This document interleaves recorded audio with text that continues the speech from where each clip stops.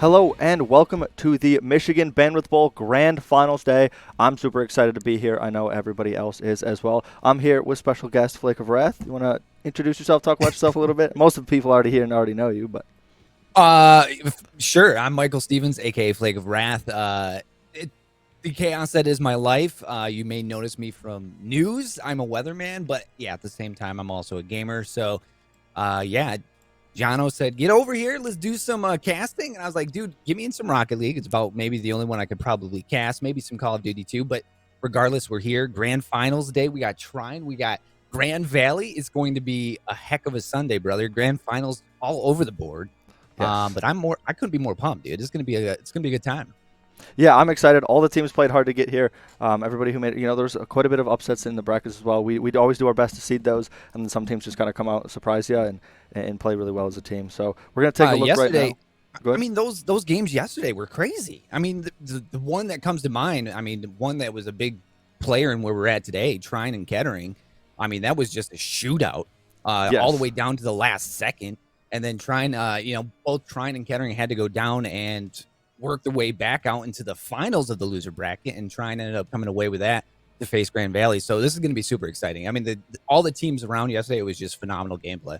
Oh, absolutely. Yeah, every team played well, but these two met in the upper bracket finals, and then now they do the rematch in the grand finals here. I'm pretty excited to see it is going to be a best of 7 series. There's no bracket reset. For the sake of time, we're doing a Michigan Bandwidth Summer Series where there's going to be one game per month. And it's just going to be one tournament like this, but only for one game. We were looking at having bracket resets for those, but today we've got back-to-back-to-back grand finals all day, so we're trying to get the show moving as well. So let's take a look at the Rocket League bracket here. And Well, there you yeah. go. I mean, that's just gorgeous bracketeering, if you will. I mean, look at the teams yesterday. I mean, even though a lot of 2-0s around there, those games are so close. Like Yes. there was something about those games yesterday that just made you say, "Wow, this is a different type of Rocket League that we had going on." But you can see, Trine definitely worked its way through all the way to the semifinals, and then obviously when Grand Valley kind of jumped on them, went down to the losers bracket, and then again Kettering, Trine were the last there in the losers round. Again, phenomenal gameplay. Trine is really showing though. Really, yesterday they had great wall control. They had passes that the indirect passes that really made these games stand out for them off the back that allowed for those passes and centers to the middle that got those guys perfect setups and shots to get those last second victories in many cases. And it was just a phenomenal day for Trine all around, even going down to the losers bracket and then coming back up. So Grand Valley, though, obviously you can see just how on top they were through yesterday, all the way through round 2, round 3, round 4. I mean, the semifinals and into the finals. It was a chaos day for a lot of these teams, but Grand Valley just seemed to stay there on top, Yes. which they're looking to do today. Oh yeah, absolutely. They definitely came out swinging. Let everybody know, hey, we're the number 1 seed for a reason. We're gonna make it to those grand finals, and we're gonna show up and play our best Rocket League that day. So we're excited. I'm excited to get this game going. I know the teams. They did 2-0 trying in the winners bracket finals, but the games were a lot closer than the scores would dictate, of course. So I'm hoping to see the series kind of come down to the wire. We always like to see those really close games, those close series where both And I teams think you what can you're tell going are to sweating. Yeah, and I think what you're going to see a lot of today, especially out of this grand final, is you're going to see a team that you're going to see these close games. I mean, that's just a given. Both between Trine and Grand Valley, they might not want it that way, but it's going to be. What you're going to see is a lot of great wall work, but you're going to see whoever can play the best defense, clearing that junk out in front of the net, is going to walk away with this win today.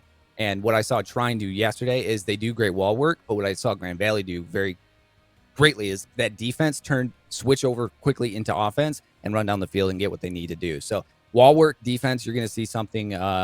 Whoever does the best is going to walk away. It might be that simple, but it's just something that you see with these games, especially this bracket so far. That wall work, that garbage in front of the net, whoever can clear it out is going to walk away victorious.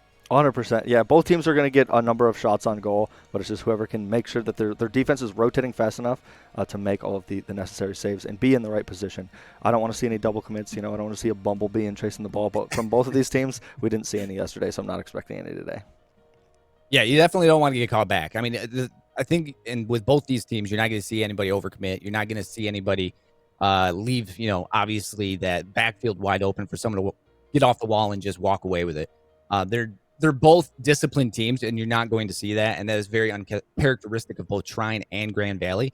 But what I think you're definitely going to see is, you'll see the aggressiveness when needed, when necessary, but Yes. you're not going to see those overcommits all the way through. That's definitely not going to be a thing. Absolutely. And one of the things I've noticed from both of these teams is the great passing work they're doing. Nobody's individually trying to take control of the game. One person doesn't feel like, hey, it's my responsibility to win this game for us. They're making those good team plays. They're making those good passes and setting each other up for those opportunities. If you go up one-on-one with the goalie, it's easy for the goalie to kind of make that save. But if you're working them as a team, that's how you get somebody out of position.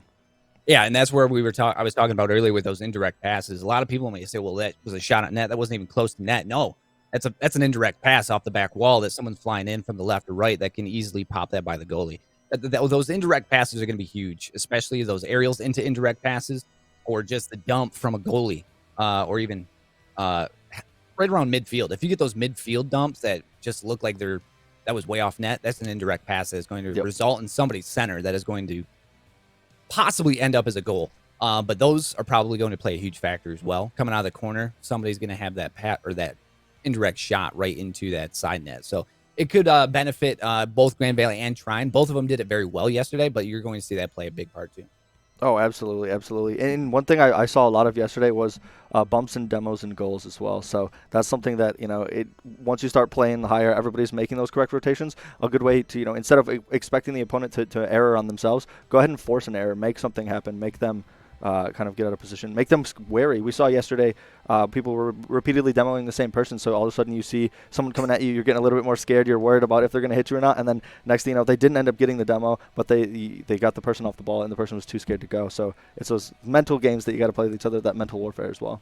Oh, I mean, you're definitely going to get that. You have to be in any sport. I mean, coming from hockey myself, a hockey background, if you're all up in someone's grill, you're definitely going to have them in the back of their mind thinking, well, I don't want that again. So, of course, demolitions are going to be a huge thing, but also what are they going to do with the boost? Who can hog the boost the most? Who can get those boosts and leave someone stranded? That's also going to be a big thing. Also, I mean, just boost play in general is a big role that a lot of people might not grasp, but, who's using it the most? Who's not using it when they should be using it? Who's using it when they probably shouldn't be using it? And if you can control that boost, but at the same time, just in the back of your, like you said, mental warfare, that's definitely going to be a huge role. Oh, absolutely, yeah. Looks like both teams are in their respective voice channels, so we should be getting into lobby here shortly. We're waiting on, I think Grand Valley has to... Chat, you got to weigh in. Who's walking away from this series here? Is it Trine? Is it Grand Valley? Who you all favoring? Somebody's got to... You got to lay it on the line here. And you can't say both. That's not going to work, chat. I will say Michigan School is greater than everyone else. Listen... I think just set it down. I think it's going for Grand Valley there. Yeah. Technically trying not a Michigan school, so trying not a Michigan school, but it's okay. Yes, they are close with a lot of us directors as well, and so when we were looking for people to come in and play out, the directors were happy to. And I will say, get some people playing. All right, listen, Grand Valley has a lot of the schools have great esports programs and great spots for these esports, and they put the money into it. Trine has a tremendous one. If you ever get the ability to check out Trine's campus and their esports, huge. It is pretty amazing campus. I will say that. Absolutely. Grand Valley as well. I actually attended Grand Valley for 2 years before I ended up at Ferris, so always love to see them doing well. But when my team play them, it's a little extra special than we win. So. Hey, listen, I know Bilski's out there probably watching, so I got to give my love to Grand Valley too. He's putting in the hard work, and Grand Valley's showing up, and absolutely. Good for Grand Valley. Absolutely. It looks like we are getting in game here. So I'm going to send us into the in-game view. Let's get her started.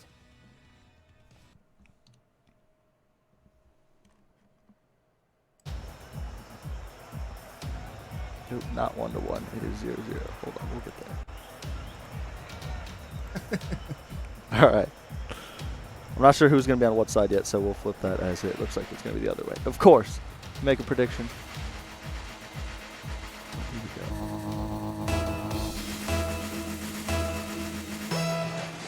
And we're off. We got Trine in blue, Grand Valley in orange. That is correct. I think we're going to pop that off the wall.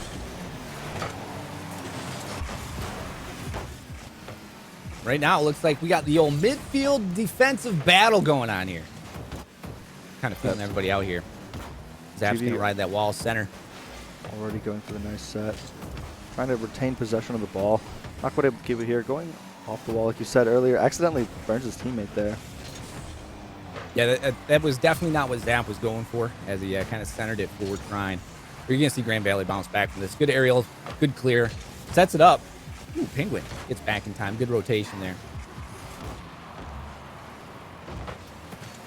Grand Valley with the shot. Trine able to be in position to make the save. Could be a man advantage position. Oh, Cyber there. Clears it away, says you don't get that free shot. Yeah, Grand Valley quick to get that double rotation back. Going for the double touch. Cyber's Not going to enough play that boost. off the wall. There's that indirect pass. Good save, though, by Trine. Out of the corner. A little bounce shot. First demo of the game coming from Zap onto Ashes. The double touch, and he gets it. What a nice goal by Rilla there. And that would be the the old double tap for the goal. And that's where you can play with that mental game right there. You can say that's an indirect pass. If you miss it, that's centered. Or you can just pop it off the front windshield like Rilla did for the first goal. Grand Valley up 1-0. Absolutely. You saw him go for it on the previous possession, but didn't have the boost to make it go in. But there had enough boost, correct boost management. Nice goal for Grand Valley. And Trine gets that garbage out from the net. That was that big thing I was talking about at the beginning. You got to get that garbage out there. You can't let it loose. You can't let Grand Valley or Trine in loose in front of the net trying to play those balls. And Trine's going to dump it back in here to Grand Valley. There's that indirect pass for a center. Grand Valley's going to get that junk out of there.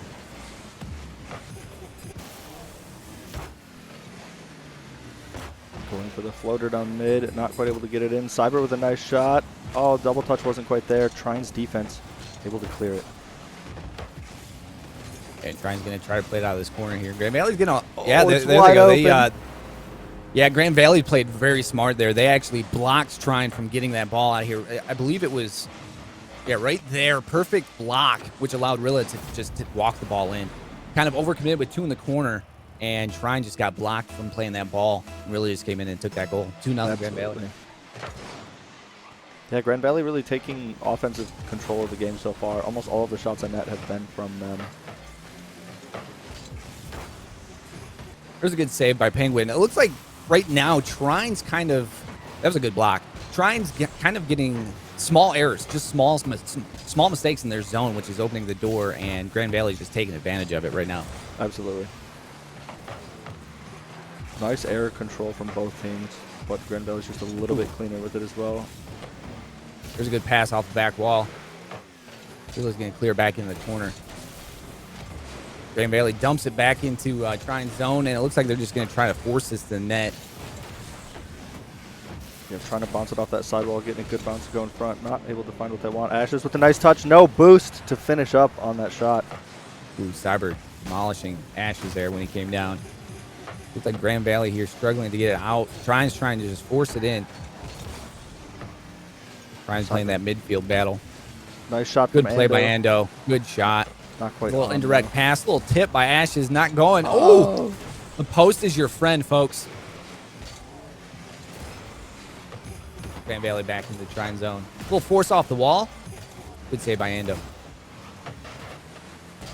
Trine trying to force it in that last attempt, but they were just a little bit off in the 2 shots that they had open. Yeah, Grand Valley playing that wall. Good wall control. Back into the zone. Down into the left corner of Trine. Little sailor shot there that just kind of clipped the crossbar and back out to midfield. Trine's going to push it. Try to push it in the corner. Kind of tip it in front of the net. Oh, that's left open. Penguin trying to get it past his teammates. Not able to get it right where he wants it. Yeah, they got to rotate out of there. Get some boost. Grand Valley dumps it deep. Right corner of Trine, and Grand Valley. Ooh! Ooh, nice demolition by Ando. Or Ashes, excuse me. That was actually a key play there. That could have been giving Grand Valley an opportunity to score. Looked like they were prepped and ready for it, but Ashes decided, hey, no shot for you. No shot for you. Grand Valley. If anybody's old enough in chat, the old Seinfeld reference. No soup for you. Of course. Am I dating myself yet? All these Zoomers in chat going, what's going on? There we go. 22 seconds left. 2-0 for Grand Valley. It's not impossible. We had a couple games with multiple scores in the last 10 seconds, but there's a good play by Ashes. He's going to float that in. That's a good play and good save by Cyber. Yep, just keep it up there. And trying to force one shot in there, and that's going to bring it to an end. But yeah, Grand Valley takes the first one, 2-0, as Rilla.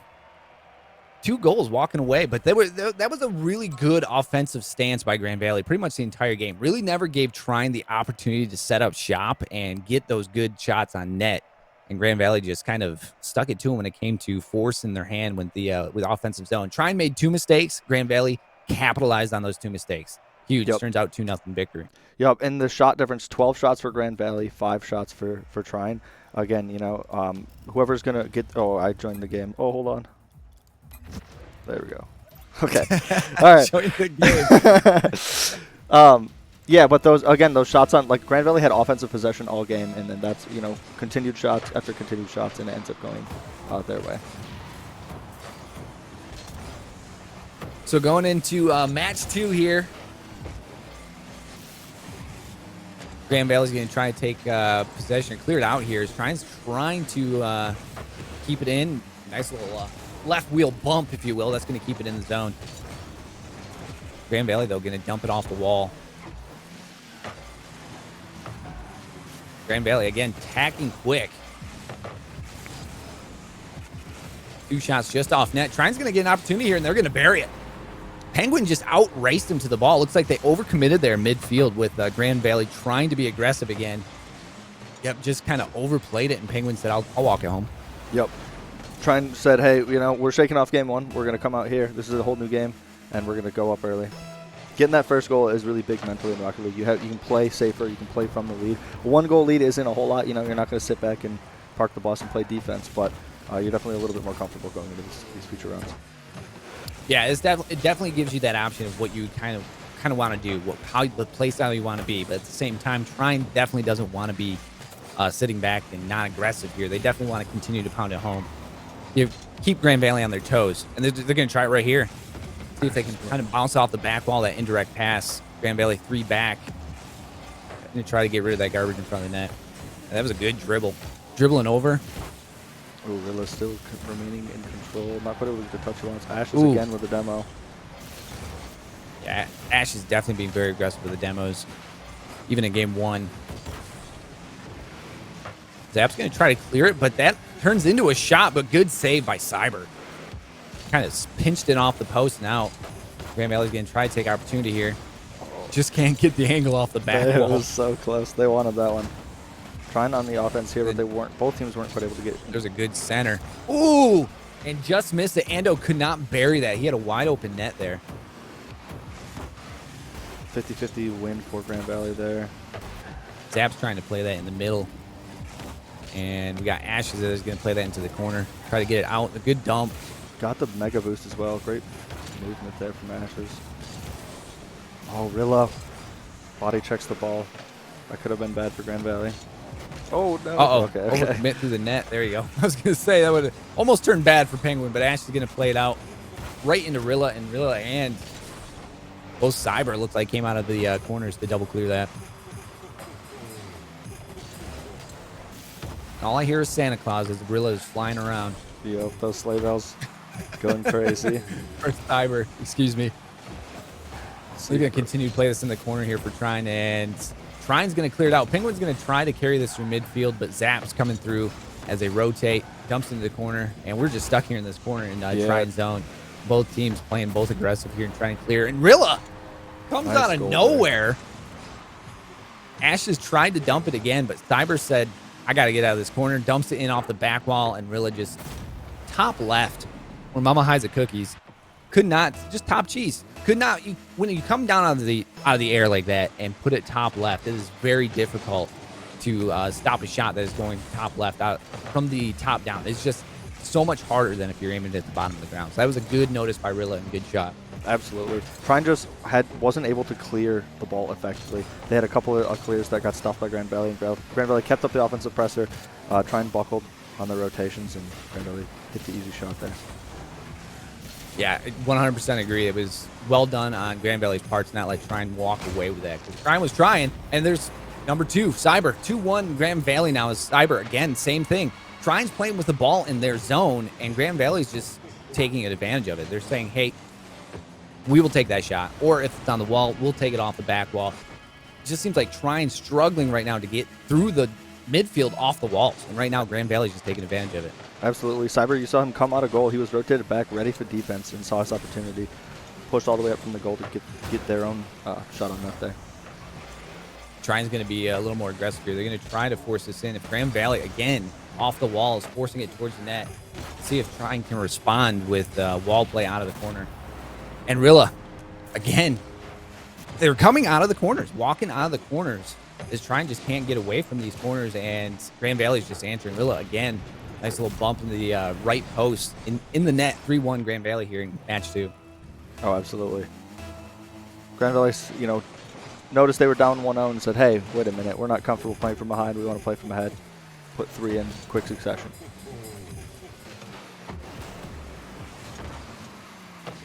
Trine going to take an early shot there right off the hop. Off the back wall. Cyber's going to let it go through. Oh, great shot there from Penguin. Trying to play that through. Penguin. Zap missed that, and Penguin took advantage to squeeze it home. Penguin a little tapper. He gets the old second tap to redirect her. Rilla just could not get enough of it to push it past the post. 3-2 is Trine. Gets the second with a minute left. 1 minute left. Down by 1 for Trine. Ooh, Grand Valley again attacking right off the hop. There it is. Rilla again. Trine struggling again to clear that garbage out in front of the net, and Rilla taking advantage of it. Ando did a really good job of saving that ball. Problem was that ball settled in front of the net, giving Rilla that shot. Absolutely. Grand Valley not letting 4-2 off with the gas. 1 minute left now. They're very much keeping up this offensive pressure. Wanted to make a statement, even a game like you feel the game's over, if you have a long series to go, a lot of times it's better to just continue to put those shots in. Continue to Ashes. 100% agree, and there it is. Ashes. 45 seconds left. This is coming down. Look at this. This is turning into a shootout in the last minute. 4-3. And that was a great pass by Ando, and Ashes kind of gotten behind Grand Valley's defense there and just says, I'll walk it home again. Grand Valley's getting caught a little bit towards midfield, which is allowing Trine to walk these 2 goals that we've seen, 2 out of the 3, just walk them right in. Yeah. Cyber going for the ceiling flick, not quite able to get it. So 2 Grand Valley players stuck in the corner. There's Ando. And there we go. They're going to walk this, try to walk it in. Looks like Ando's going to turn around, head back, rotate into the net. Good play. Sets him up for that. Grand Valley's going to try to kind of suffocate in this corner. Trine's going to need a quick move. And Rilla actually goes in. It looked like Ando kind of just didn't realize his angle there and overcommitted on that goal, and Rilla took advantage of it. Cyber, good little tap into Rilla's front right wheel, and that's right off the corner. Trine defense was definitely playing off the Cyber hit, and then Rilla comes in and pinches it with him and shoots it the other side of the goal. So we got 5-3 here with 10 seconds left. Trine's going to try to answer right off the hop here. There's a good center in front, and that was a good demolish there by Cyber. With the clock hitting Grand Valley's going to take this one home as it hits the ground. Oh, it hasn't hit the ground yet. Somebody put a body there it is. But that was a great pinch there to get that last goal from Grand Valley, and that sealed the deal. But 2 games goes to Grand Valley, and when you look at these numbers, look at Rilla. 4 goals there and 5 shots. I mean, Rilla was coming out 80%. Whew. Can't argue with that. But Cyber throwing one home there too. But Ashes, look at the teamwork by Ashes there. Goals, assists, saves, shots, all around there. While Penguin was definitely on top of it. Well, very good, great work by Grand Valley to not let Trine back in that game. They tried and tried and tried, but Grand Valley continued to shut the door when the opportunity presented itself for Trine. Trine definitely found their way in that second game, more so than the first game. And I'm really thinking Trine's going to put all the pieces together here very shortly in this next game, if not maybe the game after. But you're going to see something really start to work for Trine. They're getting the feel for it. Grand Valley, though, continuing to shut that door when presented. Now, Grand Valley makes a few mistakes. Trine's going to hop all over. I can feel it. I can guarantee you that will happen. Definitely, definitely. You saw Trine go up early in the last game, and if they can kind of keep that pace, keep that aggression, they'll be good here in game number 3.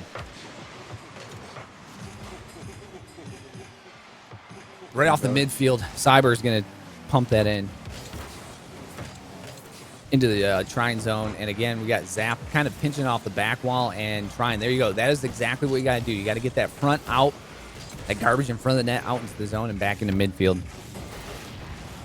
Demo coming out already from Cyber. Ash was looking to get it on goal at least. Not quite making it where he wants. Looked like it was a pass, nobody there to follow it up. It's a good play off the wall and into the corner. Grand Valley there, though, to shut the door.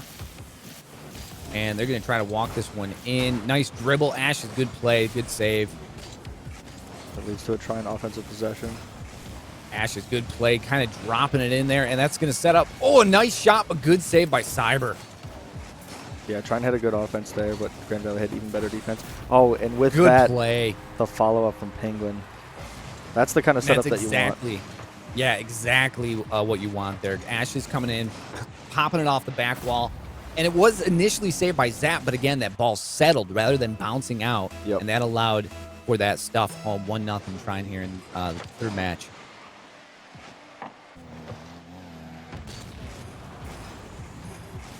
And we got just dribbling right in front of the net. Holding my breath there on that shot. Rilla's going to try to stuff that home, but it's not going to happen. Trine, very wise there. If he would have tried to just throw that in the middle, that could have presented an easy opportunity for Grand Valley to shoot and score, but decided, I'm going to walk this out to the side. And that was great play work by Ashes. And look at this. He's got the opportunity. He's just going to walk it in. Yeah, good play. Exactly what you want to see from Trine. They wised up there. They did not want to just throw it in the middle in their zone and decided to walk it to the wall, off the wall, and they could walk it home. And Rilla tried to get back, just did not have the boost. 2-0 Trine. Yep, that fake had Grand Valley bite to come in, and then they just got that side boost, just had a little bit more speed.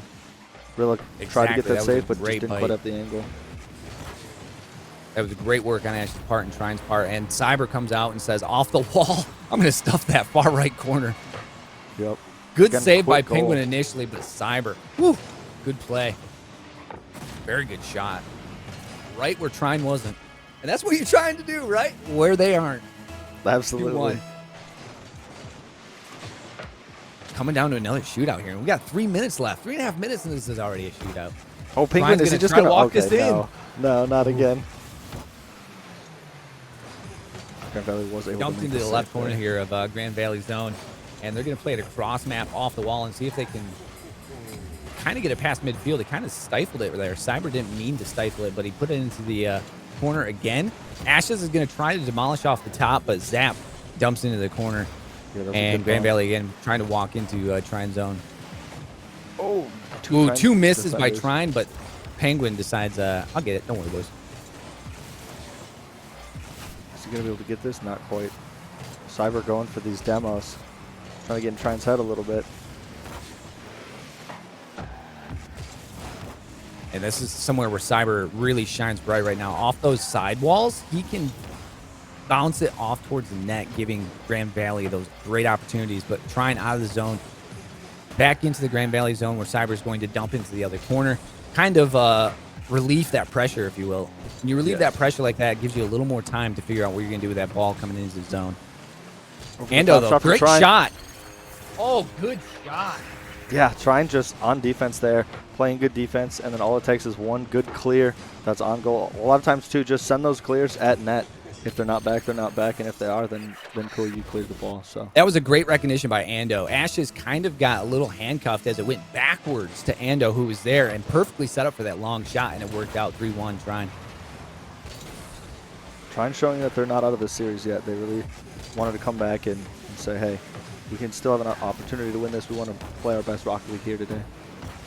No, and this is exactly what I was talking about in that intermission of the second game. Trine is trying to put the pieces together, and when they do, it's going to work for them, and they've done that so far this game. Yes, there's been a few mistakes here and there, but Grand Valley hasn't capitalized on them, and it's opened the door for Trine to capitalize on them. Absolutely. And Ando's going to play that off the mid wall, kind of bounce it into midfield. And, oh, Penguin. Ooh, What a good shot, shot. but good save by Rilla. And Rilla's actually going to come back the other way, force it into a shot on Trine's net, off the crossbar, back into the right corner of Trine. Nice clear there by Penguins. Not letting it bounce Yeah, off Zap that was net. trying to walk that home. And Rilla just missing the redirection there and trying walking out to midfield and into Grand Valley zone off the back wall, actually off of Yeah, Cyber catches Cyber that. there. And he's going to walk it out. He's going to Great try. stuff. Rilla's off the back wall. And, That ooh, was- post. Trine's best friend there. And good setup, good shot. Cyber stuffs one home 3-2 with 45 seconds left. Trine is holding on to this. They cannot let Grand Valley back in this game. They got to get a quick one, kind of shut the door here on Grand Valley. Absolutely. Penguin just missing that. You can't let off the gas even if you're 2 goals ahead. You have to continue the pressure, but you can't at the same time overcommit to get those extra goals. You don't need a 3rd goal, but you need to not let 2 go Exactly. in. Penguin, nice pinch off the back wall into the corner. Rilla's going to try to set this up, trying to center it home. Ashes plays it to the wall. Cyber, ooh, just misses it, but try and force it down into Grand Valley's zone.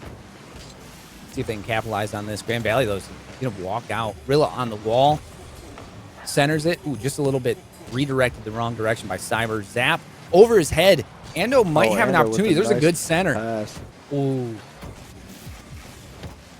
And the countdown begins here. We got 10 seconds left. Trine up 3-2.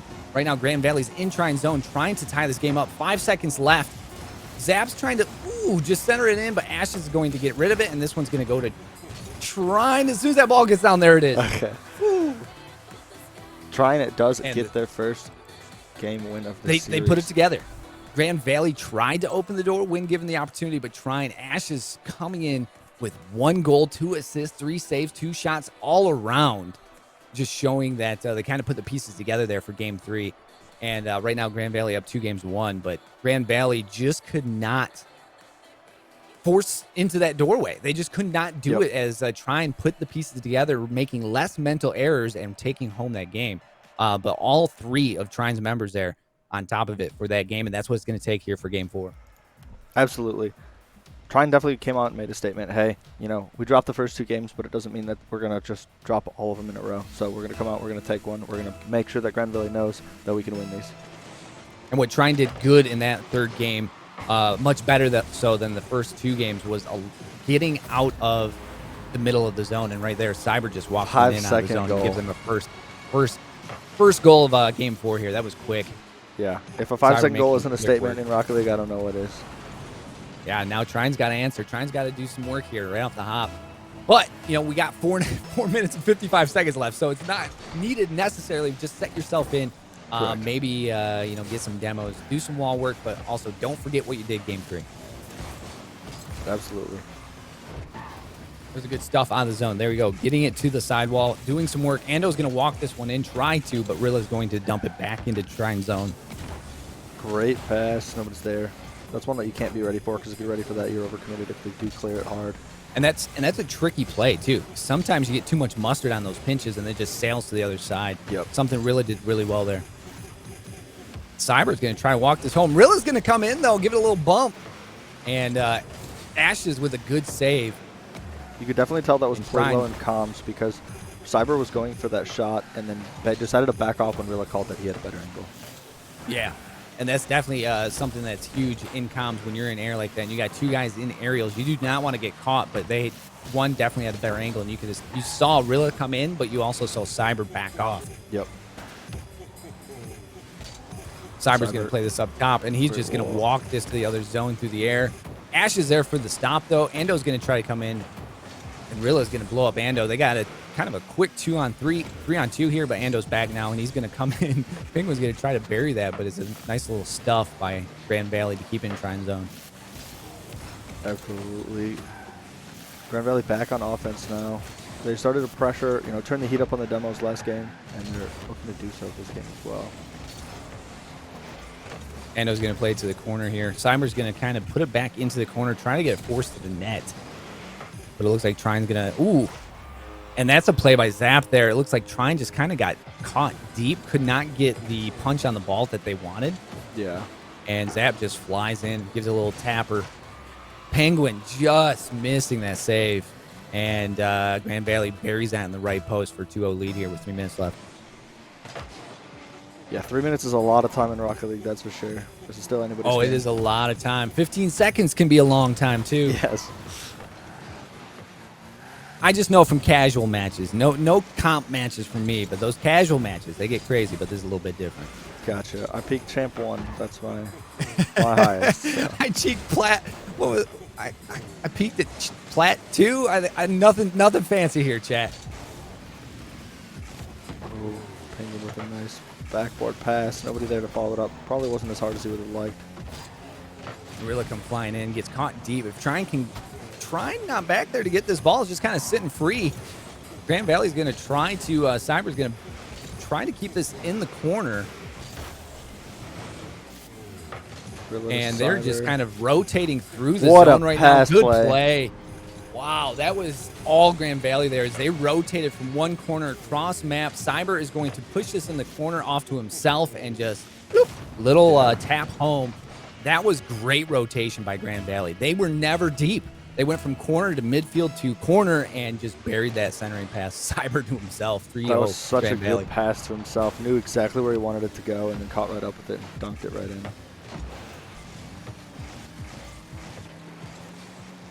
And Ash is just air control with the ball, trying to get a crisp. And this is what Trine needs here. They need a quick bury here, trying to control, but they just can't keep controlling Grand Valley's zone. This is one thing that you're seeing huge in this game is Grand Valley's mainly deep in Trine's zone the entire time. We haven't been in Grand Valley's zone very much this match, and Trine needs to quickly figure that out and keep it deep. Do a little rotation. Get Ash's good play. Nice. And great their ball control. Open up the goalie there as well. And that was great play. You can see just rises, dribbles at home, and the demo by Ando, I believe that was, just coming through. That was great play to take him out and let Ashes walk right into the net. 3-1 with 1:45 left. We still have time here for trying to get back in this game. A 2-goal lead is never an easy... Never mind. Oh, Zap. look at that. Zap, again, just instant kickoff goal. Oh, man. Penguin and Ashes got both caught deep, burned. and Ando could not get back. Zap takes advantage of it. That's so aggravating. You finally get the, open yourself up a goal. Hey, guys, we scored. We're coming back. And then immediately just the score gets reset. And that's what Grand Valley really wanted to do, though. 2-goal leads are the most uncomfortable leads in any sport. Yep. And yeah, I can tell you right now, Grand Valley just kind of squashed that with that goal. Trine's going to need to bury another one very quickly here with 1.5 left. That's a good centering pass. And Penguin going to rock this one out. See if he can play it off the wall correctly. Ashes is going to get it deep. He's trying to hit the double tap. Oh, it sets up Ando, though, on that accidental centering. Ando's going to put it in the corner. Ashes is going to try to get that play center, but got caught deep. Penguin there, luckily to save and get back. Ando's a nice little shot there off the corner. But Grand Valley is going to kind of bop this one in the corner and bop deep. Trine's definitely not being as aggressive as I thought they would be here in their zone. Yeah, they really need Grand to step Valley it up. zone. But you have Grand nothing to Valley's lose from definitely, overcommitting at this point. You're down so many that, oh my gosh. That was a great play. That was a great play on Zap's part to shoot that in. And then Cyber, look at this redirect. Oh my. That redirect was just so light. And his awareness in the air to where the goal was and where the ball was was great there. He had to hit that with the tire, because if he hits that with the car, it goes too far. So he rotates and touches with the tire and just soft touches it right in. That awareness, situational awareness there was just on top tier there from Cyber and Zap. 30 seconds left here. 5-1 Grand Valley for game 4. And Trine is going to continue to push this. And that's a good play into Grand Valley's zone here. Yeah, at this point, if you're trying to get reps and practice how you're going to play in your offense, how you're going to hit these offensive Yeah, you're plays, just go to getting the a next little game. bit. Exactly right. You're just trying to get a little bit of momentum going into the next game here. And Ashes is doing that's probably the best work we saw from Trine in Grand Valley's zone there. Granted, the game is at 5-1 at this point, but that was a really good way to end the game there for Trine. But Grand Valley walking away from this one Pretty dominant in that game with that quick turnaround goal. That fourth goal was kind of what I feel like just kind of took the wind out of Trine's sails, if you will. But 3 goals from Cyber there with an assist, 2 saves, and 3 shots all around. Haas right there, just doing work. Zap, 2 goals, 1 assist, 4 shots. And then even when you look down in Trine, I mean, they did good work. Ashes had a goal, 3 saves, 2 shots. Also Ando, though, but look how many saves they had. They had 5 saves between Ashes and Ando. That just tells me Grand Valley spending a lot of time in zone, getting a lot of shots off. Yep. I mean, it was a game that Grand Valley just did a lot of work in Trine zone. Trine just could not set up in Grand Valley zone for that game. All right. This is where Trine really has to shine, right? It's backs against the wall. You lose this one, you're out of the tournament. Ash is pulling out the battle bus. Okay, interesting choice here. Gonna see how he decides to use that battle bus hitbox. So yeah, it's he's just giving the old nod to Fortnite, I guess. That's what he's doing here. Of course. Let's see how it works out for him. Bold strategy, Cotton. Yes, absolutely. And Trine, like you said, this is for all the marbles. Trine has to show up here, do the work that they know they got to do here, and get this game under their belt. For Grand Valley, they're trying to shut this out. They're trying to get this done and in the books as the grand finals victors here. Yeah, definitely. Grand Valley looking to take home the Rocket League championship portion of the. Ooh, good play there by Ashes. The battle bus coming in handy. Penguin, good shot. Good save, though, by Rilla. And this is where Trine's going to have to do some work. This is where they're going to have to keep the ball in zone, do a little bit of rotation, get some passes, catch Grand Valley off their guard, and get those passes and centers where they need to be. Definitely. Good play. Good bounce by Penguin. That's going to keep it midfield over to the wall on the right side. Grand Valley's going to take it back into Trine's zone, into the corner. Ashes is going to bounce it up, but Rilla is there to get the shot on net in the center, but Trine now kind of fumbling with it in front of their net. Ashes is going to take the battle bus and do work over the wall. Oh, is he going to get the shot in with it? No, it doesn't. He doesn't manage to get the touch there. Grand Valley, over the course of the series, has just been a little bit faster on their rotations, a little bit faster downfield. That's led to a lot of open goal situations. 100% agree there. And Rilla with that tried to drive it home, but Ando had a good save there. And again, Trine walking out of the zone. This is what they got to do a little more of with a little more ball control, but they get caught deep. Penguin's going to try to be there, just misses it as Rilla walks it in with that goal, 1-0. Nice. Grand Valley. Make it a little bit harder to read. Just a little bit too far for Penguin to actually get up there and make the save. Yeah, Penguin was kind of caught flat-footed with Rilla dribbling it in. And it's not an easy save to make as you're 1v1 there, and Rilla had kind of all the options to work with. Trying on the early advancement there off the face-off. And Grand Valley's going to take advantage, put that shot on net. Good save by Ando. That is not an easy save to make. He got back, flies up, and Grand Valley may have just given them a goal. Yep. Ando, great save. I believe it was Rilla coming back, trying to bop it above the net, but what happened there was what I call Zap, the old team MVP for trying on that goal there. Yeah, own goal is never fun to see, especially in the grand finals, to tie it up in a series-defining game here, at least for Trine. What Trine's got to do now is take that and build off it, capitalize off that mistake that Grand Valley just made. Correct. And we got Ashes in the battle bus. He's going to carry it down the wall. This is a great move, great play, and Rilla is there to kind of bounce back into the corner. Gets the bump as well, but it goes off Ando's hood back towards their side. Another shot by Grand Valley. Play. Rilla at right place, right time. Shot. That's that was a great setup. And what you saw there was Trine didn't have anybody behind Ashes or to rotate into or where Ashes was to pick up that ball. Gave time for Grand Valley to walk out, set up the aerial, and that was a great play and great shot for the 2-1 lead here. Penguin with a good touch. Yeah, Penguin dumping it in, but Zap is there to kind of clear it back in.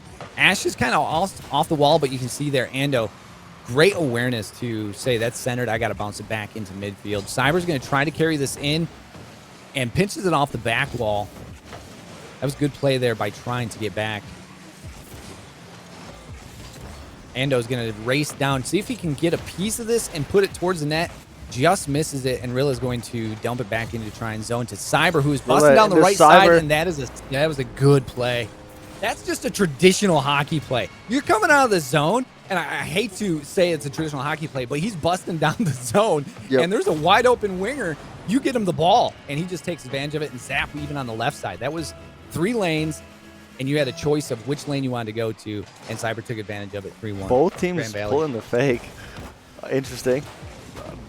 I haven't seen that yet in the battle. We'll see how that works out for him. Right now, Trine's on the winning advantage of the double fake. And that's a setup for Ando. Good play. Nice. 3-2 now. Trine answering quickly, and that's what they needed. Good play off the wall, Penguin. That is wall play. Cyber trying to clear it, but it goes right to Ando, and he stuffs it right center of that net. That was a great shot. 3-2. Yep. Trine trying to crawl back here with 1:30. Grand Valley wins. They take home the trophy. Trine wins. We go to game 6. Absolutely. Trine again. Nice shot. Evens it up. That is a great play. Again, exactly what Trine needed. Again, ball control. Penguin off the back wall. Sets up Ando for this perfect shot. Wide open net. 3-3. This is exactly what we want to see here in this. It could be potentially ending game here. Yes. Grand Valley wants to end this just overall series. They need a quick one. Trying to make this their game, and they need it. They need another goal here within another minute and a half, but they've shown the last 15 seconds, 20 seconds, that was all Trine here within the last minute and a half. Definitely. Trine coming out saying, hey, now that we are in this do or die situation, they're making it work.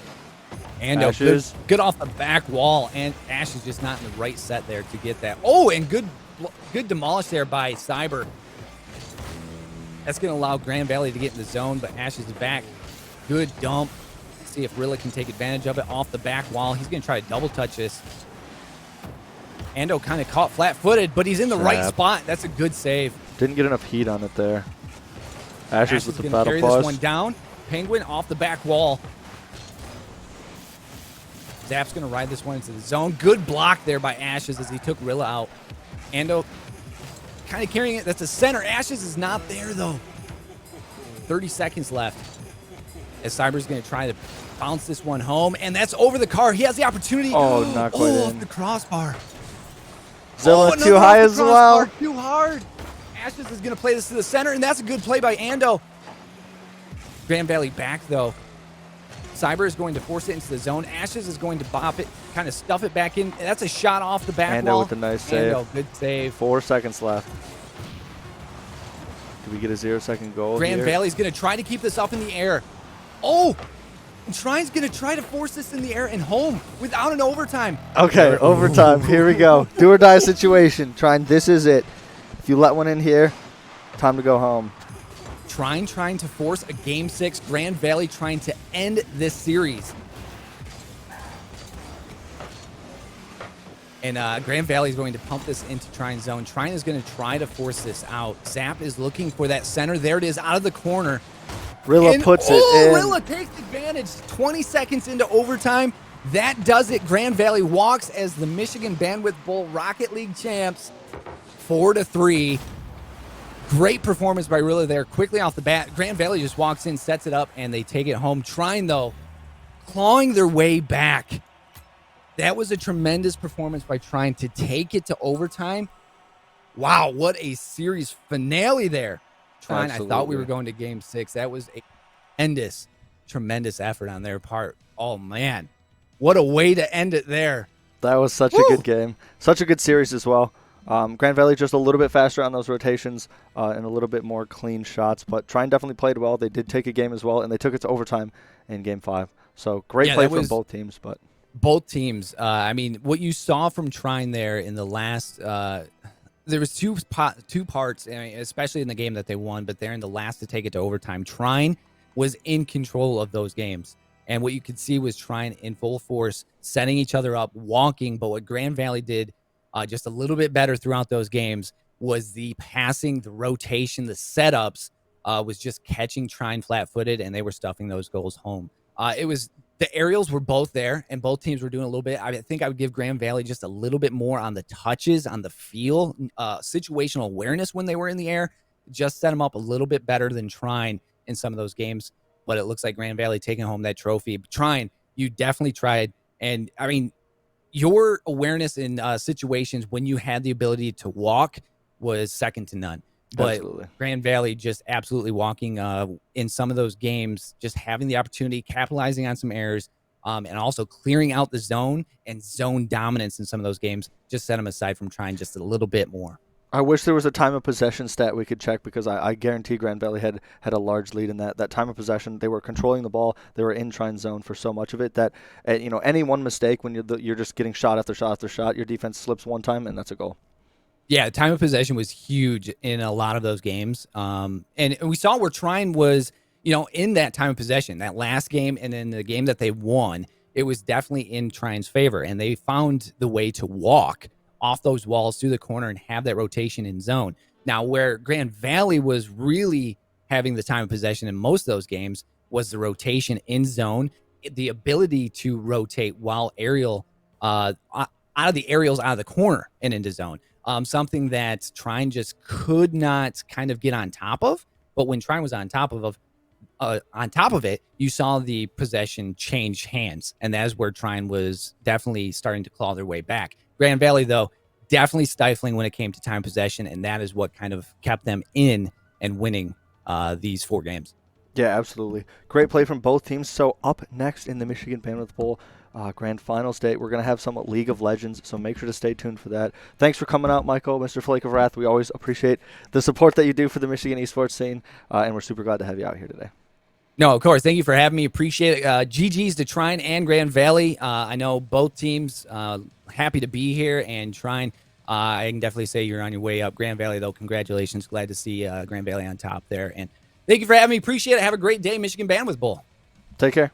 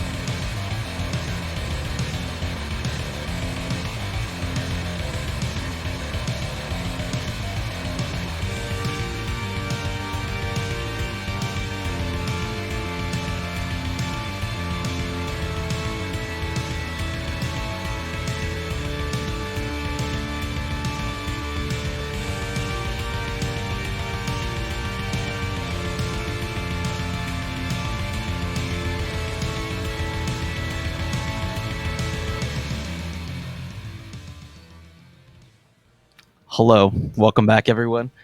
We are getting ready for our League of Legends finals, which will be Eastern Michigan University and Michigan Tech. Michigan Tech actually kind of surprising they made it all the way here. They were the fifth seed and upset the two seed to get here in Kettering. So it should be a really good series. Michigan Tech, while they are a little bit lower rated than Eastern, they actually have been playing all the teams really close, and it's actually been really exciting games to watch. I know personally, I've really enjoyed watching Michigan Tech's games. They have a very unique style.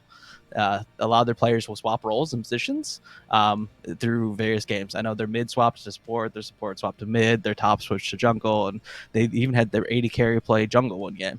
So it's one of those things where they keep swapping, so it makes it very difficult to draft against them and to play against them. So I'm really looking forward to this. So what are you looking forward to this game, Happy by 3? Yeah, I mean that's probably the biggest thing for me. I think I chat can boo me if they need to, but I'll admit I play more Dota than League, and so draft for me is really big. I'm always really focused on the draft and really focused on what you can do to make outplays there. And when you're playing in like constructed groups, one of the biggest tools you have is knowing people's hero pools and knowing what role someone's going to go to and being able to counter their pool and counter you know probable picks based on that. So that flexibility is a huge boon for tech, being able to move people around and even to be intentional about it, to draft something in a place where that Eastern is going to try and counter it a certain way or use their bans a certain way. And then, okay, fine. So we'll throw this guy on that and support instead and put something else mid. Or, fine, we'll send you jungle instead. And now you can ADC. Being able to do that as a response to what Eastern does gives them a lot of options in draft, which I think is really kind of scary if you're Eastern. I mean, how do you prepare for that? Absolutely. So they did play each other once already through the bracket stage, where Eastern ended up winning, but they had their AD carry playing jungle that game, and they had someone else playing AD carry, in which they subbed out, and I don't know what happened there, but yeah, we actually played Michigan Tech as well, and it was a very one-sided game. Michigan Tech kind of stomped us pretty hard. So Yeah. one thing is I know for sure is that Michigan Tech is really good at doing like early mid game with late game picks. So it's one of those things where like as long as they clean up the later game and the decision making, I think that they definitely have a chance in the series. So I'm really looking forward to seeing what Tech's got. And then with Eastern, they only played 2 games because they had to buy the first game, and then the other 2 games are fairly quick, 26 minutes and I think like 28 minutes or something like that. So Wow. yeah, being the one seed has its perks, but they also only played 2 games when MTU ended up playing like 6 or 7 yesterday. So Yeah, so they're fresh. It's practice though. It's practice though. I think that the more practice the better. So I'm definitely looking forward to seeing what each team pulls out.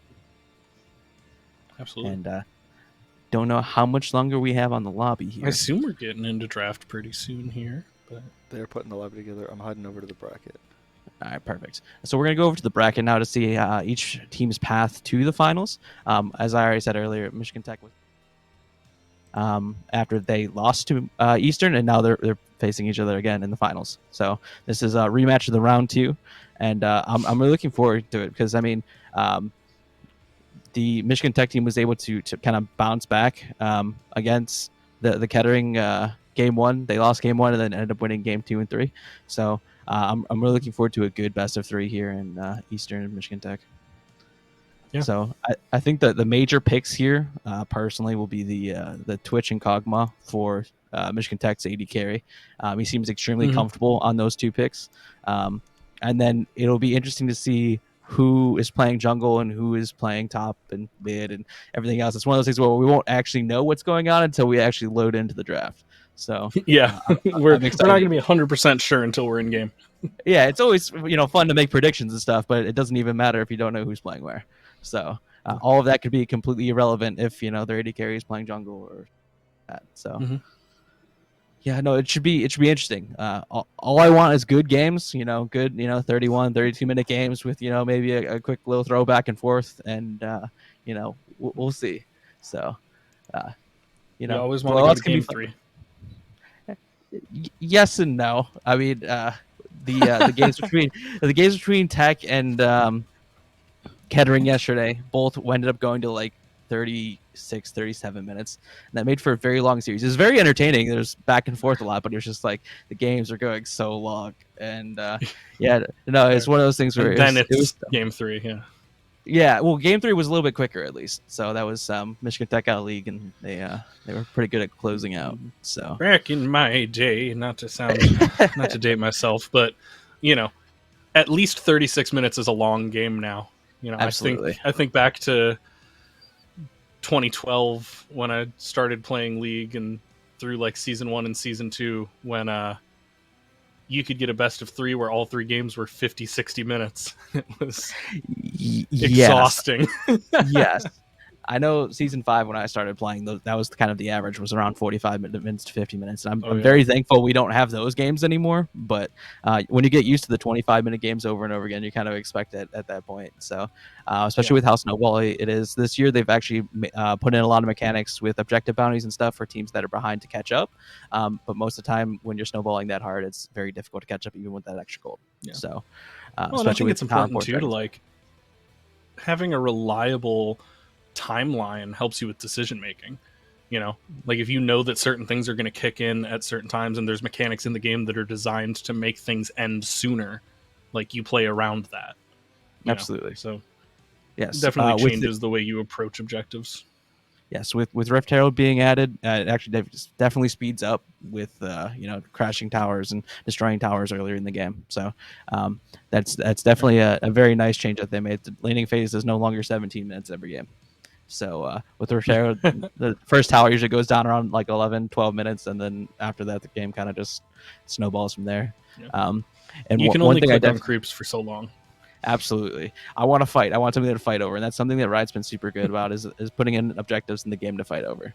So I'm looking forward. Both these teams really like to fight as well. I know I went back and watched all of the Eastern games, and each game had a good 15 to 20 kills in it. So 1 kill a minute is definitely extremely entertaining. So I'm looking forward to that. That's that if I get a 1 kill per minute game, the game's ending in 30 minutes or so, being super close back and forth, I'll be happy. That's all you can ask for, right? Good solid League. Absolutely. Did you notice anything cheeky in Eastern's drafts or anything? You're mentioning Tech's moving stuff around a lot. Is Eastern doing anything or pretty not by the book? So much Eastern? I know. So Eastern plays really heavily through their top jungle. Their bottom lane is kind of just like hold it down, push waves, play safe, don't die too much. Their mid lane is also kind of like you just push and roam and help the jungler invade, do other things. And then their top lane has been performing extremely well in the 2 games that I saw. I know the one game that they played against Michigan Tech, he was playing Gangplank that was like 6-0-7 or something like that, and the game was kind of over. And yeah, so it's like when you have really massive leads in one when lane, Gangplank gets scary. Yes, Woo! especially with late game champions and stuff, it's pretty insane. So that's something that I totally expect to see again. The thing is, like, I was thinking about like how I would draft against Eastern. It's like they're so good on so many champions. I know especially the jungler for Eastern plays a lot of really aggressive. He played Wukong, he played Rengar. I know he's got Kha'Zix as well. So it's like, do you ban all of those, or do you ban the GP? Do you ban the stat? Do you ban other things? Top side, it's like you don't have enough bans to deal with the players on Eastern, where I think Michigan Tech's a little bit easier to ban out. They've got 2 really strong carries to where if you pick away their strong champions or ban away their strong champs, it's it might be a little bit easier. So that's what I would do if I was Eastern. If I was Michigan Tech, I would just really hope to get a lead bottom lane and just try and snowball from there. I would ban the Gangplank, but that's also because about 2 weeks ago in one of the casual competitive leagues I play in, I got popped so hard by a Gangplank that I had 2 times in the game where the death timer was 0.00 seconds. Just actually one shot instantly. I'm just currently on like a ban Gangplank energy. Like that's just where we're at in my heart right now. Well, so Gangplank's actually gets big right now. God, he gets big. Gangplank's really good into hyper carries that protect the whatever Kog'Maw, Twitch, whatever, because he just drops the ultimate down, and it's very difficult for the AD carry to move. And that's how Michigan Tech has been playing through this tournament. So that's one thing that I was With like, those I would bot laners, definitely, yeah. yes, I would definitely ban Gangplank if I was Michigan Tech, but we'll see. I haven't really looked too deep into what has been banned against Eastern, but it's kind of like the Rengar and Gangplank, and then the third ban, just whatever you feel like banning. So it'll be interesting. I see in Discord Michigan Tech is still missing one person, so hopefully they show up here shortly.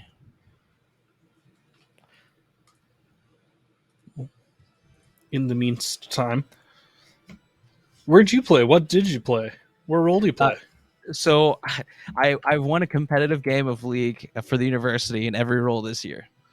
So that really, I'm gonna, that's yes, awesome. So I am going to make a plaque just for myself, and I'm gonna name the award after myself because my ego is massive, and the I will. most flexible player. Absolutely, I coached, I casted, I've played and won in every role. So yeah, no, that was a personal. Awesome. That was a personal accomplishment for me. That's something that I was filling in for the main team and also playing on the B team at the same time and coaching them. So it was kind of like a personal thing that I set out like halfway through the year. I'm like, I've won a game in 3 of the roles. See if I get the other 2. And yeah, so I was really happy to do that this year. So but yeah, no, I play everything, but I'm not very good. I'm like gold. So like mid high gold. So like I'm not saying that I'm the best player on the team by any means, but I can play every role pretty decently. So that's kind of how I am at Overwatch. So I feel that we're like, yeah, I'm like high plat, low diamond. Like I'm not like crazy good at any Overwatch role, but you can toss me in at any role, and I'm not gonna just like feed. So yes, there's something to be said about that for sure. Respect that. It's the thing is that's a very undervalued it's trait for players is to be able to play every role, and it really helps with as far as knowledge of the game is concerned as well. So that way when you flame your teammates, don't flame, it's lame, but if you give constructive criticism to your teammates, it's coming from a place of knowledge rather than a place of anger. So fair. Yes, I don't flame your teammates, guys. It's bad. I only say nice and positive, constructive things. Speak a person. It's just that easy. Absolutely. We've all been there. We've all had rough days. So, no, I expect exactly 0 flame from these games today, which is something that I really do enjoy. This is the 3rd year I think I've been a part of this tournament, and it's always been super nice, and everyone's really helpful and happy, and we haven't had any issues. Like I know I posted in the Discord, it's like I know we're not gonna have any issues because we never do, but this is just in case if you have any issues, feel free to DM me. And like usual, we didn't have any issues, so everyone's all the universities like each other, just friendly rivalries, Ferris and GVSU, and I know for Overwatch it's Shrine and FSU because our director and one of the coaches used to play on the same team together, so they have that friendly rivalry back and forth. So yes, I am I'm looking forward to the Overwatch finals later today. Looks like they showed up because we just got a screen transition. Yeah, absolutely. So it does look like 67 is playing top, which is who they had initially played as AD carry against Eastern the first time. So this is the lineup that we had played against in this order. And they are typing the R's in chat, so we should be going in a draft here shortly. And as you can see kind of in the lobby, there's a little bit of a rank gap in between the 2 teams as well. So that doesn't always mean anything. Yeah, having 2 masters is and the 2 unranked players are like D1 as well from last year. So yes, against a bunch of platinum players and a few diamond players, which again, it doesn't mean anything, but just kind of like the individual skill level from what you're starting at is it's not how good you can play as a team, because I've seen challenger players play really bad as a team, but exactly, sometimes your best team players are the ones that are lower ranked because they can listen and respond, get that ego out of there. Absolutely. Yeah, so we do see the Heimendinger and the Rengar band away from Dongeritis and Mua, which is something that I expected. The one thing I didn't expect That's was fair. the You cards can't ban. name yourself after a hero and expect to get that hero. Absolutely. like your username is a champion. They're gonna ban it. And the Wukong as well was an interesting ban because they actually played Wukong support and funneled Wukong with Senna as AD carry. But no Oh. Twitch, no Kog'Maw bans, no Lulu bans.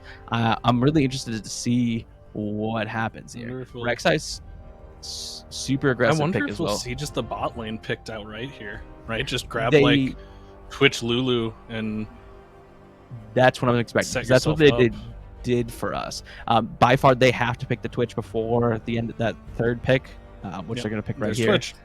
And the really awkward spectator. So Not shocked. so it's going to be Twitch and more than likely Lulu here because that's the pick you usually pick with Twitch here. And this is the exact same thing they've been running for most of the tournament. So they're It's super funny the comfortable playing this. guy who I duo with is a Lulu one trick, unless he's playing ADC where he's a Twitch one trick. So this pretty much looks like my pick ban so far. Like this is every game I play Yeah. up till this point. So I'm totally expecting them just to match Ooh. the support AD carry pick here. So they're going to play it's probably something along the lines of so I know Allnut it plays Sivir and like Sivir Ezreal, so kind of long range to prevent the Twitch from jumping on you.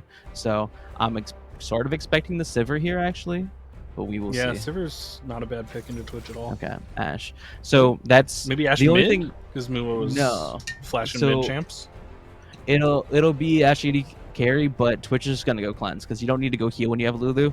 The Lulu's actually been going flashless and been doing heal exhaust and just standing really far back. So I don't love it, but I don't hate it because I understand the concept of you just throw the arrow on someone, and then that's just a I bottom lane like to kill that Twitch. Nautilus a lot. That just I don't want to be Twitch anymore. I know the Yeah. entire team No, I love is that built to Nautilus pick. play around you. That would be interesting. So Oblivion Eyes, I apologize for I'm awful with names. Is also a support player. So we may see support mids, but they're probably just going to match the jungle pick here. Should be a Shyvana. Okay, Volibear. So this is a flex between top and jungle. So they're trying to hide. Red side's really good for flexing picks because you get last pick as well. So you never know exactly what's going where until the last pick. So that's I approve. Gives them some flexibility. It's smart. Yes. So Corky, Not to get they're too just- inside baseball, sorry, chat, if No. you're gonna hear the behind the scenes. I know this wasn't formally established, but you probably know more about this game than me, and I am good at talking fast. So I'll play by play and you can color. That's just fine with me. No, so this is they're trying to ban the dive comps on sides of MTU with the Corky to try and give a little bit more protection, and the GP, like I said earlier, is the GP ult gets dropped down on top of the Twitch and then Twitch can't do anything. So really smart bans coming out of MTU here. I expect this to be a mid lane pick here. Or a jungle. The jungle pick here is kind of bold though, because then that confirms that the Volibear's top, and it takes away some of that flex power. That's where I said so Poppy is still a flex, so you can still flex the Poppy. They did play a Poppy top game in their series against Kettering yesterday. So you they've can also even play played Poppy mid if you're my dumb friends. you can play Poppy support too, play Lulu mid. I mean, it's kind of one of those things where it can go just about anywhere. Poppy's really good into both Rek'Sai and Nautilus because you can stop the movement.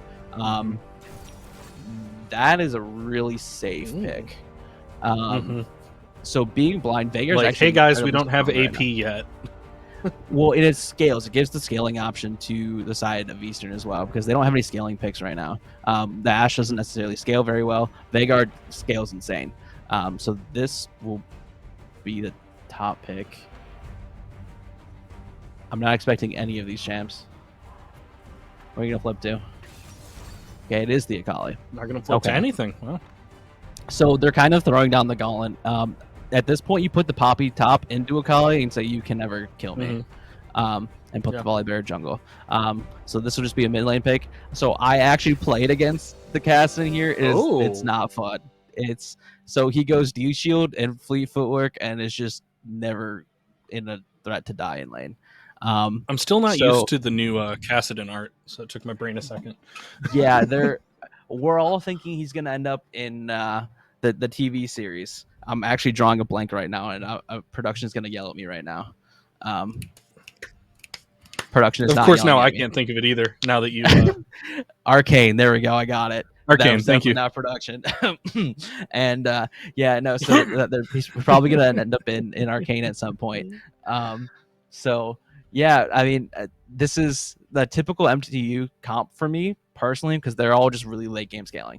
It's one of those things where like they're looking to play the game late. They're looking at trying, not lose too hard early. While Eastern's got a very aggressive like early mid game with Akali, Rek'Sai, and Ashe, with a little bit of late game insurance with Veigar. So I'm interested. So I'm really looking to see this Rek'Sai play really hard around top and bottom lane, and just ignore top and mid and ignore bottom lane until 6, because at 6 Ashe Nahus can 2v2 kill just about anybody. So if the jungler shows at the same time, it's a free double kill. So it'll be interesting. A few other little side notes is that Michigan Tech really highly prioritizes dragons. Every single game, they're there 30 seconds before the dragon spawns, and they're dragon stack, which goes with their late game kind of like objectives of like, I want to win late game, I want to stack dragons, and it ensures we win late game. So where their game against Eastern was totally fine with giving up dragons to get other objectives, kills top lane, get herald, stuff like that. So it'll be interesting to see who wins this game. It's kind of like late game versus like early mid. So I'm interested. Like I said, Eastern had already won the game that they played earlier. Yesterday. So it'll be interesting to see what happens here. See if Yeah, Tech especially get a with little bit of the revenge. best of 3. Absolutely, yeah. Everything changes in the best of 3. Best of 1's kind of like, oh, we got unlucky, maybe next time. But best of 3, you can adjust, you can make different champ picks. It seemed like MTU got a lot of comfort here though, so I don't know if they'll necessarily change champ picks, but Eastern can definitely play a bunch of other champions. So Yeah, absolutely. I really looking forward to this best of 3. These were the 2 best teams, obviously, because they're both in the finals, and I'm looking forward to some good League of Legends. Same. Should be a solid game. But no, I love a best of 3 because with the best of 1, like obviously Eastern won in the bracket when they played that, but like best of 3 has so much to it with how you adapt and how you change picks and how you learn on the fly in games 2 and possibly game 3, and like there is every possibility in the world that like EMU is a better mechanical team and wins the first game, and that happens again here. But Tech is a better analytical team and responds and takes game 2 and 3, right? Like that can happen. I think that's one of the great joys of a best of 3 is there's always the potential for game 2 to lead to game 3. It's never Absolutely. a straight up like, oh well, they won, so there's that. It'll be the adaptations in between games as well to see like, hey, look, like we either this was a problem or this wasn't a problem. We can ban this, or we can just play this a little bit differently. That's why people like me get paid the big bucks. And I'm waiting for production to say something very sarcastic right now. But yeah, no, people like me who do all the prep, do the analytical stuff are like, hey, look, this is, this, while it felt like a problem, wasn't a problem if we just played this a little bit differently. It goes completely differently. Like if Veigar ends up getting like 5 kills early, it's like, okay, well, was Veigar a problem? No. How we played around the Veigar was an issue. Or same thing with Eastern. If Twitch gets really far ahead, like the Twitch yesterday ended up getting, I think it was 14 kills in 21 minutes. And at that point, like, hey, look, is Twitch the problem, or is how we played into the Twitch problem? So it, and Something Twitch does fancy have the coming up. cleanse, and Lulu has flash. Yeah. So all the other Lulu games that I've seen MTU play, Lulu didn't take flash, and also no heal bottom lane. So, That's interesting. but the cleanse did come out. No flash on Akali, which is typical though for Akali because she's got 500 dashes that have 0 cooldown and an invisibility. So, nice champion. I think that I'm happy that the game actually loaded right away because we were suffering from some darkness at the beginning of all the games yesterday. So I'm happy that the replay client actually worked properly this time. You love to see it. Yes. Something small indie company. It's, Yeah. Multi-million as is dollar. tradition. Yes. We have to say Yeah. it, but Yeah. It looks like they're just going for a 5-point fan. So one of the main staples for this tournament has been early game invades. It seemed like every single game, level 1, every team would just randomly 5v5 and just throw their face at each other and see what happens. I know all the games that I played, there was an invade level 1 with like 3 or 4 kills going over. Leads to some early game excitement, but I think both these teams are playing a little safe for best of 3. Don't want to throw the game too early. So, yeah, Fair. we are. Poppy's sitting mid though is kind of interesting. Okay, let's walk I back think down. she got that vision down already, so she's feeling safe. If someone tries to walk into her jungle, she'll see it. Absolutely. Twitch is playing in a super safe spot though. I don't normally see. I think they're already like, protect Mr. President a little early. You're gonna stay way in the back to make sure no danger comes. So yes, looking like a traditional red start for both teams. So the Rek'Sai does have a significantly faster clear to Volibear. And what we will see here is that they won't actually contest crabs. But Rek'Sai will be playing around that top side early win condition because get red Raptors, blue Gromp, and then go top side, gank top, and then get top grab is what I'm predicting with my professional opinion because this is my job. So it should be interesting. So Casson actually going Conquer rather than Fleet. That's not something I'm used to seeing. He did start the D shield, but usually when you go the Lacquery tree, you go Fleet forward just so you have more sustain. I don't think Conquer gives you too much. It gives you the true damage, but way less healing, which you need in lane. So a unique rune choice, we could say. Really aggressive there. Yeah, so the Poppy game yesterday, 67 ended up 2v5ing the Kettering team. So I'm interested to see if she gets super fed again in this game. Oh, Rek'Sai already looking for a gank. Gets up there, gets the 3. flash out of both Oscar Wilde and Poro. That's just one flash for 2 flashes, but nothing really comes out of it. Nala's flash doesn't matter nearly as much considering the Twitch Lulu aren't going to be super aggressive. Getting the flash out of Lulu and Twitch, however, extremely important. And 67 going for a solo kill here. Doesn't know where Akali is because of the Shroud. Well, that's actually huge because now Akali's got to back and TP in, and blowing that TP early is very rough. We're looking for an invade here. Volley gets the Gromp, but he might lose his life through. Volibear has to flash over the wall. That's a 3rd flash they take out. Good lord. Yeah, so Rek'Sai is being extremely aggressive. They know that they've got early game advantages in the Ashe, Nalos, and the Rek'Sai into the team comp, so looking to try and just take as much as possible. This is kind of reminding me of a few games that we played last year against University of Michigan, where they just kind of sat in our jungle the entire game and just took everything. So we might not see that level of aggression, but Volibear is going to try and see if he can go for this topside grab. Akali actually didn't end up losing too much. She had a wave push into her. She TP'd and then she froze the wave. So she's able to even out the CS gap between the two. And Poppy saving the TP for a player on Dragon, which spawns here in a minute and a half. Rek'Sai gets both crabs. That's actually huge. So how much of a nerd I am. I actually did a fight on bomb. I know to save that story for later. Twitch is going all in. Maybe a little bit of a fight. They're getting quite a bit of damage. It's it's one of those bot fights. It's just poking while the other team walks away. Yes. Well, I mean, so that is super important because Nalos can't be aggressive now. He doesn't have flash. He's low HP. He does have 2 biscuits and a health bot, so he will be able to sustain up a little bit, but they have to kind of just wait for this lane to shove back in. Nalos is getting a little aggressive that extra here. Damage. Oscar Wilde's getting in there. That was a little troll. As far as the Nautilus is concerned, there's no reason to kind of force that play. You just wait for the wave to get your tower and then just pick up the farm from there. But back to my nerd story. I did a project and it looks like they're fighting. Oh, Lulu's getting stuck in her tower. She looks like she's getting away, but an extra root comes through from Nautilus. That's maybe going to be the first kill. No, Lulu does stay alive, just barely survives. And everyone I'm never comes gonna out get to tell my story. unscathed.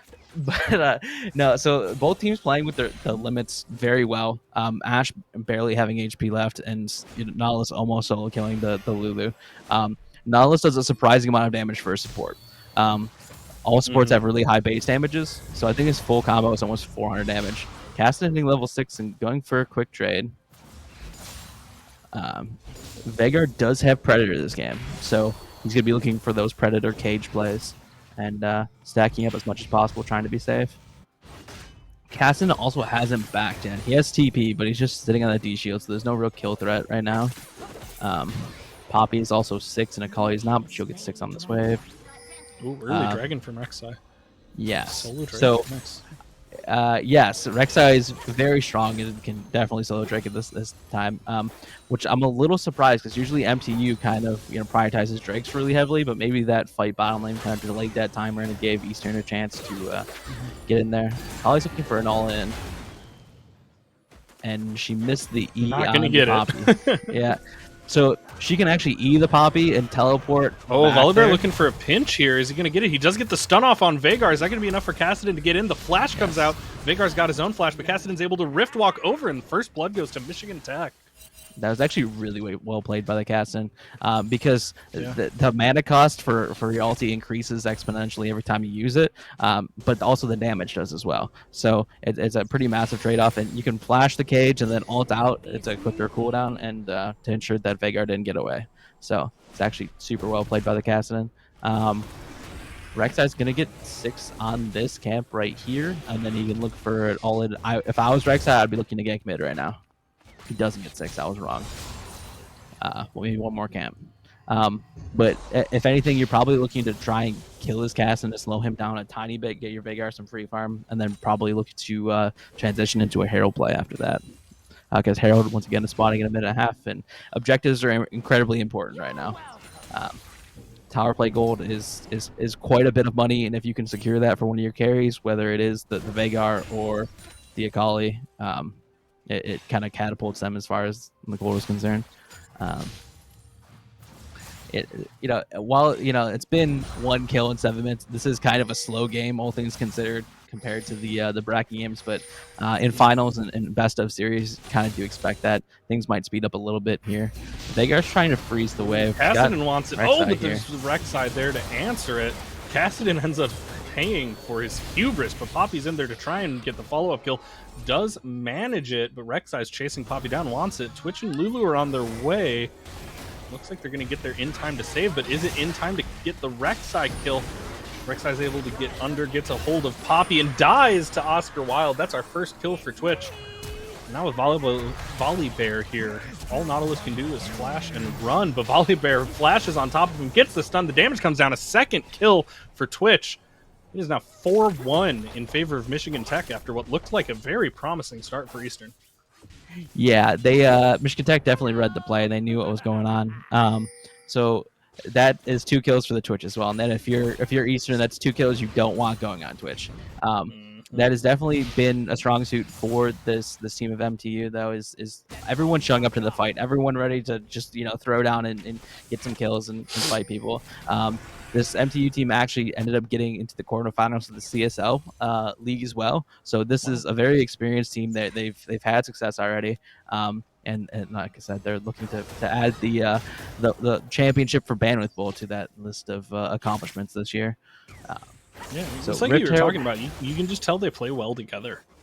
Absolutely. So of the players, I know both Oscar Wilde and Hockey Rat have been playing together for at least 3 years, because that's as far as I've seen them. I'm sure someone will correct me in chat if I'm incorrect on that, but they've definitely, playing that long together, you kind of just learn how each other plays, and you get good communication, stuff like that. I do expect a Rift Herald to be taken here shortly. It looks like Rek'Sai, though, is just going to keep farming the camps. This is usually the time you see the Rift Herald going down, because tower plates fall off in 6 minutes. Don't do math on stream, kids. Don't do math on stream. And Dragon's also spawning in a minute and a half. So Easter's going to look to keep stacking that dragon. We'll find out what soul is after this game as well. With Hex Tech Dragon being the first one, it's not going to be a Hex Tech Soul, so that's kind of a benefit for Michigan Tech. But you definitely don't want a Mountain Soul or probably an Ocean or Inferno. You're really praying for a Cloud Soul at this point. Yeah, and a little bit of trading back and forth top side. Not a whole lot's going to happen. Unless someone drastically misplays, I don't think there's going to be a kill. They're kind of just farming it out. Which is getting a little bit of poke, but Nahus is extremely tanky.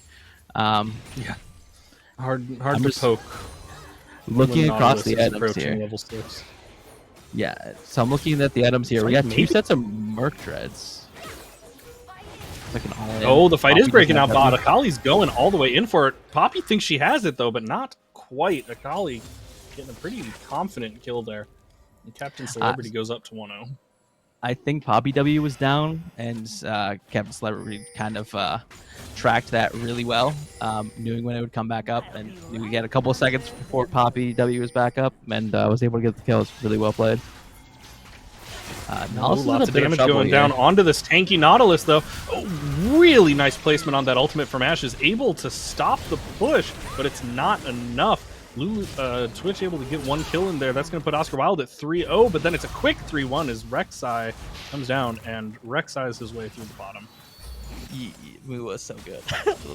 So I watched his point of view for all the games, and he knows exactly where to be. So he knew Dragon was coming up. He went bottom lane. Nautilus kind of baited them in. Got the Lulu ult on the Lulu rather than on the Twitch, and Lulu's. I don't know if that's a spectator bug. Both still has flash and exhaust. If that is, it's kind of unfortunate. Gale Force on Twitch, which is not something you normally see when Twitch has flash and cleanse, though. So it's kind of interesting. I know Oscar Wilde was doing a lot of AP Twitch through the bracket. And the one game he did go 80 crit Twitch, he ended up switching to AP because he was so fed. So Fair enough. Interesting. That was the 14 kill game in like 15 minutes where he had 3 items up on the enemy carry. At that point, it was game was kind of over. But Kettering actually came back. You can't stop a Twitch who's that big. Yes, it requires a Twitch to misplay. So Rift Herald back up. Second Rift Herald, not necessarily as good because the tower plates. Nahus is top side, but can't keep Poppy when she can just stop all movement spells. Is ends like that. I kind of want to see Nala stay topside here and then just focus on the Rift Herald. Rek'Sai's already topside. Kassadin is, still in lane. So yeah, but both Nautilus and Akali leaving instead. Yeah, so with that... When we have a ping for Rift, they're looking for it.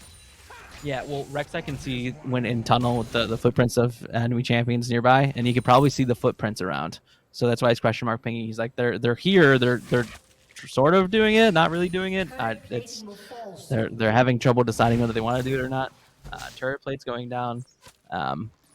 The just quick load turret plate count. All of Eastern's turret plates are up, while 2 are missing top side and 1 is missing bottom for Michigan Tech. So that's an extra bit of team gold going over to Eastern. They're actually down a little bit of gold as well. They're down 200 gold right now, which with tower plates really shouldn't be the case. I think that's largely coming from mid. I mean, yeah. 15 CS lead is nothing to shake a stick at. And, big fight breaking out top. Captain Celebrity going very low, but just barely getting out. Same with 67, just barely able to get out. But Rek'Sai finds it. Does not get out. I spoke too soon. Huge heals. Let Muwa get in there, but Kassadin's able to find a double kill anyway. Muwa came back in for the fight, and it just wasn't enough. Meanwhile, bot Oscar Wilde takes out Nautilus. Is that a cross-map team? Almost. Everyone except Akali, and Akali had about 10 health. So almost a cross-map ace. I don't know what happened, but they just said it's time to fight. A lot. And a lot happened. No, that's... Again, 5 kills going over on Twitch. That's definitely not, where you want the kills. Yeah, that's 3 kills on Kassadin. Bot. Yes. I'm honestly surprised they didn't push that a little longer. That's a massive wave, and they've got they have a ton of 10 seconds before they get here. So they have a ton of gold, and they actually kind of, if I was MTU, I'd be going mid right now. You have Herald, you've got a really fed Twitch. You're looking just to take this mid tower and then rotate your lead elsewhere. Yeah. But And I looks forgot like turret Twitch is- plating dropped, so there's really no benefit Yes. to shooting a turret at this point. Yes, and I mean you can take the tower, but the most valuable tower in the game at this stage of the game is mid tower, because then it completely opens up the rest of the map. You can dive top, you can take jungle camps. It's mid tower is extremely important. It looks like MTU is going to go ahead and just keep farming bottom side. We're still landing at 15 minutes with Rift Herald and 2 dragons are down already. If I was Eastern, I'd be trying to get out of this. There's not a dragon timer on screen, and I missed when the last one went down. It was where we're at with that? Around 13 minutes. I think it's J for the It must be observer. coming up soon, the way Eastern's positioning. We'll get a minute and a half warning. You'll see an hourglass in the dragon pit. So, or the players might ping it. So we'll see. There it it's is. a minute and a half Minute right and now. Yep. See. Easy Yeah.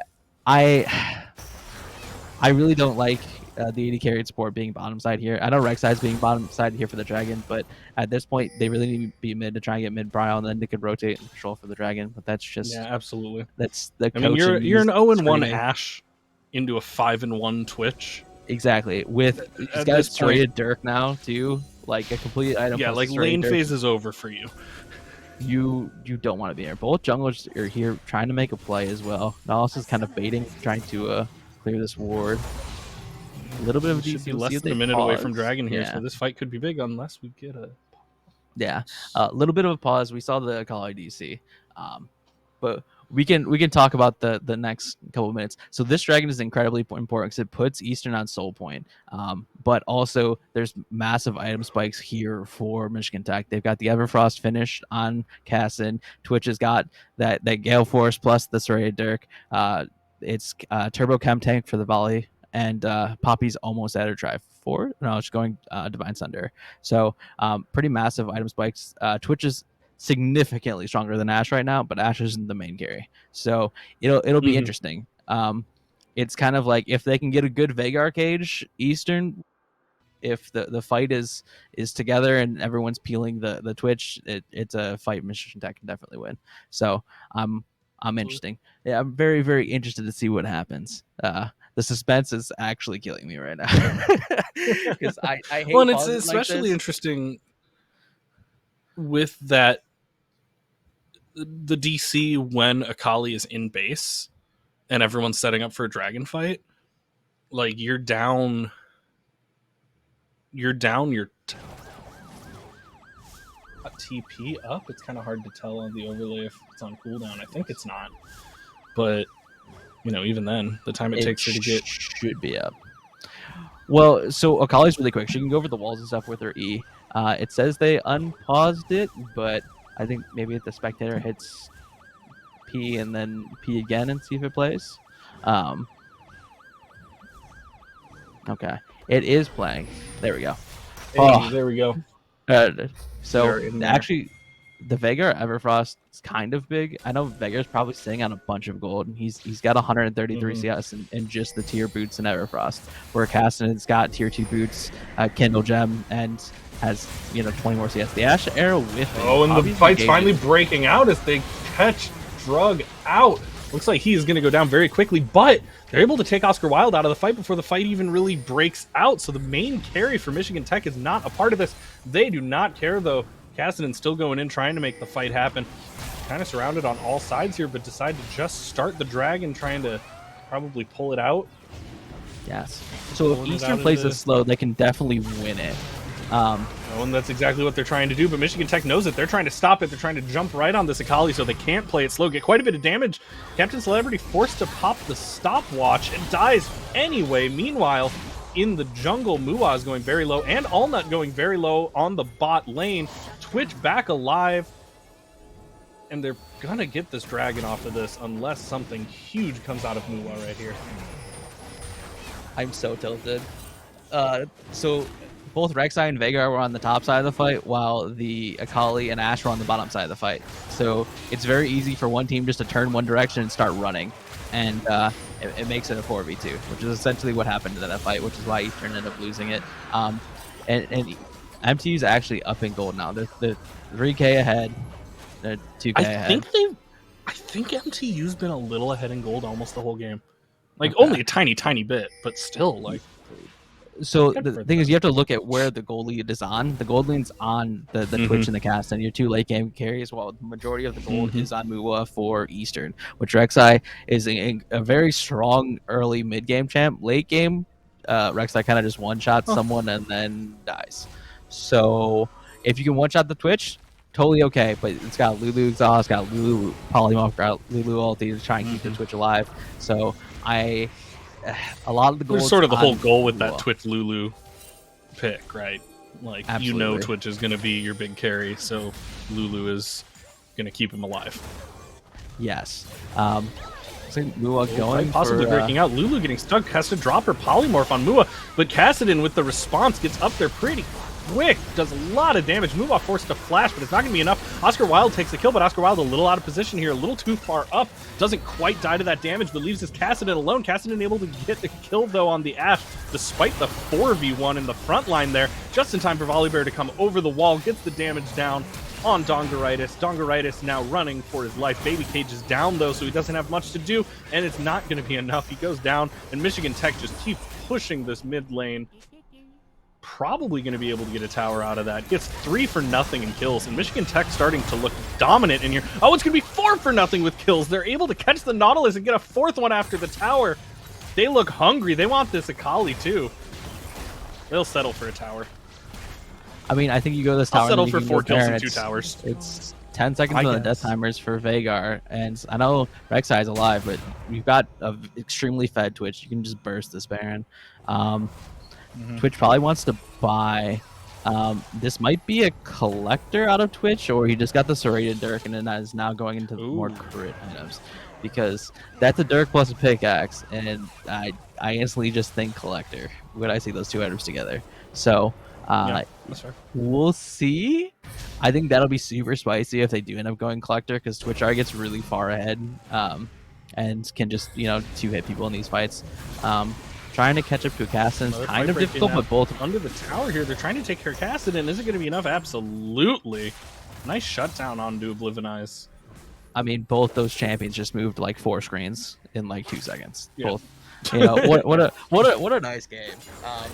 I don't know. It's really well played by the top side and of Eastern. The only thing is, like, at this point of the game, Eastern you looks make like a play they like want that. this Baron now. They're down 4K. Akali needs to reset. Vhagar's bottom lane. He doesn't have TP. I think this is actually a great time for MTU to do Baron as well. Twitch ulti doesn't really get Ashe anything. missing the ultimate there. Lulu's getting caught. Oh, but Drug's still looking for something. He does get a hook onto Lulu. Mua's right there on top of it. Ashe as well. Quick kill on Toporo in a box. Oh, and the Baby Cage just barely catches Hockey Rat. Fantastic hook comes out from Drug to keep him there, but he's just too fast. They'll settle for 67, though 67 jumping in and just doesn't have the follow-up for it. Going to take too much damage. Oh, and Kassadin forced to pop that stopwatch. Oblivionize going very low, just doesn't have the damage to follow up, and they are running, but it's just not going to be enough. Now, Mua might go down here if they can catch him. That is still a very good fight in favor of Eastern. Yeah, that was definitely the solo queue. We just want to fight. We're gonna fight again without spending our gold. Or that was. I'm sure. A little greedy by Volibear trying to take the farm there. He's gonna pay for it. Gives another kill to Mua. Now we're in that huge mid-game Rek'Sai you were talking about. Yes. Well, I mean, Vhagar's got death cap as well, so Vhagar's incredibly strong. Each one of his stacks gets multiplied with the death cap passive, so he's gonna start stacking the AP really hard here. Akali's got both Riftmaker and Zoni's Hourglass, so she's really impactful in fights now because she can go into stasis after she dives in on Twitch. We have a dragon coming up here in less than a minute, so Lots of backs as everybody makes sure they make some purchases to get ready for it. Ooh. Drug finishing Locket and Rek'Sai finishing buying a stopwatch.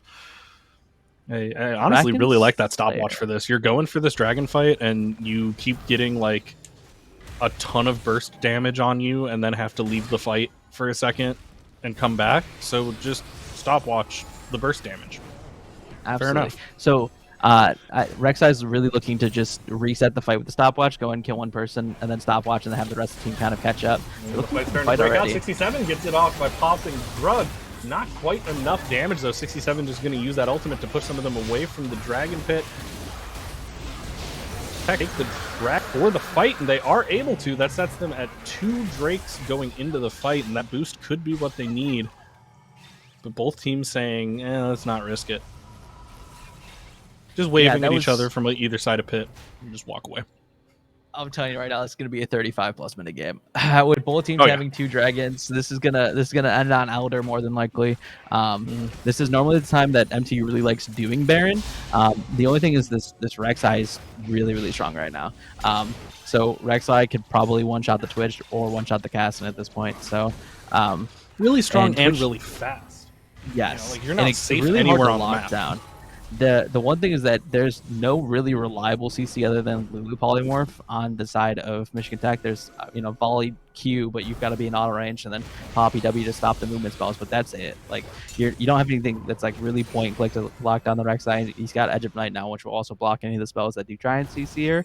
So it's gonna be rough trying to stop this Rek'Sai right now. Looking for something cheeky here. After the Shroud is down. Yep. He goes in. Does he have it? It's a whole lot of damage. She does have some friends here, though. She's able to pop her, not stopwatch, the big version of Zhonya's.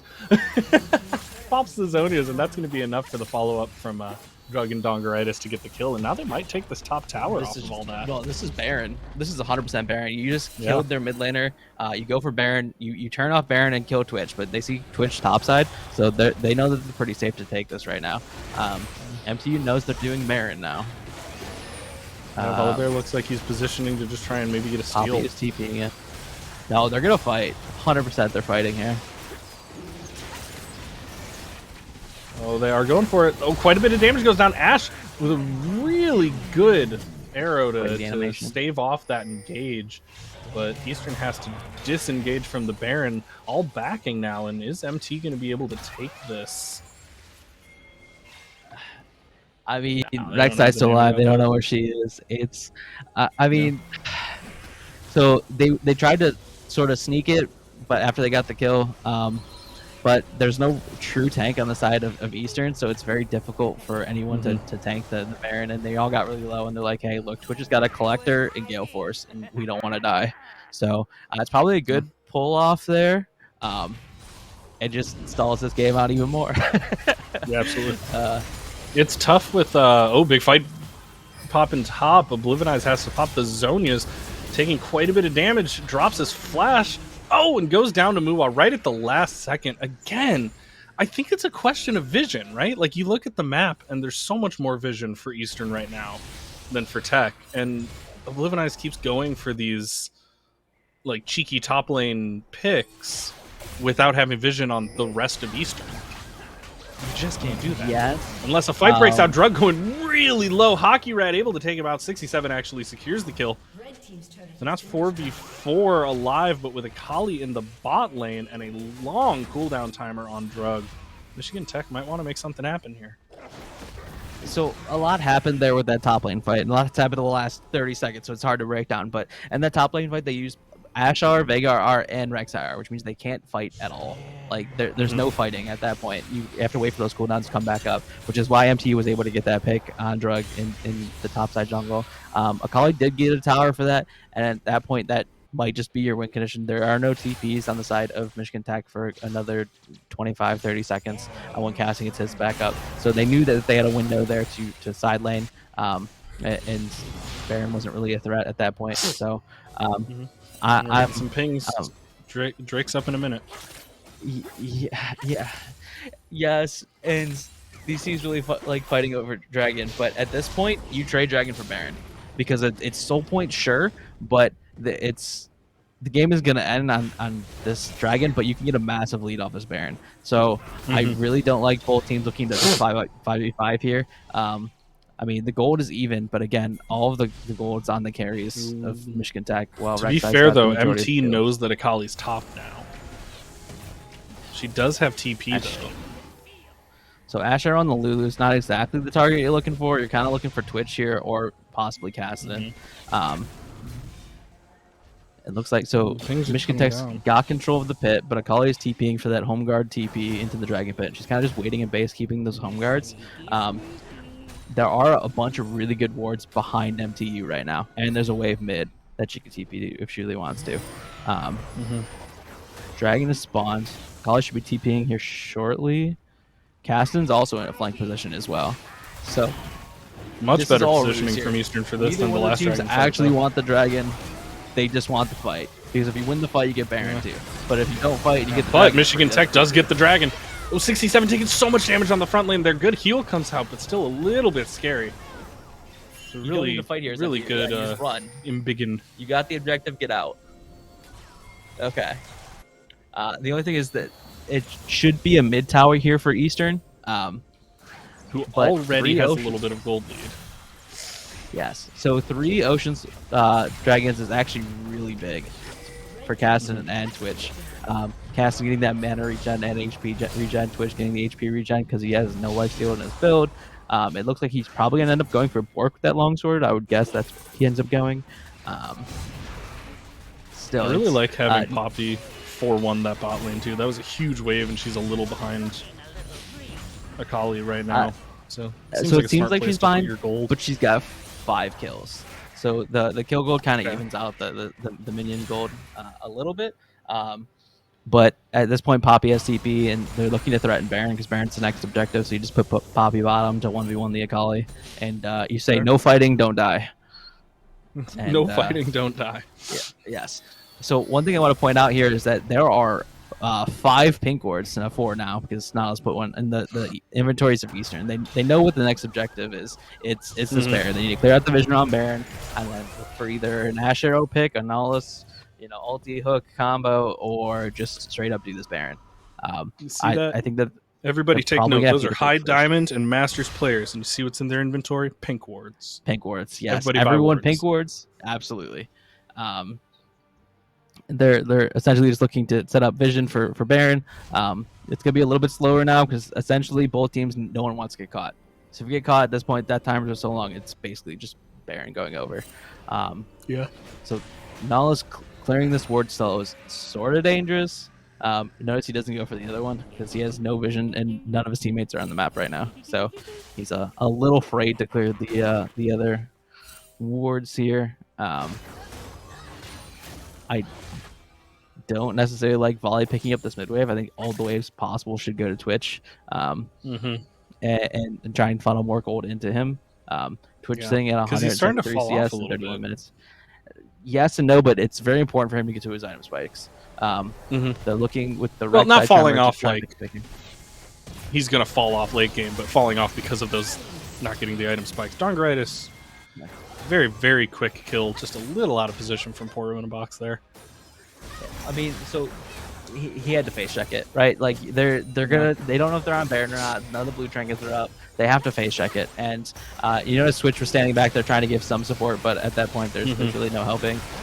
Do so much. Volibear trying to jump in, does not get the steal. Has to pop a Zhonya's to keep himself alive, but even that's not going to be enough. And Akali gets the kill bot, and all of a sudden Eastern 3k gold ahead, looking very strong in this late game. Ash got the Baron, which means both junglers missed smite, and it was an auto attack that took the Baron, which not what you want to see. Can't get more 50-50 than they both carry. They both knew the other was going for the steal, so there's a lot of pressure. At this point, this should be 2 inhibs, bare minimum here. They get this inhib here, and they go bottom lane and get this inhib. I don't know if they can end here. That gold lead up to 5k though. Yes, that's what Baron fights will do for you. Like you get 4 towers and 2 inhibs, and then all of a sudden like they're looking possibly to end with the Ash Arrow, but at this point you reset. You just got all the. You still got 23 seconds on Kassadin. Might be a little greedy to go for it here, but it looks like they want it. I mean, they've got a whole lot of Baron minions. The first of the 2 Nexus towers goes down. Michigan Tech has to take an engage here, and Volibear knows it flashes in. Oh, but it's not going to be enough. He just gets chain stunned into oblivion and gets popped almost instantly. They get quite a bit of damage down on Captain Celebrity, but it's just not enough, and it looks like game 1 is about to go to Eastern. Yeah, that's actually really well played by MTU, stalling the game out that long. And Eastern ended up having to make a comeback. It was the Baron that kind of really flipped that game, obviously, immediately after the Baron game ended. One thing you don't necessarily see every game is 5 dragons, though. 3 on one side, 2 on the other. So that's kind of when you know the game's like super even, is when dragons keep getting traded back and forth. So Well, I mean, I'm the team that honestly was kind of ahead for impressed. most of that game lost. It's a very even game. yes, but it goes down to like the vision control on Baron. You have to face check the Baron. You know that there's a chance they could be on Baron. You don't want to give Baron up for free, but if you go in there and you face check, you could die. It's kind of like do you randomly 5v5 in the jungle to try and stop the Baron, or do you just send one person to check? And it just happened to be that they were waiting in the jungle for the Lulu. Lulu dies, they get the Baron, and then they kind of just push the end after that. Snowball from there, yeah.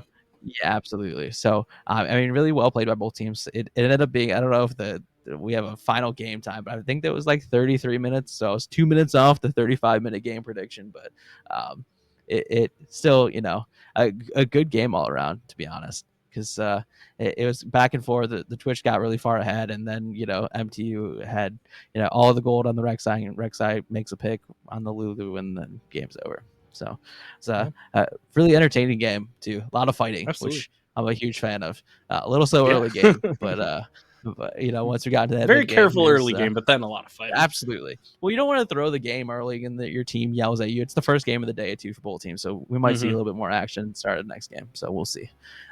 Especially being an elimination game for MTU, it's one of those things where like, do you just kind of go all out? Like you've got nothing to lose. Like if you lose, it's done. So like, or same thing for Eastern. You've got a game buffer. Do you kind of just try something? So we'll see. I'm interested to see what happens in game 2. Yeah. So if you're MT's coach, if you're prepping draft right now, what are you talking about? What's your plan? What went wrong? How do you fix it? What are you telling your players right now? That's really difficult. I think they played really well up into like the dragon control time, not dragon time, Baron control time. And at that point, it's one of those things where like you don't really have a face check person other than the Poppy. Poppy's already dealing with the Akali bottom side. So it's one of those things where like they had one team fight around mid where they kind of just went in one at a time over and over again and died. At that point, like if you stop those plays, like that's kind of how you stop the bleeding a little bit. But they also like they went in one at a time and won a couple fights because they kept showing up as reinforcements over and over again. So it's one of those things where like when your strengths become your weaknesses, it's kind of hard to like stop doing that even though you're winning with that, So yeah, it's difficult. I think you kind of just throw that back to we played really well. Maybe we just make a few different decisions, late game, mid to late game, and game turns out differently. So fair. Yeah. And so, tough to say do something different early mid game when up until about 30 minutes they had the gold lead. Absolutely. It's hard to be like, hey, change what you're doing, but also it worked. It's working here at the gold carry. 2 draft already. This is what I like about League. All the players are like, let's just go. Let's go. So same bans so far. I think that's important to be able to just say, move to the next one, brush it off, and get on with it. Absolutely. So I think MTU is going to be on blue side here. If I am they picked red side again, so I want the counter picked. So interesting because loser picks sides. So even though they just lost on red side, they decided to, hey, look, it wasn't red sided. We want all the counter picks we can get, so we're gonna take red side again. Because said same band. I think they probably know how close it was. It's like we don't want to change our whole strategy. We just want to change how we handle vision around Baron and maybe how early we go for Baron. Because there were a few times you mentioned like, hey, if they go for Baron right now, they could get it for free, and they just didn't. So maybe the play is to just do that a little sooner. I mean, it's really hard to point that out in the game though. is Eastern gonna go with the salty run back, or like they're not even salty, but the Rek'Sai first? And so far, it's like, is this a replay from last draft? It's the same Salty thing run back. so far. So We have a uh, the fraternity that I'm in. It's a music fraternity, but we have a League of Legends championship series because a couple brothers work for Riot, so they put together a big series and whatever. And we have an in-house podcast called the Salty Runback. So yeah. when you said that, my brain was like, "Wait, what?" Forgot that's like a So- term of art.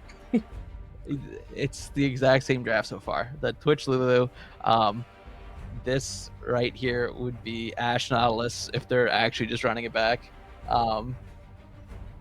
So I mean, the Ash kind of left a little bit to be desired. There's a few missed arrows in key spots, but they also hit a few arrows that they needed to hit for team fights. So I don't know if Ash is necessarily the pick here.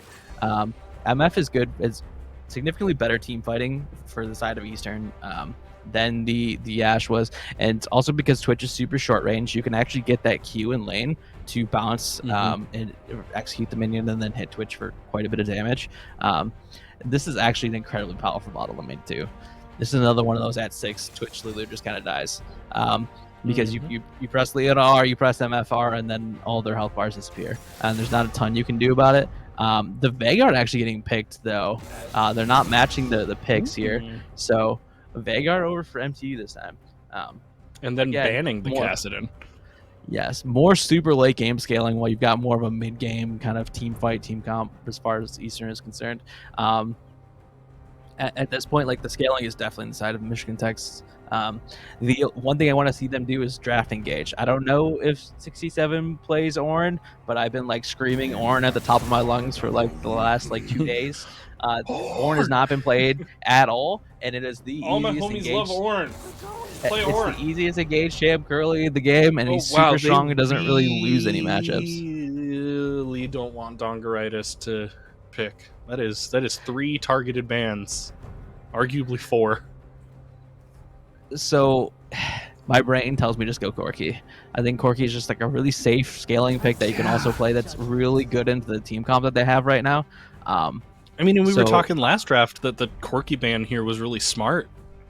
You know, banning out Corki was Yeah. really smart for them to keep Twitch and Lulu alive in team fights, and now that Corki's Interesting. on the map, take it.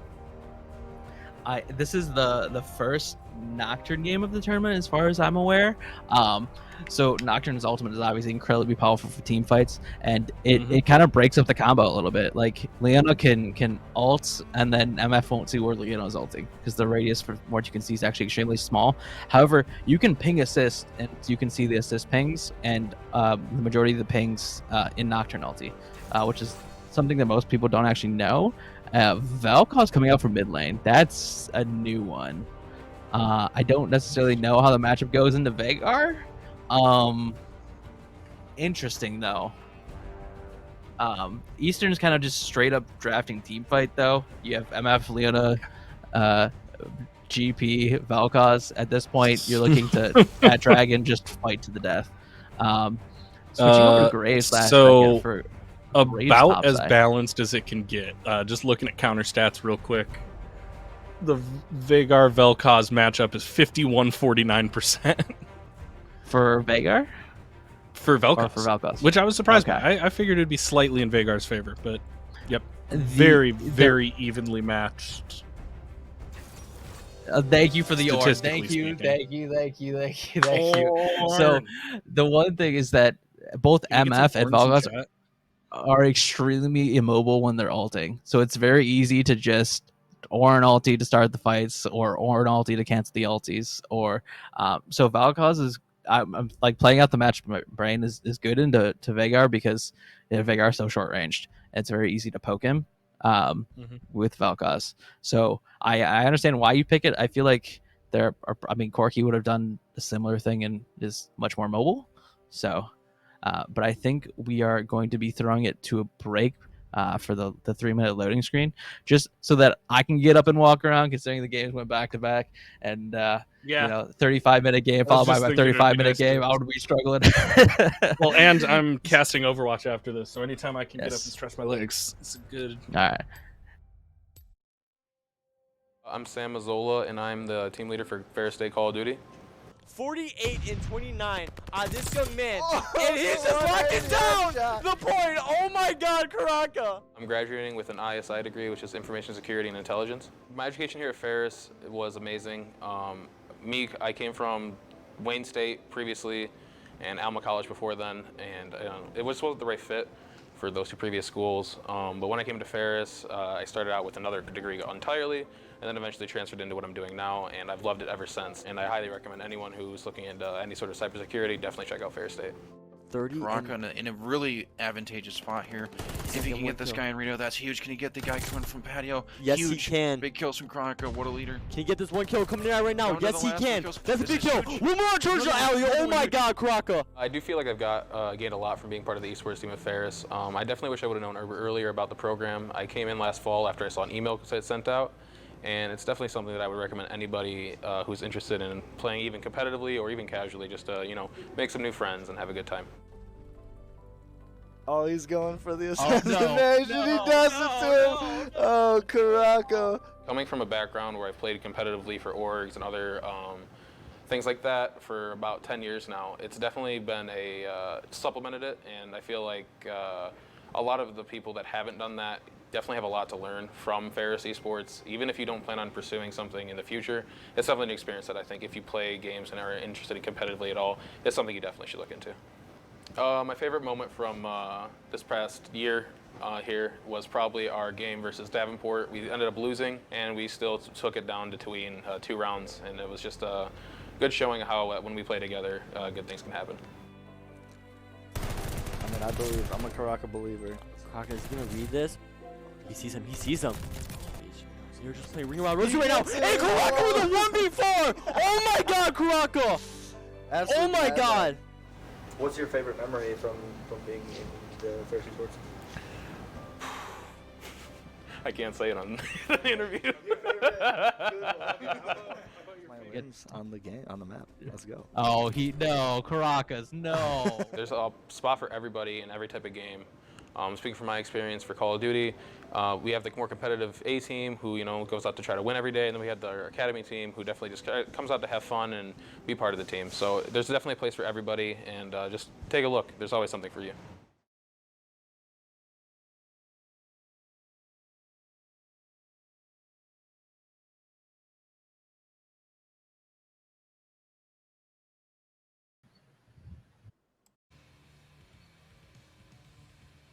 All right, welcome back.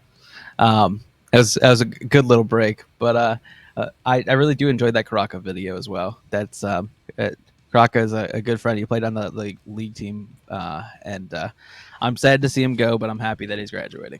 So it's one of the parts with the collegiate esports. You only get them for so long, and then you have to give them back to the world. So it's hard to see the good ones like that go, but I'm happy that he's graduating and moving on to something bigger and better. So. Yeah. So looking we're at these getting into team it. comps, whose team comp do you like more? Because I know I've got my personal favorite, but I think I like MT's team comp for how they drafted into their own strengths. I think it was really smart going with so much like, okay, look, we're going to win team fights. That's how we're going to win this. So let's just lean deep into that. But I do expect to see Eastern win some lanes. I think they have a we're gonna really see a good fight here. set of lane matchups. This is the calm before the storm. They're gonna see the Nocturne here. Oh no! Nocturne went one direction and everyone else ran the other direction. Oh, but now Captain Celebrity's doing it. Luckily he's Graves and he's got the escape. And... So that's actually huge. Vagar had to start Cage, which means he can't early stack his Q, and he's actually have no lane presence up against the Vel'Koz, because you can stun the Vel'Koz and then auto him a few times, and that's about it. And you end up taking more minion damage than you do actually autoing him. So it looks like they're going to continue this invade, because Vagar already committed to having the E start. They're going to look to see if they can get a kill with it. Fair enough, honestly. The other important thing is that Twitch actually got a ward kill as well. So Twitch has a little bit of XP, and he might get. I didn't see who else was autoing the ward. If he got solo XP on the ward, he will end up getting level 2 a minion first, and that can kind of surprise the. It's gonna be a surprise for them. Baby Cage. Oh, they do get flash out. That's something, and they're gonna be able to steal this red. It'll be interesting to see how Rek'Sai responds, but still not gonna get the kill for Veigar that he's hoping for. So, yes, they take the red, but Veigar doesn't have flash now. So Veigar started his E first, the cage, and then also doesn't have flash. So that's super important. If I'm Rek'Sai, I'm looking to do my top side clear and then just gank Veigar. He's no flash, no escape. Like, sure, no Rek'Sai flashed. Exactly. But I mean, Rek'Sai doesn't have flash either, but I mean, I don't think it would matter. Oh, and it's happening already with Nocturne going in for a gank mid. The Baby Cage does drop out, but it's just not enough to secure. They do get the flash, but not able to get a kill onto that Vel'Koz. It's really nice getting that flash out, though. I mean, it evens out mid lane, but I would much rather like get Veigar flash than Vel'Koz flash. Vel'Koz's so long range that, and Nocturne doesn't exactly have easy ways to get in. Another fight breaking out bot. Oscar Wilde taking a lot of damage. Not going to be enough to kill him off, but he does have to use the cleanse to get out. Cleanse. Yeah. So a lot more. Don't blame me early. for forgetting the name of that. No one ever uses it. No, it's it's all right. It's not something we actually started seeing it more and more the last 2 seasons because of how much CC was in the game. 80 carries have been taking it a lot more. So before that, I season 5, season 6, season 7, I never saw cleanse either. So yeah, it's Twitch also started D-Ring, so he might actually be going AP this game, which would be interesting because Oscar Wilde has been playing a lot better with AP Twitch rather than AD Twitch. But now that he doesn't have cleanse, he's obviously playing extremely respectful for the Leona. And Vel'Koz is holding this wave in an absolutely awful spot for the Veigar. If I'm Rek'Sai, I know he's invading blue side, but you just come mid here. You can even take Leona with you. You just go Leona, Rek'Sai, and gank mid. They're looking to take blue and the Gromp, actually. So even though Raptors and Red got stolen from the Rek'Sai, can be up a little bit of XP. Nocturne's hoping to make something out of it. Flashes for it. Baby Cage goes down. Vel'Koz taking quite a bit of damage and gets feared there, and it's going to be just enough to get that first blood onto Oblivionize from Dongeritis. I think this is just personally, this is just a failure to understand the win condition here. You blew the flash on Veigar. I mean, maybe because Veigar was in the bush, they never saw him flash, so that would be like the other thing that maybe happened. But you really need to punish this Veigar. If you get Veigar super far behind, just get 2 deaths early, even though he's got TP, it's massive. Vel'Koz gets a free lane, you get free prio mid, then you get every dragon. But now that Vel'Koz died, Vel'Koz doesn't have TP.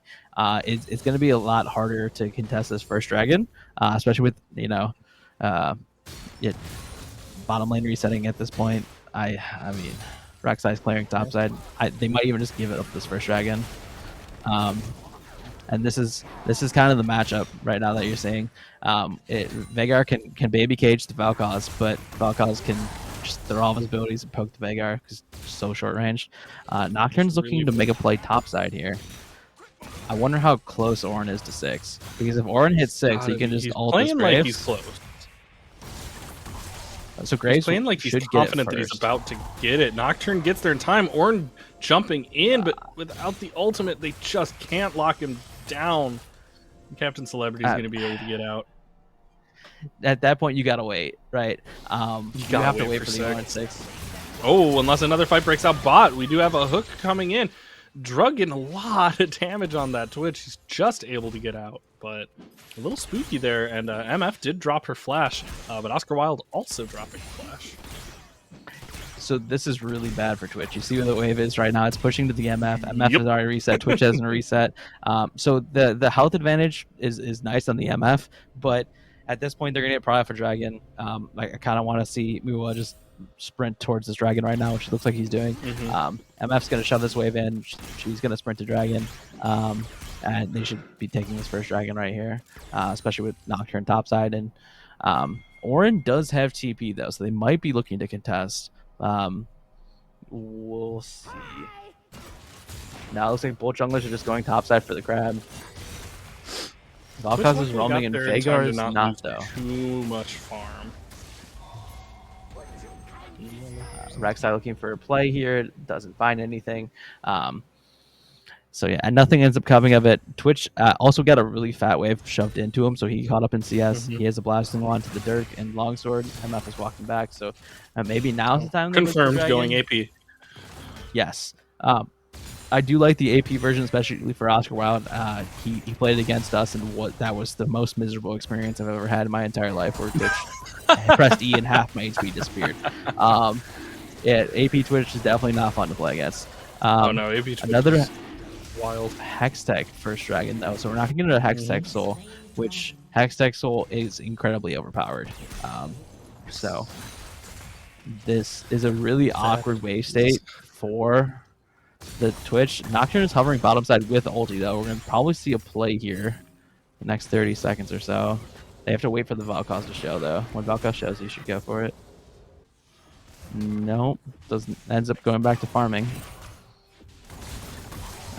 This top lane's going kind of as expected. He's ulting here. Valkos flashed early, but oh my god, it ends up dying to the Vel'Koz ult. Huh. Yeah, I really wanted to see that ult go bottom side. But yeah.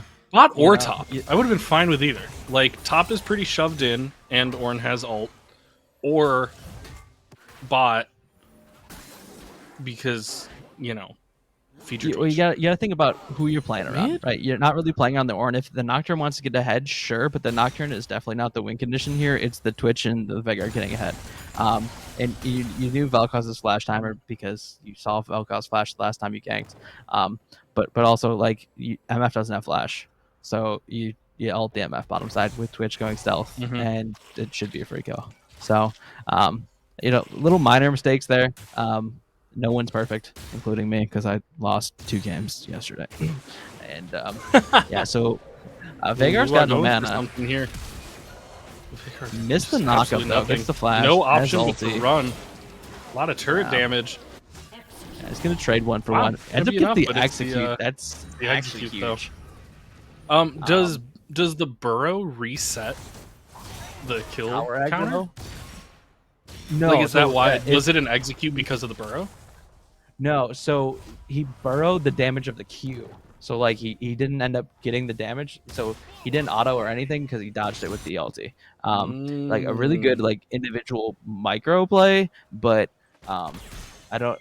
Veigar's are already really far behind in CS. 56 at 9.5 minutes is low for what you would expect. It is a very difficult lane though. We're looking for a fight breaking out here in the bot line. Dongarite is taking quite a bit of damage going down. That's a pretty big kill early on, and going onto the Veigar going to help him get back. They're not going for anything more than that. Hockey Rat just going to go heal off of this farm and play it safe. So with Nocturne being low, I want to see Muwa just run straight to Herald here. At this point, you've got permanent Prio top side. Yeah. I know your mid laner just died, but you saw the enemy jungler bottom side with no HP. At this point, you just run at this Herald and take it. It looks like he's going to just finish clearing his camps. Yeah, a little bit of a minor macro mistake. He might be going for it now, or going for a play topside to get the Graves further ahead. Gotta have some sympathy for us junglers. Whenever we can, we just want to take camps. I get that because I play jungle too. And I brain off farm camps. Like I've been there, especially when your teammates are not exactly the greatest. And I'm not saying that's what's happening in this game, but in solo queue where my teammates are 0-16, it's just like I want to farm camps, guys. Just stop pinging me. Like everybody, leave me alone. Yeah, check him back on the gold lead here. It's 600 gold currently for Eastern. And with the scaling advantage going into the side of Michigan Tech, you're kind of happy with that. You down 1 dragon, but that's really not that big of a deal, as we saw from last game. Graves getting aggressive here, but it's Ornn. Like I said, Champ's got like 2 counters right now, and at that point, it's Darius. Ooh, big fight. Huge ult from the MF is able to drop Poro in a box. Oscar Wilde looking like he's going to go down as well. That's a double kill. On to Allnut. With what is that? 3 long swords and a disc. Dirk, yeah. So that's Dirk. that's the combo I talked about in Champ Select. At that point, both of them just press R and someone dies. So they went for the Lulu this time because Lulu doesn't have cleanse. Twitch can cleanse run out of that, so they go for the Lulu because unless you're flashing it from the bush, you just instantly die. So good target selection there. One thing I'm seeing here is that's a lot of lethality on the side of Eastern. They've got the Eclipse already on top side. They're going to go Eclipse on MF as well. So they're gonna have a really hard time killing Ornn. With no credit, it's essentially gonna be Falcoz's job to kill the Ornn. Everyone else should die pretty quick though without armor. Stridebreaker already completed at 12 minutes as far as for Nocturne. That's actually huge. I mean, both junglers completed the Stridebreaker already, and that's a pretty massive item spike for both junglers getting the first item. They Just finished a Leandros on Vel'Koz as well. Yes. So the Mythics are coming through on the side of Eastern, while Michigan Tech probably just needs to reset and get theirs. Dragon has already spawned, and Rek'Sai and Leon are on the Dragon right now, but it doesn't look like Michigan Tech's going to contest.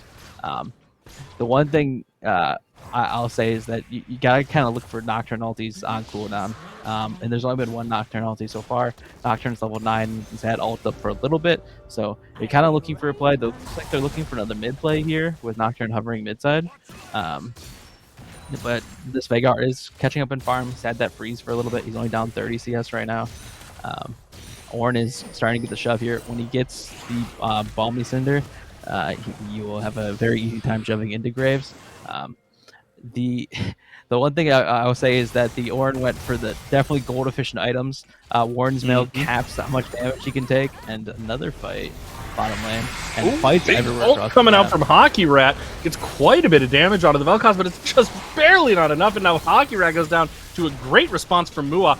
And we've got a couple of stuns on Oblivionize. It looks like he's going to go down as well. That's a double kill. And this Rek'Sai is getting absolutely massive. That's so depressing. The Vel'Koz lived with 8 HP. That's actually, like, you hate to see it. Another fight bottom side. Sum's being blown, but that's about it. Rek'Sai's top side, but he's currently punching a brick wall in the Ornn here. I don't know if Ornn needed to flash there, but he gets out regardless. So back to the Ornn items. All these two items are incredibly gold efficient. The healing reduction because Graves has got Eclipse, as well as the Warren's Mail caps how much damage you can take based on how much max HP you have, and those two items alone are incredibly broken together. So yeah, he's a very strong tanky boy. Ornn choosing not to reset after TP. A very, very tanky boy. So one of the combos I want to see here top side. Graves is pushing quite a bit. Are they gonna engage on this? So they do have the Ornn ult to knock. They don't have Nocturne ult. Nocturne's not there though, and Nocturne doesn't have ults. Maybe waiting until Nocturne ult is off cooldown. Correct. Yeah, that's the way you kind of play Nocturne right now. The cooldown's actually really long. Level 1, level 2 when you get more items. You fight for the Veigar here. Very Nocturne quick use of that stopwatch for Veigar doesn't even make a difference. Mua's still able to kill him, but it does get a kill on a Nocturne from a nice response there. That's helpful. 67, meanwhile, taking quite a bit of damage top. That's a 300 gold Bonnie. Oh, but Nocturne wants it. That cooldown finishes up. He uses the ultimate, secures the kill onto Dongaritis. And now Nocturne says it's my turn to be the big, strong jungler. That's a lot of gold going into Nocturne. Yeah, so that's a lot of gold going into Nocturne. So Nocturne should probably complete boots on his next back, and then also probably get another AD item or tank item, depending on which build he's going for. Riptail is coming up, so I want to see the bullet team start, shifting their eyes towards that. Graves got top tower, so Eastern has a very easy way into that. Yeah. Well, too many things happening. The directed camera doesn't know which fight to follow. Lands on this one as Oblivionize fights Captain Celebrity, but the directed camera. Nah, so Graves is incredibly difficult to gank. Graves also has Fleet work this game, which gives him a little bit of a movement speed buff. So E plus Flash plus ulti, he can move in a full screen and a half away. So yeah, it's very difficult for Ornn to ever ult the Graves. So you have to essentially wait for Graves to E and then try and ult him. And then you can blow his flash, and then you have to try and do that again before, Flash comes back up, That's a which is big why you item need for the Graves. Nocturne ulti, because the Nocturne ulti can hide the Orin ult. So they're looking for another play on Twitch. This is a very difficult lane to play now.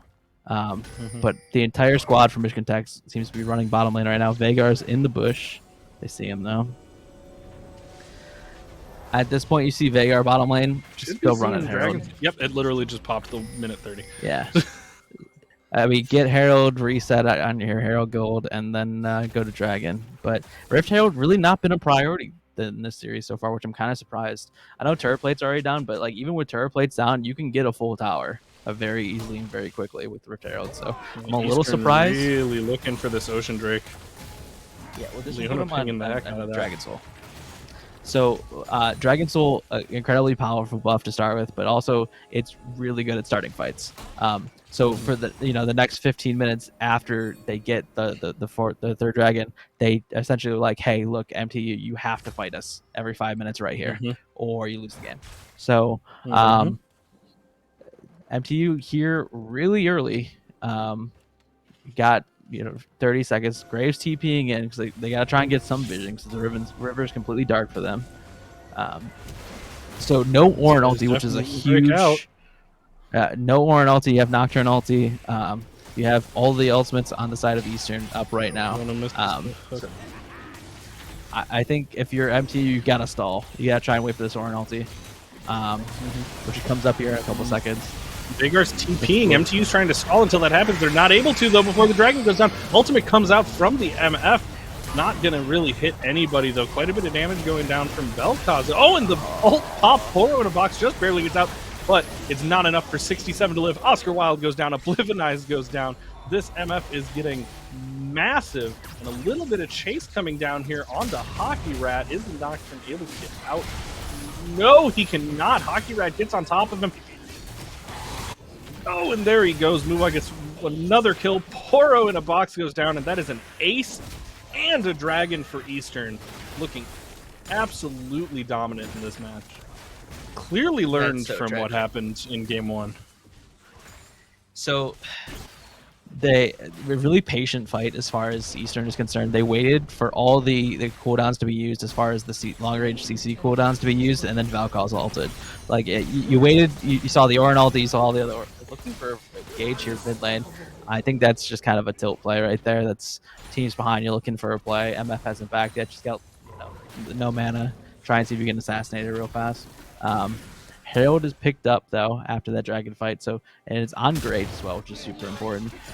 Graves is gonna probably push this wave, see if anybody answers. If no one answers, because Orin's bottom side, you just drop this and get an hip tower for it. I mean, Baron's up in 30 seconds. We'll see if a fight going on over the red buff. And looks like Eastern's probably overextending here. Oblivion gets a free kill, and then Graves ulti away for the movement, and a good little pick. I mean, Eastern probably just pushing their lead a little bit too hard, and not also the end of the world. I don't think they're gonna lose too much ground off of that, but no, still a little greedy. Yeah, so you do not want this Vel'Koz in the lane with Orin. Vel'Koz is never going to kill this Orin. You also want Vel'Koz around the team fights because of the ultimate. With Baron coming up, that's the next objective. But you also, it's really difficult for Eastern as far as lane assignments are concerned, because you want to put Graves with the Orin. But then who do you put topside? You can't put Vel'Koz because it's so mobile. You get Nocturne ulted, or Twitch stealth or whatever. You can't put her mid because then MF and Leona would have to go topside, and then that's really awkward as well, because then you can just get all into mid and then lose mid tower, and that's more important than top tower. So it's like one of those things where like the lane assignments are really rough. They're gonna just put the 3 mid here with Graves bottom, and then probably have Rek'Sai Shadow between the 2 lanes, and then just ignore top lane maybe. But it's kind of like a really weird lane assignment. It's really hard to know what to do in these points. So if I'm Eastern here, I just look to shove mid lane and then get vision on Baron and just wait for someone to try and contest this Graves. Because Graves has Rift Herald, he also wins the shove. Well, that could be it. Nocturne coming in with the ultimate. The Ornal with the knockup, they're able to get the kill onto Captain Celebrity. Are they going to follow up on it, though? That is 2 ults already. Oh, and Nocturne getting caught out a little bit. Hockey Rat getting just melted after getting caught by Drug. 67 now on top of Drug. Is that going to be enough? Oh, fantastic MF ult, putting a ton of damage down onto Oblivinize. Not quite enough, but Oblivinize actually gets out of that. Huh. Ends up being a 2-for-1 in favor of Eastern, but not as bad as it looked like it was going to be. There's a lot going on in these fights. So the Orin ulti, Nocturne ulti was actually executed perfectly. Like that, they had there's no way to dodge the Orin ulti if you literally can't see it coming. All you do is you get the sound cue and you go, okay, where is it coming? Where's it coming from? You can't see it. Then they fought in 2 choke points with Vel'Koz ulti and MF ulti, which is where you want to fight with those 2 champs, and it made it impossible for Michigan Tech to keep pushing forward. The only thing is that was a fight for nothing. I as a coach, I hate seeing fights for no objectives. Right? They didn't get anything out of it. There's no other gain other than that, other than getting gold. Which getting gold is perfectly fine, but you're looking to get objectives. Like this Baron is still topside. The dragon spawning right now, and MTU's there. Well, first and now because you don't have those go buttons for dragon. You used your go right now. They have most of their go buttons back already. The one thing you have to do is grave spawning the Reptile topside. Allnut does it.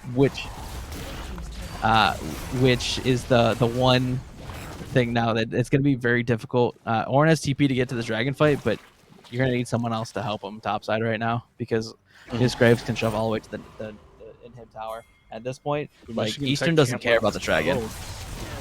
Well, no, they can't let it go. They need the dragon, but Eastern doesn't care. Eastern could care less whether they get this dragon or not, which is what I said earlier about this whole point. They're forcing you to fight. They're like, hey, look, we're getting an inhib, but you have to fight us for the dragon or you lose. So Dragon Soul, and that's huge. That's why being 3-0 in Dragons puts you in such a good position. In 67, forced to flash, and it's just not enough. Captain Celebrity takes the kill. Hockey Rat gets in there, gets the steal and the objective bounty.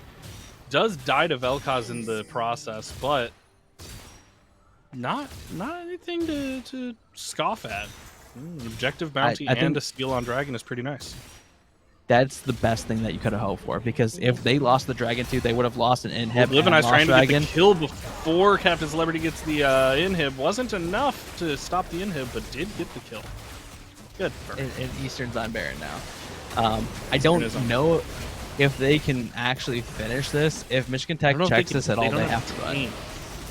Yes. Yeah, Mua's so low. He's got smite, though. He's going to have to smite. Mua might straight up die to this. Mua just straight up dies to Baron.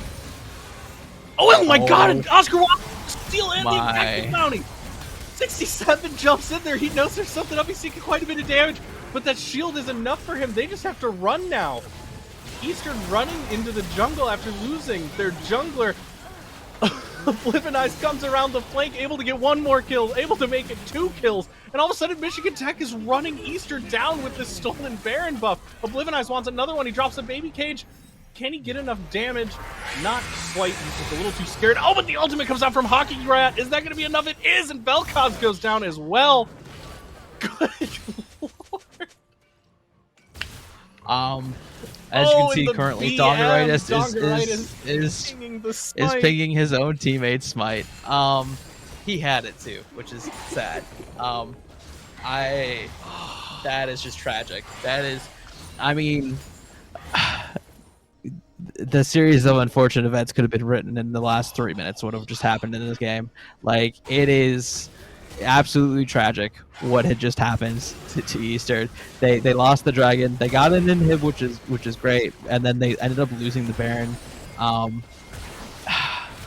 This is, to be fair, it's very, very exciting if you're Michigan Tech. Yeah, well, I mean, at that point, it's only a tragedy if you're the one who's suffering.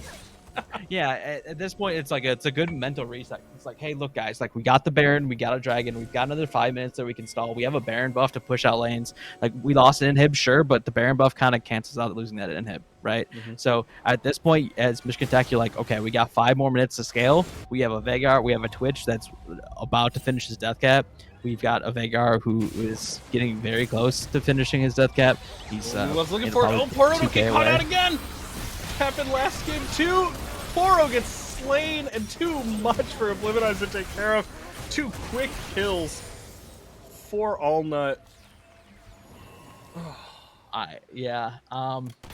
So what I just said earlier, just kind of throw it out. At this point, Eastern is just going to look to run down mid with 2 champs down. You've got the Valkaz ulti, you have the MF ulti. At this point, if you're MTE, you cannot stand in this inhib tower because they're literally just going to press their R's and zone you off the tower. Ornn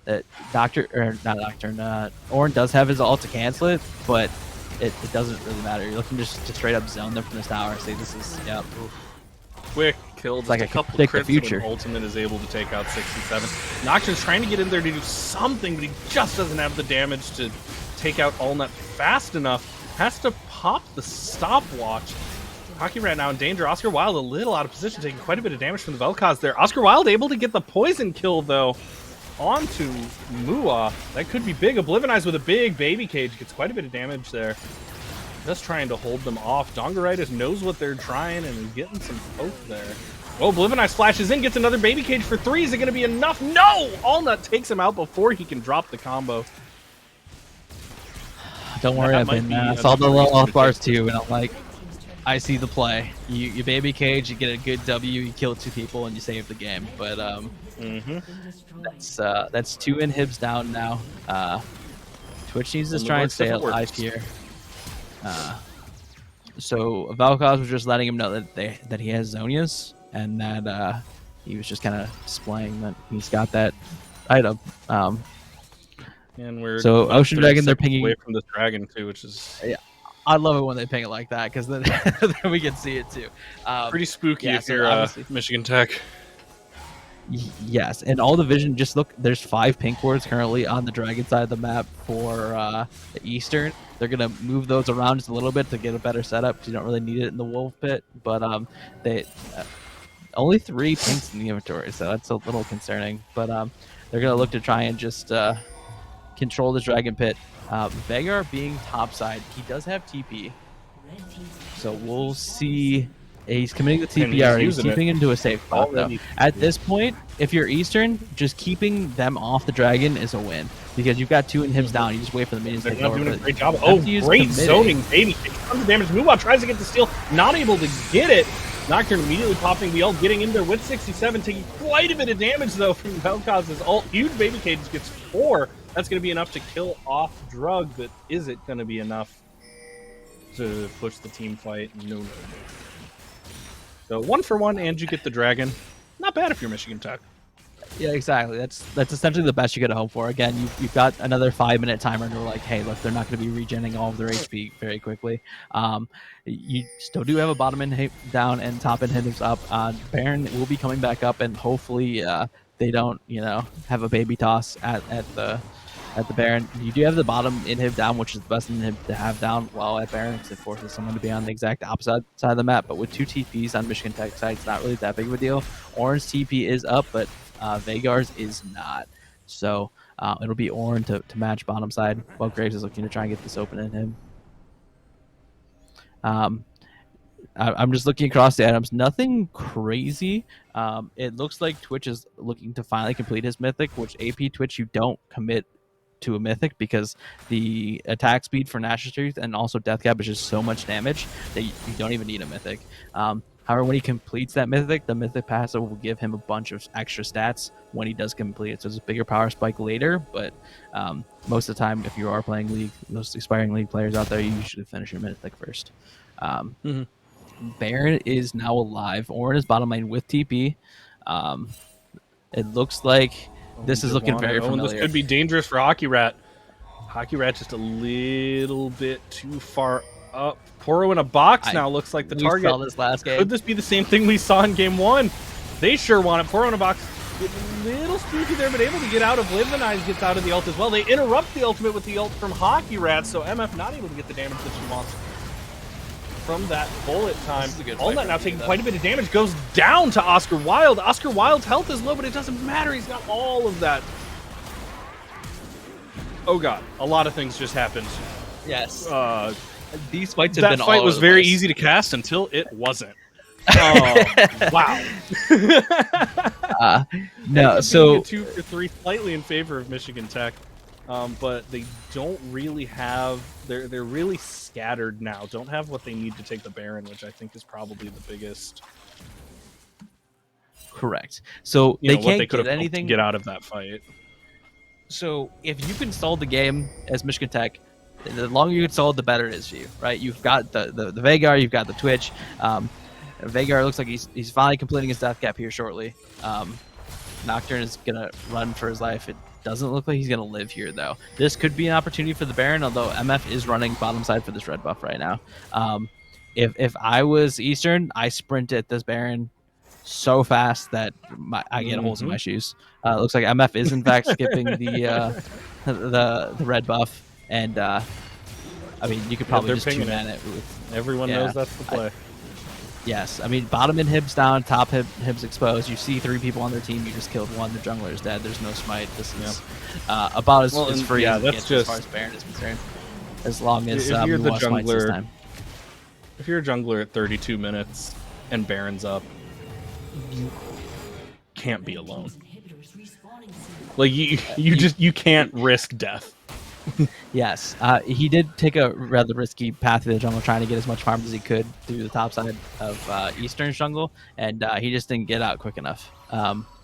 So now at this point, it's if you're Michigan Tech, you're looking to use all of your R buttons. You're trying to get all your buys. You've got the Shadow Crown completed on Twitch. You've got Death Cap completed on Vagar. You've got level 16 on both Ornn and Nocturne. At this point, you're going to stand in your base. The first person that shows up, you're going to press R. I think you probably give this Ocean Soul. I don't think you can contest it with 2 open inhibs. And you just really hope that you can get a lucky fight where you cancel both the MF and the Valkaz ulti with an Ornn ulti, and Twitch pops off. It's essentially but they might not even get to the dragon if this fight breaks out. I'm inclined to agree with you about giving up the soul, but I don't think they are. Pretty much everyone on Michigan Tech was pinging the dragon timer a couple seconds ago. It seems like they want. I mean, so that as far as team comms are concerned, you can just ping it and say we give this, because Eastern doesn't ever have to commit to it. They can just send the Rek'Sai to solo it, and the rest of the team just kind of stand in mid lane and hold the wave. Because you've got Baron buff, you don't need 5 people to do dragon. It looks like Michigan Tech is sending both Nocturne and Vagar bottom to this dragon. I absolutely dislike this, but looking to one shot. Is the dragon gonna go down? Yes, Nocturne is Nocturne, the dragon. Oh, but Graves is ending. Graves is taking Nexus towers. He takes both Nexus towers. He's just gonna end the game. Gonna win. He just ends the that's game. So tragic. When you trade dragon for the game.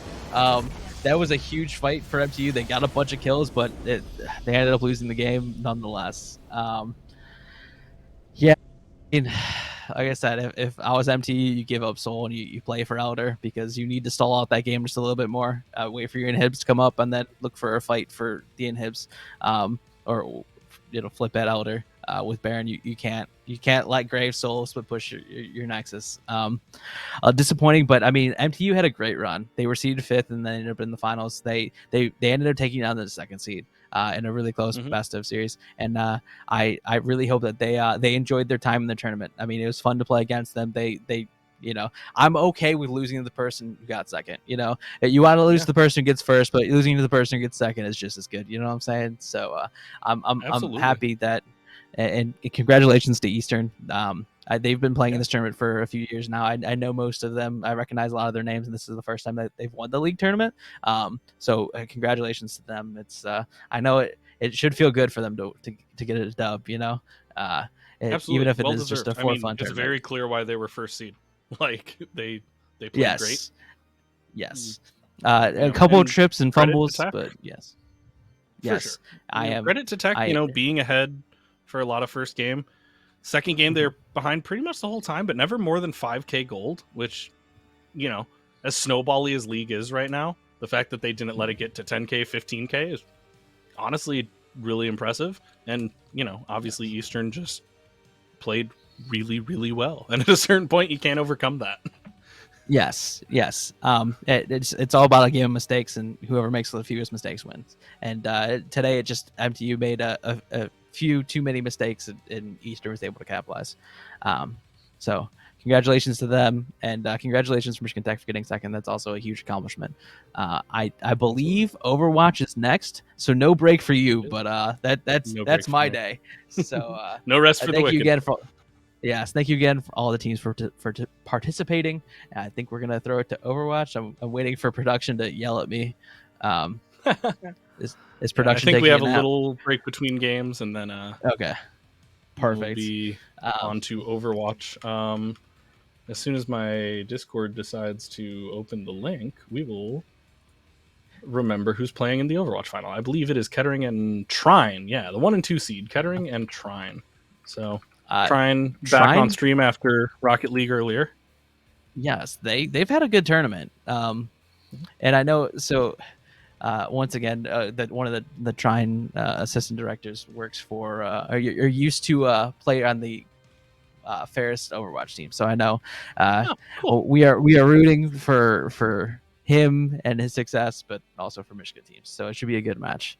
I'm definitely looking forward to it.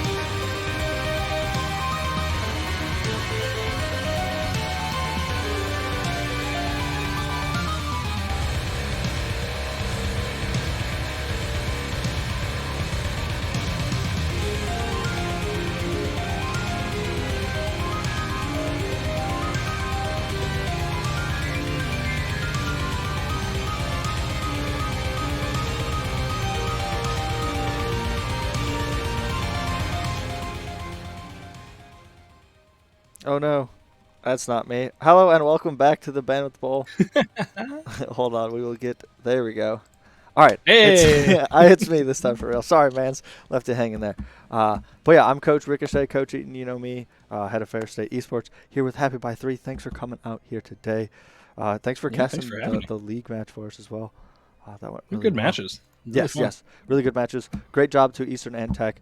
Both everybody played phenomenally. Eastern managed to come out on top there. But we're back here for some Overwatch. This is actually going to be Trine versus Kettering, I do believe. Let me get the Yep, graphics Trine and set Kettering. up correctly. Shout out to Esports for teaching me that universities called Trine and Kettering exist. Yes, exactly. Now, is I had Trine actually... Go ahead. Are Trine and Kettering... No, because Kettering's Flint. So is Trine our only non-Michigan We have university? Illinois State, I believe. Illinois State. Oh, Illinois University State is was in the also bracket? playing. They're in the Call of Duty bracket only, so they submitted the Call of Duty team. So they're those are the only their two head coach non- is a buddy of mine. Okay. Yep. So we had the. I don't know if he does anything with COD, but he's like the director of the program. Fair Really good enough. guy. Yeah, no, for sure. Yeah, let me get this set up here. Okay, but we're gonna actually head into game here pretty quickly. The teams are Nice. getting ready. Here Just get on right into it. Havana. So we're gonna head over to that.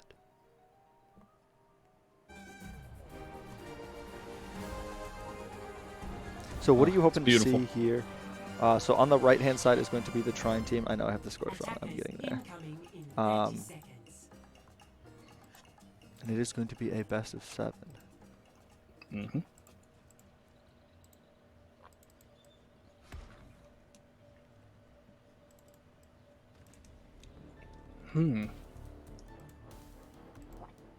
I like the like's a strong word. I'm unsurprised by the mirrored tanks and mirrored supports. Yes. Not shocked by the difference in DPS either. You know, I think smart DPS picks on defense here, smart DPS picks for attack here. Pretty much what you would expect. Yep. Again, that full hold, that's something you see quite common on this map as well. This is one of the easiest maps to actually attempt that full hold and continue to make it work. Yeah, absolutely. And, you know, I mean, it's map 1, Grand Finals, Havana. Safe picks are the name of the game. Yes, right? absolutely. Like, you can make some cheeky decisions later once you've learned about how your opponents play a little better. But I think being safe here with the Ryan Diva map 1 is a really good choice from both teams. Definitely. We're right into the action here. Still trying to do their best to get out of this. The back window does come down. Flash, not actually connecting on the Reinhardt. Really clean from Balkan getting that kill on FMR. Very, very nice. That is both Baptiste lamps down, so Valken now using that ult gets 2 more. Good lord. Shots Valken not showed landing. up to that team fight. The baby diva finally goes down. Oh, and another one! I'm glad he waved at the end of that. He deserved it. Absolutely. Getting those sprays out, getting those APMs up. Yeah, you deserve it. You earned it, bud. They're putting the diva on cart. I do respect that. The diva can enter the fight very quickly. Putting the Diva on cart because you're all too scared to play Anna. Like Yes. me. People who like to lose.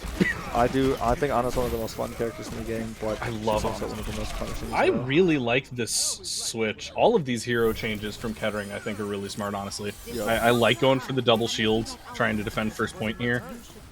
Double shield's not great on second point on Havana, but it's really good for this first point hold and for third. So, you know, you just kind of hope to full hold first point and then suck it up if second Especially point. winning that, like, came out of comes the up. high ground and won that fight, so that would have been the toughest one going into that brawl and those chokes. But now they can spread out, now they can poke the brawl as the brawl comes in. That's what Kettering's advantage is going to be here. Trine really has to get into Kettering's face as fast as possible. The Diva Matrix beats all of those. Good eye shots. Mini All-Star not able to find anything with that ult, but Roanbro able to take advantage of the positioning from trying to avoid the McCree ult in order to get some kills there. Or Cassidy now? What's his new name? Cassidy, that's correct. Cassidy? Yeah. Trying It's to- literally months old, but you play this game for enough years, it's hard to. Yes, absolutely. Old habits die hard. Look at that. And with that, 5 ultimates available for Trine. The only ultimate being used in that fight was the Baptiste window, and they end up winning it. Yeah, I mean, Trine really just showed up, won a fight, and didn't use any ultimates? One Yeah, ultimate? Yeah, they one used BAP ultimate. window. Oh no, a cooldown. Right, basically. his shift is more, or his E is more important than the Yeah, like honestly. ultimate. It's like if the only thing you use is Coalescence, you're like, okay, so that'll be up before the next fight starts. Yep. Bongo, Flux. Oh, we have a couple This is the ults strength out of the here. double Oh, shield. Pigwiggle just barely finds Valken there, but a really, really well-timed shield comes out. Ooh, it's been a hot second since we casted this game. I forgot what Lucio's thing is called. Beat. Zombie. That's Good correct. beat comes out, and that's going to be enough for just clean up City from Trine. Only has to use 3 ultimates for that cleanup too. Still sitting on Shatter and Spin to win, which is not a bad combo to have. Yes, absolutely. I'd like to see the Reaper Death Blossom come out first, actually, because you can use it. It shoots shots based on how many people there are, so it's not like set damage in a radius. It's based on how many people are behind it. So if there's a Rhine shield in the way and there's 6 people behind it, it'll shred that shield super fast, which will allow the Shadow to go out here. So, I did notice in chat, somebody said your boyfriend is a great name for a tank. Fun thing to point out when I was looking up info and stuff about the teams, your boyfriend's wife, whose username is your girlfriend, also plays for Trine's Overwatch team. That is actually correct. Yep. So I don't believe she's playing in this game. No, But yeah, I've seen that duo before, and I always thought that was kind of fun. it's real wholesome. You know, the couple that flames together Yes, of course. and all that. Oh, and there's the spin to win we were looking for. Really nice getting positioned just how you want to in that nice enclosed space, getting some kills. Boyfriend getting a little charge kill there. Mini All-Star And here. Trine getting looking close to this dead eye. really dominant here. Yeah, Trine coming out really, really well, but they did use a lot of ultimates in the last fight and ended up losing it. So the Shatter from Boyfriend didn't land on anybody. But looking here, I'm willing to bet that we're going to see the beat come out in Ooh, response to the and grab. there goes FMR getting that solo kill on your boyfriend. Also, always nice to get that that clean 1v1 main tank to main tank, and Yes. especially when your teammates follow up on it. 2 more kills for Kettering there. Gonna stall out Trine's progress.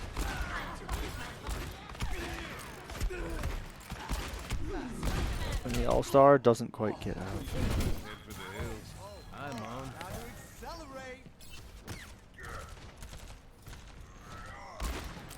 And I mean, Trine just pushing it in here. Had their progress stopped a little bit by that one fight, but that's not going to be enough. Oh, and really nice positioning from Trine. I love this, keeping Valken behind the cart for the ultimate and to get the cart progress, but everybody else on the high ground keep the rest of Kettering off of cart. And Valken with just the ridiculous aim right now gets a perfect 2-shot to take out Roanbro. Gets a couple onto MEQ. Not quite enough to secure the 3rd point, but Valken looking really good there. Oh, I am seeing in chat that finals are best of 5. That is correct. Finals are best of 5. I had the game overlay wrong, so let me update that. Fair enough. The bracket was best of 3, and the finals were best of 5 here. Ooh, great Huge use of the shot by lamp. Valken. Really nice positioning on that Bapple. Oh, but the Shatter means it doesn't matter. Shatter into a spin to win from Cannonhead. Cannonhead Shuts it down clutching up despite big the time here. great positioning. And that's going to be enough for trying to cap. Yeah, 5 kills there from Cannonhead, or 5 final blows at least from Cannonhead in the end of that last fight. Set Trine up with the full cap. I just looked over at stream in time to see that shot from Valken again onto the Widowmaker. That was beautiful. Oh, Like absolutely. as soon as Roanbro tried to zoom in, it was just like 2 pop from McCree. You hate to see that if you're playing Widow. Yes. Like, I'll stand far away and I can aim, so he'll have a harder time, and I'm dead. Yep. Yep. Occasionally, I've had those days where I'm just feeling it on McCree, and you're just like blowing up a Widowmaker, and you're just like, oh, I shouldn't be doing this. Like, When it's right, it's so right. oh, It's so feast or famine playing Cassidy. Like, you have days where you just feel like nobody can touch you, and other days where you're like, hey, everybody, I'm sorry.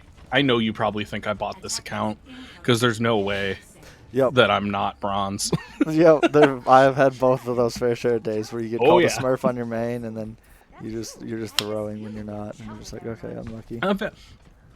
One of the biggest things I tell my students all the time when people are talking about, like, you know, getting flamed or feeling like when they're worried about like other people's opinions, I show them this video of there's a bronze to GM from some pro player, I can't remember who, it was a couple years ago, but like his first game in gold, everyone flames him and it's like, you're the worst DPS ever, uninstall. Dude literally was playing in Owl at the time, right, and getting flamed. Like, don't let him get to you, guys.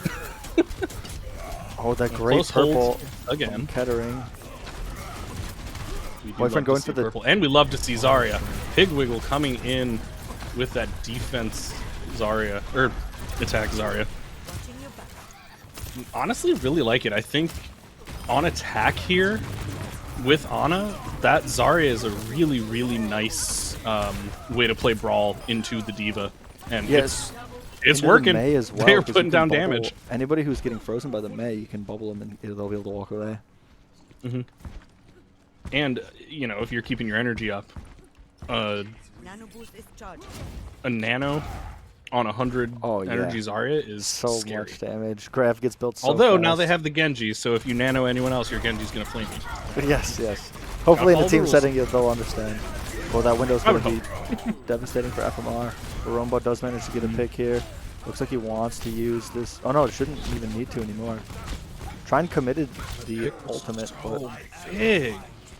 You were right. That window should have been massive for Trine, but Kettering just finding a couple picks at the beginning of it, positioning around the window, manages to finish off this first point despite Soren's ult. Yep, somebody just managed to catch a Hanzo log to the face right as the window was going down. It really be like that sometimes. It does, absolutely. Sometimes the Hanzo didn't even intend it. Oh yeah, just shoot at head Sometimes you're level just sort of and shooting.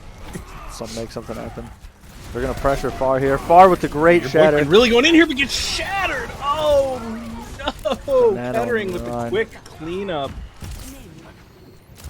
Ooh, really, really clean sleep from MEQ up there. That was pretty. When they get the Diva out of mech, there's Now gonna that be a Diva's huge stall on this baby Diva. Oh, they just decided to clean it up. Why stall when you can flex? Oh, I guess she was gonna be on. She was gonna stall the card, so it would have. That was the That's correct fair. play. That's fair. Interested to see this Nano Blade when it does come out. Looks like that's what they're saving Interested towards. to see. Is this going to be dragons? They're all clumped. He could dragon here. Yeah, this is a good spot to do it. You do it a little bit to the left, so Yeah, it forces and- them back into the room. Oh, grab dragons. Ooh, the step back wasn't actually needed. There was it already is. close enough. But the lamp saves the entirety of The lamp time. saves a lot. I think, honestly, that step back might have hurt him. That, like, extra 2 seconds for dragons to get there. A lot of times Could've you been the need that if difference. you're too close, but they were definitely not, like, they were definitely far enough back that plenty it of wasn't space. gonna miss. The worst feeling ever that was going grab dragons and being too close and the dragon spawned behind the grab. That's always unlucky. As, Trying to actually recontest as here. a Zarya main, I know. Yes. Because I'm usually the one who's like, I set you up, man! Oh, cool.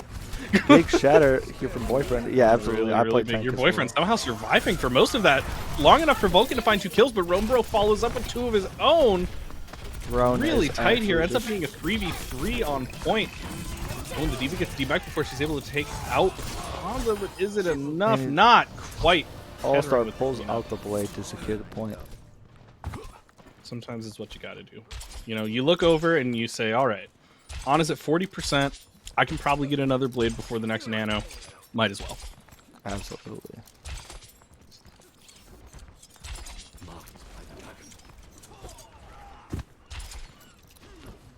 It's funny, I feel like Havana a lot of times is a good defense map where you see pretty low scoring games. But right now it looks like we're gonna get into a 4+ point game.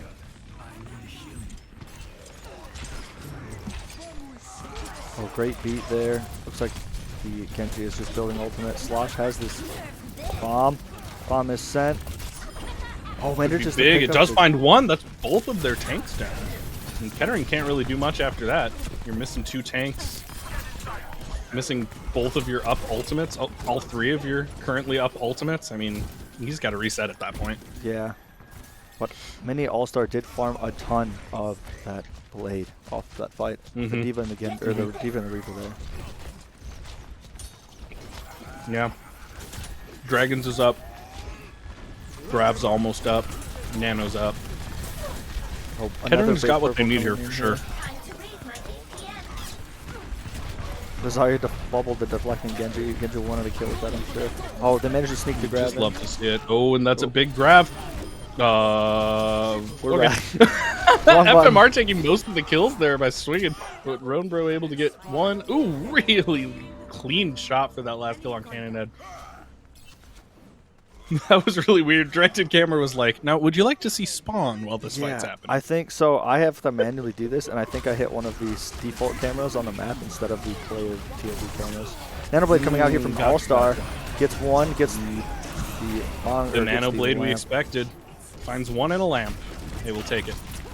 Lamp shows up in kill feeds, so it counts. Yes. Shouldn't need too much more here. There's the kill on the lamp user. You Yep. just had And to give it a Kettering second. looks like they're going to finish. Oh, the sleep. Oh, that sleep feels bad or good, depending who you are. Yeah, which team you voted for? If you're MEQ, that's just as good as it gets, right? Like, Yeah, yeah. That's What in the MEQ has been whole really world is clutch with better? the purples and the sleeps. I think MEQ heard me talking smack game 1 Yes. or round 1. I was like, "Oh, you cowards, play Ana," and MEQ's like, "Bet, I'll play Ana even better than you could ever." I'm like, "Okay, fair. You know what? That's fair." True. Ana's such a fun character. So much skill expressiveness in her kit. And pretty much running it back. Kettering said, "All right, well, that went well, so fine. Do the same thing, just have Roanbro go on to the, Oh my god, why can't I think of her name? I only have 500 plus hours in this Symmetra. game. You'd think I could remember Symmetra's name. Thank you. Yes. Roanbro switching to the Symmetra for defense I think is smart, but everybody else sticking to it because it worked.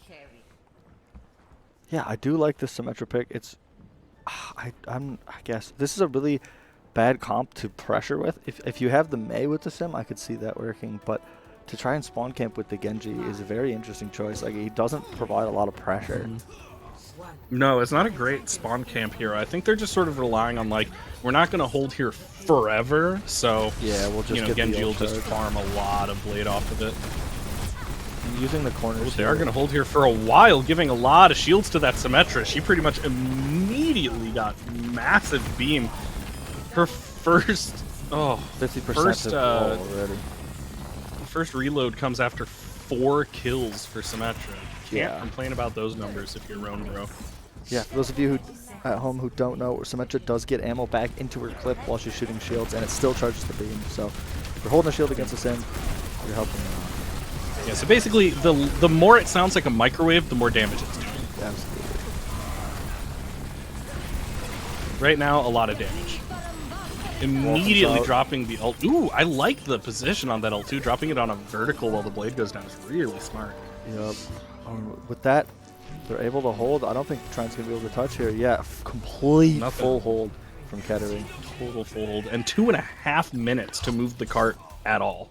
Yeah, all they have to do is, if this is me, I'm playing Sombra here. One EMP should just straight Oh, away. I'm playing ball. Ball? Ball's a good choice as well. 2.5 minutes is enough time that if you lose that first fight,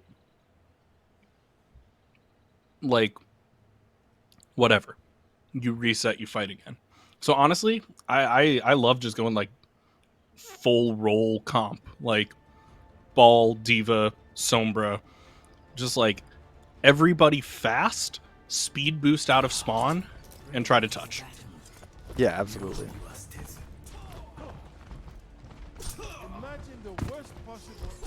You know, because it's a feast or famine strategy. But you have Yeah. enough time to switch heroes if it famines.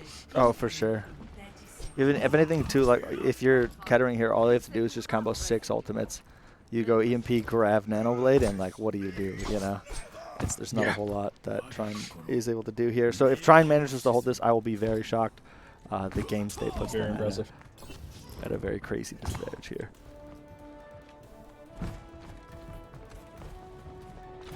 So where's Trine holding? No, just right up front. Yeah.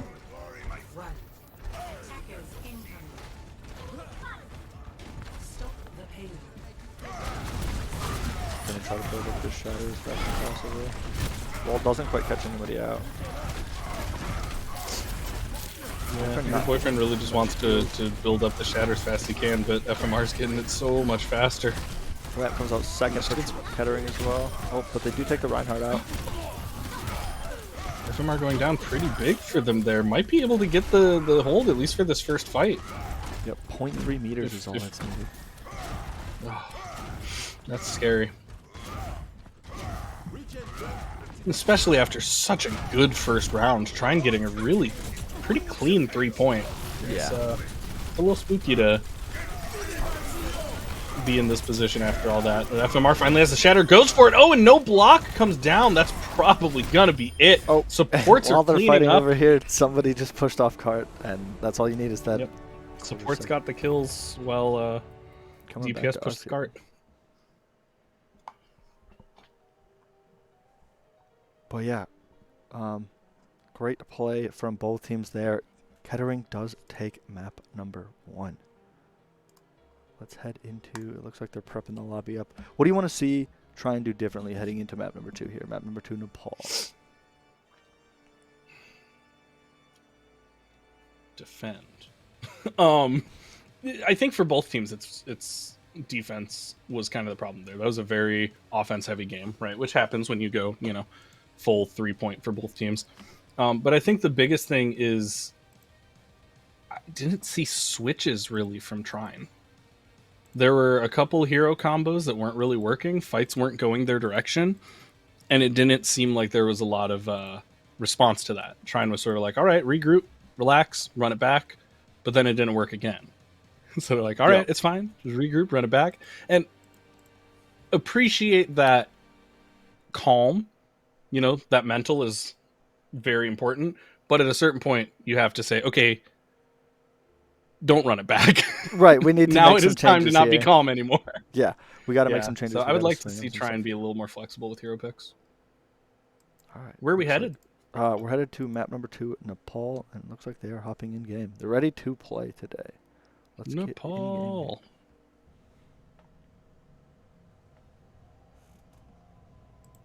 Are sides swapped? Yeah, sides are swapped. So Yes, Trine is going to cool. be blue this time, and Kettering is going to be the red. Ooh. Trine heard me. All kinds of swaps here. Really interesting stuff. The Roadhog Sigma, interesting choice here. That's like the only tank combo that I don't know a funny name for. Yes, actually. I don't- Maybe because no one plays it. Yeah, it's. I mean, one, it's there not was that like it's a- awful. I totally see why they're going for it, but I'm like, there's not Before really they a name nerfed for the it. shields, it was right after they nerfed the shields. It was actually one of the more broken comps because they had super buff Roadhog for the OWL playoffs patch last year. But it's just like they were both too good at what they did, so you like ended up just playing them even though they don't work great together. Yeah, it was like there's no synergy here, but like, what are we gonna do? Not pick the super broken heroes? Exactly. Oh, so Fair. much spam here from Boyfriend. Just so much. Try and do get I first mean, cap. that's what you want to see, right? Like, you're just trying to farm up that ult as fast as you can if you're Boyfriend right now. It's such a powerful. You're ult, so they can technically use it playing main effectively. tank, but like, Yeah, and in this come on, comp, it you're really playing depends. off tank. Like both of them can play that main tank role. Both of them can demand that space. There are a couple of comps in which the Roadhog ends up being the main tank just by virtue of pressure. A couple quick kills coming from Kettering, but could be big. Soren trying to clean it up, but it's just not enough. That Echo comes out and shows up, killing both supports. Yeah, Roanbro demonstrating their mechanical ability both last game and this game, getting a ton of value. I see that in chat as well. That is an awful name. Yeah, I get it. It's a reference to food, but that's an awful name.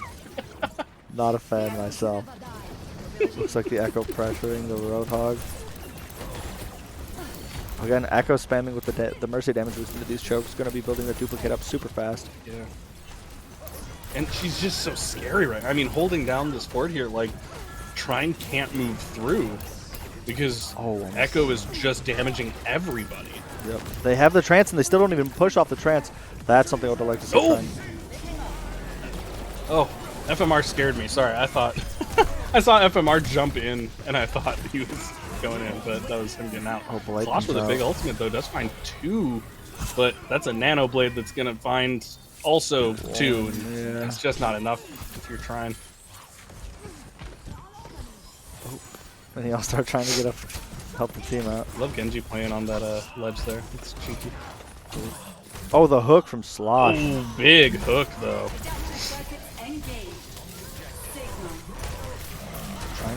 Kettering still does remain in possession of the point here. Roanbro using the using Echo ult to go Sigma, gets her ult pulled. Oh, but gets pulled out of it. Like Very nice pull from Slosh. And that's rule number 1 if there's a Sigma. You gotta have something to shut down that ult. Yep. Quick vape from Slosh, much needed.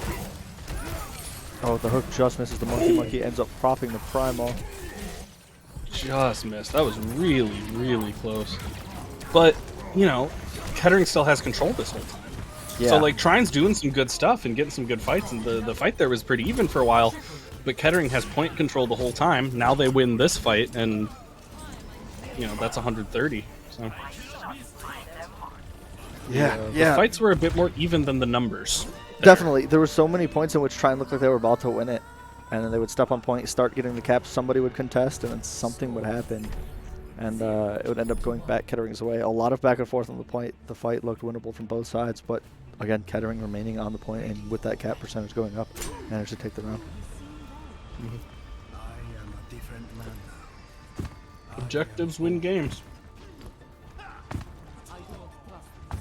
It's one of the hardest things about Overwatch, I think. Is, you know, how you feel about, like, oh, this fight's going well, this fight's going poorly, whatever. Doesn't mean anything if the objective is moving. 100%. And that's where the King of the Hill becomes a little bit different than a lot of those other points. Where these King of the Hill maps, like if you're going even on a payload map, the payload doesn't move too far. But on King of the Hill, it's still counting up towards the end there. Yep, it's just moving nonstop. Oh, yeah, I've absolutely played on teams before who... I played on a team once who won a league and never won a King of the Hill map. Oh, jeez, that's It's crazy. a very San different Francisco game Shock mode. won Overwatch League Season 2 almost exclusively just winning King of the Hills. Wild. Yeah, like they would like crazy. It's a on very King of the Hill. different style than everything else. Yes, very much. I like King of the Hill myself as one of the most, but again, I'm a Rhine main, so like you just kind of get to run around and select it in the face, so can't complain. Boyfriend, shield getting low here. Looks like it is going to break. Getting some humble requests in chat to see more supports. Yeah. Ironically, that request seems to be coming from Kettering's off tank. Understandable. Just supporting his friends. We love to see it. That's what you get when you have a Zarya main in your life. Yes. Just a good, kind person. Not that I'm biased. Oh, I would never. a big shatter So much there. critical health, but just nobody dying. Finally, Kettering taking some kills. Probably going to be enough for them to cap point here, but 44%, nothing to shake a stick at for trying. And with that, trying to get 51% of the cap, but Kettering do 53%. I'm sorry, and Kettering do take wrestle back control. Any changes from Trine in response to that? No, but they're also all very, very, very close to ult, so that's probably the right call. Yeah. Looks like almost all of Kettering's close to ult as well. It should be. It looks like an 11 ultimate fight. Ooh, and the first Q comes from Mini All-Star. Not going to find anything off of it, though. Second Q coming from Roanbro, going to become a second Reinhardt, but again, just nothing comes from it. Pretty much shut down immediately, and now Yeah. Spaceport forced to use the beat to try and keep his teammates alive.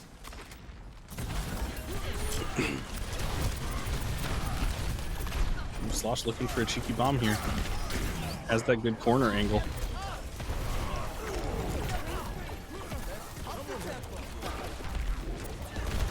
Looks like Trine's trying to enter here with a down one. Awkward spot to stand in.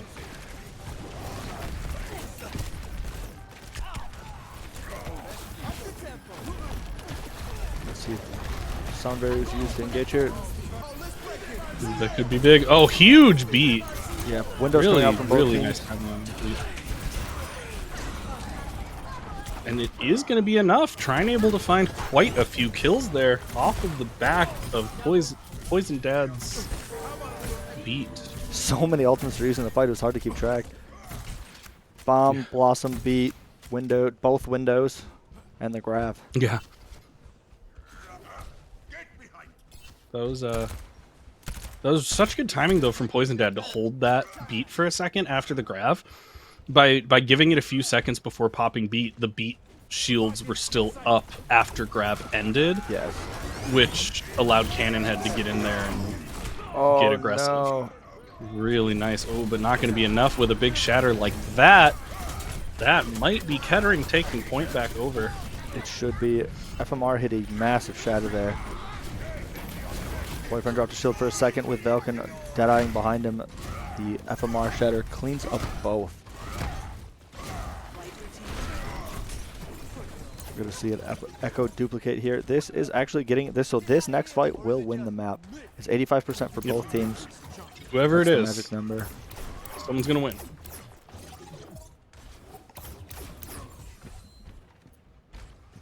But the real winner Here with the shatter. is us at home. Yes. Beat and duplicate versus the shatter. The shatter, what looks like it could have been big, was not. Was stuffed. Last second block. Mini Echo all-star. shatter. Doesn't Here. seem to find anything either. This Deadeye can be big. I'll start looking for something. Deadeye through the window is nice. It's a really quick kill on Poison Dad. That's probably going to be enough for Kettering. Indeed. So very close on map 2, but still Kettering takes it. Yeah, Kettering takes map number 2. So that puts them up 2-0 in the series. Wow. I think if you had paused and taken bets after Trine's first attack on map 1, no one would have believed you. Yeah, for sure. If you were like, all right, so is the map score going to be 2-0 for Trine or 2-0 for Kettering? After that first push from Trine, I think most smart bets would have been on Trine. Oh, 100%. But here we are.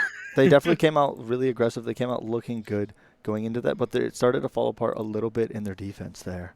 So, and again, map 2, they that second point on Nepal there, they had control up to 91%, and all they had to do was win one more fight, and they had 3 opportunities to do so, and they managed to drop all 3 fights. The shatter, the main tank difference right now, FMR landing most of his shatters so far. Your boyfriend letting a few too many through, and then going for a lot of times those hero shatters. Your boyfriend just trying to chuck out like, oh, this shatter would win the game, but a lot of times you only need to get 2 people with, right? If you're going for the all 6, a lot of times the other Rhine will be up front. They'll be able to catch that there. Yep. And it's so easy. It's so easy to want to go for those really big ults, especially when you're playing behind. Everyone wants to get that play that's going to fix everything. Yeah, And like that last fight, boyfriend saw the opportunity, was like, I can win the map off the back of the shatter, and then went to throw it. And I don't even think the Rhine shield got down to time. I think it was the Zarya bubble that hit the Rhine that actually saved the team there, at least from what I was taking a look at. We had the same conversation at the end of the league series. There was a really obvious play in game 2 where you could see him going for the, if I get this, we could turn this off the back of this play. But the problem with those plays a lot of times, if you don't turn it, Yeah. That where do you go from there? Yep. All right. Looks like we're heading into Kings Row. Hope we see lots of Rhine Zarya in Kings Row. I'm a big Kings Row fan. I mean, best map in the game. I mean, who can argue with that, right? So during league that my music fraternity, shout out to Carlo, over at Albion. We have a League of Legends Championship Series as well as an Overwatch League in-house amongst members of the group. Okay. And we had a season once where we never played any other hybrid map except Kings Row. Okay, I believe it. And that is everybody loves that it. is with 10 teams in the league and like an 8-week season. No one picked anything but Kings Row. Really? Yeah, we've seen it. We literally Just call it astounding. Scrims Row. It comes every single time that I've ever scrimmed, whether it be coaching or playing. We've scrimmed. Kings Row has been a map that we've played. Every team is very comfortable on it. Every team is familiar with it. The only time you would ever see it like banned or like not played against a team is if a team has a specific strategy on another map, knowing the other team's brawl is better. Exactly. Because it's such a good brawl map, and we're seeing that here with Ryan Zarya from both teams. Kings Row is the brawl map. Oh, Both of absolutely. these Boyfriend Reinhardt's shield gonna have a very lovely low. time staying. But FMR is getting ult a lot faster. Oh, but he dies! Yeah, It that was doesn't a matter if you have shatter if you're dead. Big Baptiste window from Soren. Wow, Trine dominant on this first attack. Oh. This looks like the Trine we saw 30 minutes ago. Yeah, they come out ready to go. Yeah, can't complain about having a 5 minutes going into escort section. Yeah, 5.5. point two of this map is going to be big though. If they, like, if you get stuck at the end of Street's Face, it's the toughest point in the map to actually cap because your spawn is so far away from the defender spawn. Cool. So it's always tough, you know, if you find a really quick pick here, you can get through streets in one push. But if that early kill doesn't come out and something like this happens where Yeah. a good nano blade from Mini All-Star gets 4 kills, then all of a sudden they're going to be stuck in their spawn and this whole streets phase is going to be very difficult. All-Star had a phenomenal nano blade. That was the nano blade that they've been looking for all match so far. Absolutely. All-Star's good. I tell you, those Plat Genjis, man, Yes. they're very, very good. Actually, I don't even know what rank All-Star is, but I'm willing to bet. I trust chat. Someone in chat said Plat, so Okay. I trust it. They're, I feel like if I'm in Diamond and see a Genji, I'm like, yeah, okay. But if I see a Plat Genji, I'm like, oh, man. I feel like, no. oh, great Deadeye from Valkyrie Oh! off the back of that grab. Such a good beat from Spaceborg, but it just didn't matter. Yeah. I think Spaceborg for me it's absolutely made the right Junkrat. play. If I see a Junkrat in like Plat, I'm like, okay, we win this game. But like Silver and under, Junkrats are crazy, and then like GM Junkrats are crazy. But everything in between is just like throwing, I feel like. Yeah. That's Oh, big sleep. honestly entirely fair. Love this corner placement from Soren. Really good placement for the window. Kind of forces Kettering to step back. They're looking for this grab dragon. Piggy Wiggle goes down. Oh, now. Pig Wiggle was looking for it. Had the ultimate in hand. Just got popped a little quick there. Oh, very lucky shot there from Roan, bro. Yeah, Rum Bro. I'm not emotionally ready to say that was intentional, but it sure was fun to watch. He has absolutely been landing these headies. Look at that again. Oh, that one was intentional. That was beautiful. Yes, Rum Bro's Big shatter. fantastic on these projectile heroes. Gonna clear this. Oh, nice try there. Piggle Wiggle. I got report from Piggle Wiggle that Mini All-Star is a diamond Genji player. Ooh. Thank you. All right. Spicy boy. Diamond is top 10% in Overwatch, so nothing to scoff. It is. That's why from pretty much the day I picked up the game, I was like, all right, if I get diamond, I'm fine. I Okay. feel no urge to grind beyond that, but that GM has been my something goal, about and that I've real been shiny at border is real nice. 3960 is my peak, and my goal's been GM, so I've been just Nice. taunted my entire career. Getting there. Yeah, well, to be fair, I told myself the same thing about StarCraft, and then once I hit Diamond, I was like, no, it can't Graf's out, hurt. but the dragons So- aren't there to follow up. Oh, I guess it doesn't Dragons matter. aren't. No, doesn't need them. There they are. A little But late, the- but honestly, with the purple, Yeah. they're gonna Oh, clean Rome up Bro and able to clean this fight up. Oh my gosh, the this grab is came out. honestly so good for Kettering. Like, Yeah, an it was in even Trine's fight favor. at second point is not an even fight. Yeah, Kettering had the advantage, and then Cannon Head's Death Blossom put the advantage the other way for Trine, but then Rome Bro's Dragons, and then a couple of nice headshots. Trine wins the fight.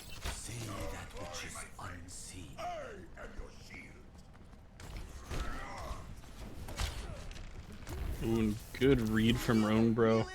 Saw the movement up there, knows they're coming from high ground, is going to be able to answer it, and does exactly that. Gets 2 kills immediately. Nano Blade comes down to find another, and another, and a third one. Oh, 5K. just Does he get the after the 6K blade ran out. Space Fork? Yoinks the ace. Force, no, Spaceborg, how could you? Yeah, toxic. I already reported. Falcon looking to Spaceborg, how use could you ever? Deadeye here.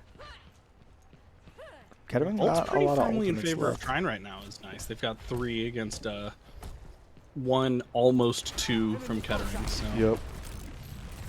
definitely a small advantage for Trine in terms of ults, but they've just got to time those right. They've got to find a way to get rid of this beat before they drop other ults. They can't get caught by that shatter, so they've got the things they need, but they just got to be safe about it, and that's not going to do it. Falcon finding no damage on that FMR Deadeye shatter. immediately opens it up. Again, the NTD there. Unfortunate. Yeah, and FMR Kettering just sneaking just those shatters in. Kettering playing this second point exactly how you said. Exactly what you want to see if you're on defense here. Absolutely. Yeah, this is the worst case scenario for Trine, right? Look how far away they are. Like, even in a fight here, if you're trading 1-for-1, Kettering's going to win that eventually because of how long it takes to just walk back to the point. Let's see if Boyfriend can get a big shatter off here. Shatter does go underneath card in King's Row.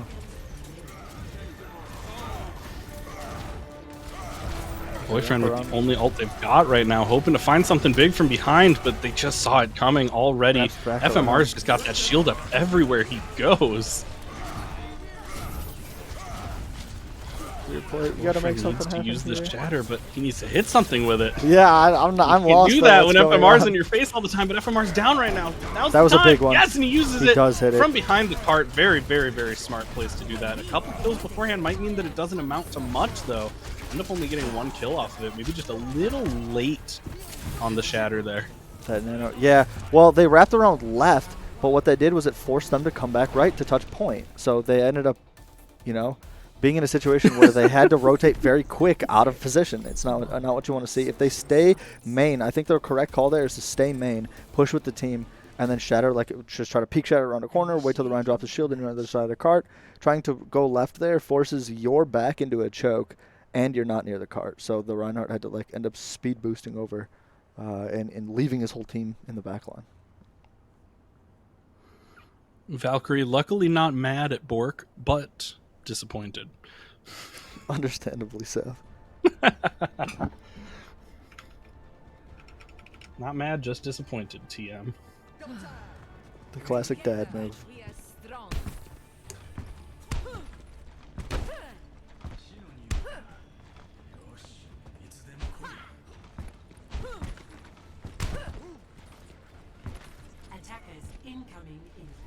Interested to see, are they going to actually stick on this Widowmaker? I'm willing to bet it's just to get a nice peek. Try to get a quick headshot out of top window for Kettering here. The sight of one of my finest kills. Indeed. That day, I felt alive. It's the Widow on this map, point 1, has been such an interesting cross section of the meta, where Yes. like it comes when she's good. It's like if you don't pick it, what are you doing? Yeah. But then if she's like a little underpowered, it's like they're just gonna shoot me. They're gonna know I'm there. They're gonna shoot me. So whatever. Yeah. One of the King's my Row tells you favorite- how strong Widow is on the patch. Oh, 100%. My favorite Overwatch play ever was Sure 4 on the Widowmaker on the Great Bamboozle right before the Goats meta. An American classic, truly. Of course, I was watching it live. I am a Glads fan since before season 1, so it was especially fun for me. I think my all-time favorite play is also King's Row, but anytime you can get the Symmetra TP to the top of that Yes, we tower have. with the Bastion is just the greatest feeling. Oh, absolutely. It's so awful. It's so fun. In the double shield meta, that was like during the Bastion double shield Baptiste meta. That was actually the play. And It's so fun. Bastion meta is fun for like a day, and then you hate every second of it. FMR gets the nano boost. Yes, absolutely. Big man on him, and there's the shatter. Oh, but he gets blocked. Tries to use it immediately. Should have waited just a second on that. Great window here. Great repositioning.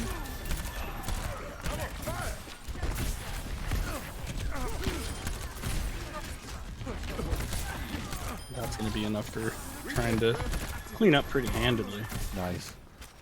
No ticks given. 2.5 minutes ticks remaining on the clock. And Kings Row, something about Kings Row point one. There's not a lot of technical reason that it's hard to push this point after you miss it once. Yeah, it's just almost But always something about it. Yeah, like once you don't get that first push out on Kings Row, it gets very like, oh god, now we have to do this again. Like, Bro, especially when Trine has this many ults. I mean, Trine is just like drowning in ults. Yeah, they use one managed to get a pick with it. Use the beat here. That's gonna leave Grab Dragons open for Kettering. I don't think the beat was really That's actually gonna necessary. be huge. I don't think beat was necessary. They're a little early from Poison Dad.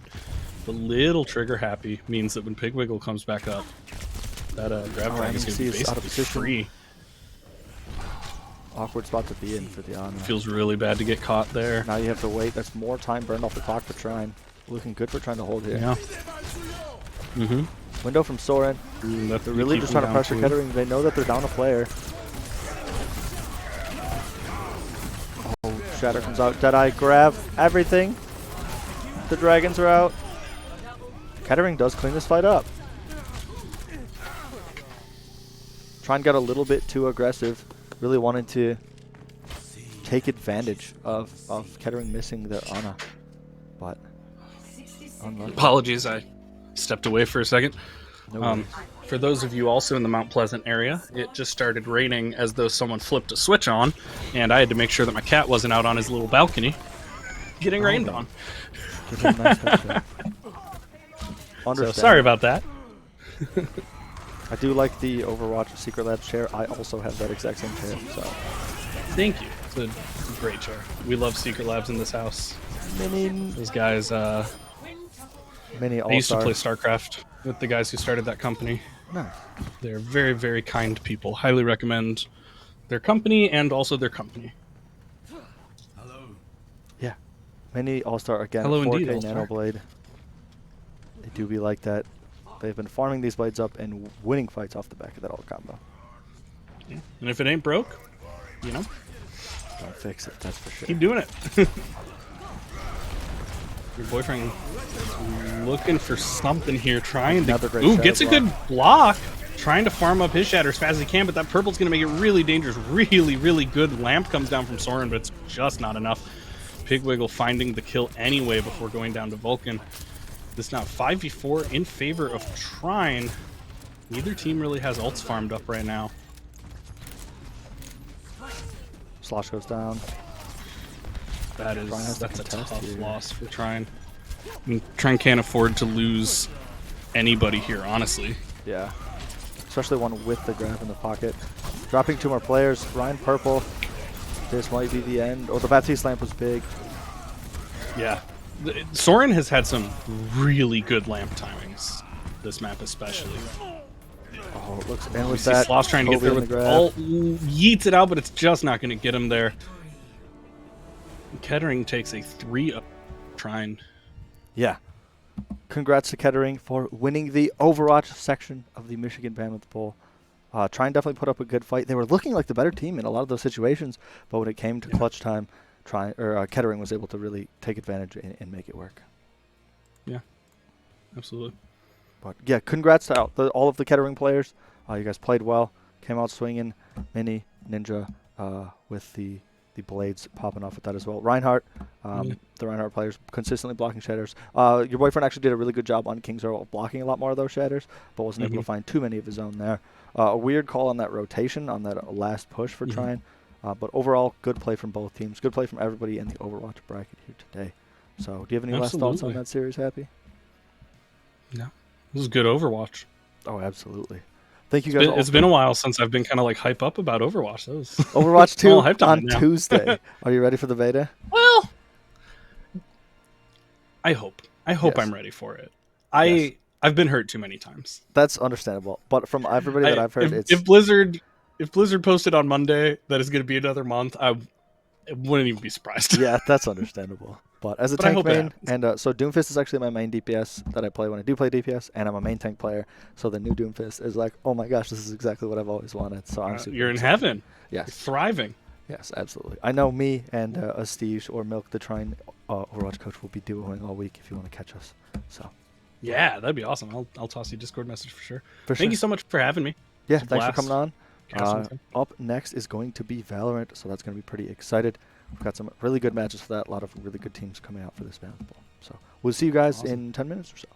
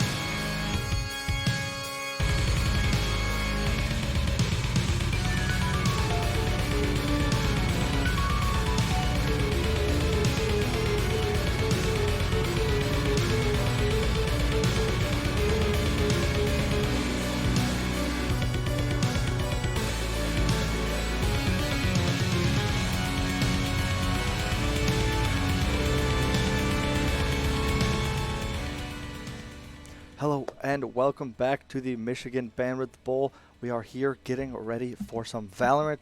I'm Coach Ricochet, Coach Eaton. You guys know me. You've seen me here all day. Here with my co-star, Elo. Elo, do you want to talk about yourself for a little bit? Yeah, sure. As some of you might know, I'm the captain of the Ferris Valorant team. We played in the lower final versus Grand Valley yesterday. Lost 1-2, but it was a close match, and it's going to be fun seeing Davenport play Grand Valley here. Yes, absolutely. Absolutely. We're excited to see this match. I know both teams are chomping at the bit to get going. It looks like most of the people are queued up in the lobby. What are you kind of expecting to see out of this match so far after, going through the rest of the tournament yesterday? Well, I do know Grand Valley had some subs yesterday, I believe. So if the rosters say the same, I honestly think Davenport will take this 2-0. Understandable. Understandable. Yes, that Davenport team came out swinging, came out looking pretty good. So, but GV team's nothing to scoff at either. GV team did well. Let's take a look at the current Val bracket.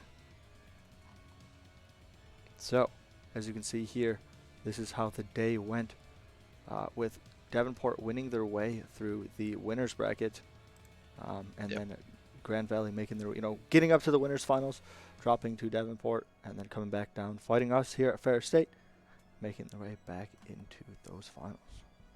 Yep, that upper final, Grand Valley versus Davenport. I believe it was on Ascent, and pretty sure Davenport won that 13-6. So pretty convincing.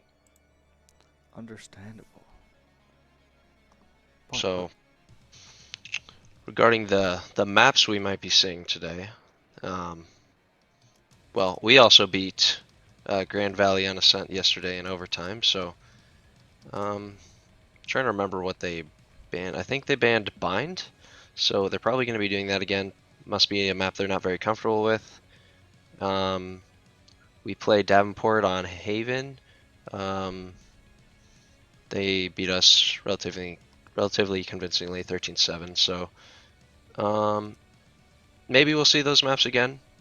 But either way, I honestly do still think it's just going to be a Davenport 2-0. Okay, understandable. But let's see if GV makes you shake in makes you cast your curse, makes you quake in your boots. Yeah. Swinging. It looks like Icebox and Band were bind. First pick Ascent from DU. Okay. And GV wants attack side start, and then they pick Haven. What do you think about those picks and bans? Yep. So a little what I was talking about, we've already seen Davenport beat Grand Valley on Ascent, and I've played Davenport on Haven, and they were pretty good. People to look out for on that Davenport team is Reptar and Lucas. I think they are really good players, and I think they're going to stand out in this match. Okay. Definitely going to make sure to keep an eye on them as we go through the match today. Looks like they are still picking banning the rest of it. They banned Breeze after that from DU, so I think should be good on picks and bans until we get into the map. Looks like both teams are filing in as we speak. But what kind of comps are you looking to see come out from both these teams here today? Well, let's see. What was the first map? Ascent or Haven? It's Ascent.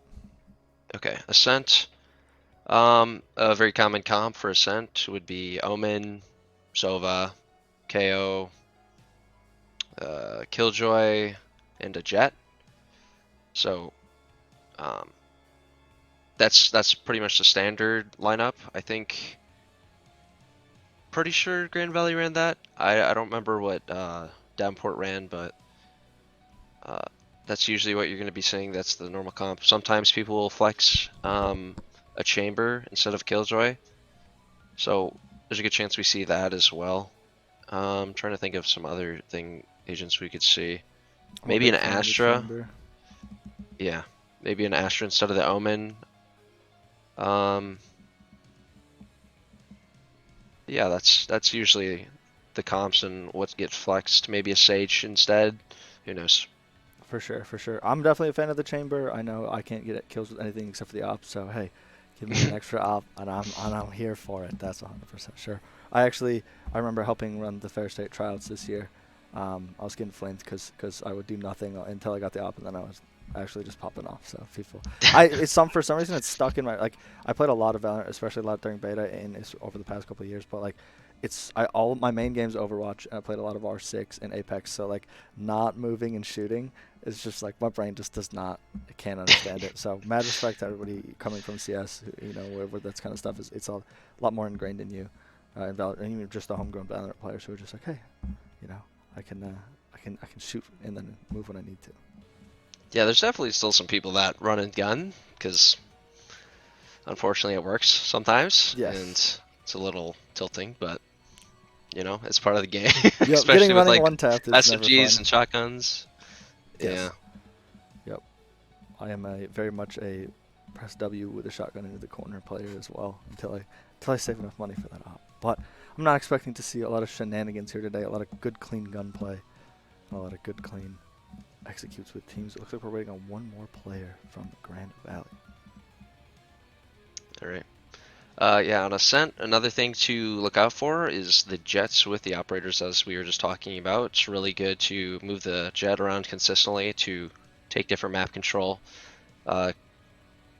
usually on defense. So you'll usually see a jet op, bottom mid and look top mid, or maybe get aggressive tiles. I mean, the jet can go anywhere, to be honest. Hold down A main, hold down B main.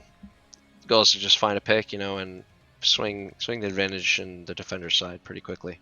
Definitely. How do you feel about the upcoming jet changes with her dash? I think it's needed. If you think about like situations when she's going to be using it, it pretty much just makes it so like if she's caught off guard, she dies when she normally just has a get out of jail free card, Mm-hmm.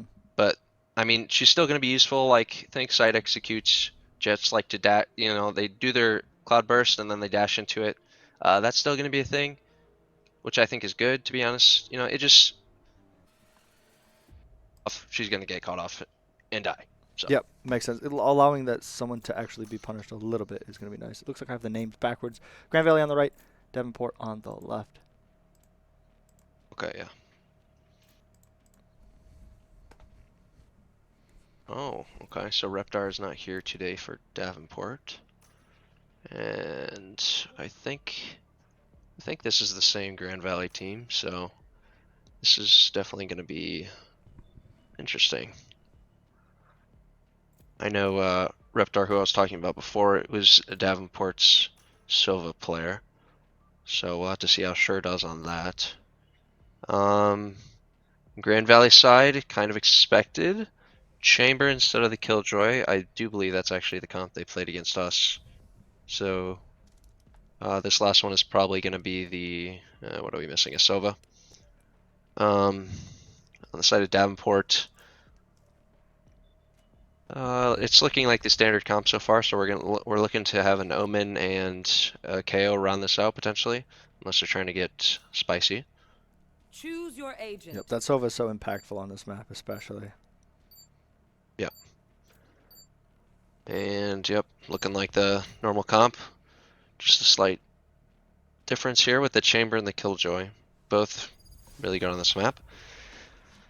So we have Davenport defending first. So usually a setup for them is going to look like Killjoy and Sova towards B with KO and Omen towards A with Jet kind of floating around.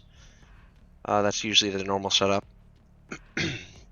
And they, to hold mid, usually have in Davenport's side, they have the KJ, so they're going to be looking to alarm bot mid usually. That's a normal setup, just so they can focus on other sides of the map. Jet can work around with their team, get control of the map, all that.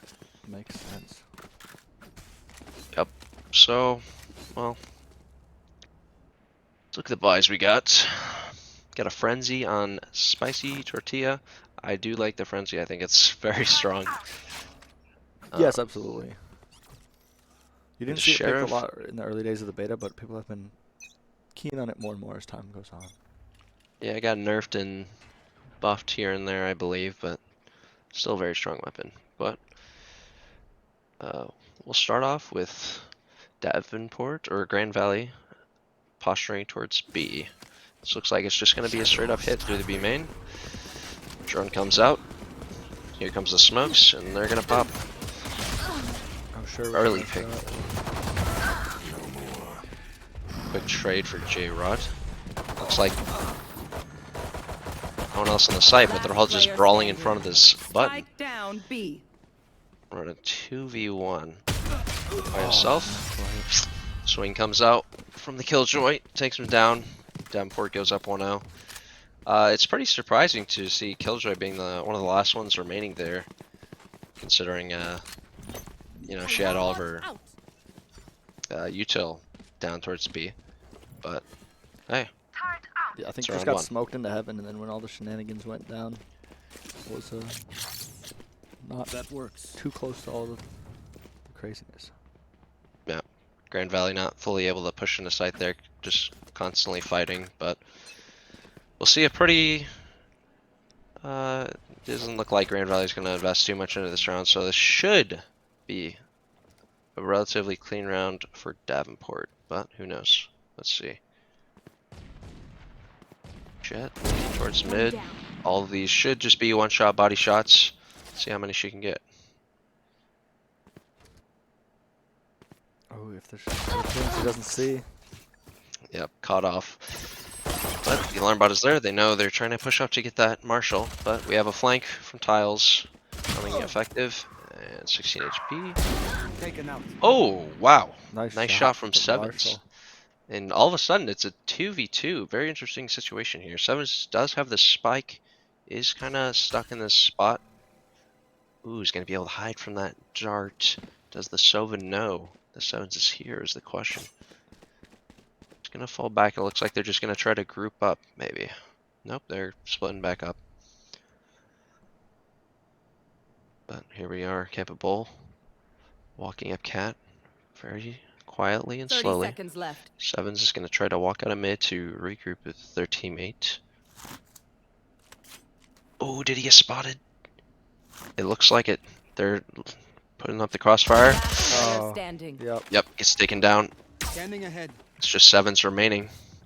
Found Should them. be a free plant. 10 seconds left. Spike planted. It is. Oh, and this man, And- they got detected by the dart and this fan through the wall. Yep, gets taken down. Honestly, a pretty decent round from Grand Valley. Gets 3. That's a lot of damage for only buying like a frenzy into this round. So Yeah. they'll take that. 100%. Getting the spike down too, getting an extra 300. Yep. So here we are, Davenport on their bonus round. Let's see how much they want to invest back into this. 'Cause that's a big part of why those kills matter so much on the Grand Valley side. Because Davenport's gonna have to buy back some of those specters potentially, or if they just want to not invest too much here. Yep. See some of them down to very low money. The Jet and the Omen. Oh, maybe not for Jet. Yep, commits to it. So this is a big round for both squads here. Some basic A main control here from Davenport. Get the Omen in line. Can just TP out if need be.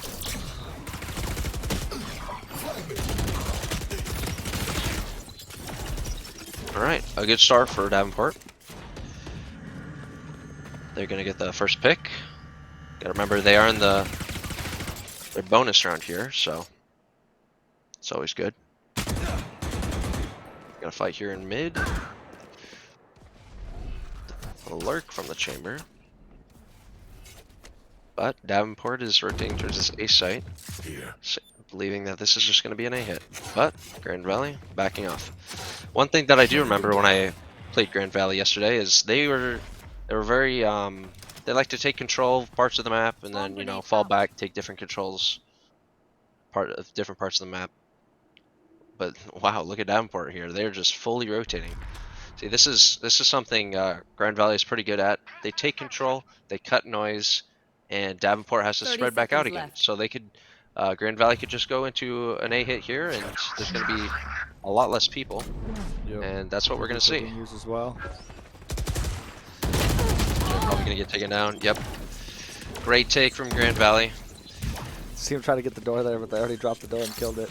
Yep. Oh, the timing! Seconds left. Oh, Okay. it gets taken Bluff down. does pick it up. That's a good spot. That was a little hectic. Yes. 3 bullets, so See this... the panic in both players. Trap destroyed. Yep. Well, Davenport's, both players are gonna come from short here. Let's see what they can do. Last player standing. A fine. It's 1, it's 2, okay, sure. Deploying drone. Has the drone is maybe gonna find this player on the site, but that's gonna deny that. And the swing comes through, and Spicy Tortilla will get the last kill. And there's the first round for Grand Valley. A much needed win there. Davenport's money is it's alright on, like, I believe like 3 other players because 2 fully invested, so this is gonna be a swing round right here. Pretty much a lot of people went down for both sides, so both having to invest back into this round quite a bit, so I believe whoever wins this round is going to be able to win another one after, because the other team should have to go on a save, I believe. But pretty basic setup coming from Davenport early on. Grand Valley looks like they want to take early B main control, or just mid, maybe looking to just break the alarm bot and then work around somewhere else. Davenport, they did that one-way smoke in A main. You're probably going to see that a lot out of them. It's very just conditioning smoke to prevent Grand Valley from taking control of that. But there we go. We see Grand Valley take the alarm bot down, so they're going to regroup somewhere else and try and take different map control. Great start from them so far. For sure. Good smoke here. Loft unable to get any intel or even really peek without putting himself in danger.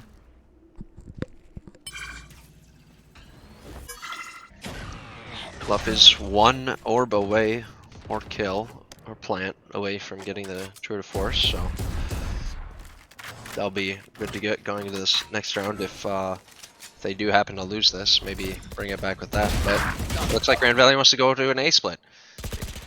30 seconds left. Omen gets 2, gets traded, and there's another one. Grand Valley up 3-2. We still are going to have this lurk from the chamber.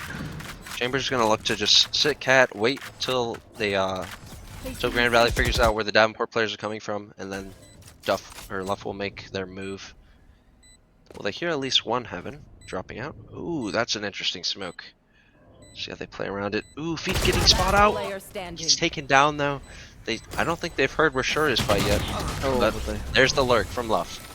Closing out the round. Great round from Grand Valley there. Yeah. Luff here with that tour de force as well. Does have the Vandal. Not looking like he's going to need to use it. But yeah, as I was saying earlier here, look at the money for Davenport. It's not great. They're going to have to... Looking like they're opting for a Shiko. Sheriff Eco. So yes. Still, they can do damage with these guns. You know, they're very powerful. They can get, you know, mid to close range. They can one-shot headshot, so... Not exactly an easy round for Grand Valley, but yeah, looks like they just want to go straight into a B hit. Not taking too much time. Good change of pace from them. Oh, there we go. See the sheriff's coming. Clutch gets 2. See what Sure can do in the back of the site here. Gets 1. 2-player crunch again. Oh, gets taken down by 7s. It is a 2v3 in the favor of Davenport, though. They're going to be able to pick up some of these guns. So this is a very difficult round now for Grand Valley. They're both stuck in the site. But the Soviet ult is going to come out from Grand Valley to maybe try to pick someone off. But not going to happen. They're going to get isolated, get taken down. Very impressive round from Davenport. 3 staying alive. It was a Shiko, as we said, you know? Yeah, yeah. They go from... buying, what is it, 4 sheriffs, not even the 5th, and they end up winning the round and getting guns. So that's a huge eco lead for Davenport. That's definitely going to be a big swing round for them. They're going to have a good amount of money coming in this round. Yep, going to be able to buy everyone up. Look at their money. Like the Jet on Davenport side has 6,000. you know, they didn't invest much. They won it with sheriffs, and now look at their money. They're good for a round or two. Not NO7 chooses to go for the op as well. Yep, that's going to be very big to see where they want to work around the map. See if they have a read. So She does one of have the knives reasons, if she gets pushed as well. You want yes, to that is play? true. Let's play. One reason why this Jet probably wants to work around mid early is because Grand Valley has been wanting to push up mid and break this alarm bot. So that is why she would be posted here. But Davenport gets an early pick towards Grand Valley's Jet. So a little entry power goes down. Oh, the B main push from Davenport gets spotted by Luff. Do they know the other one is over here by the little shack? Looks like Grand Valley wants to group up and maybe clear them out, but we see the Sova is just going to go on a little adventure here into the attacker's spawn. If he look at the timing on this peak, he doesn't know. Oh Oh my no, gosh! that could be devastating. Yep, it's just probably just going to look to wait till they figure out more information. Oh, coming back though. White spot. Oh, hit the shot. Oh, He does get it. He does get it. oh my gosh. 3v3 now. Grand Valley is heavily postured towards 30 seconds B. left. They have the Omen teleport in the back with the spike. So they will be able to get the bomb plant, but the Jet responds on the side of Davenport.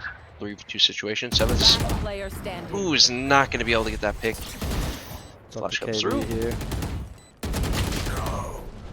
Does not get it. That's going to be 42 for Davenport. And this is just, you know, 3 alive. They're just going to be able to start building their economy quite well here. Grand Valley did get the spike plant, so going to be interesting to see what they do with their money. KO with 2,600. Yeah. Yeah, most likely just going to go for Aspine. Well. Very interesting decision of just buying full armor on the Grand Valley side and sticking with the classics. I'm not sure how I feel about that. Personally, I'd rather just buy like a sheriff, you know, $800 versus 1,000, but you know, maybe they have a plan. Maybe they're looking for their the sheriffs and the marshal to find some picks and maybe just the guns go on them. But we'll see. Looking like Grand Valley wants to take mid control here.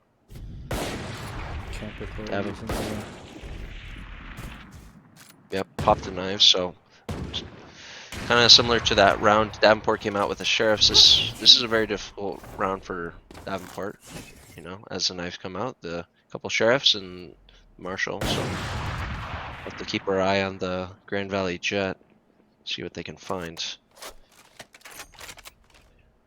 Grand Valley still just hanging around mid. They have a couple rotating back towards A main now that that smoke is gone. They are going to have to clear out wine though, because there's that possibility of Omen lurking in there. Looks like they're going to do just that. Well, Omen with 3 on cats. Grand Valley tried to split, didn't work out well. Ooh. Loof now in a 1v3, able to get the tag on the Jet with the op. He's taking down them. Yep. 5-2 for Davenport. Pretty convincing so far. That third, yeah, I think it was the 3rd or 4th round. Just that Chico really working in the favor of Davenport. They're just building their economy. Yeah, that was a big turning point for them as well. Yeah, what is that? 4 ults? Yeah, this is not going to be easy for Grand Valley. They should be on a buy here. Yep.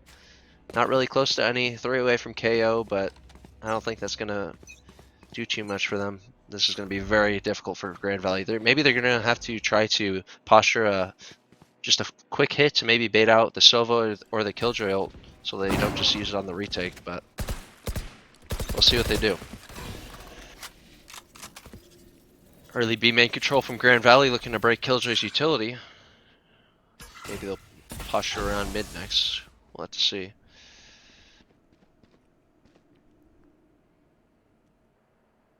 So far, it looks like they're just chilling in B main with the Lurkinite main. See, here we are with the Killjoy ult.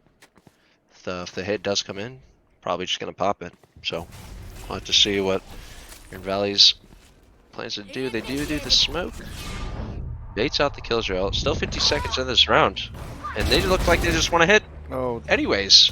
Okay. I didn't know where the Killjoy ult is. Gets detained. Oh. Jet is more than likely going to get taken down. Yep. yep. 2v3. Not looking good for Grand Valley here. 30 seconds left. But the alert comes in. Gets one. Regresses. Oh! Barely teleports out. Oh, Lives. It is a 2v2 now, so very winnable for Grand Valley. Davenport does have the Sova ult still. I'm not sure how if they want to utilize it here. If anything, maybe it would have been best to try and delay the plant with it, but who knows? Maybe they'll clear Hell with it, or Gen. We'll see. But both Davenport players are rotating in from heaven. That door is shut, so they. Ooh, Grand Valley also has the trip on the flank, so they know they just have to focus on heaven here together. Let's see how they play together here. Looks like they're gonna play the crossfire underneath. Davenport jumping in, One enemy and remaining. this round is already over. Spikes take way too much, Yep. and What that's a round everybody for does. Grand Valley. Yeah. Yeah, very surprising to be Does honest. play that very well. Davenport was just too slow on the re-entry there. Yes, very slow to be honest. They finally jumped out of heaven when it was they should have already been starting to defuse. You know, they took way too long on that retake and pretty much just gifted Grand Valley the round there. I don't know. I guess maybe some miscommunication or something, but yeah, surprisingly, Grand Valley takes that round off of you know, a few entry picks towards B and left on the chamber to equal it out to 2v2, but here we are. Still going to be a buy for Davenport though. Davenport looking for the main control, but Grand Valley wants to do the same. They're going to pop the KO ult, and they take down the wide player, so there's the smokes gone for Davenport. Grand Valley's going to walk out on the site. They aren't going to find anyone else though. Let's see if the Sova ult comes in for this plant. Looks like it is. But it is not planted. Oh, still finds one. Finds two. Okay. Wow, what a quick swing for Davenport here. Oops. But Campbell brings it back to 3v3. Gets traded for sure. 3 kills on the round. Playing a very nice spot here. Oh, okay, sure. Just mows both of them down and gets the ace. Wow. That was just single-handedly won by the Davenport Sova player. Incredible. A. And that defuse is going to get the KO. The ult on the side of Davenport, so potentially stop a push from Grand Valley, or just say no to Grand Valley's chambers op. That was just such an incredible ace from sure there. Like getting 2 with the ultimate, you know they're not ready for it, and then next thing you know, comes in and he gets both of them on the refrag there as well. Re-entry, I should say. Yeah. Well, looking like it's going to be a save on the side for Grand Valley, but they're bringing that chamber ult into this. So, well, they're just going to have to work around the map and try and find picks, and we might see one here. Killjoy just walking down mid, potentially get caught off by herself. Not looking like it quite yet. The Jet Oh, he missed. misses. One enemy remaining. Wow. Tortilla with the Marshall headshot. Yep. Last remaining player. It's another one, but gets taken down. Alright, well, there goes the chamber ult. Didn't find anyone. Davenport still has 3 alive. 7-3 now. This is a very strong defense from them so far. One thing to look out for in this round is if Grand Valley looks to Sova ult, KO could just pop their ult and say no. So, Yep. Grand Valley probably not going to be able to play post plane with that. Maybe just instead look for a pick with it. So we'll see how that plays out. But Davenport, as they do almost every round, goes for the A main control with the KO knife and the Omen smoke one way. Gonna force Grand Valley back early, but here they go. Gonna drone it out.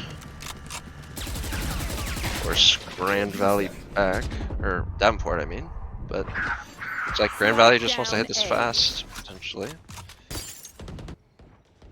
Just getting picked off. It's not going great for them, but all of a sudden, we're in a 3v3 situation. KO and Sova are still both alive on either side, so we can still look for that interaction. But Ooh, the jackpot just missing. Yep. Still have around a minute left in this round. We have the Sova on the side of Davenport pushed into the B main, so has that information. They can just walk up mid because the Killjoy alarm bot is down. So maybe they just look for a B split here. Luff is in a very good spot. Maybe be able to catch the jet out. See how this goes. Just gonna slowly work her way up. Is she gonna clear this angle? 30 seconds. Not looking like it. Lift finds the kill, and that should just be the B split. Here it comes, but Sure's in this advanced spot. Gets one. Player standing. Gets traded. So 2v1 now on the side of Grand Valley. There's both KOs all up now. So probably not going to see them here. It's instantly tagged. Spike planted.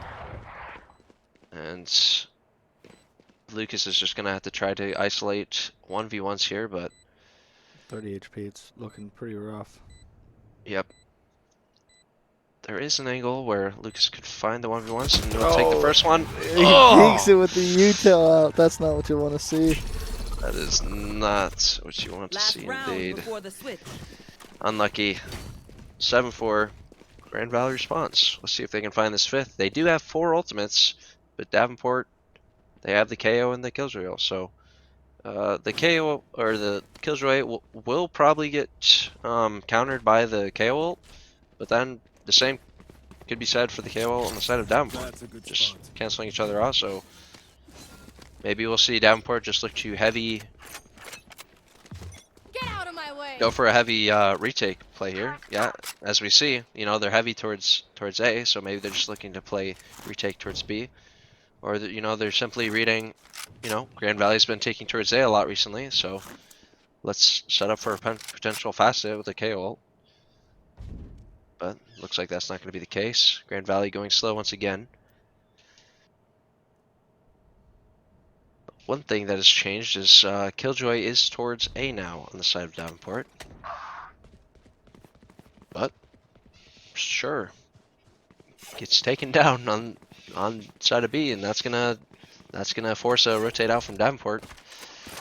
But Yeah, looks like see where the hit's coming from. A. Yep. Grand Valley looking to probably just gonna KO ult and then walk on out. Killjoy util should go down. Looking like it. It's going to be a free site. 5v4 on the side of Grand Valley. So now that we've come here, we're going to have to look for the Killjoy and KO ult combo. Because Sova's going to try to break it, and then KO will probably pop their ult to say no to the Sova. So we'll look for that interaction right about now. Initiated. See if they play this correctly. Sova ult should come out, and KO ult should come out after that. Does it too late? Breaks the knockdown. It's very surprising, to be honest. A little misplay from Lucas there, but the kills go on the side of Davenport. Lucas pushes forward, takes on the chamber, and wow, there you have it. Grand Valley. A slight misplay on the side of Davenport leads to a Grand Valley round. Switching sides. Yeah, they timed, like you called it earlier. You said that you called out what was going to happen and what needed to happen, and the Killjoy just ulted a little, or the KO, sorry, just ulted a little bit too late and let the Sova ult kill the lockdown and the Killjoy herself. Yeah, just a few mistakes there led to Davenport losing that round, and well, this half looks a lot closer now. Could have been an 8-4. It's a 7-5. Yeah, that's a pretty big difference going into your own defensive round here. How do you feel this map is as far as offensive or defensive favored? I'd say it's normally pretty defensive favor. I'd say like a 7-5, as we see here, or maybe an 8-4 is quite normal. Okay. So I'd say this is quite good for Grand Valley. Now they're on this defense side. If they can win this pistol, they should this should be tied right back up, and I'd say they have the advantage. So we'll see after what they do here. Davenport posturing outside of A main. There's the one-way smokes though. Ooh, misses that one. Let's see how Davenport plays with that. Gonna pop flash right through it. Gets control of A main. It looks like, are they gonna speed up off of this? Nope. Takes control and pauses. Maybe just looking to bait out some of the defensive util. Oh, Spike down. finds one through the smoke. Maybe saw a little head over it. And it's a great start from Grand Valley. The C2 as well, seeing they're still hanging out towards A, so you know, Grand Valley can still posture a majority of their team towards A, but Davenport's going to cut noise and start working around different sides of the map. So, let's see what they decide to do. Still do have a trip in mid for Grand Valley, so they'll know if someone goes there. So, I would say their setup's quite good. And here we're going to see a cat hit. Killjoy just goes up by herself, wins the fight against the KO. Yep. And Davenport's going to have the site. But, see, Campbell Bull fighting from heaven. Very aggressive, gets one. Gets two. Gets two. The Gen Swing's going to come through, but not enough bullets. Finally gets taken down. Omen on the site. Oh, he get down all by himself. Finally gets taken down. It's now 1v1. Seven's going to easily get a half here. Here's the heaven. Ooh, Oh, the jet dashed all the way behind! Over him. Oh my gosh. What a play from the Davenport Jet. Not number Just over 7. the sofa. Crazy there. Yeah, that's the play. The sofa, you can see frantically looking like, is it on top? Where is it? Behind you. Nothing personal, kid. Not able to turn fast enough. And, well, Davenport gets the round 8-5. We're looking potentially 9-5, and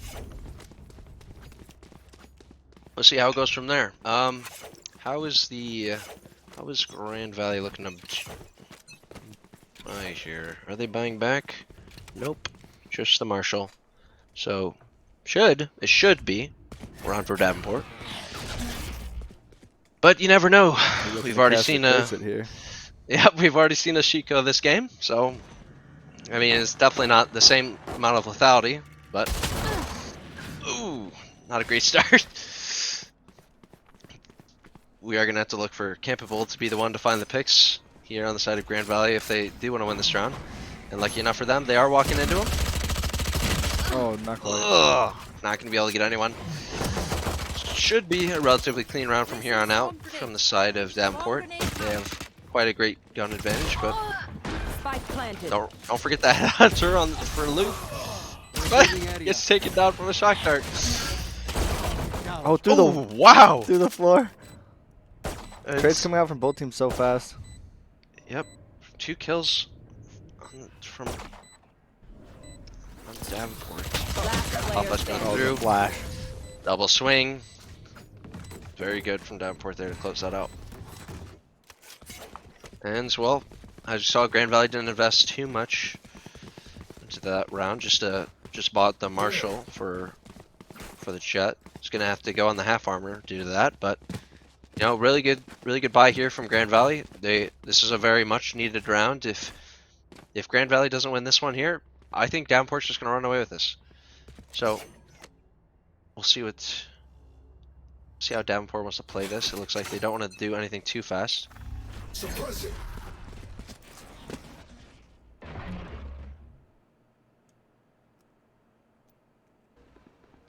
Campbell Bull holding mid.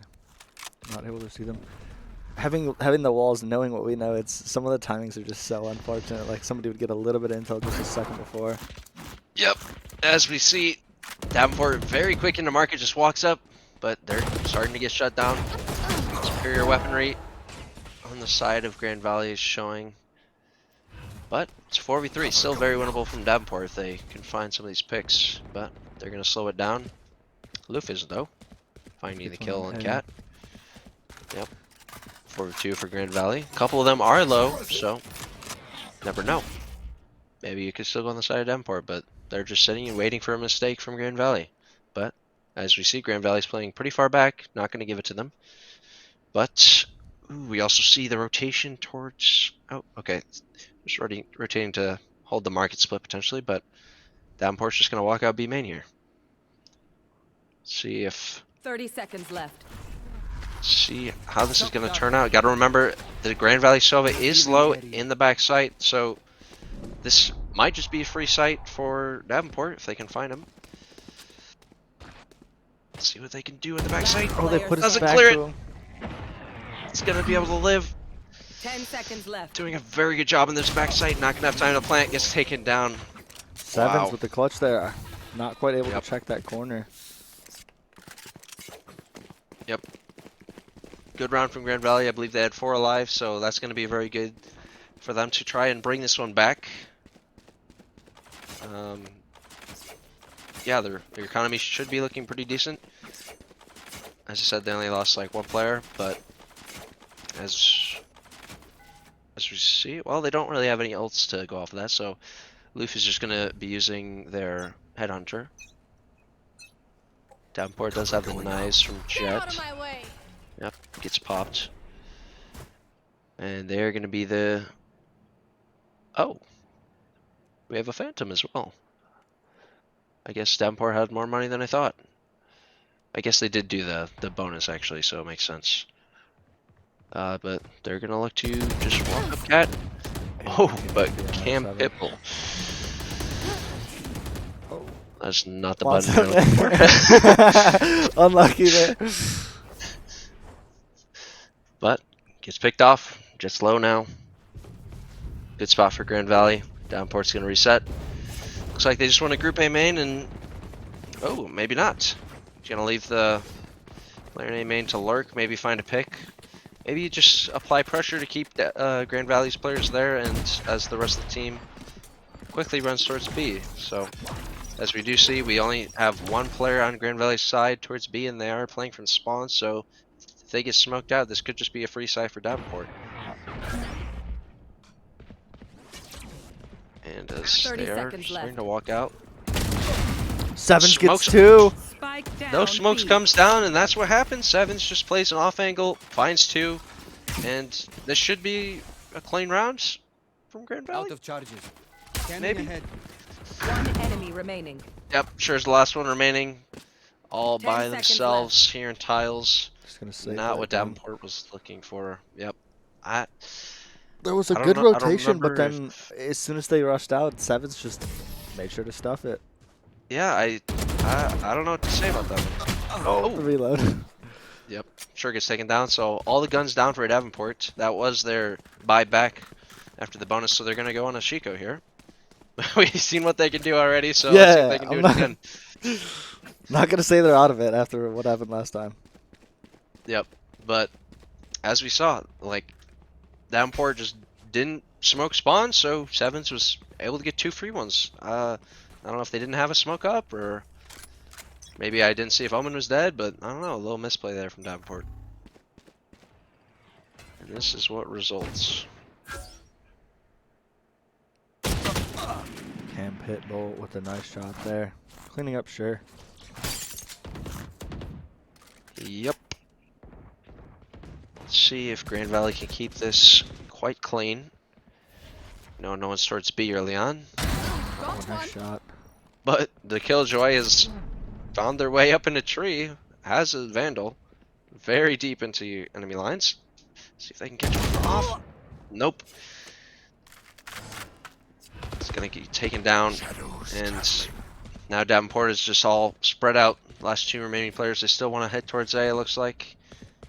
But as we see, Grand Valley's 3 players rotated here. But they're gonna rotate one back over to spot towards mid. So it could be a 2v2 here, but nope. Just gets taken down. So, not a Chico this time around. Grand Valley finds it relatively cleanly. Keeps 4 alive. And now they have the Sova ult. Potentially counter the Davenport Killjoy ult on a side execute. The KO ult is not there yet. It is 6 out of 7 though, so maybe we look for Davenport to get an orb here for the KO, and then just hit one of the sites with the KO Killjoy combo. It looks like they're planning for that right now. Been a good match so far. Yep. Early B main control. If this. Yep. There's. Alright. Early. The Omen, he does TP out. Yep. KO comes out as well. They do not pop the Killjoy ult, but doesn't matter. They have a free sight. They do not have button control though, so they're quite split. Oh. Catches the timing. Spicy tortilla. Yep. Davenport not finding control button, still lies in the hands of Grand Valley, but they still have 1B main. It's going to be a big part of this round. As we see, no one's looking towards this. Spike down. But here we go. Grand Valley pushing into the site, going in, but here comes the lurk from B main. It is a 2v2, 1v2, just sure on the flanks. The spike's not even down. Oh no. What the heck? But both Grand Valley players are in the backside. Where's the spike down? It is down on site, so it's going to be very difficult for sure. 30 seconds left. Maybe throwing in some shock there to get some damage to help him out. But getting the 1v1s. Oh. This is a tough situation to be in, yeah. Yep. There comes the double peek. Really hard to isolate those 1v1s from that position. Yep. Pretty well played from Grand Valley, and here we are, 9-9. And, you know, Grand Valley wins that round, so as we see with their money, they're able to buy for like 2 or 3 rounds more if they even lose this one. Yeah. And Davenport, their money's not looking great. They're on a half buy here. You know, we know they're, you know, pretty difficult or strong on these rounds. They can be, you know, find those picks, but I don't know. It's going to be pretty difficult for Davenport to find this. And well, here we see Davenport heavy towards A with a lurk from the Sova again. Interesting decision. See how that goes. Working with a Marshall. Very interesting. Yeah. Just wants to catch one heady. Yeah. Davenport does have a main control. Maybe they'll just pop out. There is only 2 players on the side of Grand Valley here. Only one committed to the site while the other's towards tree. But we do see the Omen rotate back around to potentially help this site hold. Jet's also here to help. Well, Here. Davenport does have the Killjoy ult, so let's see if they want to invest that here. I would assume not, because, you know, it's a half buy, but who knows? Probably not now, especially off that early pick. There's the lurk, so they were probably just waiting for them to find that, but here comes the sight hit. It is very clean on the side of Grand Valley. They just destroyed Davenport. The half buy not working out at all. Sova lurk not working out, getting found in mid. And it's looking even greater for Grand Valley. None died. Let's just look at their economy. It's huge. They have so much money. Yeah. Look at this. They are flush with cash. They have like 4 players on almost max money. They're gonna be good for probably the rest of this game, to be honest. I'll find them. So this is gonna be very difficult for Davenport to find this. Let's see what they do. They still do have the Killjoy ult, so Sova ult is not up on the side of Grand Valley, so maybe they take a side with that. See if they do that here. You should Killjoy is on the box, and that is going to be the case, but there's the KO Molly. Let's see if it gets it. Looks like they missed it. Wasn't the right angle, so this should be a free sight for Davenport. Ooh, Spicy Tortilla does get out. Barely. One player does get the is... tank? Oh, that's the player for market, I guess. But looks like Grand Valley might want to go for a fast retake here. All of Davenport is towards the site, so Grand Valley has all the control they want. They need to speed this up. Yep, here they go. Flashes come through. They're gonna push through lane. The same is not happening from stairs, but here comes 3 downstairs. Trades come through. 3v2 for Grand Valley. Last one remaining. Ooh, it's gonna be found. Not gonna happen there. Another round for Grand Valley. Their money stays great. This doesn't mean too much, you know. 11-9. That was a buy from Davenport. I think they're not going to have a lot of good money, so it's going to be very difficult for them to claw their way back into this match. Yeah, that's Heck of a round. Very explosive. A lot of setup, and then bam, everything happened at once. Yeah, Davenport not leaving anyone to like, you know, lurk or flank. It, you know, it bit them in the butt. They're all just sitting in sight, and they got, you know, just retake down. KOL came in to prevent them from, you know, holding back the retake, and it showed. And well, here we are, 11-9 up for Grand Valley. Their money is great. Almost finding a quick pick there, but Shova's going to be able to find their way out. Breaking the door. Ooh, quick push up tree. Amali's going to force the KO ult. Gets taken down. Oh, the movement just before the flick. Yep.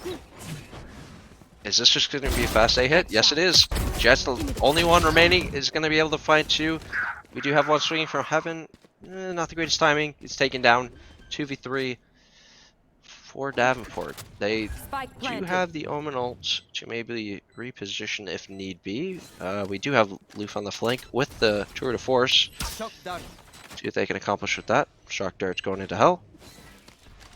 Loof clearing out, I mean. Calling no one's here. They're all towards site, or it could be tree because the door is broken. And players gonna have to be aware of that. But here we go. It's gonna go off the back of Loof. Finds one. Finds two. Finds two. Now it turns into a 2v1. Hell. The other way. And he gets the third. Oh. Loof. Wow. Wow. That's crazy. Coming out here again. Davenport was up 3-2. Loof managed to find all three alone to clean up the round for Grand Valley. Grand Valley one round remaining until they take the map. Yeah. Great shots. That's all I have to say. Yeah, absolutely. That retake all in the back of Loof, just finding all those kills with the tour de force, being able to just bring them to match point. And as we said before, their Grand Valley is good for the rest of the game to buy. And Davenport, well, what's their buy? Full buy from everybody, but half armor from 3 of them. Lots of half armor. Get out of my way. Much rather have the full gun and the half armor. Yep. Weren't able to get too much util, so they're just gonna hit the site fast on A. But here comes a solo Cam Pitbull finding two very fast. Oh, J-Rod to support the jet. And there's only two left. No. On the side of Davenport, this looks like it's gonna be the game. Cam Pitbull on the jet, just pushing forward to try to close it out. Gets taken down. Maybe a little bit of an overheat there, trying to end the map. But still a minute remains. Dumps the unlucky. Yep, no more knives on the side of Davenport. They do have, you know, guns. Oh, the smoke goes away. He's gonna be able to get back to safety for now. Does have the dash. Does have the dash. True. Decides to use it. All right. And well, here we are, sure, lurking up. Oh, we managed to pick it up as well. The timing there is crazy. 2v3. 30 seconds left. Do they just want to hit the A site here? Waiting for the dart to scan anybody. Won't. They're just going to walk out on A. What player is in hell? Oh, you heard it. Oh! Decides to ego jump 2v1 on the site. Oh, it gets cleared! It's a 2v2 all of a sudden! No way. Loof trying to look for the Loof pick. dies It's as well. taken down as well! Oh my gosh! It's a 2v1. The other way now. Yep, it started off as a 2v5 and that slight aggression from Jet. It looks like it's gonna Davenport clutches. What? Oh my gosh. How did Davenport win that? I don't know. That was great play, great calls. I wish I could be in comms. I want to know what they were talking about on their way through that map. But Davenport's back in it. Look at this. They can buy. They've got an op now as well.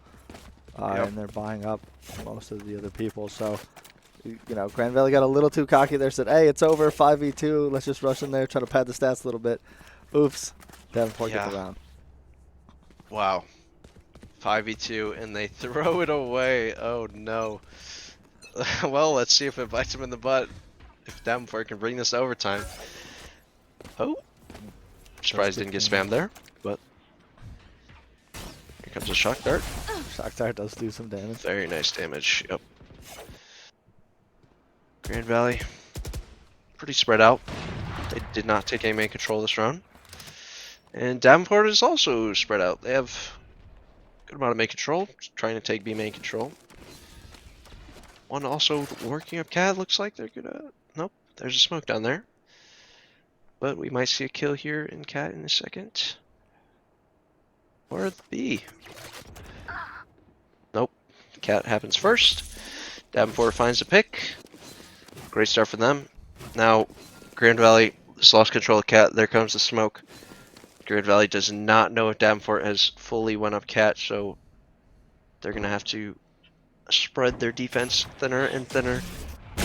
And Off with the collat. wow! No way. All set. Quick collat. Teleport's ready.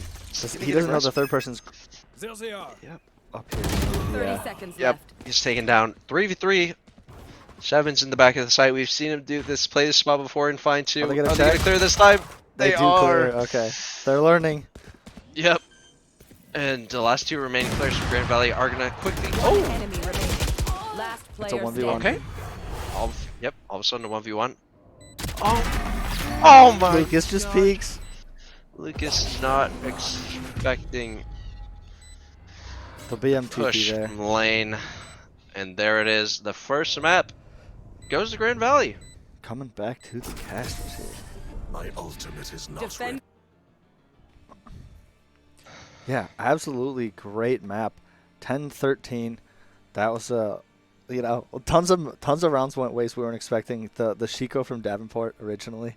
They clutched it up, getting a ton of guns, a ton of eco to swing the momentum in their favor after Grand Valley took the early advantage, and then Grand Valley starts clawing their way back. But again, Grand Valley drops the 5v2, but they had it where they needed to. They kept their eco really strong through the mid game. Well, what are your thoughts on that match here, Elo? A little surprised, to be honest. I guess we did see a substitution come in for Davenport, so maybe that is, I would say that's playing quite a big part. I know Reptar from Davenport was playing yesterday. I know they have a lot of experience. I've seen them play against 100 Thieves, so obviously they must bring a lot of experience to this team, and it's showing. They weren't able to find this as convincing as they did last time they played them. And, it was 13-6 the last time these guys faced up on Ascent, and Grand Valley takes it this time. Yeah, absolutely. Great game, though. I'm excited to watch this next map.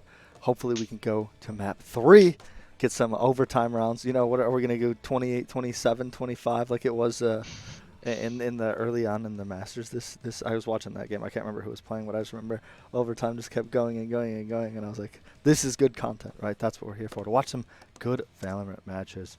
Looks like we are going to take a 5-minute break, and then we'll be right back with the action. Stay tuned. I know you on chat. Make sure you stay tuned to watch this fantastic Valorant match between Davenport and Grand Valley.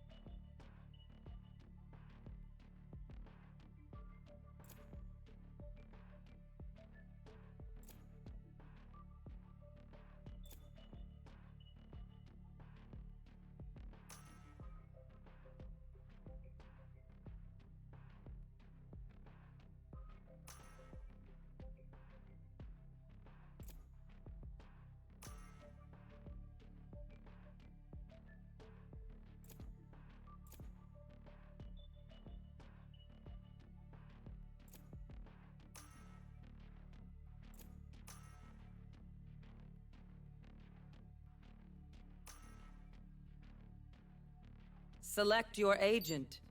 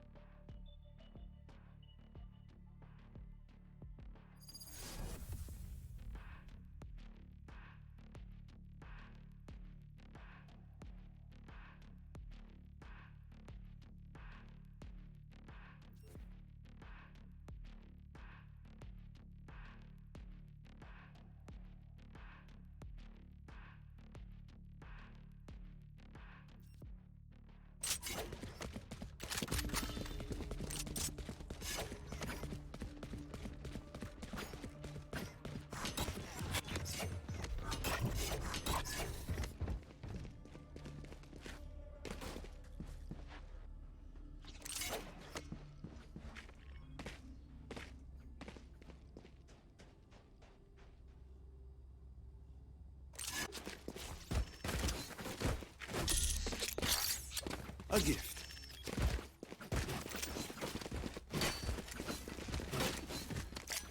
All set up.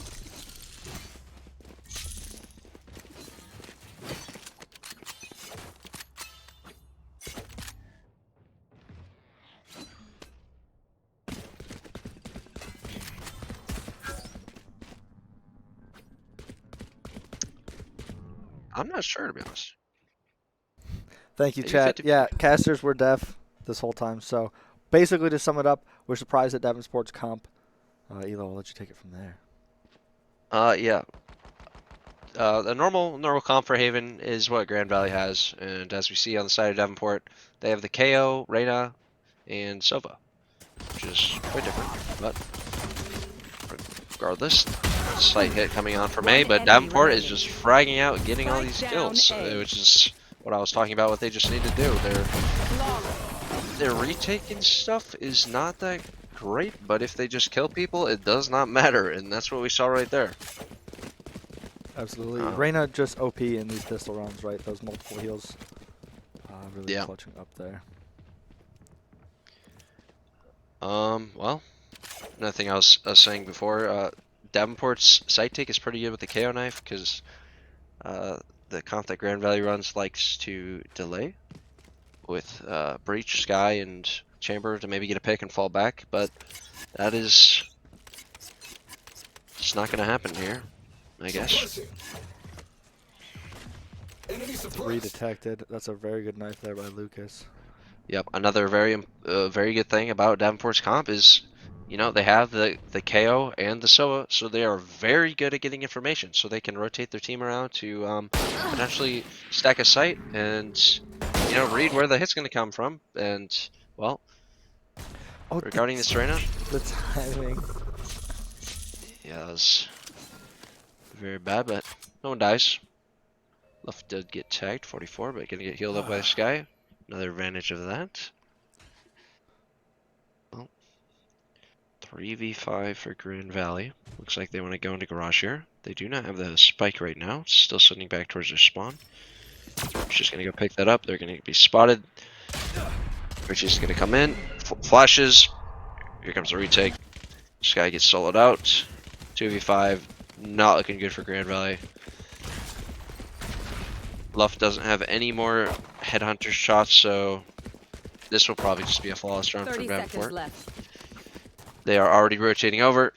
They hear them coming. One enemy remaining. Does get the orb, but that's all they'll get. Hey, it's better than nothing, though. That's for sure. Yeah. And, well, here we go. As we said, flawless round from Davenport. So that's going to be quite good for their econ here, going into this bonus round. So we should be seeing Grand Valley buy up. Yes, they are.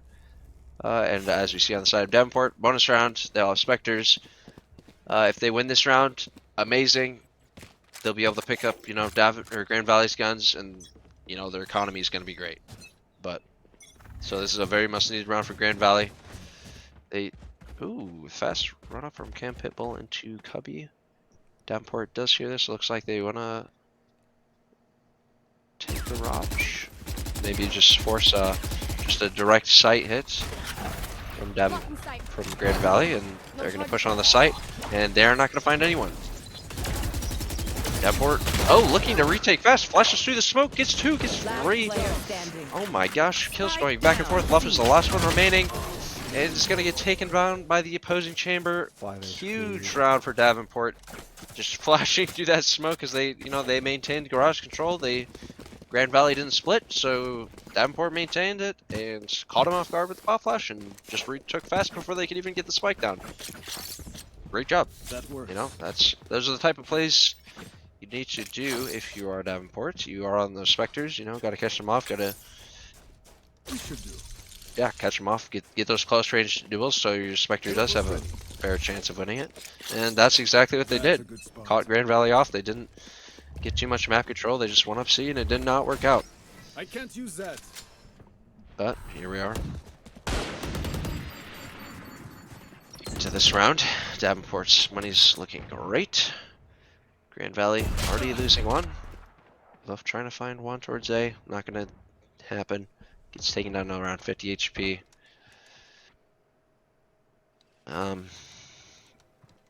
Yeah. Grand Valley's gonna be posturing towards B.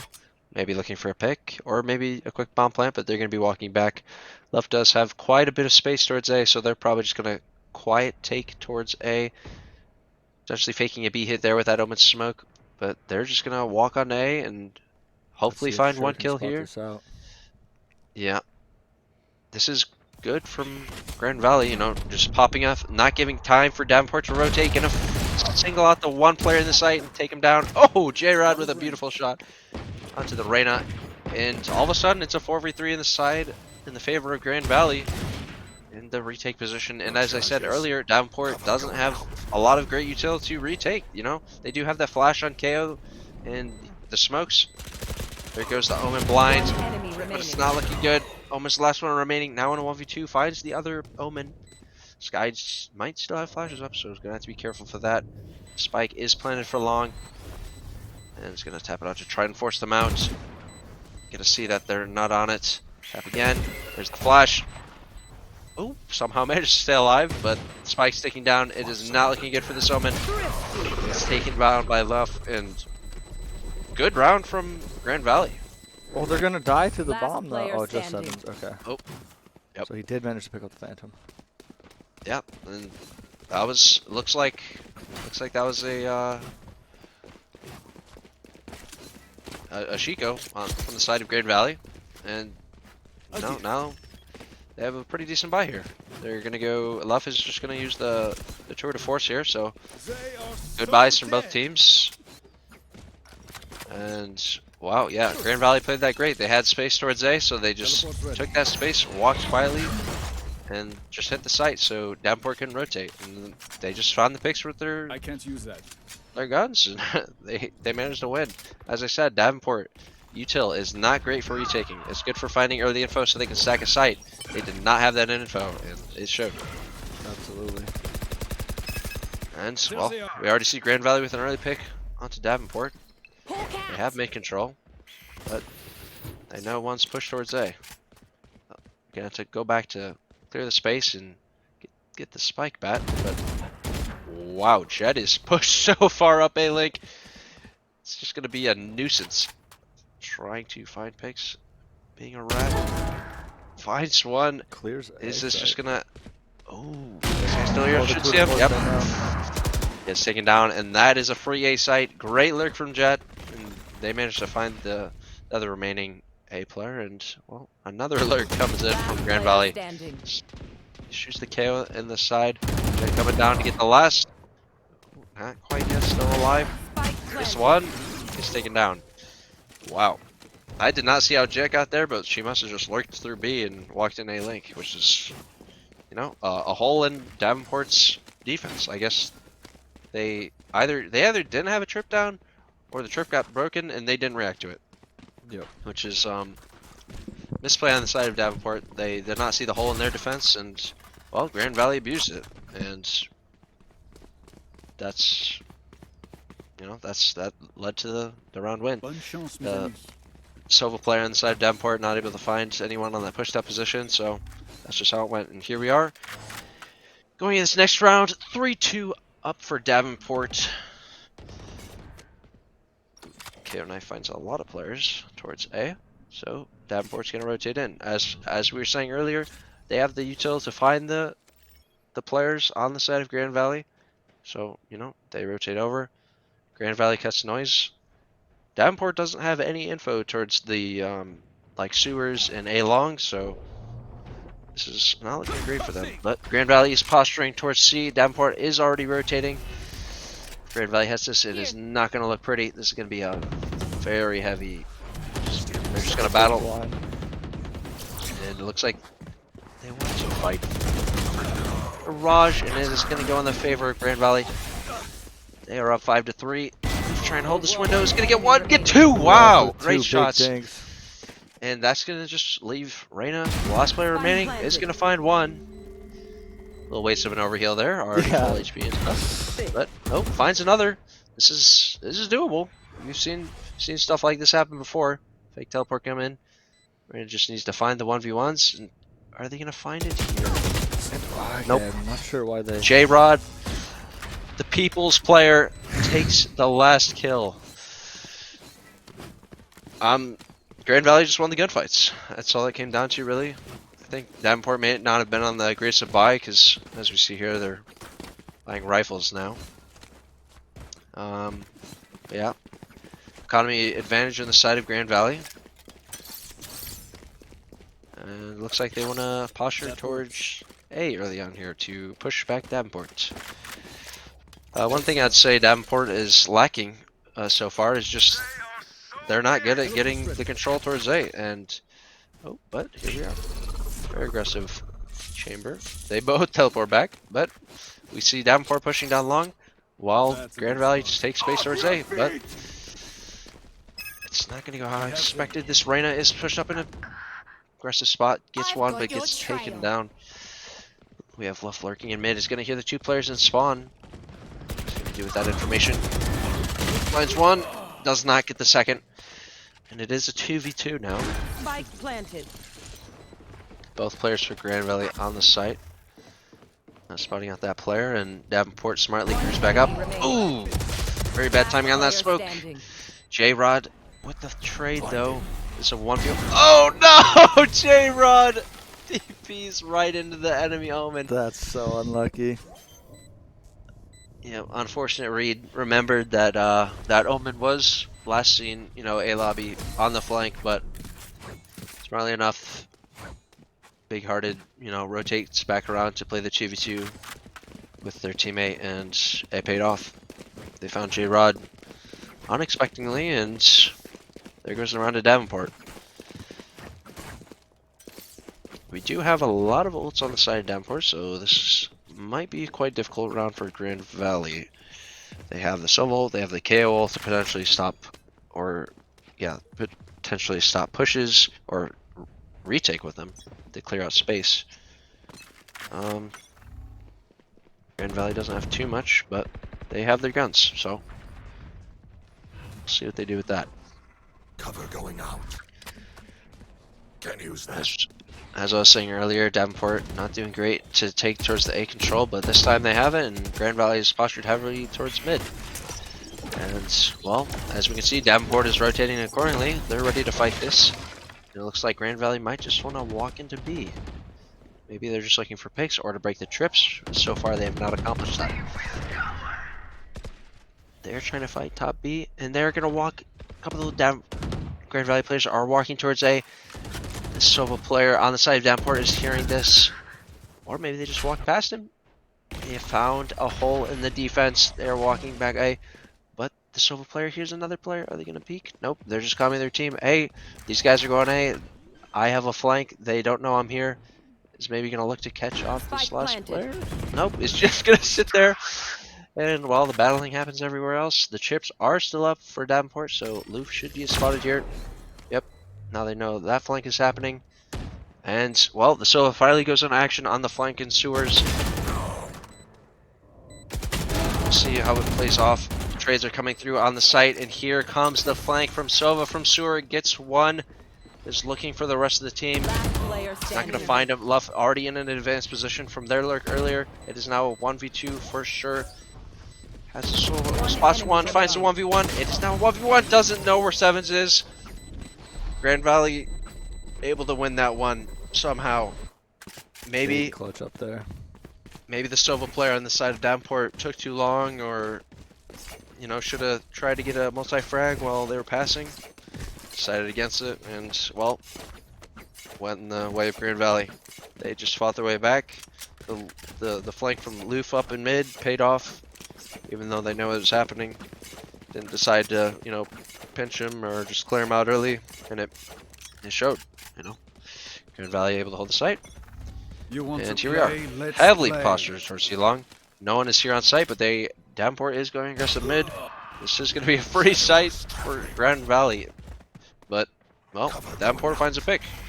They aren't on the best of buys, it seems, but they are in an advantage position. They have Sobol. They still have their Omen up, so Grand Valley can't really play from long here. So, well, Davenport's going to push from behind them. But Grand Valley still does have the gun advantage, all going towards long.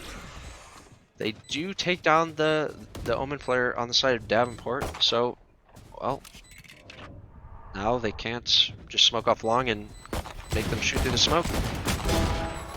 But, well, ooh, this is going to be a big nade. They're both going to have to expose themselves.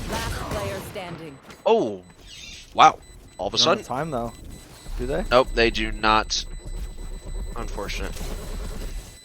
Good kills from Davenport, but well, guess they didn't go fast enough, or no one was there to defuse the bomb, the spike.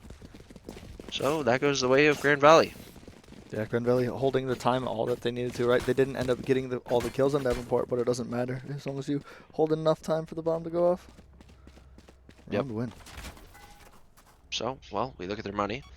Davenport very low, so if they lose this, they're more than likely going to have to go on a half buy, or if they decide to buy, it's not going to be too great. Looks like Grand Valley's good for at least another buy, but we'll see how this goes. Grand Valley spread out, maybe looking for mid control. Davenport also quite spread out, but they do have one pushing down mid for info. Will they get spot out? They do. They fall back. Oh, once again we see this Sova in this advanced spot. Will the jet clear it? No. And, well, we see a pick towards Davenport. They still have that advanced spot. Is the Sova going to try to fall back, or is Grand Valley going to clear them out? It looks like they're speeding up. Here comes the flash. Gets blinded. Gets taken down. Davenport loses control towards A. So, well, they just aggressed down mid. Gets traded. 3v3. Nobody has control towards A, which I would say is in the favor of Grand Valley, but Davenport finds another pick. 3v2. Davenport is pushed down C long, so they know probably they could just rotate their players towards A, double hold it. But looks like this trip might find the chamber player. 30 seconds left. And currently both teams are just kind of chilling. Chamber is trying to lurk up in garage, maybe find a pick, but 20 seconds left. J-Rod is going to TP onto A. Doesn't commit it. For intel. Only chance they can plant is on B.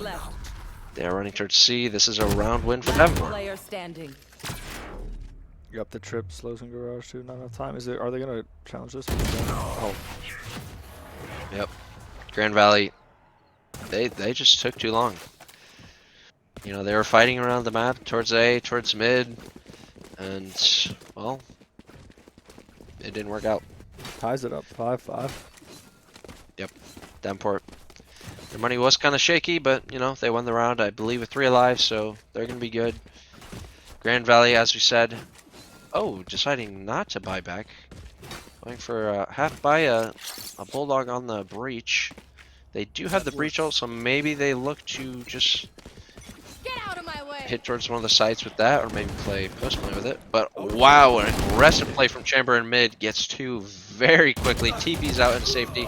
Continues to fight though, J-Rod finds them, and wow, Lou finds one as well. All of a sudden, 3v3. J-Rod is Early very picks low from on health Davenport. though. Yep, Sky is down, so can't get healed up. Got an advantage also on the side of Davenport, but here we see Grand Valley just walking FC long. They're going to have a free site here. They do still have the breach alive, so maybe to use that for post plant if they decide to, but we'll see what happens. Maybe Sova decides to ult off the plant. Planting Not going to happen. Yep, a little late on the Sova ult here. Going to be pretty hard to find anyone here. And it goes wasted. But both Omens are up, and surprisingly enough, Grand Valley decides to play heavy towards the long, so they're going to have to be shooting through smokes a lot here. They do have the breach ult, but breach is playing very far back. I don't think the ult will affect the bomb planter. That's such an awkward spot. Yeah.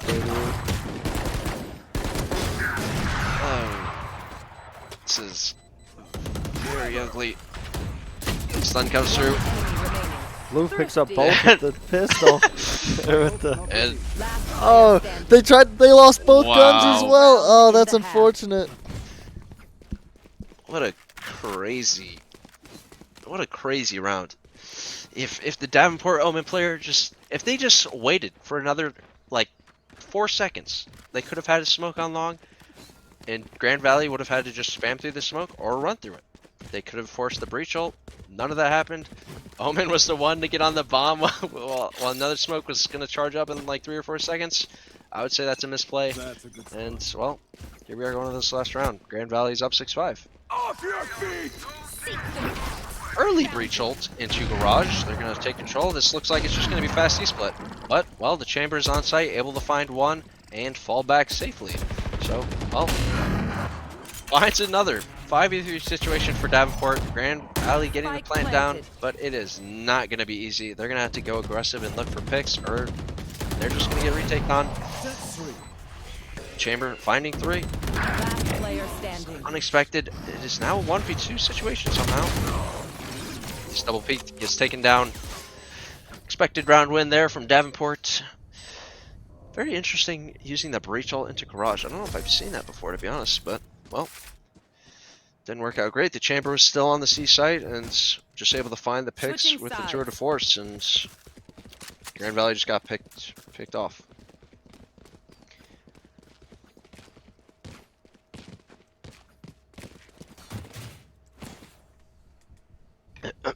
All right, going into the second half, 6-6.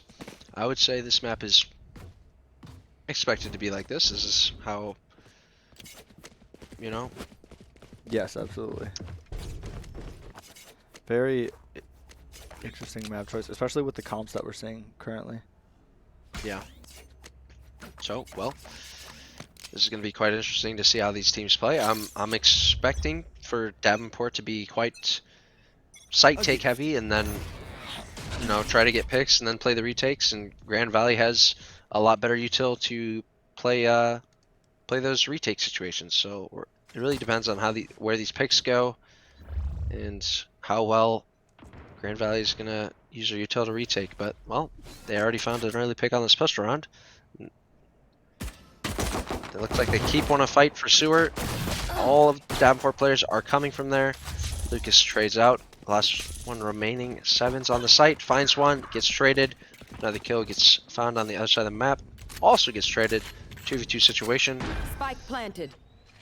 And, well, Down to J-Rod and Luff. yep. Does have the headhunter, so superior gun. But let's see how it goes. Looks like Davenport is going to play this very strong crossfire. But unless Last player Lucas standing. just decides not to. Okay. The Omen finds the kill. J-Rod decides to smoke short. It's Yeah, not going to work out well. Yep, this Okay. is... Oh, managed to get in the smoke. That's interesting. Remaining. Oh, that would have been crazy. Wow. Well, there you have it. Davenport wins the pistol round. See if Grand Valley wants to buy back. Could afford one Stinger in armor, but it looks like as we have seen them do before, they're just going to buy the Marshal on the Jet and hope the Jet finds some kills. I will rip the light from them. And yep, it's just going to be the Marshal. Everyone in Davenport with the Spectres, they're just going to be running FC along. And well, let's see how this goes for them. As we talked about previously, Grand Valley has some pretty good util to retake sites, but I don't think that's going to do too much when the strength of these guns is quite different. Loof is going to maybe have to be the one to find a lot of these kills, or the Marshal, but it's not going to start off well for Grand Valley. Davenport pushing their advantage forward, finding all the kills. 2 more remaining on Grand Valley.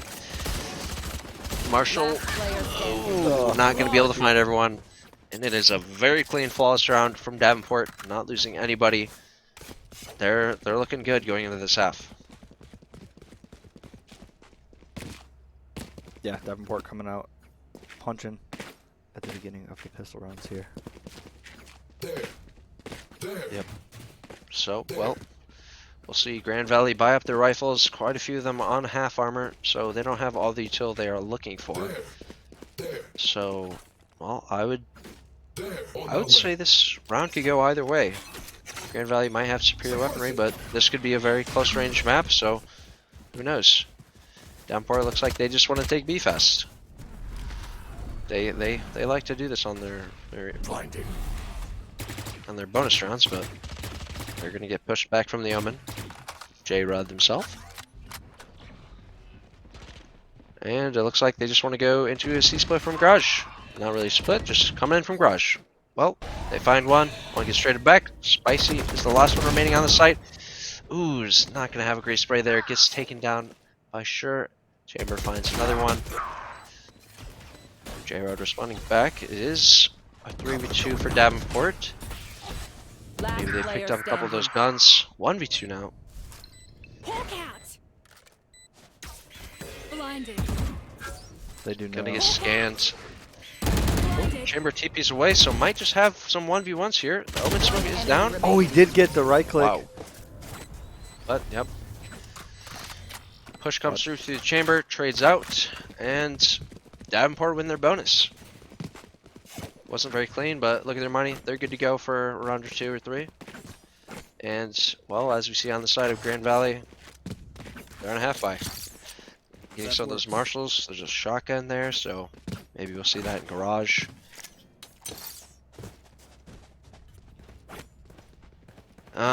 Yeah. This is it's looking like it might be Davenport's map, but we'll have to see if Grand Valley can prove otherwise. Going quite slow this round. Getting some nice damage done. Ooh, I like. This is going to be a good spot for the judge if they do end up. Let's see if they clear it. They're running into the shotgun. Finds one, finds two. Taken down. Gonna be able to res up that KO, so effectively only finds one there. Maybe should have just sat in the corner and waited for them to pass. Maybe could have gotten more. Who knows? But here we are in a retake. Davenport on the site. As we said before, Grand Valley has some pretty good retake util. Let's see how they use it. Here comes the stun. Will they push it off it? Yes, they will. Lucas finds one in the back, and now they just have to focus forward. And they aren't going to be able to find anyone else. Quite clean from Davenport, only losing one on the take. Up 10-6.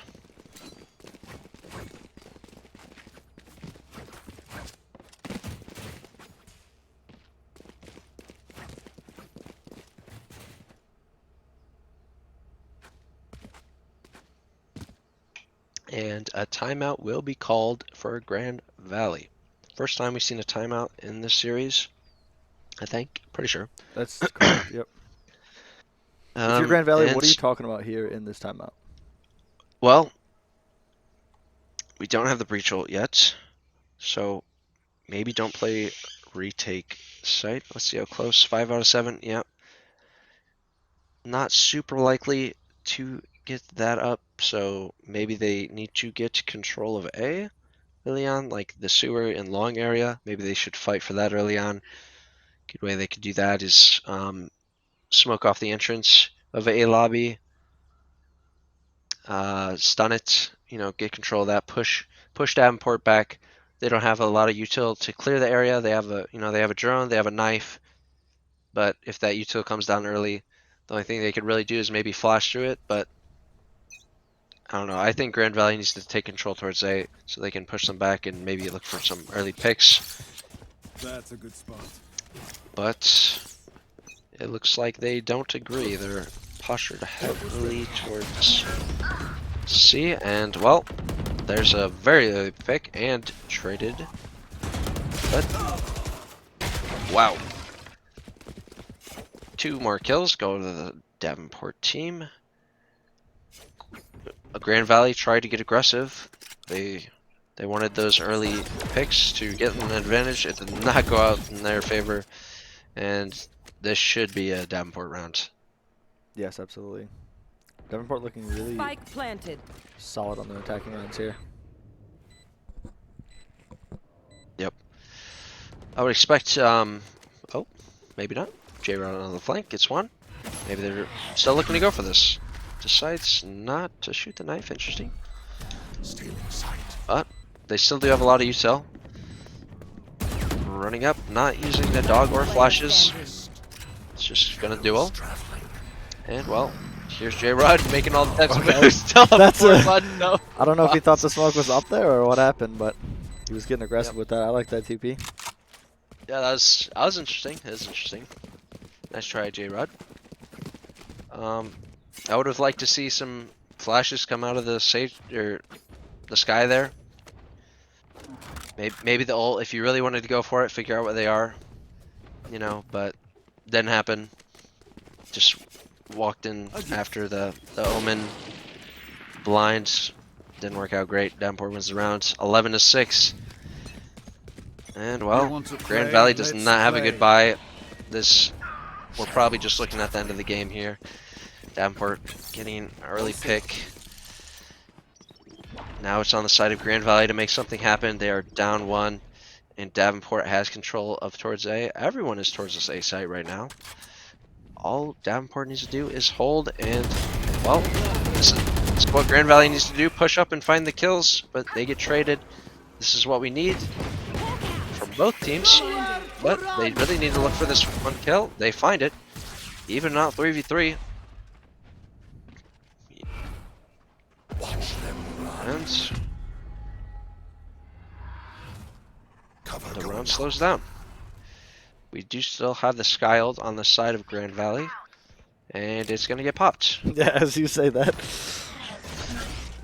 And they're going to see a lot of the players are towards A, so I would expect Grand Valley as well to rotate towards the A site. Let's see if they want to fight for the site or play retake. J-Red is not here, so it would be a 2v3 on the site. They're going to get smoked off. And Pitbull's going to be by themselves. Finds one. Is going to have to battle. They have it's 1v1 here. Finds 2. Pitbull finds all 3. Camp Wow. Pitbull clutches the round for Grand Valley. Yep. Oh. Still gets the gun. Get a little cocky there with the eco. Yep. That was good on the side of Grand Valley, to get aggressive after they go down, find those picks, try and even it out. They do have worse guns, so they got aggressive on long there, try to find the individuals, and well, that's what they did. They found the kills and they evened it out, and well, they got a gun for Camp Pitbull, and then Stay safe. the Jet sat on site and won all their fights, so result in the Grand Valley win. So let's see what happens this round. J-Rod stuck in this box, gets suppressed. Grand Valley does have the chamber towards A long to hold that down so they can play it heavy towards the elsewhere. Camp Pitbull with an early pick. J-Rod gets taken down in return. 4v4. Grand Valley holds control of A, but here comes Davenport. Will they expect the chamber? Misses the shot. Oh no! Is able Gets to get the out. safety. Oh, that's a heck of a TP too. It's Keeping not that one great from though. games. Yeah. Maybe find. No. Oh, come on, Loop, hit a shot. Davenport in control now. Luff's finally getting suppressed and smoked off, but it's just gonna hop down. It still finds one with the classic, and they're on the site now by Okay, themselves. this is dangerous. Not looking great. Expected to swing right, and well, Lucas finds him. I think that round really just came down to Luff not finding anything on the tour de force there. Held He had down two long. options that he just missed on. Yep. 2 chances, missed both of them. Running up long, you know, running a lobby. We could have saw a very different round there if Fluff were able to get the picks there. Unfortunate. And well, that's match point for Davenport now. They're on 12. Let's see if they can close it off. Looks like we are going to have goodbyes for both of the teams, and gonna throw this knife to see if anyone is in garage. It's not going to spot anyone, so let's see if they decide to just walk in. We do have some mid aggression from the Jet. Is maybe going to find this right now? Oh, nope, they're just dancing with each other. One comes from window. Oh my gosh, Jess is going to be able to walk down there. Very pushed up position. Finds one. Gets 2! Wow! Window is not smoked, so just going to get traded. But Jet found 2. It is now an advantage for Grand Valley. Much needed. They have 4 up. Once again, the chamber is towards A, spotting for that line of sight. Has the TP to get out safely. Very solid setup. Allows Grand Valley to play heavily towards the rest of the map. Skyflash to get info, spots nothing. Davenport's just gonna slowly walk up into B, maybe find this kill in the sky. KO Knife finds anybody, they're gonna walk in. Util comes back in their face. Looks like someone wants to fight this, flashes through. Just gets back sight, hasn't found anyone yet. Lurking around, might find the Sova. Does! Love finds one in the flank. It's traded out. And J-Rod with the last trade in mid. Grand Valley digging deep when they need it most. Yep. The Jet mid aggression there, finding 2, getting them that early advantage, I would say. Very big going into that round.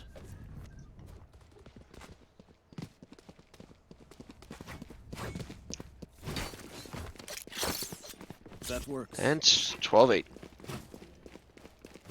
Not a lot of ults up here. Davenport does have the KO1. Maybe they're looking to split towards CFAS as they are postured heavily towards that. This Skyflash is not going to find anything. And here's the KO ult. It looks like they are going to fast split C. And here comes the hit. Grand Valley deciding to play off site and play for the retake. It looks like they're currently not interested in taking mid and crunching garage. They're just going to take the fights and win them. Do not have garage quite yet. Looks like they're not very interested. They're just going to go through spawn. They're going to flash out. They're going to take the fights. And they're going to win the fights. Left with 2. 3v2 for them. They do still have their omen up, so they can't smoke the long. They found the guy in the garage. The last one remaining is sure on long. And, well, they get taken down. Great retake from Grand Valley. That pause from Grand Valley, whatever was said in that is the fuel that they're going on right now. Yeah. 12-9 for Davenport. It looks like Davenport is still going to be able to buy off of that. But, yeah, Grand Valley is going to have to win 3 in a row to be able to bring this to overtime. They are on the right track. That last round looked a little sketchy, but there's no spawn smoke, so they were just able to duel from there, and they won their gunfights, and here we are. But here we go, and a quick A hit from Davenport potentially. Luff not in an advanced position to spot this out, but Grand Valley's already rotating over off of that knife. They are going to have quite a lot of util back to stop this push. Is Luff going to be able to find this? Nope. Once again, not hitting the hop shot and gets taken down from the side. 3 kills go to the side of Davenport. Is this going to be the last round of the map? The last 2 Grand Valley players remaining coming in from A-Link together. Play out this graffiti position with the Aftershock. Spike planted. Are they going to go fast off of this? Flashing in, pushing in. Spotted. Last player standing. There is this crossfire, and that is it. Attackers Davenport win. takes Haven 13-9. We're going to map 3. Map number 3. Here we come. Headed back to the casters right now.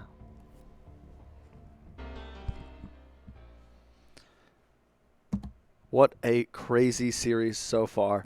Both teams coming out, playing very good Valorant, very solid Valorant, very good match so far. Grand Valley digging deep when they needed it most, but not quite able to pull back that. I know they were down quite a few rounds there. So, you know, if you're both teams here, if you're Davenport here, what are you saying heading into map 3? You do have the momentum. You clutched up on map number 2, so you're good to go. What are you talking about in this 5-minute break headed into the next map? You're probably just talking, keep the energy high, you know, ride that wave. Hit them hard. I don't know. What was the third map again? Let me find out. I gotta dig back through here. Is it Icebox maybe? Icebox was banned, Ascent was picked, Okay. then Haven was picked. We played both of those. Split last, so we're going to split. Last. Okay, I have not seen either of these teams on Split, but I can tell you it is usually defense sided, so whoever starts there is probably going to have the advantage, but if Davenport is starting on the attack side and they get that early pistol round win and, you know, ride their energy from that last map win, maybe they're going to be able to just, you know, get off to an early lead. And, well, obviously I don't know at the moment who's starting on which side, but just speculating. But we could talk about a team comp potentially. Yeah, absolutely. Well, we're gonna go to a break. Give us some time to get some water, catch up, and catch our breath, and then we'll be back once they are back in lobby. So we'll see you guys soon.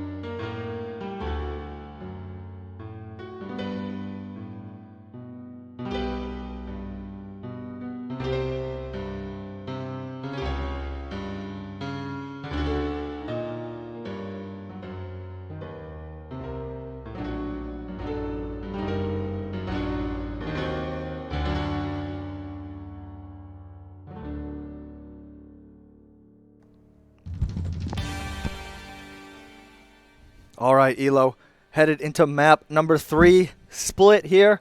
I'm excited. I know chat's excited. How are you feeling? Split. Map 3. It's gonna be interesting. I don't know who's gonna win. Yeah, I have no idea either. That's the best part is going into this map 3. None of us know, right? Like it's 1-1. Everything's tied up. Everybody's excited to see how they pull this out. You see Can't Bull pulling out the Raze. Raze is so good on this map. Yes, definitely. I would say almost a must-pick duelist on this map. Definitely the best, in my opinion, at least. But we also see Davenport on the defender's side. As I said earlier, defense on Split, a lot stronger side of the map. So, a normal half for Split could look like an 8-4, a 9-3. It really depends on how good Davenport can shut down Grand Valley and, win the pistol. So, yeah, this could, snowball out of control quickly for the side of Davenport. Yeah. Agent-wise, nothing too crazy, just kind of different preferences, I would say. Are we going to see Tortilla pull out this Viper? I do like the Viper on this map. So many great places to put that Viper's pit. Double controller for just Grand Valley. Okay. Davenport instead opting in for the double Sentinel. Sage and Killjoy. Definitely stronger. That's also a thing you think about when you're drafting your agents for this map is like which side you're starting. So, they have 2 Sentinels, so they're looking to win hard here. So, if Grand Valley wants a chance on their attack side, they really need to win this pistol. So, well, we'll see what they can do. They do have the Viper and the Astra to potentially work picks and also just fully smoke off a bomb site so they can walk on. There is flashes on both sides. Only the Sky flashes on the side of Grand Valley. Davenport also has the Omen blind. So we'll see how that works. See a one-way over towards A early on. Grand Valley looking to just take some mid-control early on. Nothing too fast so far. Pretty standard play from both teams. Just posturing. That wall is really good in the pistol round. Holds that space for quite a long time. Yep, definitely a lot harder to break it with the pistols. We also do see Davenport not playing anyone towards the fence. They are pretty much giving up a heaven, so we'll see Grand Valley take that pretty soon as they walk up. Looking like this might be an ace split. Not what Davenport was hoping for, considering they have 2 playing upper B. Toxins going up. And, well, Grand Valley's starting to take upper, or a heaven. That's a Viper wall allowing them to get there quite safely. And here we see the first engagement. No damage going either side. 30 seconds left. But here we go. Grand Valley pushing into A. Smokes go down. There is one player in the site by himself. Gets one, thankfully, though. 4v4 situation. They can hear somebody rotating as well. Yep. All of the players so far, Davenport towards screens, but they are going to be taking a heaven now. Jet Solo clearing it. And we also see a crossfire here from Grand Valley. Oh, wow. It's cleared out by the... Yep, and there's going to be a big fight here on site. J-Rod able to get 2 big kills. And, well, we're down to 1v1. Especially Tortilla in heaven. Oh, that was a good fake updraft into the bottom of there. Yep. Not a lot of time. This is going to go to the side of Grand Valley. There's just not enough time. Run at him, shoot him. I don't even think he has time to defuse. And there we go. An attacker pistol win for Grand Valley. very much needed for them Yes. to, you know, make their way into this map, considering it is heavily defense side.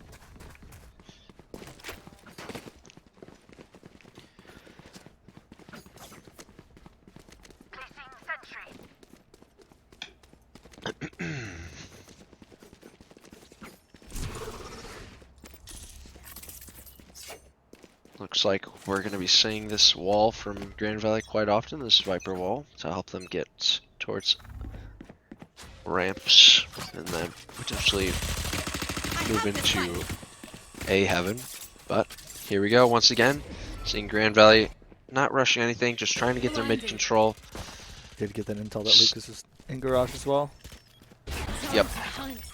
Looking to slowly work their way into a B split, figuring out where the defenders are. Nothing too aggressive, so they are going to slowly work their way in now. Looks like that smoke is going to fade onto vent. They are going to find one, but here they go into upper B. Sage is here with the classic. Decides to pull out the, oh, interesting decision. Gets traded out and goes in the favor of Davenport. Big dinks from Luff there.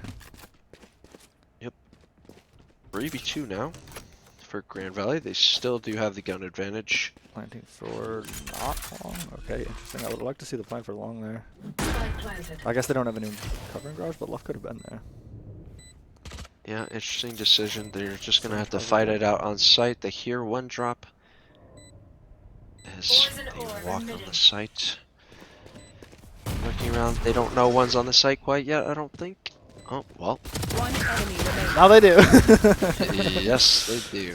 Viper swings, finds both of them. And there's another round for Grand Valley, much needed. Let's see if Davenport can bounce back here. They should be on their rifle by now. Grand Valley with the bonus. If they can win this, that would be really good for Grand Valley. Yes, absolutely. So maybe, as we see, they're all grouped towards B early on. Maybe they're going to look to do something fast, catch them off guard. Maybe get a couple of those guns to play post plant with. Maybe they just contact into B. 5-man flash. Got the intel that someone's there at least. Yeah, it looks like Davenport isn't moving too quickly. We see one coming off of A, but if the site hit comes in now. With that orb, they will have Viper's Pit. Spicy tortilla gonna make a spicy pit, that's for sure. Yeah. And well, Davenport rotates has already come in towards B now, but they are spreading back out because, well, Grand Valley's cut noise and now they don't know where they could be. But they still do hear one in B main. But, well, here we are, Davenport back into a relatively normal setup, so this is what Grand Valley wants. Maybe they just contact out on the site. There is the Sage helping from upper B.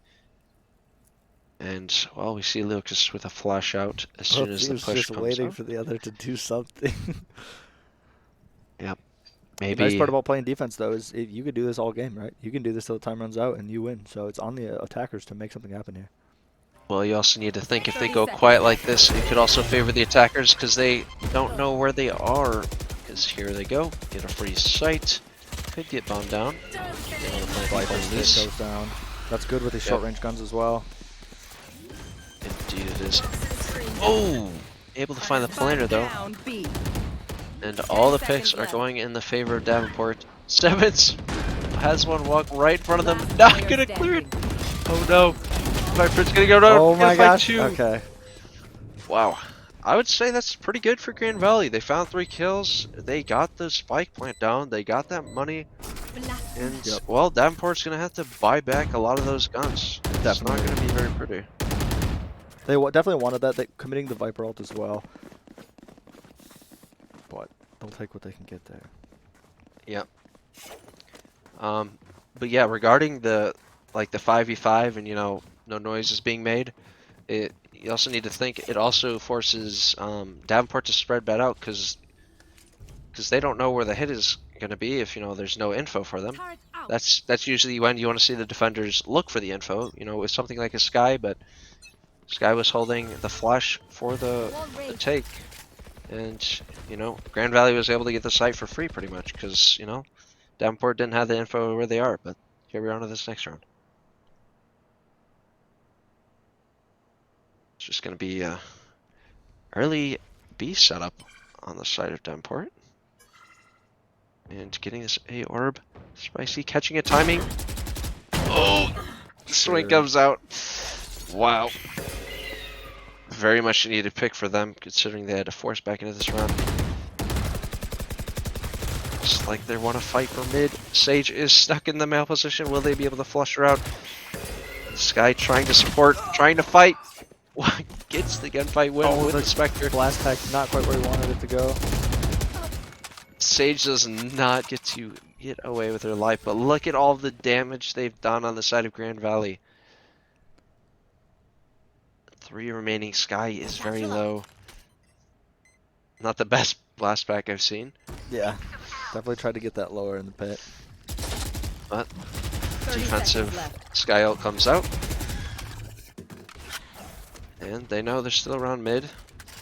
And, well, here we are with a flank. From bottom mid, finds one. Doesn't fall back.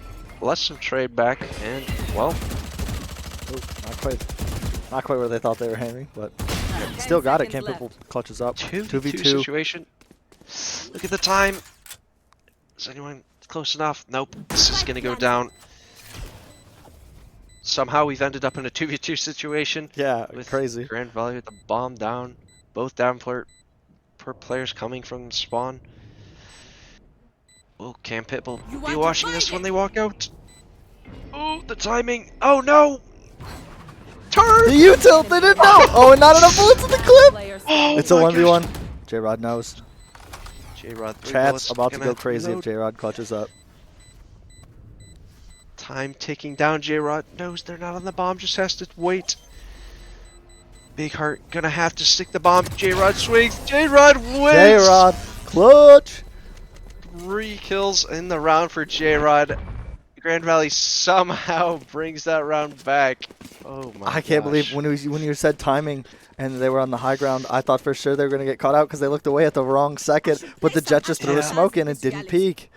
Yeah, somehow Jet just didn't see the player up there on the rafters, and that's I don't know. That was crazy. I am with you. J-Rod clutches, and well, Grand Valley up 3-1. Great start of the half. And well, it looks like they want to take towards ramp quickly. Have the Viper wall up, but Davenport wants to fight. Flashes through, finds nothing. Grand Valley with all the kills. We still have the Jet up top ramp with their knives. Able to find one. Will she find any more? Finds the kill on. Oh, I thought it was about to be 3. Whew. Yep. Still good damage though. Some sheriffs on the side of Davenport still. Probably not the TV they wanted there. Yep. But really, all Grand Valley needs to do here is true. This could end up very costly for Grand Valley. 5 HP. Yep, not able to get healed up either. Davenport could win this round. They have the Killjoy ult. They have guns now. They may not have their armor, but well, there goes the Raze ult onto B. Not gonna be able to find anything. Sitting there. Yep. Ooh, I don't know about this push. Oh no, that was not a good time to push up by yourself. They are now in a 2v2. You gotta remember, Astra is really low. This is very winnable on the side of Davenport. There goes the Killjoy ult. Grand Valley's gonna have to decide whether they want to push up or give it up. Buff takes the fight, and it's 1v1. Killjoy just needs to win. Oh, no, he gets it right 1 second before. Oh my gosh, that couldn't have been any closer. Oh my gosh, Grand Valley somehow wins that Oh round. my gosh. Unbelievable. The Killjoy ulti went off literally like the millisecond after he got that headshot. Crazy play by Luff. That was insane. Oh my gosh. Oh, This map is definitely doing everything they can to make it enjoyable for the viewers. Let's go. Yep. But we still do have to talk about how, you know, Davenport didn't go into much with that round, and they got it down to one player remaining. And so that's definitely going to be a big economy hit, as we see Grand Valley forced on Bulldogs with like 7. Their money's not great. Davenport, I believe, should be on a perfectly good buy. So let's play. this, I would say this round might be in the favor of Davenport. They also have the Sage Res in case anyone gets picked off. This is a swing rounder here. It's either Grand Valley solidifies their hold, or Davenport starts bouncing back. And so far, it's looking like Davenport might be able to win some more rounds. Ooh, and an interesting little hole in the Sage wall there. The bird got caught on the unlucky self-flash. Yep. And well, interesting playing on the ropes.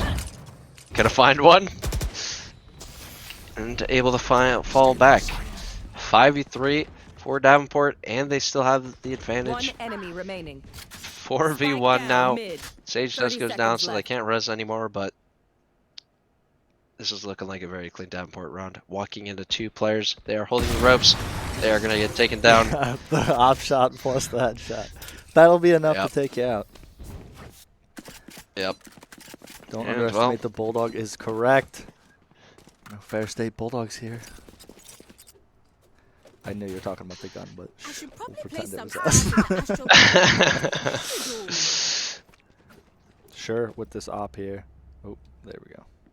Yep. But as we saw, that was a swing round. Now, Grand Valley, their money's not good. They're forced onto the half buy here. You know, buying some armor, a couple pistols. Should be around for Davenport as Grand Valley groups up towards B.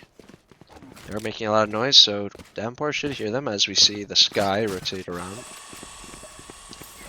Looks like they might just want to hit this fast. The util's flowing in. Here comes the nade. There's the Sage slow though to slow them down. Maybe Grand Valley's just looking to pull the rotates and bait off some util. It's not a bad idea. But they cut noise, and Davenport no longer knows where they are. They do have the Sage wall down, so they know they can't be up mid. Rotating back around. And, well, Grand Valley's just looking to find players off by themselves like this Sage, so... Oh, well, Omen is there to support them, actually. So, we'll see how this happens. It looks like they do just want to walk up in the smoke. Might catch a timing. Sage goes down. Omen is left alone, and they find the Omen. They just go for the fast split. Oh, the Sage is now blind and alone. Is taken down. Oh my gosh. This is 30 exactly what Grand Valley wanted. They found the isolated kills and just go together. Oh my gosh. Wait, where's that? Okay, I was like, where are they planting? Plant for long. Look away. Yeah, planting to for the right, B main. please. Oh, the spike goes out. You can get that a little bit further to the right if you look that way. Yep. So it's a little bit easier to clear from garage. Sure. All right. Picking up that first kill with the up. Yep. It's still tough here. 2v3 with the op on point. That's going to be...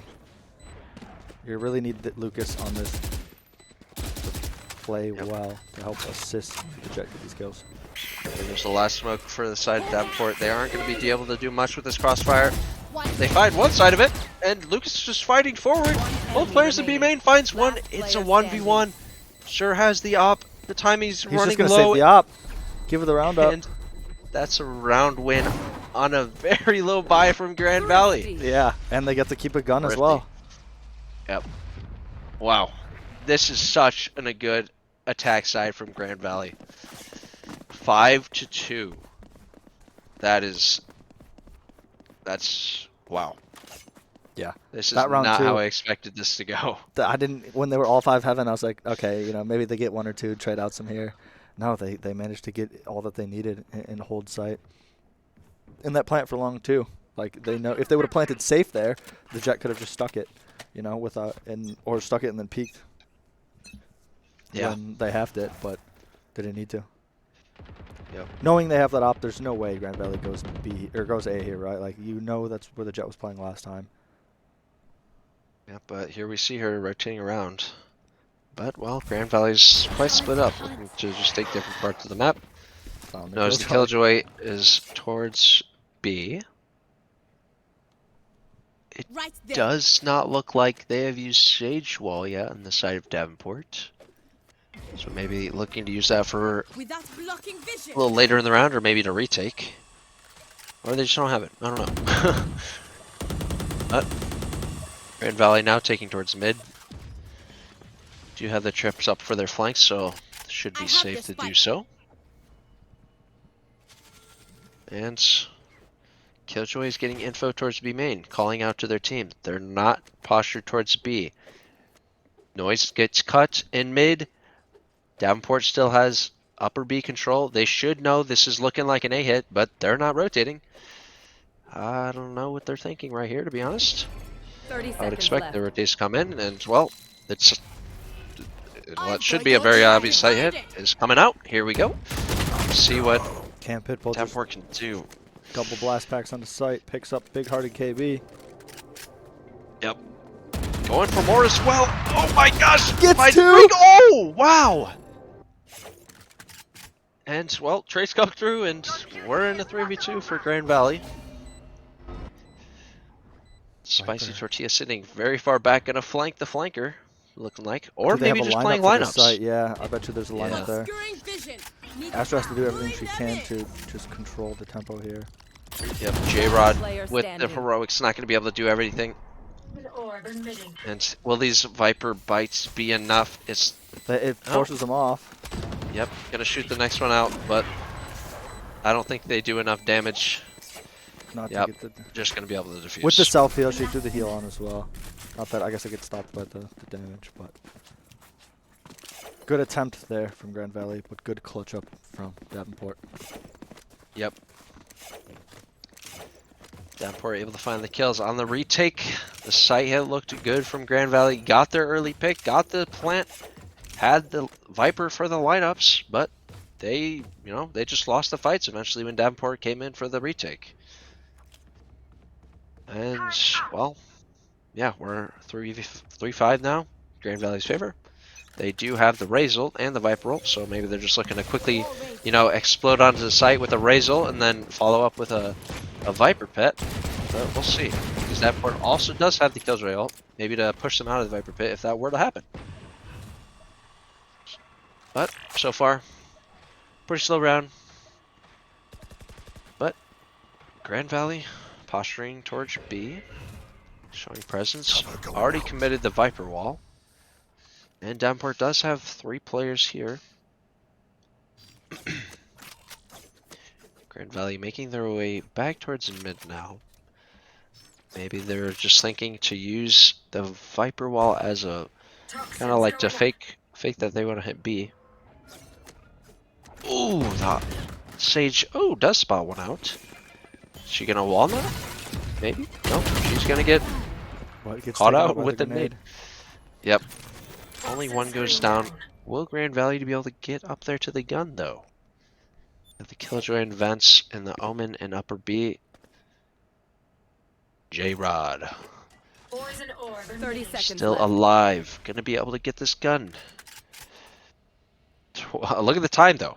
22 seconds left and they are in mid. Yeah. This is a round win for Davenport. I can tell you that. But let's see if Grand Valley can do any damage. Davenport 10 seconds left. doesn't want to play on the site, so maybe Grand Valley has time to run. 5, 4, nope. Yes, enemy round win for remaining. Davenport. Just gonna Spike get down. cleaned up here. Yep. At that point, And saving wouldn't have been an awful call, but again, hindsight's 20/20. So yeah, saving the gun that J-Rod got would have been fine, I think. The other player just needed to go out and try to get one and die. But yeah. Well, 5-4 now. Davenport clawing back. Has the economy advantage. Only, I believe, dropping one that round. So, but here we are. Grand Valley back on another bye. Same ultimates as last round. Let's see if they get utilized this time. Looks like Grand Valley, early B main control, also wants to posture towards mid. Sage very aggressive from the side of Davenport early on. Gonna spot them out and fall back. Push the wall down. Gets instantly broken. Not sure if I like the usage of that, but here we are. Davenport creeping up to maybe help the Sage fight mid. We have the Killjoy and Vent and Omen rotating from upper B. Davenport slowing down, cutting noise, making Davenport wonder just where exactly they are. But Sage pops out. Ooh, almost catches a great timing out of the raise, but gets out alive. Sky Flash on the side of Davenport spots that at least one is in B main. We also heard a couple footsteps in there. Grand Valley once again cutting noise, but here we go. Here comes Zeal, here comes the Viper Wall. Doesn't clear back sight. Picks it up. Oh, still gets fun. Oh, but there was one back. It's just been sitting there. Gets two. Spike down B. Still alive, sitting in the back. Enemy remaining. Gets three. Oh no. all Truly a of love. blunder from Grand Valley. 22 seconds left. Luff is the last one alive. Oh. Maybe gets given a 1v1, but falls back into cover. Less than 15 seconds. Gonna have to go fast. Lines come through. 10 seconds left. 10 seconds. The bomb is down over there. This is a round win for Davenport. Yep. Ties it up 5-5, grabs the app. Yeah. That round just came down to Grand Valley not clearing back left where Lucas was. Lucas able to get 3 kills from back there. I wonder what that round could have been if the Rays just looked left. She did end up picking up one with the LT, but Yep. that's a tough one. Yep. And 5-5. Still a good half for Grand Valley, to be honest. If they can get another one, amazing. But I would already say this is a pretty good half from them. But we'll see how these last two go. Viper Wall already committed towards A. Will they want to go fast? They are 5 Grand Valley players committed towards A. They spot the Jet with the op. Pushes them back, gets tagged up on the chamber, but should be able to get healed from the sky unless didn't buy it this round perhaps. Still slowing it down, but look on the Killjoy. Look at Davenport's defense. They already know what Grand Valley is doing. Killjoy is so far up, but Grand Valley still finds the first kill, surprisingly. And it looks like we're probably going to get a sight hit after this. Blinds their teammate. The Jet is posted up with this. We'll push into the angle. Just holding now. Oh! Oh! Missed the kill. Spicy Tortilla does trade one back, though. Still peeking towards the op. Wanted it. He wanted the ego duel. Picks up the op, so 3v3. The flank has been dealt with. 30 seconds left. Davenport has to rotate one back around his A. Oh, that's a tough one. Ooh. Not a great spot for the Jet with no dash. And, well, Grand Valley takes the site. They have 4 up. Davenport has 2. This is looking like Grand Valley's round unless Davenport can just find some great shots here. Lucas Split has up, had they some don't. good clutches already in this series, so let's see if he can do it again. Yep, clearing towards ramp. Lucas has already found one. Great start. But Last player standing. 1v2. Who's gonna blind this player? One enemy remaining. 1v1. Onto a Dropping 1v1. the Has the ult. Seekers. Found one. Knows their elbow Why did I sign up for this is shit? not gonna have a lot of time. This should be a Pros don't fake. kill for Grand Oh, Valley. Oh sevens my clutches, gosh. yeah. Wow, that was very close. Yeah, Last very round clutch before round. the switch. A lot of these rounds coming down to the wire. Yeah, I would have to say on that round in specific that the Killjoy flank maybe a little too fast. Yep. Was fighting them from behind before, you know, they were even out of A main or pushed up ramps really. So maybe a bit of a blunder there. Probably should have waited and you know, caught a timing perhaps, but who knows. Grand Valley gets their 6th round. Very, very good on the attack side. Scout destroyed. And, well, Davenport wants to take B main control early with his Sky, but Grand Valley says no, shoots Killjoy in the face. So they back out. The main control goes over to Grand Valley. They know that, so now they are posturing towards mid to get control of that. We might have a little bit of a fight towards A. Looks like they're just shooting back and forth through a smoke. Jet dash comes out. That could be big going later in the round. Shadows traveling. Do have the Sage res on the side of Davenport, so maybe look for something aggressive, but here comes Grand Valley up into upper B. It looks like they want to go into a B split. They find one through the smoke. And here comes the ult. They know one's beneath. Gonna drop Lucas with the heroics to kill the B main players though. Still alive on this site. Delaying with flashes. Finds a third. Still alive. Finally gets taken down. No, they got a Grand blind spike. Valley. They got it. Yep. 30 seconds left. Gonna be able to get the bomb down. It's planted default, so they are gonna have to fight on site, I believe. Let's see what they decide to do. Gonna heal up the raise. Not to full though. Gotta remember, Jet does not have dash. Let's see if that comes into effect this round. Flash is gonna come through. Can't be Nice dink from Camp Pitbull. Oh, interesting nade. KV. All or nothing. Last one remaining on the Omen has a smoke. Could smoke that. He did hear the gun to the right. Oh, and the wraparound from the raise wins them change. the round. Wow, a 7-5 attack side. Yeah, that's. Wow. If Grand Valley wins this pistol, I think the map's over. Unless all right, I believe something crazy happens. I don't know. I believe this to be a very heavily defense-sided map, and seeing Grand Valley win the half 7-5 is mind-blowing, really.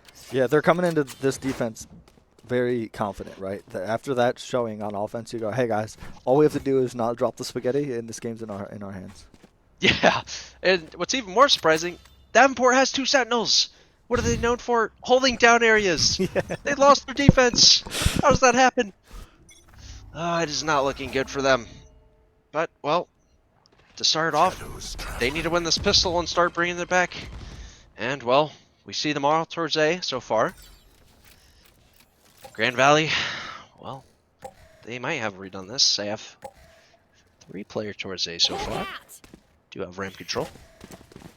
And, well, here comes the hit from Davenport. It looks like they are all pushing towards site. Could potentially get flanked from ramp. Ooh, 2 kills from 7 on the site. J-Rod with 1 as well. And Grand Valley is just finding all of the kills. This is looking terrible for Davenport. A much needed round. Yep, sure. By themselves. 50 seconds left. It's going to have to 1v4. Gonna have to find those 1v1s. And, well, and they aggressive peaks come from Grand Valley, and they close the pistol. Oh no.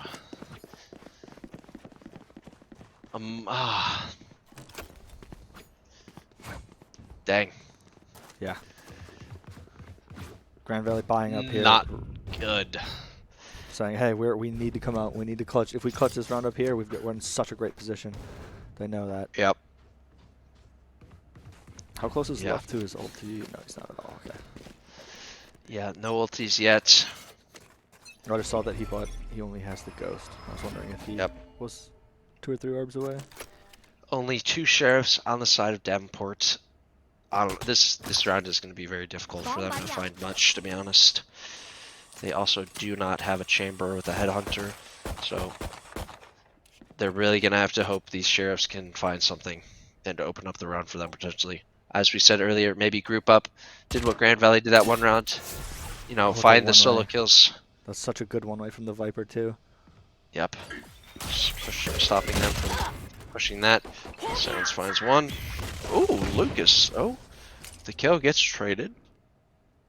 Maybe Davenport can try to group and get that gun potentially, but Grand Valley with the crossfire towards the mid. Found 1. Sure has lurked their way up into upper A. But here comes the sevens. Oh, quick. Gonna blind this player swing. 3 kill. And Sage is the last one remaining towards A main. No. Sevens, they've heard them. Luff is taking the 30 fight, seconds left. jumping around. Okay. Oh my god. And, well, pretty clean rounds from the side of Grand Valley. That is not good for Davenport.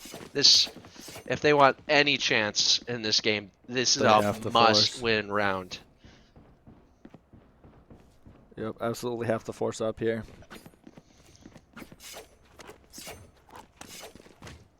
And, oh, look at that, the Sage only has the Sheriff. That is not good.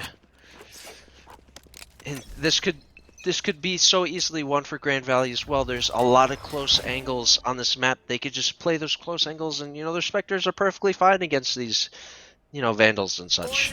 Yep. So, Luff only half this is... armoring. Yeah. He's going for that op next round. Gun advantage on the side of Davenport, but this is not a free round at all. This is going to be very difficult.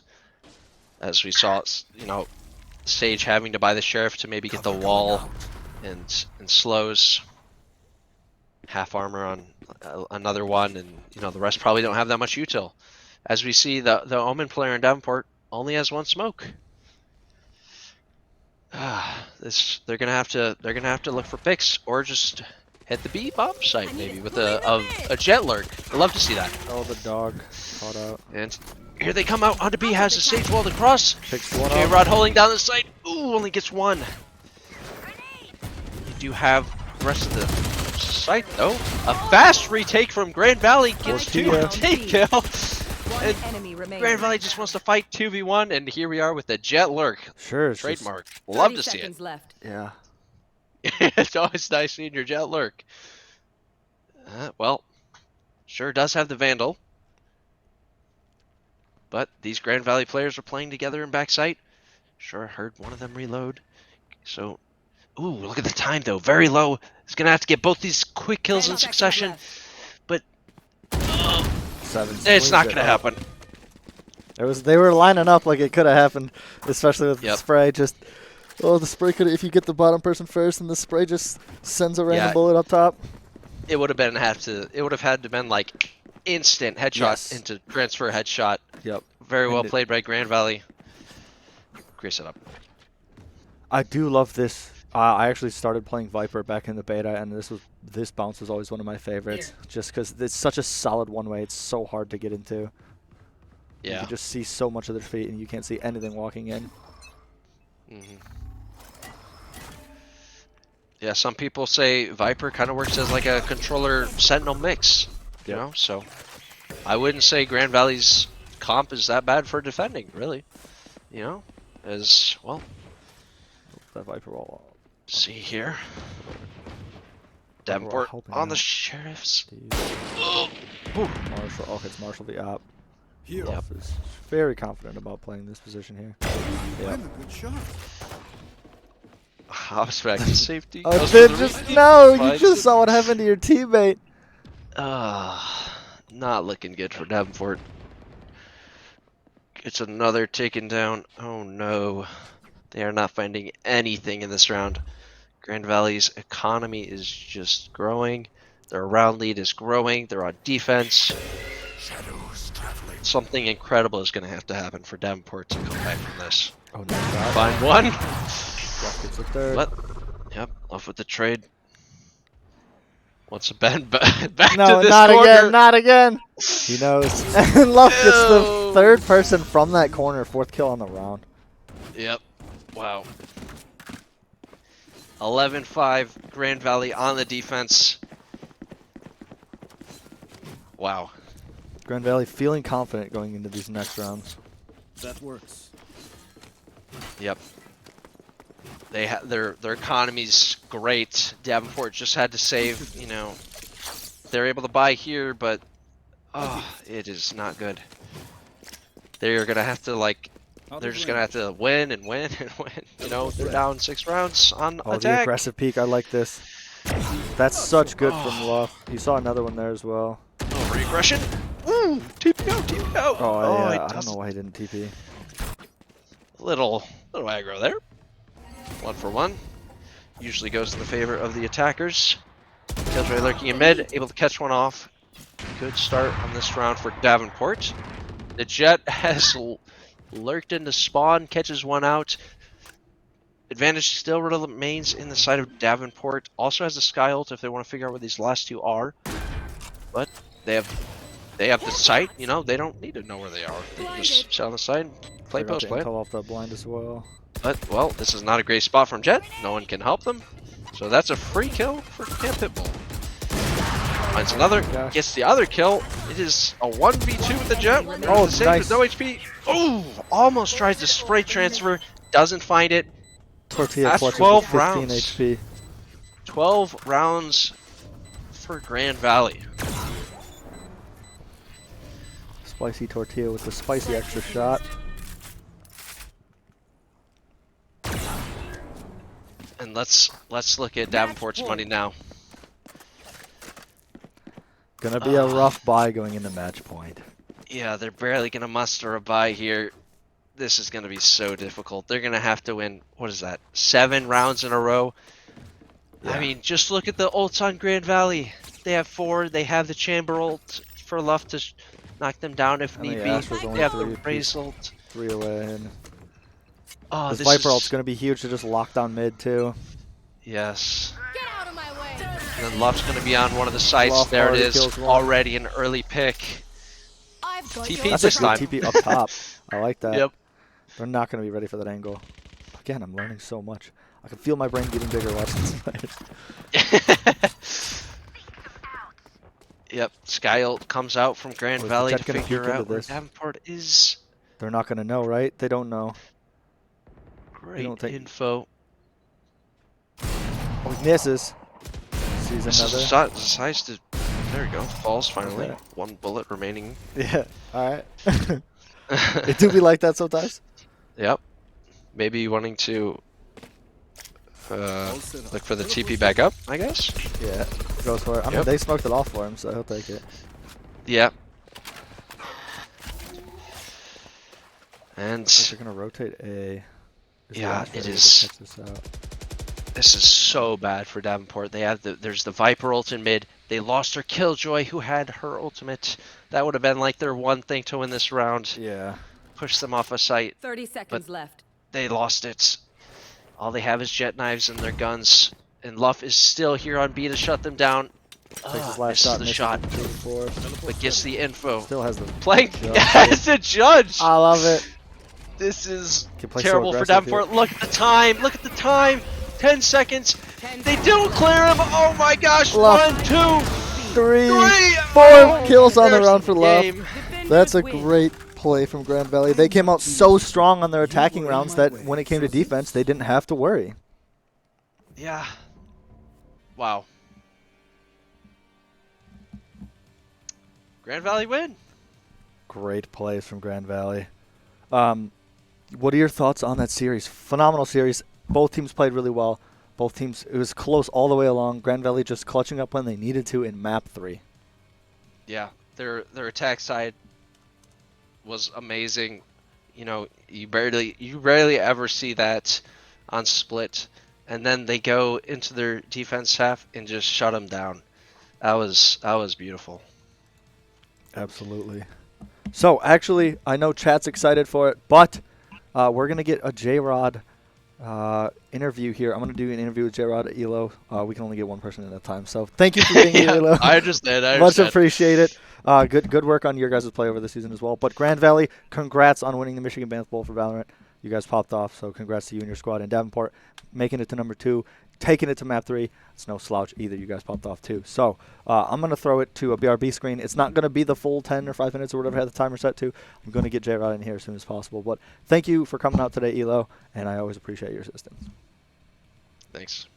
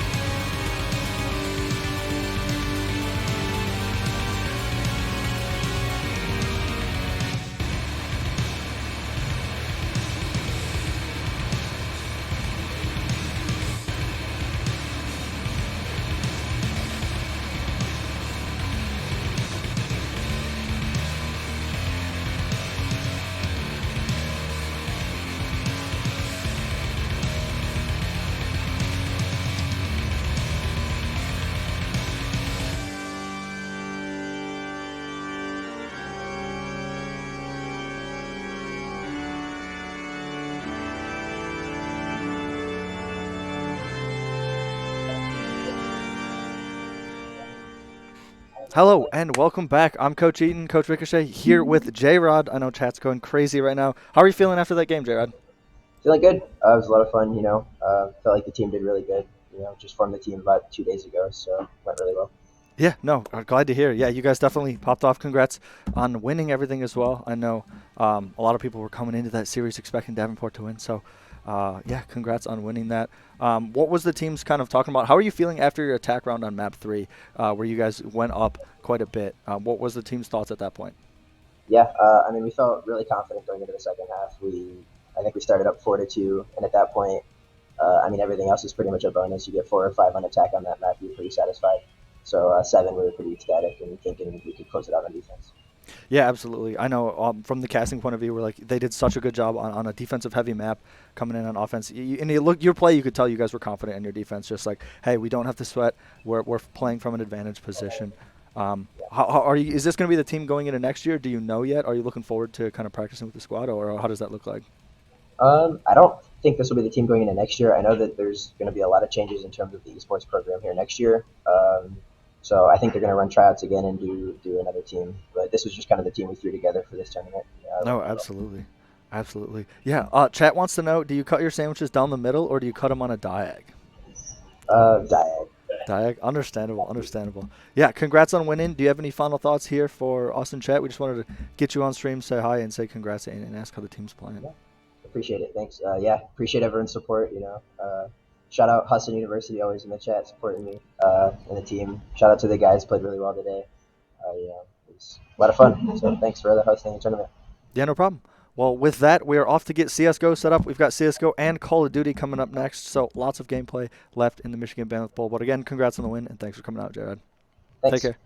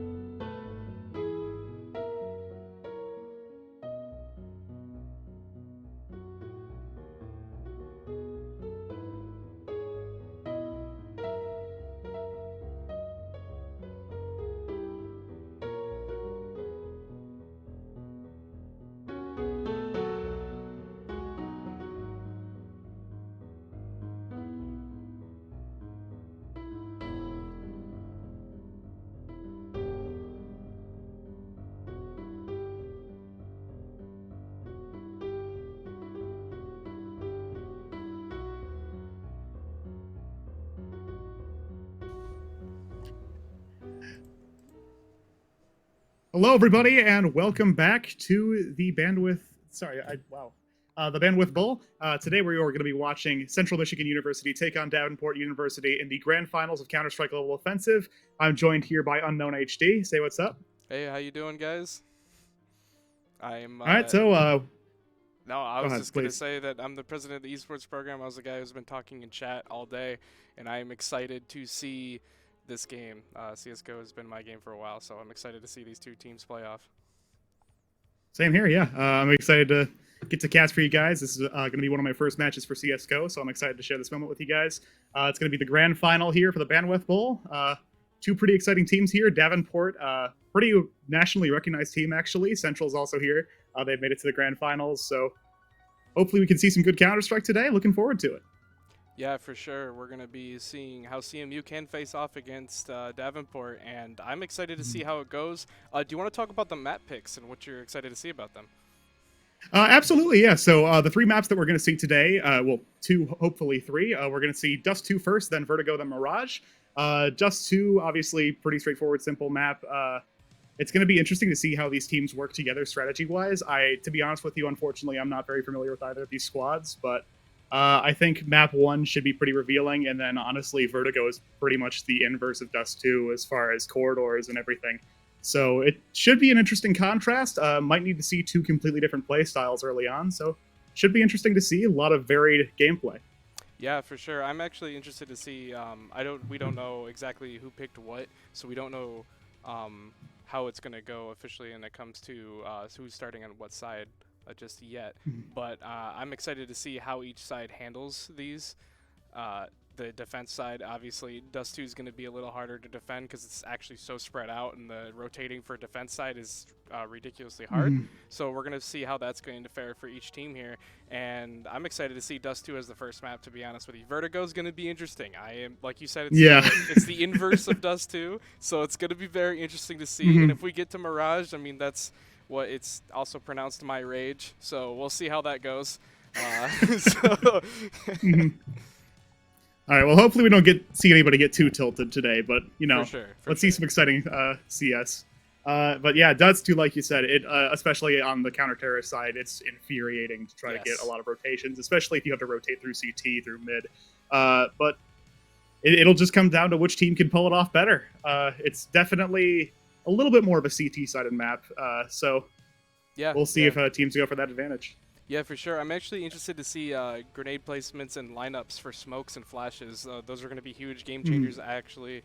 Just natural game changers for CSGO in general. But when it comes to the smoke lineups for Dust 2, it's going to be huge. It's such an open map and op and long-range fights oriented that we're going to see probably a lot of crazy plays when it comes to deke plays, deke rounds, and op plays. So I'm excited to see it. I wonder if we're going to see any double doors fights. That could be interesting because that is one thing I love about Dust 2, just the dynamic, especially around mid, is that you're either playing with ops or you're playing so close quarters that shotguns become the meta. So we'll see. Or the classic smoke mid and run into lower tons and hide. Yeah, it's crazy. We'll see how well that works here. It could be interesting though. So. Yeah, and I remember last year I played in the tournament for Michigan Bandwidth Bowl, and we actually played against Davenport, and we're like, hey guys, you guys are a better team, so can we play strat roulette? Smile. And it was really fun. We got to half. We actually won the half, and then they were like, so we're just going to trample you now. And we're like, okay. So unfortunately, we did lose that game. But we do have experience playing against them. And I remember specifically it's me, Owen, and Unperfect, both really good players for Davenport. So we're going to see them getting started here soon. And we have the knife round, which whatever team is throwing the knife round is the team that chose the map. So we'll see that here in a second and how that goes. Yep, right. Okay, so I'm guessing Davenport is throwing the round as they are stabbing their friends. Naturally. Okay, so CMU is going to be able to pick their sides. Let's see what side they want to start with in the meantime. For some reason, the auto-spectate doesn't like knife round, so we'll see how that goes.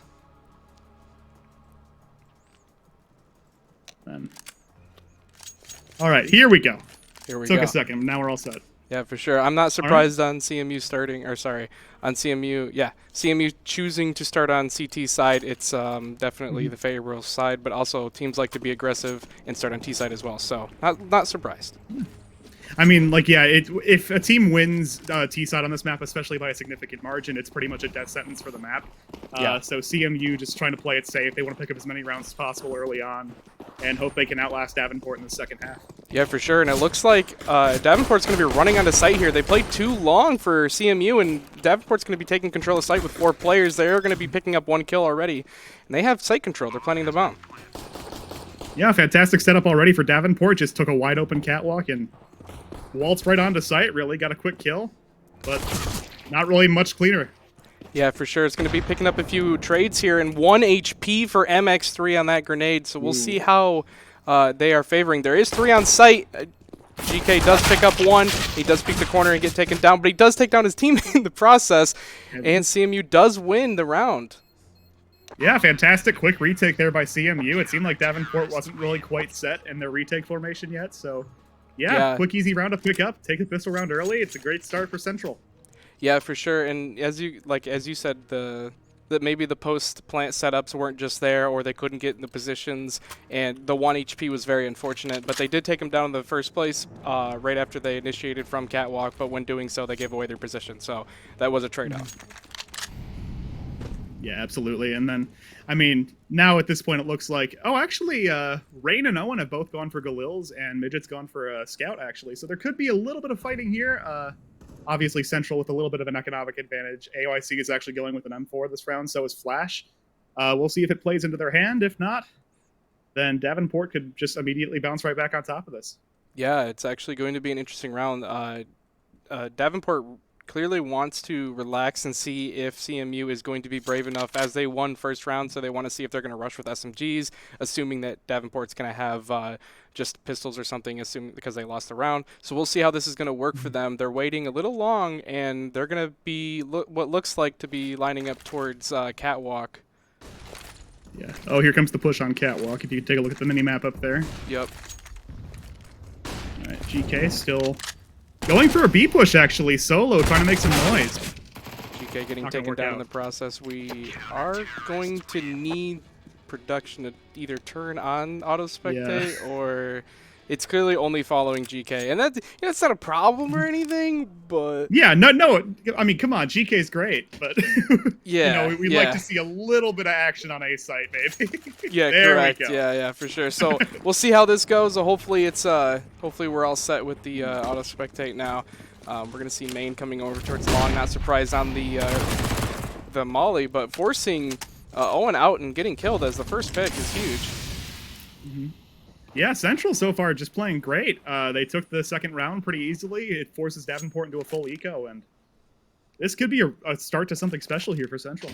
Yeah, for sure. We're going to be seeing Davenport try to play with fire here because they are kind of broke on going into this round, but they are saving their money to have a full buy next round. So huge nades mid. And MX3, nice headshot there on GK. Might be able to get the second here. Whew. And he does. He does. Yeah, some really well placed shots so far by Central. Dig. And Demon, nice 1 dig, yeah. And MX3 with the tapping of the M4A1S. And if you guys did not know, M4A1S was actually buffed, and it actually holds 25 rounds. Now, this was an old buff that has happened, but most people actually prefer the M1A1S now because of that. I am definitely part of the A1S convert group after that buff. Yeah, it's actually a huge change, and as you can see, most of the player base prefers it now as well. So it's going to be a huge flash by actually Flash, so that's kind of funny. He's going to be picking up a kill there. Disconnected. Oh, no, you're good. Are you all set? Yeah, we're all good. I'm not sure what happened there. All right, so we do have a 4v5 situation here for CMU's favor, and they're going to be holding long pretty well. They actually started off with 2 people, and then they have 1 person fall off to site in case catwalk gets overrun. So it's going to look like Davenport's going to be rotating here towards B site, but they aren't actually fully committing until they actually get a pick. Yeah, no really fast or lighthearted moves here. Davenport just playing it low and slow, trying to get a nice, easy pick before they dedicate to either site. But time is starting to run a little bit low. Right? Yeah, exactly. But like, still, they're playing a little bit slower than I expected them to. Especially now that they have a full buy. Right. Huge. Even pick. nice off kill. Yes. Absolutely massive. Yeah. Only one player left on B, although it looks like one player from Davenport's trying to rotate. Or Central side, sorry, was trying to rotate mid. And wow, Rain. That was two great kills. A dirty shot. Yeah. Yeah. Looks AYC like AC left all alone. AC's going to be using the flashbang. It does pick up one because of it, but he gets taken down in the process. He was overrun. 2v1 situation. We have an op and an AK in play. Main's going to be peeking here. He knows where the bomb's planted. Picks up one, but does get taken down by the op. Yeah, fantastic work there. Just Davenport taking advantage of the first opportunity that they saw. Played a nice, clean round there. Really not much else to say. Just fantastic work. 2 huge picks by Rain mid. Yeah, Well, I kind of like the slow play style that you were saying about Davenport. Yes, it's a little slower than usual, but I like it in the sense that they're using it to read the opponent, right? They're trying to figure out what they're doing, if they're aggressive, are they passive. I mean, Dust 2 of all maps, you have to figure that out. Yeah, like it's just them trying to make reads more than anything. Hoping to see they can get somebody to peek a little bit too early. And that round, exactly that happened. Central overreached just a little bit. Davenport got a free pick, and then Rain came in and kind of mopped the floor at double doors. So, yeah, just 3 quick kills gave him pretty much a free round. Yeah, for sure. And as you can see, they drop bomb top mid because they don't want to give away where bomb's going. But we do have 2 of them approaching catwalk, and I think Flash is aware of this. The mid player may have called it as there was an Xbox smoke. So there's going to be 2 people on catwalk and 1 person watching those mid doors with the op. We'll see how that goes for them. The only downside about this is that Flash fell off the main A site. We're going to be seeing Flash hold car here. They're going to be lining up smokes. This is what I was talking about. These smokes are so big and game-changing.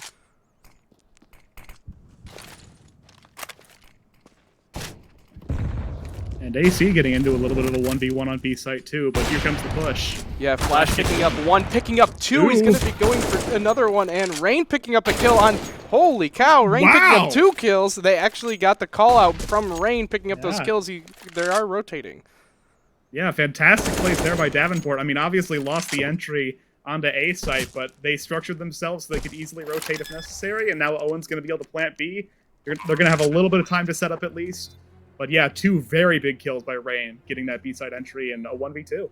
Yeah, for sure. And now it's a 2v2 situation. We're going to have both of them. Actually, we're going to have Flash walking up here. He knows he's in the corner, but Rain does pick up the kill in the process. Main's going to be all by himself in a 1v2 situation. Does pick up 1, looks for the second one, and gets taken down by Owen. Owen is the second time he has clutched a round in a 1v1. So congratulations to him on those plays.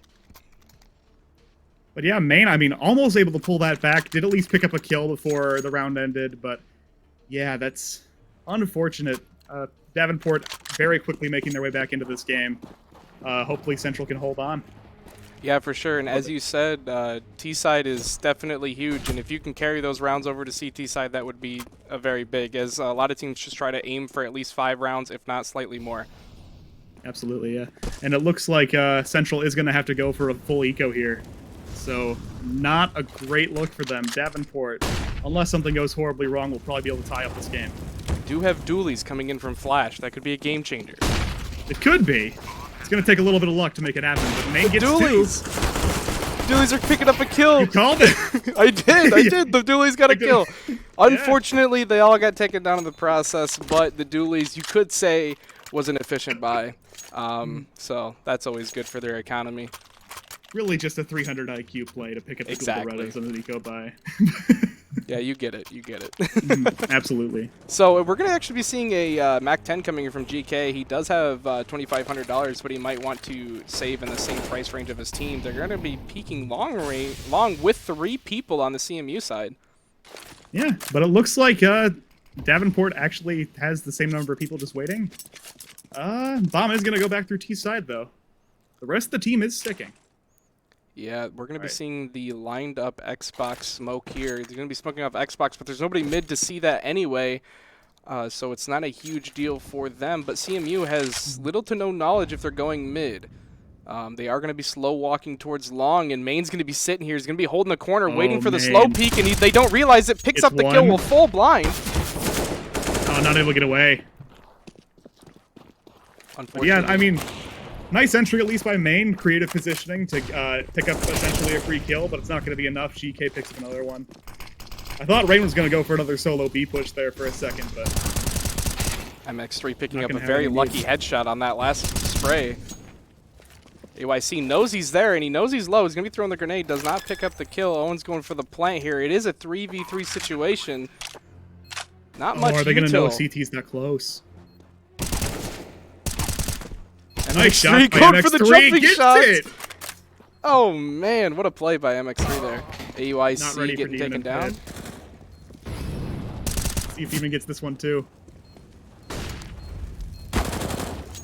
And they're looks not like- able to get it. Yeah, for sure. It looks like CMU is going to be winning this round, and they do have a defuse kit. So they are going to be picking up some new weapons as well. So we do have an AWP and an AK being picked up, and a little bit of util that was left over.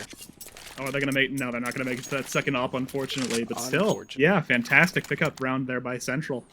If it was Yeah. matchmaking, the time between rounds, they would have got that for sure. Yeah, probably, honestly. But face it's going to face it. All right. True, and it looks like it's going to be somewhat of a deco round coming in from Davenport here. They are going to be going strong towards long, and CMU actually saw this coming with hard the push. flashes, so they fell off. Well, Central definitely knows they have the range advantage here. It's just Beagles and AKs. So unless Davenport hits some great 1Bigs here, Central is positioned to definitely have an advantage early in this round. Yeah, very Molotov true. almost gets canceled out by the smoke there. MX3 peeking the corner, does hit the Nice. headshot, and he goes for a second one, does pick it up. Another one on perfect, running at him with the Glock, does pick up the kill. He's going to be running Yeah. around, picking up the M4, going for more kills, and it's taken down in the Man. process. I just got to point out, MX3 has been absolutely killing it with the M4 so far this game. Yeah, 10 kills so far. Yeah, for It's just sure. Great plays. And unfortunately for Davenport, they, one, didn't get the plant down, and two, they only got 1 kills, which means the eco wasn't that much hurt from CMU. It was somewhat of a save round for Davenport, but at the same time, they did have 2 AKs, so unfortunate round for them. They are kind of broke going into this round. They are going to be using this round to save a little bit, but maybe they can get lucky. Yeah, you never know. Davenport has done pretty well on eco rounds in the past here, so it's just going to be, if they can execute properly, they're going to play it very slow again, waiting in B tunnels.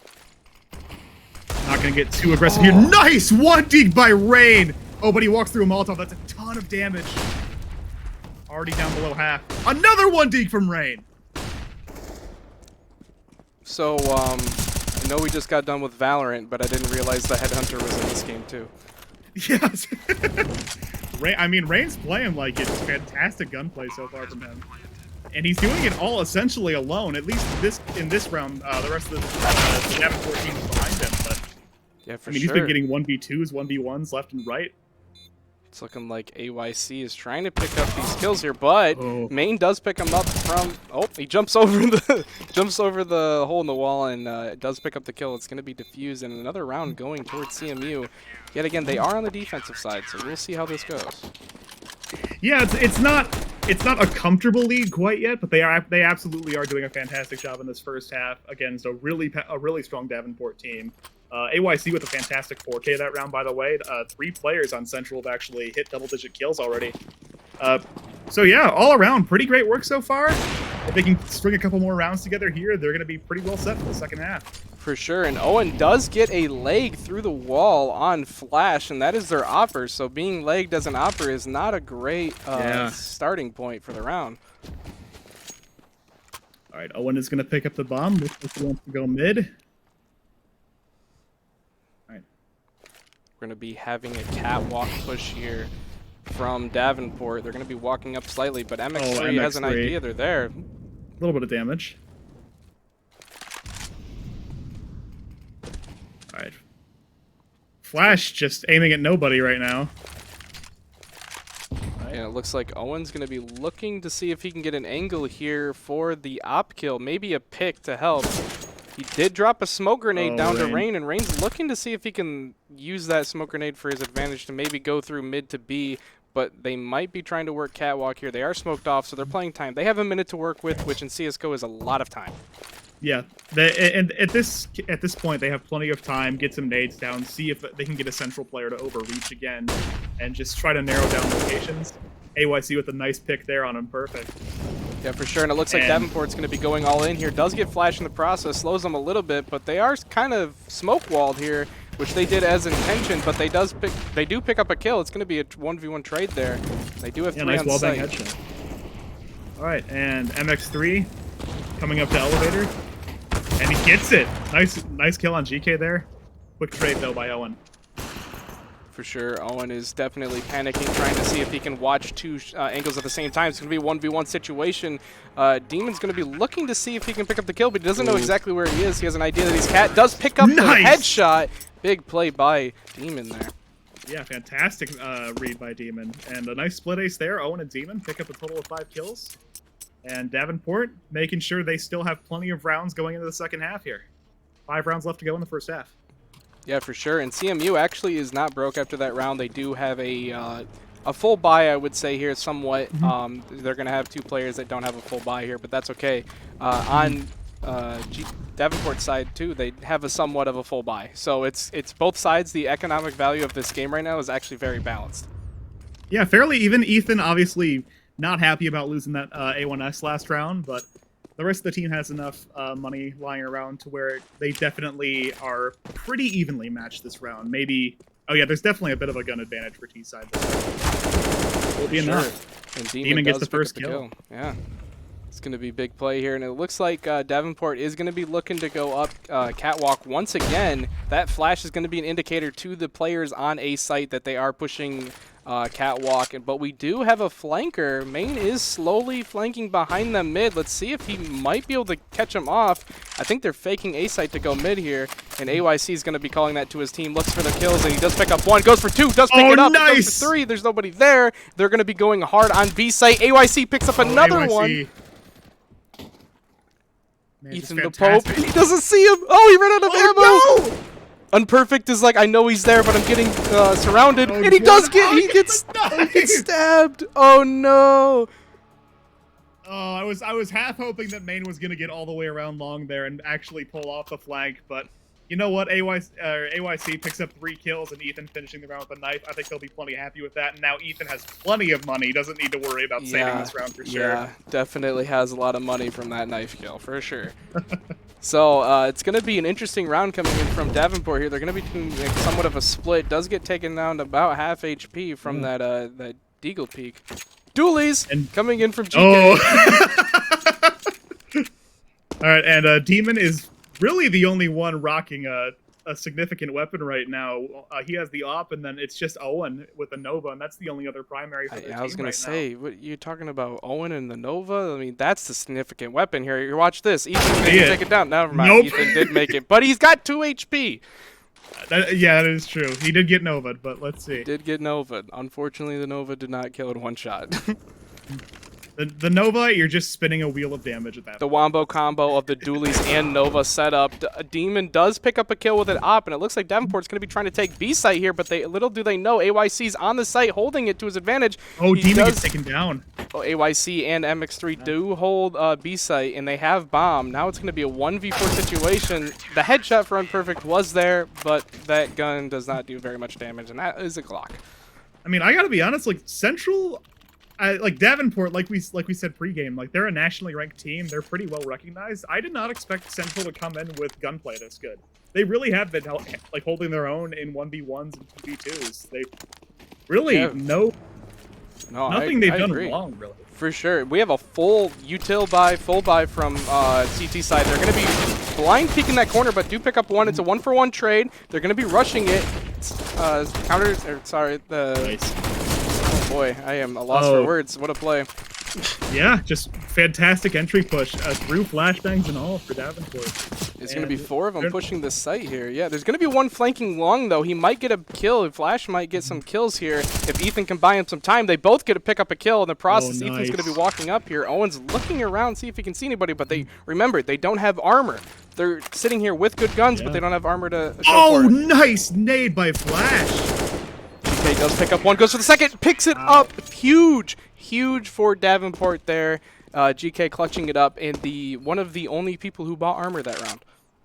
Yeah, huge save by GK there. He was really the only one who came in with a huge economy that round, if I remember correctly. And yeah, fantastic work. Recovers from the nade on Owen, and nice 1v2 save. Yeah, that was definitely a major round for Davenport there. Mm-hmm. And they got to your 5 rounds. Looks like Central's going to take a quick timeout here. Give themselves a little bit of time to reassess. Yeah, their economy took a big hit from that round. As you can see, they are averaging about $50. Yeah. So Exactly they have guns, somewhat. One of them has a CZ. But after that round, they did take a major economy hit. So it looks like they're going to have to either win this round or be broke next round. Yeah, I mean, Ethan should actually no, he's at 0 actually. So yeah, they really kind of are putting all their eggs in one basket, hoping they can at least get a few kills and knock down the economy of Davenport a little bit this round. But yeah, this would be a really big win for them. For sure, and Demon's just pushing walking up fast. in, runs up catwalk, picks up It one works. kill, going for a second. Bud does get taken down. It's going to be a 1-for-1 trade there, but that's not good for the counter-terrorist. Yeah, I mean, there's an M4 lying on the ground now. I mean, Ethan might be able to make a move for it. I'm not sure where he is exactly, but yeah, it looks like he's not going to be able to recover it anytime soon. Looks like Davenport's going to be full committing to this site, but huge flash coming in. It's going to be a 1-for-1 trade, but they did drop bomb. Now they have a confirmation that they are going A for sure. Unperfect looking for the kill, and does pick it up. Goes for the second, picks it up as well. It's going to be, never mind. Okay, that's the end of the round. Each person that was alive there for Davenport did pick up a kill each, so that was pretty unique to see. Oh, nice, yeah. And then, like, I mean, it seemed like we really couldn't even keep up with that. Just the second Davenport saw somebody, they were dead. Yeah, headshot. Yeah, that's what it sounded like. And this is what we were talking about. They are broke. Yeah, completely decimated, and Davenport has 5 AKs ready to go. It looks like they might just bum rush long here. Yep, and this is what you do. You just buy out the next round because you're going to have to save 2 rounds anyway, and you get the loss bonus. So you just full buy here, and even though you can't afford anything. And he rushes mid to try to make a play, does get taken out in the process. And another one does, but a P250 does get a kill here. Ethan does. He's looking for a second, trying to pick up the gun. Looks for the other one. He knows he's lit and does pick it up. So it's going to be a 3v3 situation. Ethan has an AK too. Let's see if he can make some magic. MX3 does get taken down. It's going to be a 2v2. Unperfect clear in the corner. Goes for the second kill. Does pick it up. It's a 1v1 on catwalk here. Let's see if AYC picks it up. He's known for his tapping, and he does pick him up.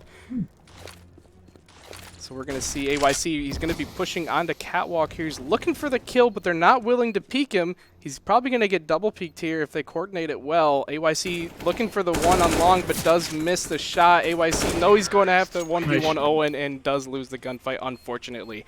But the closest you can get in this game for a halftime is 8-7, and that's actually big for T-side more than it is for CT. Absolutely, yeah. Like we said earlier, this is very much a CT-sided map. And the fact that Davenport's able to make it a 1-round game, they probably do have the advantage here. Central did a pretty good job, especially early on in that first half, but losing those last 2 rounds especially, that's going to hurt them, possibly for the rest of this match. For sure, and we're going to see MX3 there throw us Xbox smoke immediately in mid, and in return, Davenport's going to be rushing lower tons. They're going to have an idea that they're not going B at all, and they're going to all rotate back towards A. You're going to find out the hard way. They did trade 1-for-1, actually 2-for-1, so Davenport is up 1 player right now. Ethan going for a kill, does pick it up through the smoke somewhat, and they are going to be pushing site here, getting bombed down. Yeah, they did get a quick, easy plant. It went fairly well for pistol round, obviously, with how loaded Davenport was on the B side for that round. You wish they'd done a little bit better, but getting the plant, a little bit of time ticking down already, it's been pretty good for him. MX3, nice shot there. Yeah, Owen's going to be running onto site, does pick him up. Nobody's watching the catwalk push. MX3's looking for the second player, but they didn't realize both of them were cat. MX3 going for the kill to help his teammate, and he does pick it up. Huge play for both Ethan and MX3 that round. They both got 2 kills. Yeah, fantastic bomb defense. Just all around solid play. Didn't peek too long. Always just trying to keep one person in their sights at all times. Nice, pretty clean pistol round there for him. Yeah, for sure. And CMU is showing up to play. They did win that pistol round, and therefore they're going to full buy and try to win this the second round here. And as a response, Davenport is going a deeper round for full flash long. AYC picks it up. All right, Flash gonna hop in pit, try to get a scout kill in there. They're just making sure nobody's hiding in the smoke, and Ethan does peek mid and does win that gunfight.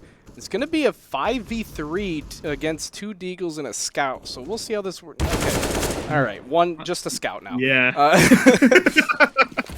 That did not last long. He's going to be sitting in CT, trying to see if he can pick up anybody or try to save. Flash looking to a one way. Yeah, there's not much he can do here. There's no point in him going for it, but huge shot. Nice shot. If he shot anywhere but the head, he wouldn't have gotten that kill. He wasn't lit enough, so huge shot for him. Looks like he's gonna try to save here, unless he... No, he's gonna hide back in T-spawn. He's gonna save the scout. Probably the best move here. Yes, not a ton of he's money, going to be but... trying to save, but we do have 2 hunters on the loose. We're going to be seeing Ethan and Flash trying to find him to see if they can find him. Specifically, Ethan more so than anybody. He's looking to see if he's going to be hiding in tons, and it looks like they're not going to find him. He's going to be sitting in T-side pretty hidden. He's watching them long doors to see if anybody's going to run out there with their knife out or something, but it looks like Demon's going to be saving the scout. A little bit of money in his bank, and he does have a scout going in the next round. That's definitely the best move for Central there, though. They want to save those AKs, make sure they keep this economic advantage as long as they can. A scout shouldn't hurt them too much in the long run, unless Demon just immediately starts popping off with it. So you're definitely right. Probably the smart move. For sure. And it looks like we're actually going to be seeing a scout here from Flash trying to pick up a kill. It's going to be a 4-man rush up mid, and Demon, like you said, is going to pop off with the scout and does pick it up. And it looks like MX3 is going for 2 kills here, but he doesn't understand that one's behind him. He does hear him. Last second found him, and he does pick up that kill too. Great heads-up play by MX3 there. 3 quick kills. I mean, his rifle play's been fantastic this game. Central wins the round. Yeah, for sure. Yeah, that was a very big play from MX3 there. The 2 people rushing him in the front, and then him not knowing the other individual ran behind him, but he heard the footstep at the last second when he started to walk, and so he turned and noticed him. So unfortunate for Davenport, of course. So we're going to see a full buy, though, from both sides. Yeah, looks like an op from Ethan here. He's getting very aggressive with it, though. Nice kill! Takes out Unperfect immediately at the start of the round. The long peek is always a matter of timing. Oh, yeah. And it looks like Central is going to start moving up A long here pretty slowly, just trying to get a quick peek before the rest of the Davenport team can rotate. AC is going to go for a Molotov on Cat, gets counter smoke. There's like a big flash just blinded all of CMU there, but all the guns going off at the same time. Davenport does clearly know that where they're going, and they do pick up 1 kill, and it's going to be a one-way smoke for Rain there, and he picks up a second, but it's going to be a 2v1 situation, and Demon's going to have to be, he's going to push out here and try to see if he can see anything, but Flash does pick up the bomb. He does have an op, though. This is going to be a huge, important round for him. Flash does do a lot of damage and peeks and tries to pick it up, and he does. Yeah, Demon, just fantastic work there. I was really hoping that I'd have a good reason to point out that nice play going around boxes on A site by MX3. That was a really nice counter play on, I believe, Rain, which actually allowed them to take the site, but for just a second, Demon just comes around and starts taking names that off. Fantastic for sure. Or M4, excuse me. Yeah, it was, M4. Yeah. We do have an MP9 coming in from Rain, though. I'm curious to see if he's going to rush mid here, but nope, he does fall off. As you can see on the mini-map, they probably got flashed or something, and so they chose to fall off there. But we have a lot of CMU players meeting up around mid, so they're looking to see if they can make a play here, or they're going to try to go up catwalk. Looks like they're trying to lean Cat. One of the players, they're going to go Cat here. Main might want to stick around double doors for a second, though, see if he can get a pick. Looks like he's moving back up to top mid, though. For sure, and as you can see, CMU is not committing to anything. They're showing themselves in a spot, but they also are falling off to try to see if they can get some control. But little do they know, Rain is sitting around this corner. They're going to peek the corner, not know the MP9's there. The MP9 shreds, goes to peek the corner, and half HP for Ethan, but they do pick up the kill. Unperfect picks up 1, goes for a second one, does pick it up, out of ammo, tries to pick his teammates there. Oh, he loses the gunfight to a Glock. Unfortunate. Oh, no. Oh, they got to going for the pistol kill. What was he doing? I don't know. Did he not see him? His mouse died? I don't know. Unfortunate for him, though, at the end of the day. It's going to be a 3v2 situation. in the favor of CMU. They are going to get the bomb planted, and CTs are both coming in from CT. They're going to be pushing up, and MX3 does pick up 1 kill. It's going to be a 1v3 situation with the op in the hands of Demon, which we know he is a Demon with. Yeah, it's been true so far this game. Looks like he is going to play it from CT, and looks like he's just going to back up, maybe get this pick. That he does. Great shot on MX3, but not enough time to retake the site. He's going to save the op. But at least it's probably a smart decision, especially being on CT side, right? At this point, for sure, with where he was stuck, having to make that push from CT would have been so incredibly difficult. So, yeah, absolutely the right move. Might get a second exit. He does. Takes out Flash. Kill. Yeah, AC does not want to bother with that. He's going to keep his AK and hide in the pit. Get as far away from Demon as he can. Yeah, for sure. And as you can see, Demon is, yes, he has no utility. He's going to have to buy that, but he does start the round with $5,000 because he's saved. Yeah. He can buy one of his teammates if they do want to go a buy round this round. Looks like they're going to play it slow, though. Yeah, 5-7s, maybe a Deagle here. Yep. And a FAMAS. Interesting. Okay, so we're going to be seeing a mid-presence, heavy mid-presence here, but we're going to see one of them rushing tons. I don't know if they're going to catch it. Oh, we're going to see an interaction Main's here. Unaware. He goes to check it, and here's the last second and does pick it up. Huge play by Main to hear that. Yeah, GK, keep your headphones on 100, people. 100%, yeah. Bass boost them, you know? Try to hear those footsteps. We're going to be seeing kind of a slow reactionary here from CMU because they do have a pick, so they can kind of rotate wherever they want. GK is trying to get some information. Does pick up a kill. That's huge for Davenport here. Now it's a 4v4. Yeah, okay. Well, Ethan is going to immediately take out Unperfect on Cat. They might get pretty aggro with this here. Rain gets a nice shot, but it's going to be traded. For sure, and it looks like they are going to be doing the split push to A site once again. AYC is going to be planting the bomb. It's going to be a 2v3 situation, and CTs might just fall off here, trying to get some maybe exit picks, but not to, doesn't look like they're going to be going all in for this. Yeah, I mean, MX3 holding down Cat with the Molotovs. They're both positioned to where they could only push Cat if they wanted to at this point. In fact, I think that Demon's already in T-spawn. Oh, no, Demon's the one who pushed. Sorry about that, but yeah, GK's in T-spawn. He's definitely not going to have any time to do this now. Oh. Looks like a Davenport player just got disconnected from the server. Yep, there is a pause, so this round will come to an end in favor of CMU, and then there will be a pause to try to get this player back in here as soon as possible. Yeah. But with that, Central takes a 13-8 round lead, and they've really commanded their own T side so far. And nice shot by MX3. I think GK thought, okay, he's going to be relaxed. He won the round. He'll fall off, and maybe he can catch him while he's running away. But unfortunately, he can't. He actually noticed what was going to happen and lined up the shot before he came around the corner.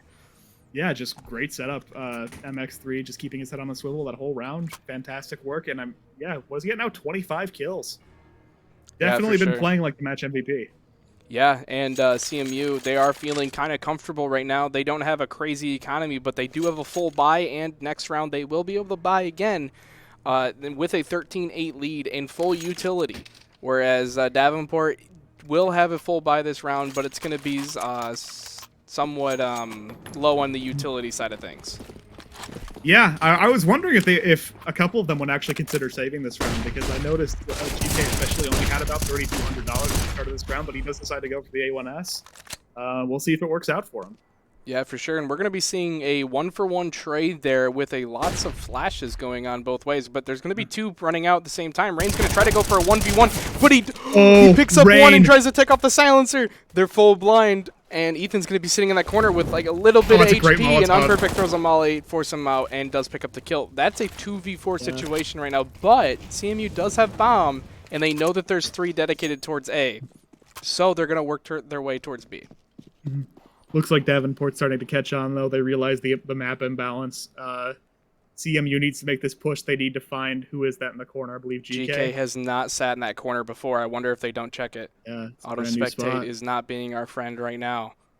Please switch. Okay, MX3. Right. They just threw a smoke. Haven't peeked it yet. He hasn't shown himself. He's just sitting GK there. Making a play. Does take out one. Has no silencer on his gun. MX3's gonna go for the play here. 44 seconds. He's not gonna stick it. He was trying to fake it, try to get them to push because they know they're outnumbered, but MX3 does pick up one. Rain is half HP. MX3 can do this. Goes for the pick. Oh, he picks it up. Nice. What a play by MX3. That's a 4K for him this one round. And what a play by him to not plant the bomb. Most players would try to go for a bomb plant there and try to let them come to him. But he said, no, no, no. I'm the T side. I'm coming to you. Yeah, just amazing plays there by MX3. I mean, it's unfortunate that they didn't check that angle for GK when they first made entry on the B site, but immediately recognizing it when they started getting shot, took out GK, and then just read him like a book the rest of the round, really. Just fantastic play all around. MX3 really putting Central on his back this game. And auto spectate switching out at the worst time. Ethan does pick up a kill, though. Yeah. It's going to be a 4v4 situation here, and Demon does pick up a kill in favor of Davenport, but Ethan does so in trade as well. AYC is very lit, and that's going to be 10 HP for him. It's going to be falling off. They do have bomb, and they are pushing site with a smoke wall for AYC to get that bomb down. Yeah, AYC planting with really low HP might be something here to watch. Grenade, it's all ogre. Not a ton of utility. GK does have a frag and a Molotov ready. Unfortunately, GK is the person I believe to be long right now. Oh, I think you're right, yeah. Yeah, and it looks like Owen's going to be trying to peek this to see if he can make a play here. Peeks the corner, does pick it up. It's going to be a 2v1 on that peek, and they're looking for the other one. AYC is going to pick one. He does pick it up. A 1v1 situation on site. Gets taken down in the process. Flash does have an op. Gets taken down by Owen with the one tap. What a play by Owen. Owen did a fantastic job of spotting two very small hitboxes on his screen there. Yeah, fantastic work, great aim, and two quick headshots to secure the round for Davenport when they desperately needed it. Yeah, that was, as Main put it, that was a nice shot. The first bullet, even from Owen, he didn't think the first bullet was going to hit as he bursted his gun, but the first bullet did actually connect and hit the headshot at that range, which is insane. But yeah, I mean, honestly, Main saying nice shot in chat, like you got to be a sportsman at that point. Like, just fantastic play. Yeah, for sure. And it looks like it's going to be an eco round coming in from CMU. Yeah, they might as well. They have plenty of rounds to play with. Just let them build up enough money here to go for a full buy in the next round or two. No reason to try to win right now. They have enough time to make it. Yeah, for sure. As you said, they were trying to double peak there, but with the Eagles, they can only go so far, and it's going to be Main versus the world right now, and the world did. The world won. Unfortunately. As much as I would have loved to see a pistol ace 1v5 there, I don't think that's going to happen against Davenport. Not against this level of players. I think everyone in this game right now is actually a really high-level player, and their aim is nuts, their lineups, they're actually working well together. As you can see, there's a lot of coordinated peaks. It's like a lot of 2v1 gunfights, and I love seeing that. That's team coordination right there. Yeah, they've done a fantastic job of getting callouts to each other, just really meshing very well together as a team. Their pushes have been fantastic, really looking out for low HP players. All around, really great work from both teams. But Central so far, just doing that little bit extra, and it's really paid off for them so far. Yeah, and it looks like CMU is kind of hovering towards mid, but a little bit towards B. They're trying to see if they can get a pick here. They do not have much utility to go with. They do have a few smokes and a little bit of flashes, but other than that, they don't have post-site take nades. So we're going to see how they're going to fare with those. And as Owen is knowing, that they are known for taking up catwalk, so he does pre-nade it to hope for the best, but they are going to be pushing 2 mid. They're doing a B split push right now. Yeah, it's just... Nice shot there by Flash, by the way, on the entry. And they're almost going to have B-side to themselves. I didn't even see Demon on that minimap for a second there. And gets Demon 3 with quick the 3K, kills. goes for the 4K, does pick it up. Gets it. Okay. Okay, so Demon. we know how we said Main against the world. I think it was Demon against the world right there, and he chose violence. Yeah, apparently. Yes. But yeah, fantastic work by Demon. Really not much else to say. It was headshot after headshot. I think what got in his favor right there was the 1v1 every time he peeked, right? So the first time when they peeked the hole, rat hole, he peeked the corner and he stood up and got the headshot. Then they came around the corner, picked up another kill, and we're going to see an eco round this round. It's becoming a pretty worrisome pattern for Central whenever they make a B push. That it doesn't seem like they're thoroughly checking every angle. I mean, Demon just kind of sat there and car the whole round, and GK did a similar thing just a few rounds back in one of the far corners of the site. Oh, okay. So I don't know if this is an interesting fight mid. Yeah. Oh, MX3. Okay, MX3. Oh, Yeah, he said, you know okay. what, let's just make sure we confirm the kill. Goes for the second one in pit, trying to pick up the op here. He would make it a lot easier if you had a scope. Yeah. Does go for the kill here, does not pick it up, but GK is trying to push here. I don't think CTs are aware that Ts do not have the bomb currently. Yeah, I don't They're think they going to have find any that out reason to here, believe though. that. GK Yeah, said, GK well, sees we it. have bomb.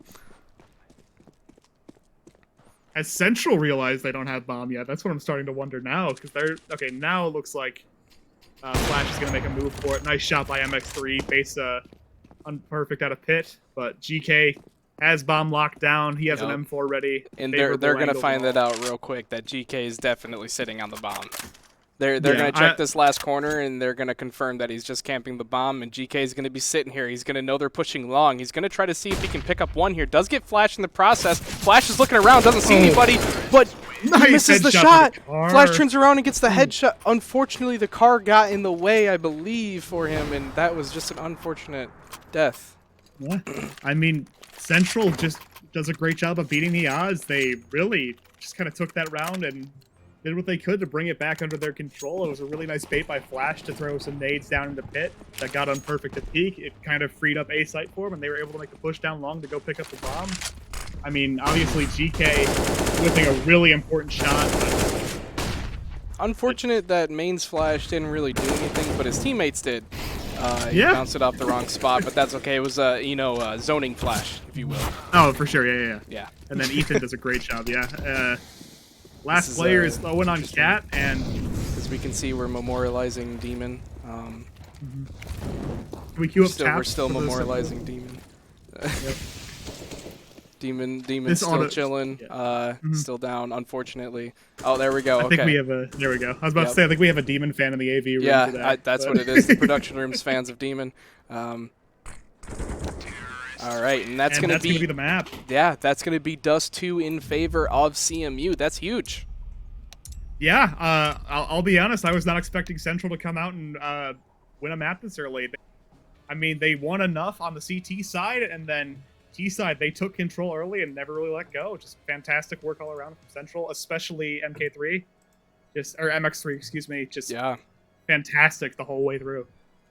Yeah, could we have our production press mouse 2 to toggle the scoreboard so we can see? There we go. And as you can see, I don't know if you guys can see this. I'm pretty sure you guys see us. But MX3 actually went 31-17. He was the top frag for CMU, and the top frag for Davenport was Demon, going 27-19. So those were the star players of the game. But overall, that was a close game, and we thought it was going to turn the tides for Davenport when they switched sides, but CMU said, we're going to capitalize on what we're going to be doing.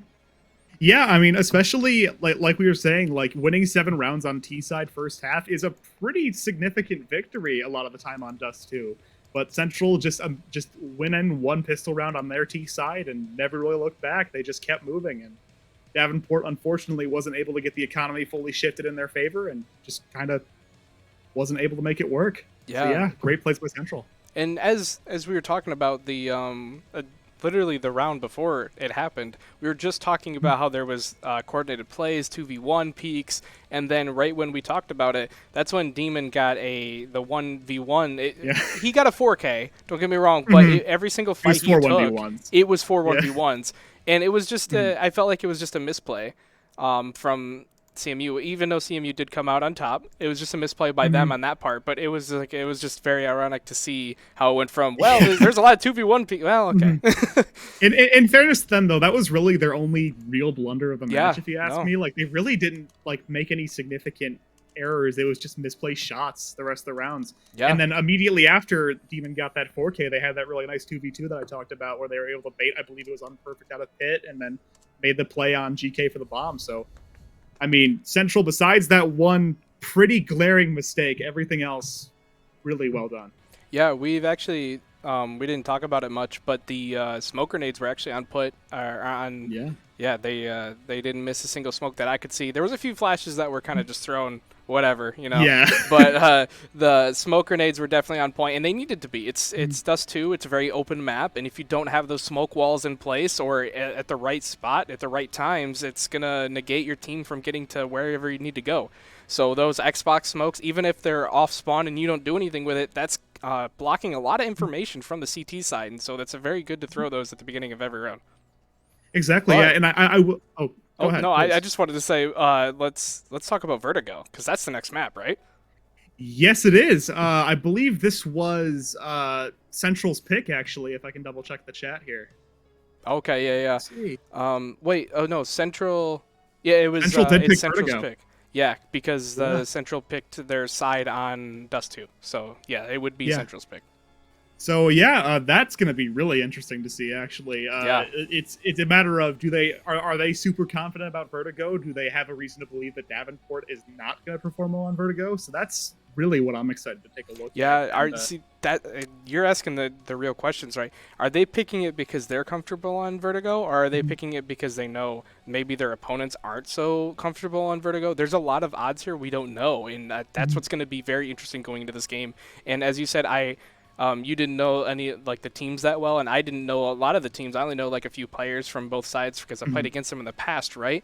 But like it's basically half the roster is there, but not the full roster that I played with in the back in the day. So we're gonna see very interesting takes on how it comes to Vertigo. And as we said before on Dust 2, Vertigo is just as kind of open when it comes to taking certain sites. So those smoke grenades and mollies and flashes are gonna have to be on point. Otherwise, you're gonna miss the site. Yeah. So. And then all right, with that, I think we are going to go for a break for a couple minutes so the players can get it set up on map number 2. So we'll be right back with you guys. Bandwidth Bowl, CSGO Grand Finals. Central takes a bit of an upset on Davenport map 1. We'll see you guys back in a few minutes.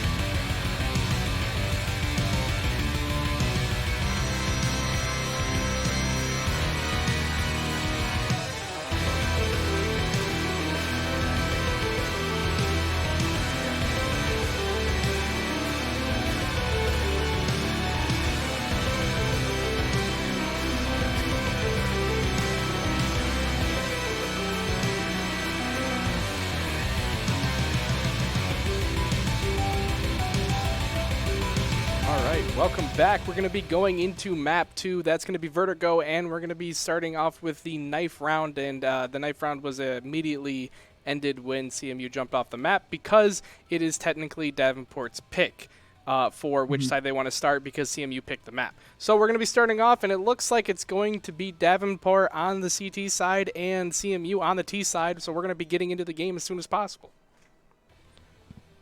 All right. I mean, Vertigo, like, it's just the map structure and everything, it can wind up being a completely different game than what we just saw on Dust 2. I mean, obviously, sites are wide open, similar to Dust 2, but a lot of really tight hallways, especially when you're trying to make moves onto sites. So, might see a bit of a different gameplay style here, but it looks like Central wants to be very aggressive very early. They're going to push top ramp. Looks like, oh man, he's going to be picking up one, goes for his second one, does miss a shot, picks up the third one though. He knows he's lit on the ramp. He's going to be trying to peek him to see if he can pick it up, but he doesn't see him. Goes for the second, picks it up with the flick, and he picks for the second one. What a play. Holy. I don't know how to pronounce that name. I don't know. Yeah. Number 7. Is that what we're going to go with? NO7? We'll go with number 7. Yeah. Okay. But huge play by him. What a round. Yeah, wow. Did not expect to see that this early. Yeah, that was definitely a game changer, huh? Apparently, Davenport has a secret weapon player. For sure. Number 7 going for another kill, going for his second one. Holy! This is not CS:GO. We're watching COD apparently. Yeah, jumping gun. Number 7's looking for other kills here, and we are going to have to ask production to turn on auto spectate. I think we are just staring at number 7. So if he died, we'd be staring at his body for a long time. But there we go. We're all set. If he's going to cover half the map in the first true. 30 Actually, seconds, you know what? Maybe we should might just as well keep watch the going. MVP, right? MX3 looking Right, to see if he MX3. can pick up a kill here. Does do so because he had no head armor. MX3 going for another kill. Thank you, auto spectate. And I guess we'll watch number 7 again. Yeah, back over here. Yeah. 7. All right, MX3 looking onto, I believe, A site here. Yep. Yeah, the Rain's Might going to be be getting looking flanked. to see if he does pick up the kill, Ooh. and Bomb is down. That's huge information for their team. It's a 4v1 situation. MX3 with 13 HP and gets taken. Not going to make it work. Yeah, I mean, MX3 with a nice headshot kill with the Glock, but I mean, like, I'm still kind of in like aftershock mode after watching number 7 for like the first minute of this match. I don't know what the hell to those think flicks right were now. nasty. Not gonna lie. Yeah. Oh boy. All right. Yeah. Let's just keep it going here. Central looks like they want to start moving A, and that is what they're gonna do. Yeah, we're gonna be seeing a what seems to be an A take here from T side. They're going to be looking around, making sure nobody's on the flank. Rain, unfortunately, messes up the grenade, the molly. That's okay. Number 7 looking. And we're back to on the number 7 cam. Yeah, exactly. Rain's looking for him in the corner. He does check the corner, picks up Nice the kill. Down to 20 HP, but that's okay. All you need is 1 bullet, and you win the gunfight with the AK. So. Yeah. It's an interesting one-way. Number 7, I don't think could see through that one way. If I mean, we flicked off of him, not able to see. No, what I to think see. both That was players good. could. I don't think it really was a one-way. I think it was just a normal smoke, and both players could see their feet. Yeah, nice headshot there by number 7, though. Yeah, All right, for sure. and, And it looks like we're gonna have Mayday trying to flank, but Mayday nice. is down, and he's gonna be saying Mayday on his death there. AYC is going to be falling off here to try to make sure he can get any information with his teammate here, because it is a 2v1 on site, but we do have a flanker. Yeah, okay, Davenport's actually made quite a few substitutions this game, I think we just realized. Yeah, 3 new players for Davenport, but Tide comes in. He is going to have the site to himself, goes for a defuse, And pros Main stick it, and Main casually do that. peeks the corner and then one taps him. Yes.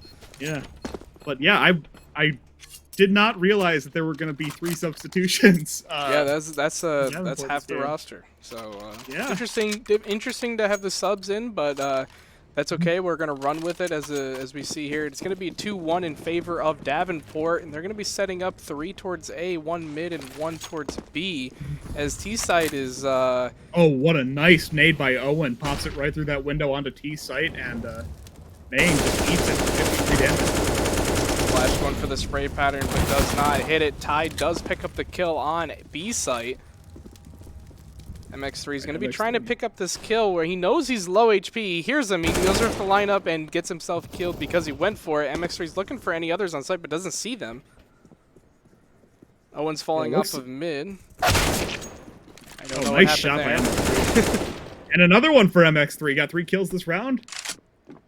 All right, there is one more player hiding back in scaffold. Yep, that's Rain. Rain is going to be trying to hide from him. I don't know if they know that he's there. Yep, they do. They do pick it up. And it's going to be... Bomb is down. That was huge. Oh, that was a trade, though. So it is going to be MX3 all on his own. He does have full HP. If he hits this, this is going to be the first ace of the match. Tied at about half health, sitting there with an AK.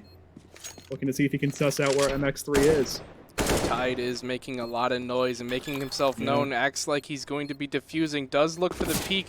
They know where each other are now. He's going to be trying to find it, but going for another...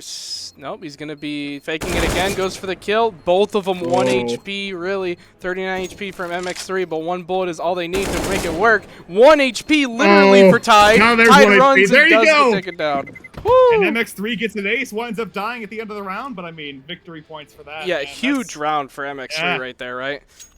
Yeah, I mean, he wants to be the match MVP. I think it's just that simple. I mean, he's been playing like it. I mean, yeah, broke 30 last game, and now he's already off with 7 kills in 4 rounds, including an ace. I mean, unstoppable force. Let's see if number 7 winds up being an unmovable object for the rest of this game. But for sure, yeah. And Owen does peek it with an eco. It's going to be, in general, an eco round for the Davenport side of things. Ethan's trying to pick up some kills through, or at least some damage through the wall there.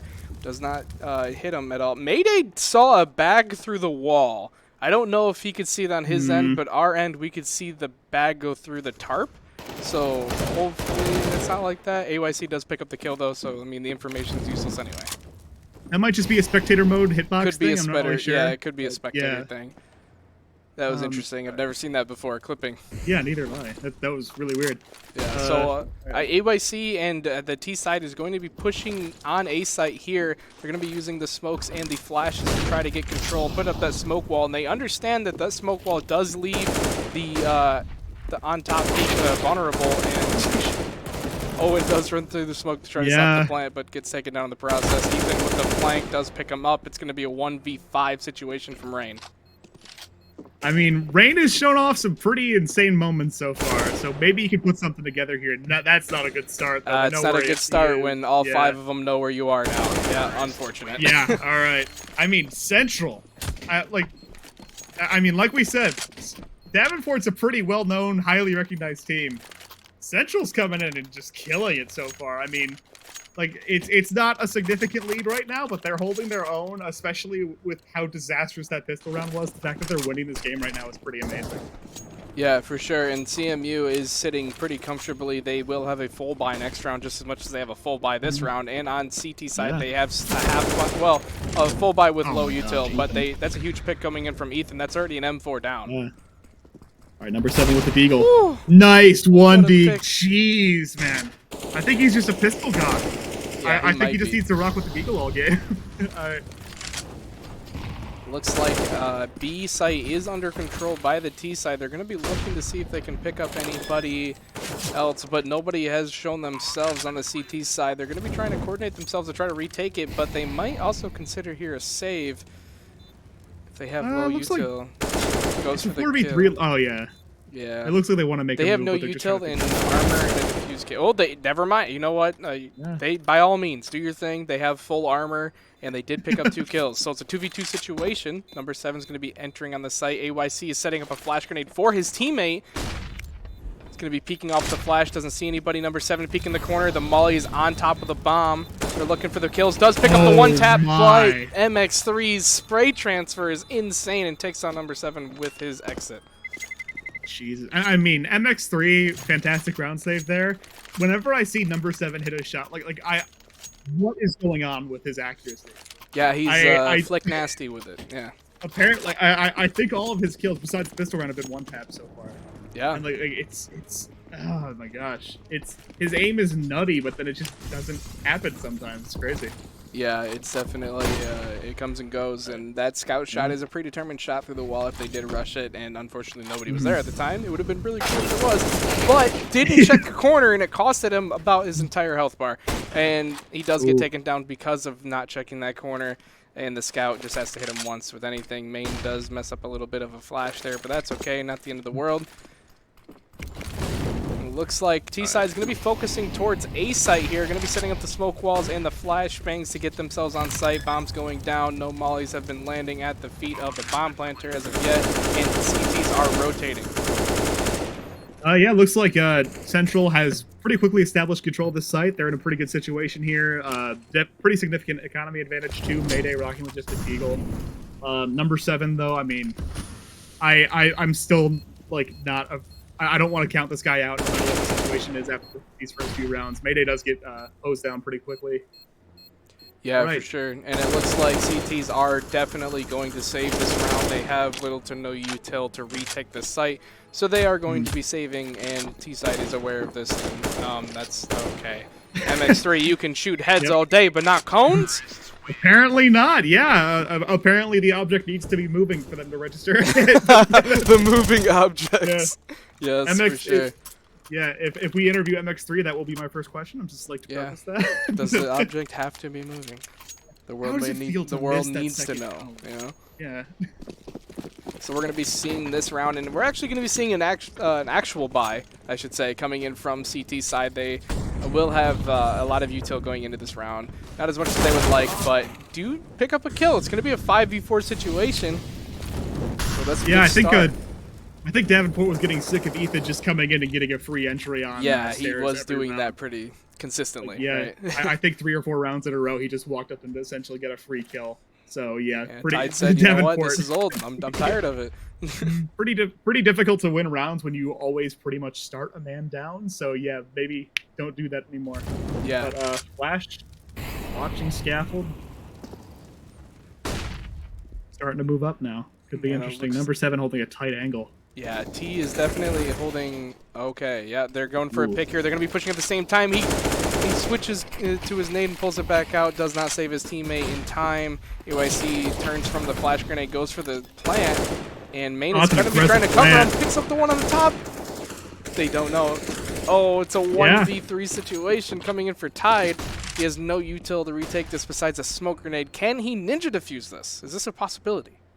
I think that AYC planted it on central side of the smoke. I don't think he was actually in the smoke when he got the plant off, so they should have a pretty clear line of sight unless Tide chucks that smoke in his inventory down on his own. Right. But I gotta be honest, like I did not think AYC was actually going to plant it down there. That was a really aggressive move, but it wound up working, so. Yeah, and it looks like Tide is definitely going to be saving this round. He wants to carry over that smoke grenade and that full head armor as well. Even though it's an AK, that head armor is nice in case somebody has to pull out a Glock or something last second to finish off. Yeah, I mean, Tide was in a spot where, like, Central was already, like, fully set up in their retake positions. They didn't want to take an unnecessary risk when, I mean, odds were very against Tide to come back and win that round. So saving there, probably the right move. Wouldn't have been a very good setup. An op, though, coming in from range. Tide going for the early peek again, but does lose the gunfight, unfortunately. And he does see that there was 3 towards B site. He's going to call out for the team, and they're going to rotate. But looks like T-Side are going to be trading 1 for 1 every time they entry into the site. And they have control right now. They're going to be going for play here soon. I think Central's more than happy to keep taking those 1 for 1s when they do a 5-man push onto a site. Just get a free plant. There you go. And now a 2v4, but 2 Central players very lit. Yeah, I don't know. These 2 Central players, 1 bullet or 1 grenade, and it's all ogre, but there is no utility coming in from CT side. This is their downfall, right, is utility every single time. They have it to stall, but once they've used it to stall, they have nothing for retakes. And that's what's... Oh, looks like Ethan getting taken down in the process. Unfortunate for Ethan, but that's okay for CMU. They will be taking this round and hopefully getting away with that 4 HP as well on main and all 3 AKs. So Rain holding just like a ridiculous exit angle there, though.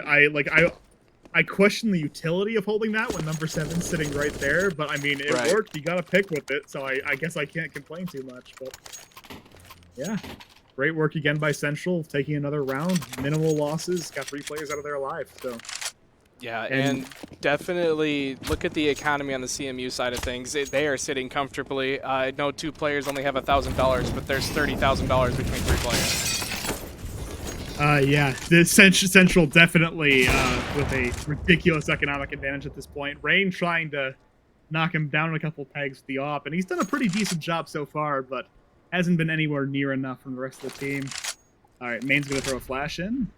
Gonna play it slow. Flash is up there though. Hits 2. Flash using the flash to his advantage, and he goes onto the site and hits 2 headshots. They have control of everything to do with B site right now, and they're going to be smoking off everything to make sure CT can't get on the site while they're planting the bomb. Yeah, I mean, Main, like, one of your notes from the previous game was that, like, Central's kind of thrown their flashbangs around with little to no regard, but, like, that was a really well-placed flashbang from Main. Or Flash took advantage, picked up 2 really Flash easy kills. took advantage of the flash, yes. Yeah, like, a little bit of a tongue twister there for me. More of a For brain sure, twister, yeah. Interesting molly coming in from T side, but yeah. that's okay. Maybe that one needs a little bit of work. But Yeah, you know. Alright, Mayday was still on site, decides to leave. And It looks might like be playing for CT, pick. sadly, this is the 4th time, I believe, that they've had to save with 2 or more players. Yeah, and then looks like no confrontations yet. Might see something in the other corner of the map. Nope, Mayday is not able to get the kill. So yeah, 2-8 for Central. I mean, game 1 we were surprised by how well they did in the first half, but this game, man. Well, I mean, this is their map pick, though, right? So I'm not as surprised. Yeah. Well, I mean, 2-8 is crazy against Davenport, really, on any map. For sure, yeah, yeah, that's fair, that's fair. We're gonna be seeing, and hopefully, yeah, it's okay. Number 7's gonna be aggressive here. Rain did pick up a kill. Weren't able to see it, but number 7 does pick up a kill himself. They have 2 ops, and they are clearly using them to their advantage on CT side. Mm-hmm. Yeah, they don't. They want to use these ops. Like they're not content to sit back and play conservative with them at this point. They need to get kills, and they need to get them quickly down. Right. So number 7 and Rain getting very aggressive with them, and nice kill there by Owen. Main was a little too confident, went by himself, and got taken down in the process. And it's going to be a 2v5. And number 7 flicks and does not hit the shot. Goes to see if he can pick it up again, but Ethan exposes himself, does not get taken down. 6 HP. Little does number 7 know he could just pistol him, but I don't know if he's aware of his HP bar. Owen's going to be flanking there, though. But yeah, and then Ethan's going to make it on the site, but yeah, there we go. Okay, so now it's a 5v1 situation. AYC is now down. Wow. Yeah. Did not last that long. Yeah, number 7, it's been some just ridiculous shots. Just the second he sees something, he makes a play. I'm glad to see the change-up, though, on CMU side, right? Because they were playing very passively, and then the moment they start playing aggressive with the ops, you saw 2 kills right out the beginning of the round. Everything changed, right? So we'll see if they keep doing that. That was, I think, the big decider, especially for those 2 rounds for Central. Like, Ethan kept getting an entry frag on these stairs, and it just immediately put Davenport in a tough spot, and they've decided to flip the script a little bit here, get some quick entries. I mean, a little bit less so this round. They're content to stay back now that they have a full economy set up. But yeah, just really, really good read to make that switch early on. And and it's a bad miss. That's okay. That would have done some pretty heavy damage. It could have been a lot worse, right? It's going to be a one-way smoke in favor of Mayday, but does not confirm the kill. Both of them were flashed. Wow. And Owen Nice actually breakdown. flashed his teammate and got him slightly killed, unfortunately. Rain does pick up a kill, though. Rain getting a lot more comfortable with that all. Like, the first couple rounds, he wasn't able to do a ton with it, but now he's really starting to piece it together. Oh, one-way smoke for Rain right here. Does pick it up and kill. Huge smoke for him. And it's going to be a 2v4 situation. Let's see if MX3 and AYC can pull this off. Owen's going to be flanking them, though, and they did not know that was happening. And Owen did pick up the planner, and that stopped everything. Yeah, Davenport has, like, clearly made a shift in their setup for getting rounds like this, because, like, their entire gameplay has changed. Like, they've actually started being a lot more aggressive on the CT side. They're not afraid to get into gunfights early. And when they hit shots, they're doing plenty of damage. They're getting pretty easy kills on Central. and they really don't seem to have an answer for it right now. Yeah, and as you can see on the mini-map here, they're getting pretty aggressive towards B, and they didn't pick up what they wanted to, the damage on everything, but number 7's flick was huge. Holy, he even typed holy. He's like, oh my god. I'm surprised I hit that. Number 7 does get taken down in the process, though, of trying to hold mid. It is a 4v4 situation, but Rain does have an op, and let's see if they can use that to their advantage. And of course, auto-spectate switched away the worst time. Yep. And Rain did pick up a second kill, but Main gets the trade. And Main clears off B site.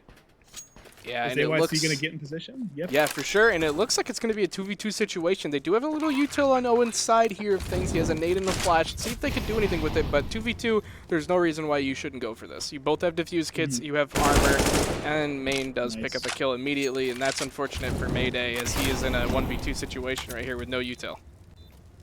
Yeah, I mean, at this point, you kind of have to make a play. You're so far down. There's only a couple rounds left in the half. Right. Seems like Davenport has enough to probably last They're them. both so low. Mayday just needs to hit them both with Come one on, bullet, May. but he's low himself. He's going to be looking to see if he can pick him my up. God. He goes for the pick, does not hit him. Goes for the second one, does hit it. He pulls out his pistol to try to confirm the kill, but he knows what to do. He's going to be hiding the whole time to make sure he can't get the defuse, and AYC hides and makes the win go in CMU's favor and does still survive because he knows the blast radius of the bomb. Wow, what a play. AYC, just really great heads-up move there. I mean, no, that's having the wherewithal to just keep running laps around the box, just make sure that a sight line never pops up. And Mayday, I think, knew. Like, took out the 100%. pistol, was ready to just get one body shot and go to fuse, but man. Yeah, no, that was definitely really good macro from AYC. He understood the game and that premise and that moment. He's like, I just need to survive because he can't defuse if I'm alive.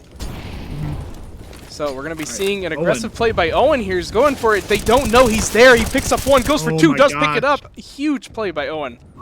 Owen's done that 3 or 4 times now, and it seems like it's worked every time. He's just getting like really quick picks. And Central, it just seems like, I mean, I know they won this last round, but it seems like they're giving up so much more than they were early on in this first half. Yeah, for sure. And I think it's what we talked about earlier, right? Those aggressive plays are just catching him off guard. But Ethan goes for an aggressive play and does get taken on the process. Mayday turns just in time for that flashbang. And now Central, yeah, it's probably an unrecoverable spot here. They are leaning towards a site. They could make a move if they act quickly, but it looked like AYC taking down Mayday, and they will use this to their advantage, try to take site, but all CT players will understand what they're trying to do, and they will rotate.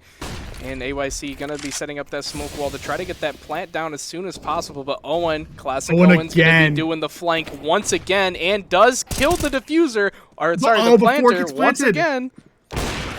Yep, that's going to be the second time that Owen not only started the round off with making it a very aggressive play and making it work for him in his favor, and then also flanking the planter while they're planting. That's the second time he's done that. Yeah, Owen has just made A site his home. Like, he just loves doing that lap around scaffold, and it just seems like Central hasn't caught on to it yet. And now going into the last round of the half, you got to wonder, is he going to be able to make it work again? Because if he can, that makes this game a lot more manageable for Davenport in the second half. And look at the buy comparison. We have 2 MAC-10s and a Tech 9 on T side. They're going to be super aggressive here, and they do pick up 1 kill. He's going to be just rushing. He knows what he's capable of if he just runs at him with the SMGs. Running and gunning is the game here, and it's going to be like they're playing Call of Duty. This was the eco round for Central. They didn't have enough money to buy for all their players. They don't know the MX3 is flanking. He picks up 1. My gosh. Down. Oh, number 7. 1. Let's see if he can do just a ridiculous off clutch here. He's in position. Main gets the shots. What a crazy round from CMU. We were just talking about how CT was being aggressive. Davenport was being aggressive and catching CMU off guard. Well, I think CMU that last round, yes, they were on somewhat of an eco, even though it wasn't really an eco because it was the last round of the half. They had MAC-10s, and they figured out, look, let's just be super aggressive. We just run and gun. We'll catch them off guard, and that's exactly what they did. Yeah, Ethan and MX3 turned an MP9 and a Tech 9 into 3 kills against an enemy full buy. Like when something like that happens, you just win the round. It's like there's nothing else that Davenport could have done in that situation. I mean, number 7 tried to get something to happen, but the rest of the team was ready. Just fantastic round by Central. Flash here. It's He's probably holding it. Molly coming in mid. They're trying to stop to see show presence here, and I think Flash fell off just in time, or he was aware of their presence on A. So it's going to be a 4 take on B site. Sorry, not A. B site. CT's trying to get in positions to help each other, but not really helping each other. It's going to be 1v1 trades. It's going to be a 4v2 situation very quickly. Sorry, 4v1 situation. Main versus the world once again, and Main does get taken down again. Unfortunate. Mayday with a nice 3K with the Glock there. Just really solid pistol. Very solid round from Davenport, though. They all rushed at the same time. They were doing, I believe, a contact strat, which is like just walk until you see, or what you would call contact with the enemy, and then they would all rush. So, very interesting. Yeah, and it wound up working really well. I just all-around fantastic pistol round strategy, and this could be really bad. The boost coming in from CT's side on CMU. They're going to be looking over the wall. He doesn't know. Number 7 has no idea where he's getting shot from. Does get taken down. Still on a pistol round or on an eco round after pistol, that's best case scenario. Just get just get at least 1 kill. They have a little bit of something set up on A site now. They know where the bomb is. They could turn this around. MX3 trying to see if he can do enough damage. He just has a knife out. Unfortunately, MX3 didn't confirm it. But MX3 does know that there is a player that's really low HP, but he doesn't know exactly where he is. I think he saw that Rain was trapped in the. I think he saw that Rain was trapped in that corner the first time around, but he doesn't know where it is now. He needs to turn around. He needs to turn around. He doesn't know. Rain's gonna go for the knife kill here. Oh, that's so much money in Rain's bank. Unfortunate. Davenport is gonna bring this back. That is really not a good thing for Central to happen. Like that's really bad for them. Yeah. Not only did Davenport win those 2 rounds, which they have solidified their eco for that, but they also got the knife kill, which allows them to have so much more money. So we'll see how this works out for them. Yeah, I mean, they're doing what Central did the first half. They're just taking the first couple rounds. Or no, actually, Davenport won the first couple rounds. So I guess Central's T side last game. If you want to do that. But, Mayday gets headshotted. Yeah. Rain, nice play there. Waited for Ethan. Definitely playing a little bit of passive here on the T side, and CT was trying to play a little aggressive, and they got punished for it. So I wonder if next round they won't be doing that. Let's see how this is working. Yeah, so it looks like T side's going to be focusing on B site here, and they are slightly giving it away by using the utility here. We're going to see how this works out for them. Yes, Rain is using just a little bit of utility on B side to try to just make sure there's at least one person behind, and he does pick up a kill there. And number 7, oh my god. Just wipes the floor on B. Just like that, in the snap of a finger, we have a 1v3 situation, and then AYC gets taken down. I'm not sure if I would have gone for that. I probably would have saved because of the eco and how it is for CMU currently. It's not a full buy round. It would be nice to have an M4 going into the next round. But at the same time, like maybe they're already counting this round as kind of a wash just based on how far back they are equally. Hey, there you go. All right. Are we predicting a flash like 4K here? We thinking an ace? What's... Yeah, we're going to be... MX3 does pick up the 1D, but Rain picks up 2 in return, which is not a great trade-off. But AYC hiding in the smoke. He's going to be a sneaky beaky like, but does get spotted, unfortunately. I was about to say Flash gets 2. I'm glad I didn't say that in time, but there we go. All right, yeah, Davenport. Yeah, it was an eco round. I mean, they got 2 kills. That's taking off 2 AKs off the board, which, you know, cost them money. That's 2,700 and then 1,000 for armor. So that's 3,700 off the board for each of those players. It's not too bad, but not great odds. Obviously, they wanted more for an eco round. It went about as well as an eco round will generally go. They got a couple of picks at least, so not the end of the world. But now they do have enough money to full buy. They have 4-on-4s and an off, so. This is a round where they really need to make something happen, or Davenport's going to take control of the game. Nice start by Flash. Yeah, Flash is going to be by himself. He does pick up 2 kills before he went down, Rain! Rain did with 2 really nice connecting headshots there. And T-side is going to have B-site pretty comfortably here, and CT's going to try to figure out what they can do. They do have a lot of utility together, and they do pick up a kill in the process. Main's going to be trying to peek here, trying to see if he can get a pick on Owen. He knows he's close, but he doesn't know where. He gets taken down in the process. All right, 2v2. Number 7 waiting in the back of sight. All right, MX3 And just like does that, pick Central- up the kill. And that's That what was- peeking with 2 people does for you, right? You can only shoot 1 person at a time, which, don't get me wrong, we've seen some crazy plays coming in from number 7 in the spray transfers, don't get me wrong. But, like, that advantage there, peeking there at the same time, even if it was or it wasn't coordinated, was a good play from a CMU. Yeah, and that was just an absolutely crucial round for Central to win. They needed to keep their economy on top of Davenport. I mean, obviously, there's a lot of money to burn through on that T side now, but they did enough to where they at least put a significant dent in it, and they no idea where padded that their smoke's lead going. a little bit. But yeah, neither do I. It went. Wait, did it land on the ramp? I think so. Oh, I think that's. The I think it landed on the construction ramp. Yeah, Ty does find a kill there though. Picks up 1, doesn't know where he's getting shot at from, so he just falls off a little bit. Owen's going to be molly-toffing the alleyway there and make sure nobody pushes that. Oh, Tide knows that corner. Decided not to chuck the damage nades back there. That could have been really, really bad. Central's defensive positioning on this site. But stick with what they have. Main gets a kill. Yeah, Main got a kill, but he's trying to pick up a little bit of damage through the smoke, but did not connect with anything. Main's going to be trying to pick up a kill through the smoke here on the planet. Does not pick it up. It is a 3v3 situation. Very winnable from both sides here. Yeah, and honestly, I'm surprised that number 7 was able to get the plant and also got away. Like, it seemed like Central realized where he was the second that bomb started planting, and they just never got a push down for it. So, oh, that is the smoke they could go for a ninja with. He's going to be sticking it. Oh, they're going to get it. He's going to be sticking. He's sticking it right now. No, he got taken down. Oh, he fell off. And Main's 1 HP. Oh, so Main got hurt through the smoke when the planter died as well. Unfortunate. Jeez. Yeah, really great spray from number 7. Obviously, Mayday picks up the last kill there. I mean, really just fantastic react and play by Davenport. Central, the ninja was a smart play. It seemed like it, especially once they got that first pick, it was going to work. I think it was a smart play. I agree, but I don't think it should have been the op player. That's true. Yeah. I forget who had the off that round. Was it Ethan? I don't remember, but I do know that Flash has dualies right now, and that's very important. That is true. Yeah. Okay. So, you know what? Flash is getting a 3K this round. I'm doubling down. Obviously, he has dualies. Yeah. There's no other option. He's gonna be going for a kill here. Number 7, spraying and praying. He does pick it up. Goes for a second one. Oh, he gets taken down by Owen. Unfortunately. All right, chat. I want you to imagine if I was right. All right. Don't focus on what happened. Think about what would have happened if I was right. Yeah, see, Right. exactly. See, yeah, we should have a poll for how often dualies are getting 3Ks, which is 100%, by the way. You shouldn't vote no against that. Can we get production on that? No, I'm kidding.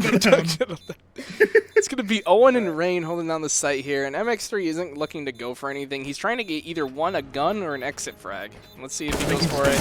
And he did not pick up any kills, unfortunately. But hey, on an eco round, 3 kills, pretty good for CMU. Yeah. And I mean, Flash got the dually headshot. That's what really matters here. We're actually counting that instead of round wins. Yeah, But, exactly. Yeah. Yep. So Davenport and Central now tied up. Davenport brought it back. I will remind everybody this was Central's map pick. They came out to a really strong first half, but Davenport's brought it back. And at this rate, we might see a map 3. So it could be pretty interesting. Yeah, we're going to be seeing what seems to be an aggressive play here from AYC, actually from all of the CTs. The T sides did not expect this, but they are picking up trades here, and it's going to be 3 in favor of, wow, actually, it's trading all the way. Whoa, Owen has 5 HP, and he is against it's a 2v1 situation. He's going to be trying to push here, and he knows bomb's down on A site. Unfortunately for him, he cannot make a play with bomb in favor, but he might be trying to make a sneaky beaky like play towards B site and try to flank A. We don't know for sure, as he's going to be trying to go up this ladder. There's a minute and 10 seconds to work with here. That's a lot of time. Yeah. He can walk the entire way. If I had to bet, he's probably going to try to go through CT here and just see if he can get a pick in the back of A site and then just figure something out from there. But, I mean, he has an AK. If he can get the jump on these 2 guys, then it could work. It's worth at least considering an attempt here. Oh, he might get it here. Yeah, Never mind. Flash. Yep. Flash had a feeling. He's like, you know what? He's probably flanking because it's been a lot of time, and so he peeked the corner while aiming before he crouched, and he picked up the kill.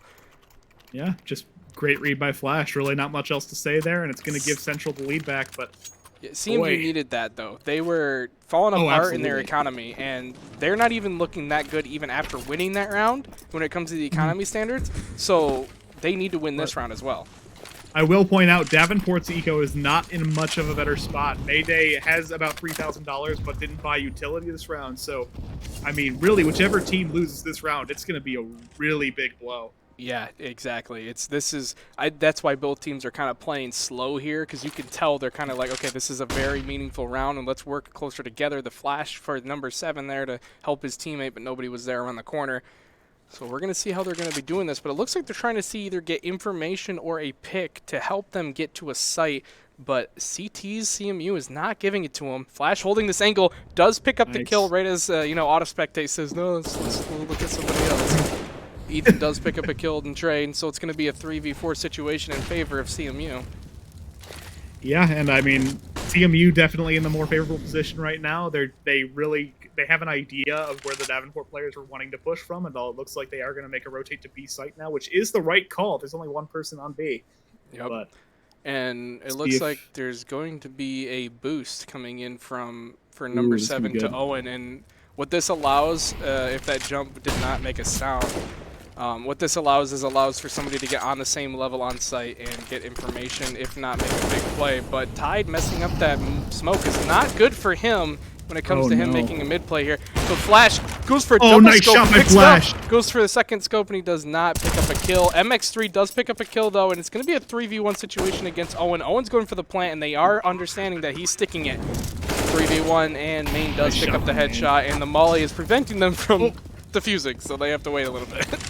I was like, when Auto Spectator flipped off, I was like, oh my god, did Main just die to that Molotov? Yeah, like, yeah. He had so much. He had so much Yeah. HP, it didn't even matter.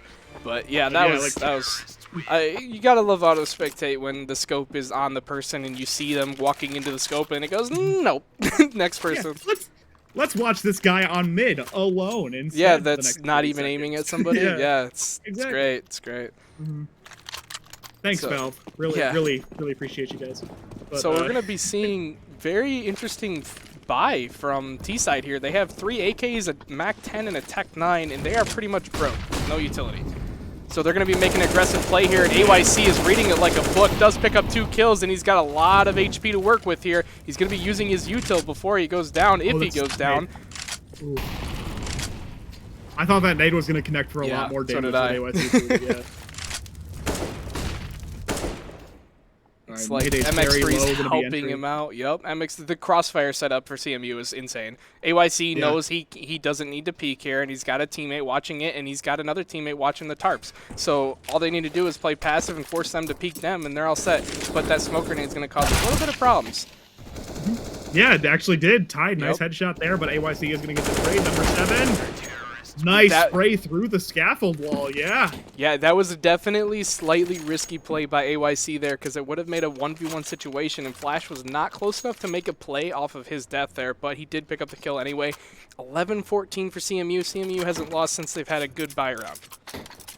Yeah, we are definitely entering the danger zone here for Davenport. This you got to be in win now mode, and it's really tough to say that when they only have an AK. But yeah, just whatever they can get to work. It's not looking too hot, right? But they're doing an aggressive play on B site here, and number 7's dying to that molly.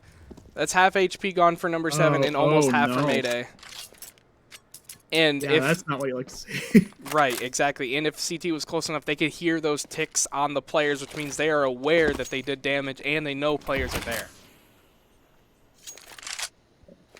So we're going to be seeing AYC here. He's going to be approaching towards B or A site, and Ethan does pick up a kill while holding the angle, falls off. The smart decision to make sure he doesn't give himself up or a gun to the opponents.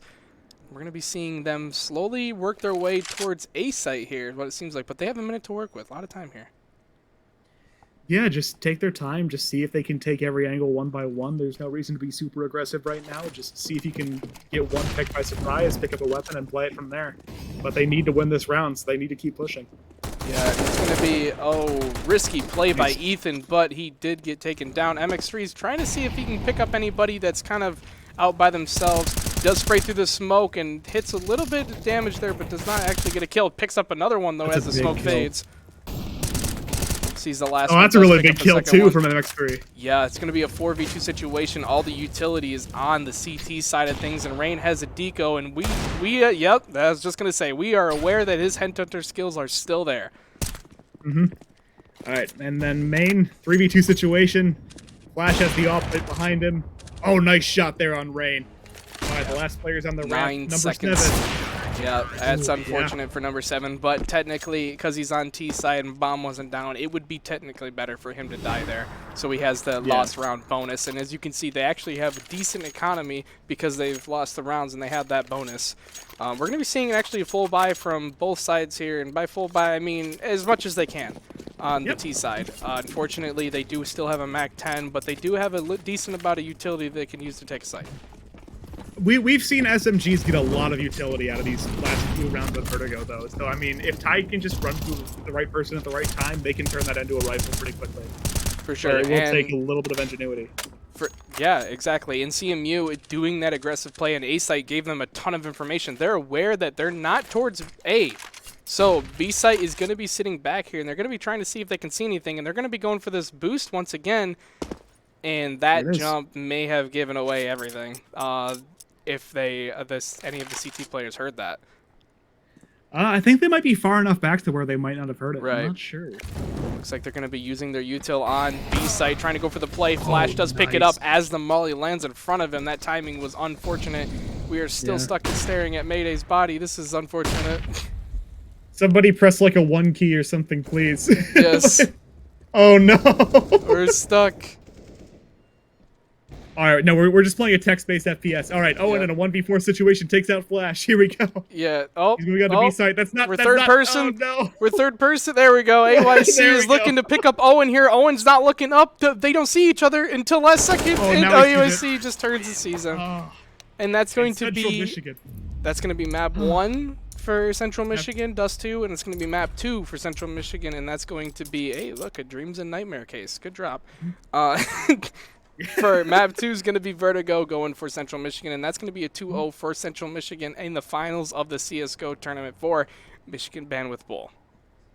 Yeah, Central Michigan pulling off a pretty crazy victory there on Davenport. We'll have production hit mouse 2, and it will toggle the scoreboard, and there we go. There we go. So we're going to have the top frag for CMU going to be MX3 going 24-16. The top frag for Davenport's going to be going 26-16, and that's going to be Rain. As we saw, both sides were pretty popped off. And as you can see here, in the very middle, you can see that the on the far right side that CT started winning when they had the money. Once they had the eco, they didn't lose a round. So very well executed for CMU there.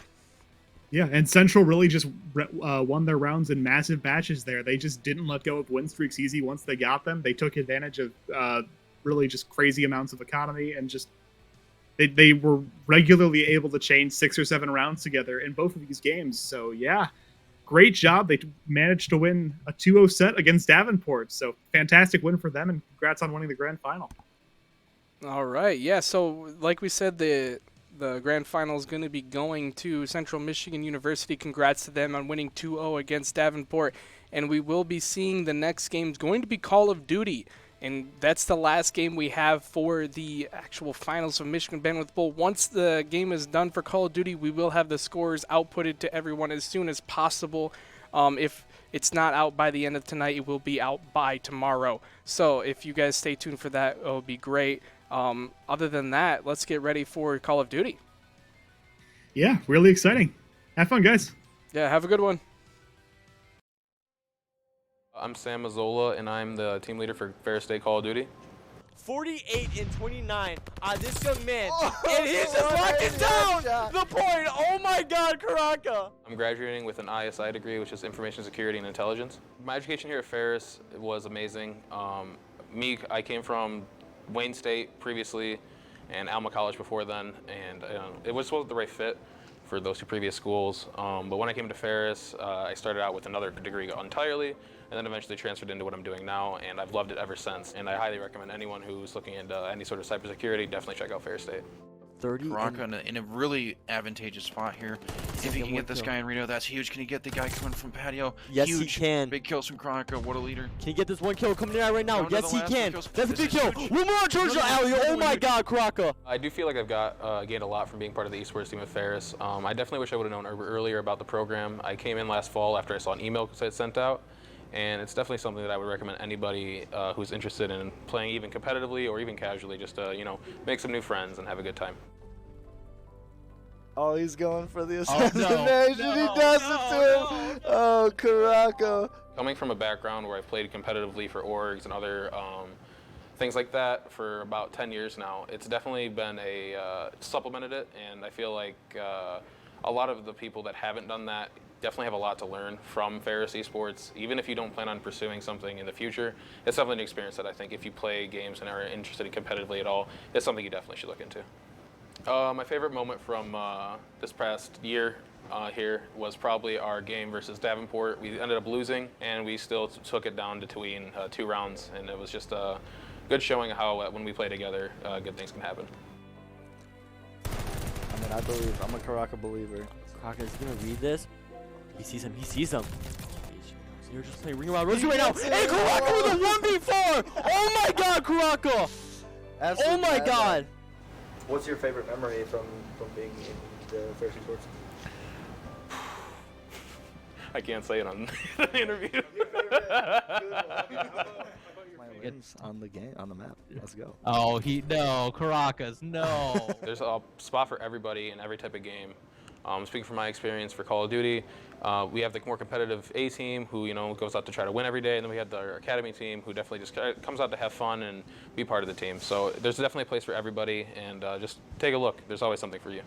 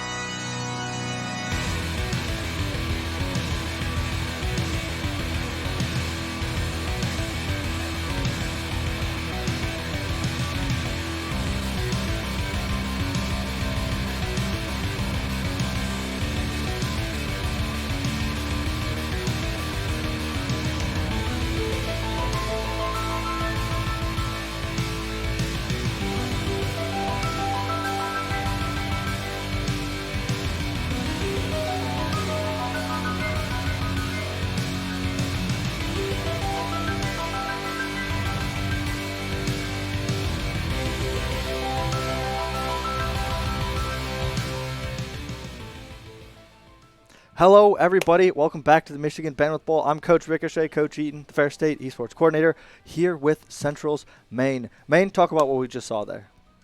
Well, we yesterday played Vertigo in a best of 3 for third map and thought it felt good, so we took a risk today to pick it. And then the first game that we played was just fun game.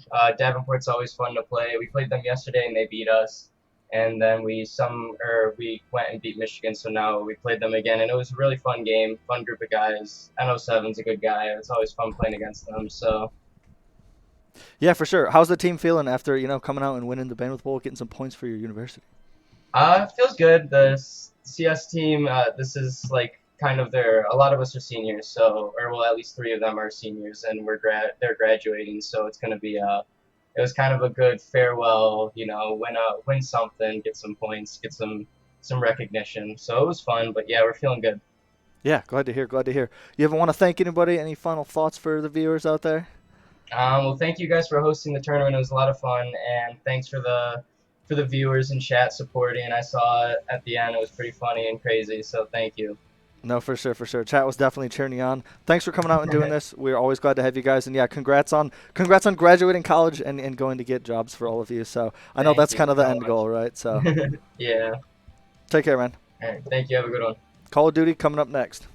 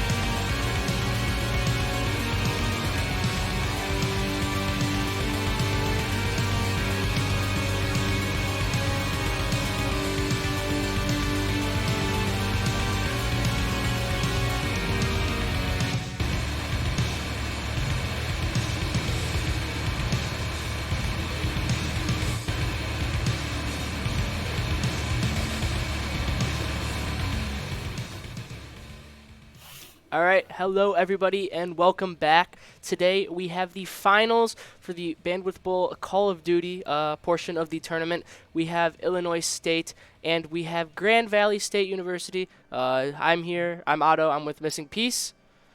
Hello. And we have a good game. It's starting right now, getting into it pretty fast. But I'm expecting a very good game. I hope you are too. And Missing Piece, what do you think? Well, there's no fair teams here, so we can do this. Who do you see is winning this game? Who's your pick? Honestly, I think either team can win it. I've played this Illinois State team. I haven't played Grand Valley, but I know they're a very good team, so Yep. should be good. It is also a best of 7 today, so we're in for a long one. Yes, we are indeed. Loading into Bocage, Hardpoint. I do not know who we're spectating right now, but the HUDs have not loaded in. Here we are. Okay, looks like we have, I believe this is Shep. Yep, so on the blue team, we got Illinois State, and the lobby crashed, but we will get fixed. Get back in it shortly. Yep. All right. We will be getting back into the lobby shortly. Yeah, we were kind of put onto this. They started the lobby very fast, not expecting. Hope you all watched the last game that we just played. It was a good one. We can talk about the matchup more. I know I played against both of these teams. They're both very good teams. I know that they both have very strong submachine guns, so I believe this is going to be a very submachine gun heavy game, if you can agree, Abe. Trying to get those rotations to the points, you know, just getting that 1 AR, you know, making sure they're getting those rotations that they need to get, subs battling it out on point, just winning those gunfights, just doing what you need, getting the frags. That's what I think it's going to come down to in this game. Both the teams have very strong map awareness, game sense. I think it's just going to come down to who's got the better aim today. I agree. I really do. So just try and get back into it. You know, these Vanguard lobbies. Perfect game for sure. Yeah. Yep. It's weird. I'm gonna have to look at you at the monitor now. I'm looking at the monitor. Let's lobby.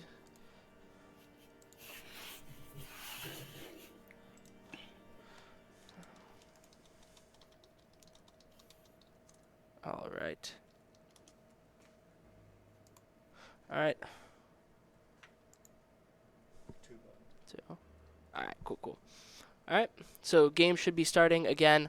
We're going back to that Bocage hardpoint. On the blue side, we will have blue side will be Grand Valley, red side will be Illinois State. I'd like to see, just hitting those P1. Hit this first P1 in the middle of the map, get those nades thrown to the black car. And this first point is kind of chaos. I think you can agree with that, Abe. If you want to talk more about how this P1 is chaotic. P1, it's just it's just literally madness. Not much more to describe it other than the fact that pretty much just, again, as you touched on, the black car, huge, ridiculous head glitch to sit on. I'm expecting probably they're going to have one of the teams, whoever is on that original P2 spawn side, is going to have someone go their top barn, someone push out the Zig, and probably going to have a lot of Zig fighting in that Zig area, that Z spot right there by the tools, and then just a bunch of fighting just on the point. So. Yep. All right, so here we are, finally loading in. Hopefully for the last time we'll have a problem like that. Going into game now. I know what we will see off the start. We will definitely see at least one person going each side of the map on both teams. There's always going to be 2 gunfights happening at the start of the game. One on that left side river and then one on that right side mud from where we're at right now. But, yeah, let's just get into this. I know you've played against this Illinois State team. What do you remember about their play specifically? I don't remember exactly who it was, but one of their players, one of their SMGs was all about getting behind the team and always trying to get the flank on. So I just know that because we played him on Tuscan Hardpoint, and we always had to watch first kill from that upper barn. Validify in. Validify getting 2 in that mid, opening up the map. A nicely timed mid from Joke. And then we have Joke here pushing the bottom barn. Want to see what Joke will be doing here. 2 seconds only touched on the point. Joke flanking. If they don't pick this up. Some gunfights happening in the bottom barn and on point. Oh, Flare reloading. Looks like it is going to be Alpha Team control here. Back barn does not miss him. Unfortunate timing. Gunfight happening on P2 here with Infamous. Shep taking him out. Shep going into the bottom barn. Let's see. We have Brooks here rotating mid. Cantley just sitting on the point right there. Nice kill from Brooks coming out. Just looks like we said, chaos. No point time, but a lot of teams just kind of, it's just kind of a battle for those back spawns. This Yep, P1. that's exactly what it is for sure. It's always about 20 plus P2 spawns the majority of the time. Now rank play, obviously a different story because that's just different. But for the competitive side, this is actually pretty common, especially in the pro scene too. That Brooks just if someone's up for right now. 30 4 points streak on the first Brooks, point, you don't 6 see and it. 3. That's a lot of time too, and good CODs played. Point is ignored a lot more than you think. Shep, Brooks picking up another. Brooks picking up another. That is the strafing run on Brooks. One more and he gets that glide bomb, which is the streak he can use in this game. Looks like he is going to be hunting for this kill. As you can see, we're just going to be looking on him. And he gets the glide bomb. You know, that's exactly what you want to see. Have your, like I said, have your SMGs streaking out there. We have, let's just go back to this. Cantley trying to break this hill. Him getting picked up by Brooks. And looks like their flare is hitting the bottom barn. As you can see, number 8, we have Infamous going for those back rotations. But it seems that Illinois State was already prepared for it, so they will be spawning in the back for this point. Yep, So if Infamous drops, it's going to make it much harder to get that streak control. As you can see, of course, Illinois State's going to be able to lock that down a little bit. Oh, and Illinois just taking 3 instantly, with Infamous getting 2. Infamous, huge 2 kills there. Yeah. They're just all the right timing. now. That is just unfortunate, but it doesn't cost them at all. And you gotta love that when you don't even know you have bad timing, but it doesn't cost you. So yeah. Another big kill to Brooks. Pick that guy off the street. Get rid of that control. Another kill from Brooks. Trade. Infamous picking up that kill. Let's see what Purge can do. Nice job from Purge. Clearing up the point. Purge doesn't want to peek this guy. Waiting for his teammates. Great choice. Kind of just looks like they're going in 1 by 1 here, and that's just the teams that are doing that are just getting picked off 1 by 1, and the kill feed's just all one color. It looks like we have Alpha Team rotating to get those next point spawns, which if you do not watch much Call of Duty, this is a big thing, getting those rotations, you know, to get to the next hard point, because all you want is spawning close to that hard point if you were to happen to die, you know. Flare picking up 2 nice kills, though, going into the bottom barn. Gonna just want to make sure you guys all this angles covered. Brooks getting a nice kill, nice trade from Validify. Shep picking up another. See, that's 3 down for Bravo or for GV, giving Illinois State much more control at this point. They do lose that mid control there though, and if Validify is able to get an assist on picking that up, and then get picked up by Joke right there, and just 2 kills coming out from Grand Valley. Nice kills from Flare, though. 2 from him, and then a double from Purge. So just wiping that point. A lot of the skill feed is just, we're seeing red, we're seeing blue. Exactly. Looks like we have 2 pretty evenly matched teams here. That's just a lot of Bocage hardpoint. If you got 2 good teams playing each other, I mean, if you watch an Atlanta FaZe and an Optic Texas match or something like that on this map, it's just, that's all it is. It's just kill feed on kill feed and kill feed, and there's just not, like, very rarely do they even get to the max points. It's always usually by time. So this point is a little bit of a harder one to hit as well. You know, they're spawning pretty far back here, if you can see. Number 2 and number 3 just spawning way back there. Have to go across the whole map. But like I was about to say, those nades are what you need to break this point. Looks like we have Shep missing his shots, getting picked up from Joke in that back L. Validify then picking up the trade, and just like that, the point is theirs. Make sure Validify watches his behind. I don't know if they'll peek him, and it looks like... Oh! Validify getting that kill. That was a very nice kill from Validify. It was, and to recap, as we were talking about them nading that spot, there must have been some sort of Illinois State player was doing a good job of getting back in there and flip those spawns to get the majority of the points in control on this point as they flip back out and reset for point 1. So. Yeah, hitting old, you know, but looks like the spawn is back. The point, my fault, is back in new. Looks like we have Purge going rogue just like he was on the first time this P1 happens. That's what a lot of SMGs do on P1. Looks like Grand Valley does have the spawns as well. I did just notice there was unfortunately a team nade there by the Illinois State team. Yeah. It doesn't look like it's going to cost them too much, which is Looks like Joke is very going to good for try and them. go reclaim these back spawns. Oh, if the jumping up Joke timing could was not have not been able to get it. worse. Yeah. Solidify picking up one on the point, trying to bring his team back into this game, into the lead. A nice kill, but a nice trade from Cantley. So then we have Flare Seasons picking up the time. Don't know if he'll notice the top house that is above him, but he will definitely pick up this Infamous on Z. But I believe Validify should be picking up this kill I believe, instantly. yep, Perfect. Infamous. Yep, that was a Shep good call. coming back to the point. Don't know if Shep he'll pick up this guy helping who his is in bottom teammate. barn, actually. He doesn't pick up the guy in Zig, I do believe. Maybe he did. Oh, Well, nice as you kill, see, then a Illinois nice State cade coming just from Flare. sitting in here, making sure they held those points as it got farther down and closer to this flip of the next point. Flares, glide bomb coming the in. timing. I don't Kills know if Brooks. number 7. I don't know if number 7 actually saw. I don't Flare think end he up did going either. across the leg, but Well, he let's was see able what to pick him Validify up can do. anyways. Can he hold down this point until his team comes back from respawn? Looks like he can kill Joke. And oh, he won't pick up Infinite. But Just Purge will be pushing the GB back doing a barn, get picked up from Flare. Great Yep. spot at holding this point, especially the fact that they don't even have the spawns yet. It's just a. It looks like they're still spawning out, and they're just doing such a great job to hold it when you don't have the spawns. It makes it so much harder to do. What if I have the big kill there, get him off a dashy? That's such an annoying spot, but that's where everybody goes. Ooh, Easy reads. Great kill out of Brooks. Shep got onto turned Shep. on there Yep, by to Brooks, pick for up that sure. point. 3 seconds left, so going to be one rotating next, and looks like we have Illinois State on that next point. Shep taking that nice kill. Lagging a little bit, but that's all right. Another kill coming out from Cantley, and then Infamous picking up on that trade. A beautiful kill from Shep on Z, and then Infamous picking up yet another kill. Let's see if Infamous can keep fragging like he did the last time he was on this point in those long angles with the R. Another kill from Cantley, hopping in the back window, surviving. Infamous able to get in just in time. Oh, But he can't. He just can't watch 2 angles, and that's unfortunate. Flare picking up, yep. Flare picking up on Purge. finishing up that, cleaning him up. Joke from behind. Shep Joke with picking a up big beautiful kills, kill. but he gets traded out. Gonna try and Does flank look him like behind. Rizzo is able to keep Oh, that I don't know if control, though, Infamous for saw sure. him or not. He didn't. And then Shep coming up to that bottom, and then on the 8 here.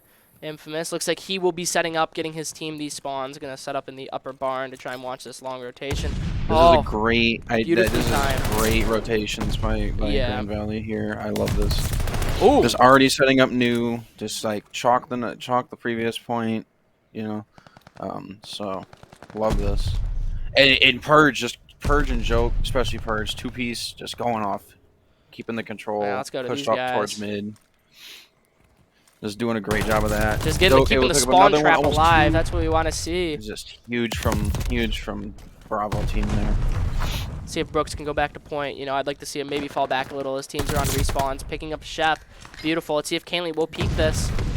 Brooks just kind of being Chow patient. from Brooks, a nice kill from Chow.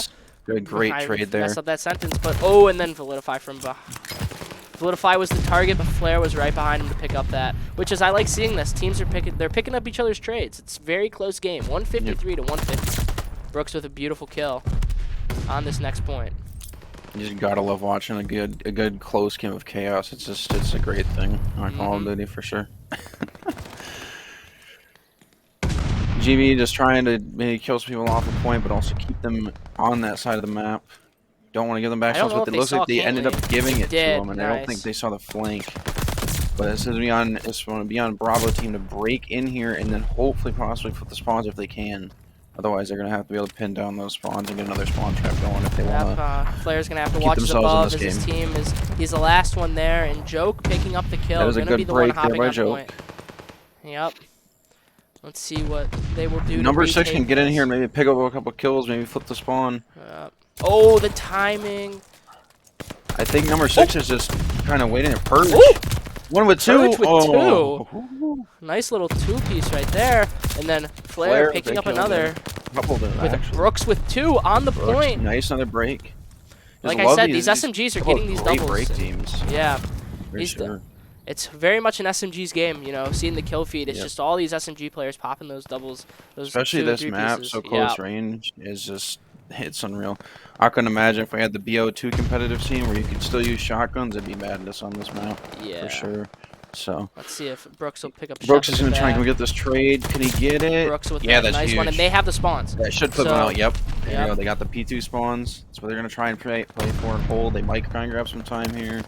These just try and keep Alpha Team off the point. Big trade out of Brooks again. Going with a positive 11 or positive 13. I can't do math. It's too late in the night. Purge with a kill on Cantley and Z. And looks like we just have Brooks back here peeking. Oh! These SMGs Brooks is just on shooting one, lasers today. for sure. I don't even think he's calling in his first glide either. No, he did. He did. Oh, he did? Okay. Another kill from Brooks. Currently 41 and 27. He is just on one right now. Yeah, Purge and Joke, picking up those nice 2 kills. Didn't even notice that Bravo was able to break the 200 mark. That's a huge thing, especially with only 30 seconds or 36 seconds left in the map. But if Bravo's gonna be able to hold this, which they got broken off the point, but they still have the spawns. Yep, Purge getting him off that back mud one. tag. Oh, almost picking up Shep. That was Not the able top to pick barn. up the guy on the outer. Brooks picking now up they are. the dude who was there. Yep, just getting their trades. It's textbook. 26.3 seconds. My opinion, I believe Bravo team's going to try and rack up some more points here, and then they may Yep. just try and make sure they're off the point and just play the timer. Let that timer run down. There are enough points ahead, but that could go very wrongly for them. As you can see, Illinois is getting those points up, so it could get into the range where they can't do that. They can't risk it. Exactly. Looks like Flair is They're going to picking have up to break these this kills. soon if they want to do that. Oh, this could be just- deadly if he gets behind him right here. Perfect. That's just huge. Bravo's still ahead, but you can just see Alpha Team starting to just climb back into this. They might. It looks like they're probably going to be tied up in points going into this next hill. No, they're going to be up by 1. Alpha Team will be up by 1. Oh, I don't know why they got off. Now they're on. It's just the time situation. This The is score's so too close. Let's see what's going to happen. Purge picking up a nice kill. This would probably Brooks be the hill picking to up a do nice it, kill. too, to just keep people off the hill, but you have to play Oh, it Purge perfect with if you another. wanna do it. That's 3. But I 3 think dead. they're just not even going to risk it. They're like, no, Yeah. we're going to recollect, We're just guys. gonna We're just pull going this to whole finish point. this out Let's see of if he'll get points. this kill and hut. He does. Purge That's is just big. Oh, Flair misses the timing. him. Yup, that's 3 This is down just again. 4 down for There's going to be for one Alpha more Team. push here Another from one Illinois down. State. If Cantley can push One here, more push, he has to maybe. push. He has to push. They They're have gonna to push. push. And that is Nope. the map. Very close. Map 1 Bocage. For sure. Which is what we like to see when we're in this long best-of-7 series. Love that. Let's see if we can Just see the great. See scoreboards them for both, after this. both teams have their gunny up. This looks Yep. like it's gonna be a very good match. Yep, I'm very excited. SMGs came locked in today, so we can see Shep going 40 and 40. Not what 21 of them kills were non-traded. That's made a big difference. Yeah. Oh, they left the lobby a little early, so we couldn't see those full scores. But a very good map 1 indeed. Next, we will be going on to Search and Destroy. I do not know which map it is yet, but we will see soon once they update the playlist in game. But yeah, I really like that map 1. They were picking up on each other's trades. They were rotating to the points early, winning the gunfights they needed to win. And they were just, each team was doing everything right. It just came down to, a couple unlucky spawns here and there, especially on that P5. You can spawn all the way back in the OG spawn at the start of the game. That's a very long walk compared to the other points on this map, and it can sometimes mess up teams' momentum and pacing throughout the match. We've both been through it. You're having a good time getting to points early, and then you miss that one respawn on P5, and then you got to walk 30 seconds, not 30 seconds, but you got to walk a lot longer than usual, and it can mess up everything. I completely agree with that. For me, my opinion on the Illinois State team going into this search, they were a very solid team. If I remember right, I do believe they either 6-0 or 6-2 to my gold team, but I still think that I feel like Grand Valley may be the better search team here. I'm not 100% sure, but from what I've been told from inside sources and Noah here as well, that is confirmed to be the academy team for Illinois State. Is not their main team, so they may not have the same caliber of ice or clutchness when it comes down to like 1v1s or 1v2s as Grand Valley is, because they're more accustomed to it. So yeah. All right, so it looks like we will be going into a Berlin S&D. This is a very staple of it's probably the staple S&D map of this game. You know, a lot of long angles. You know, Sniper likes to be pulled out, especially on that outer B bomb side. But a lot of time now, teams are just, you know, rushing to get that A plant and then go into that back station. You know, of course, from a viewing standpoint, I'd love to see a Sniper pulled out, but it just depends how the teams are feeling today. Looks like we will have Grand Valley on the blue side and Illinois State on the red side. And we will be getting into this map shortly. Let's see.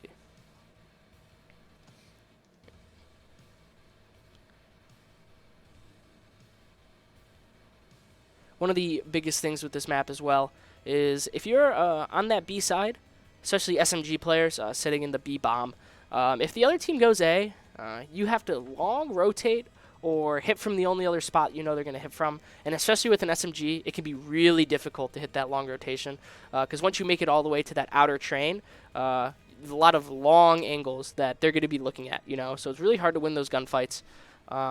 But with the skill that these SMGs are on today, I don't know if that'll be a problem. And we are currently loading into the game, so we will be starting very soon.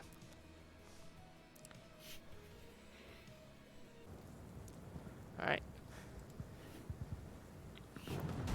I completely do agree. I believe this is definitely the staple S&D map. Other than, of course, Tuscan, because everybody just loves that map. Not really not overplayed at all, but, you know, for all three of their modes. But I personally can't wait to see this map in the Control playlist, hopefully coming into Stage 3 of the Professional CDL Major Stage 3. There's been rumors. It's almost confirmed by the coaches on a survey or something by someone who is in the scene. So that will be cool. Have a third Control map finally.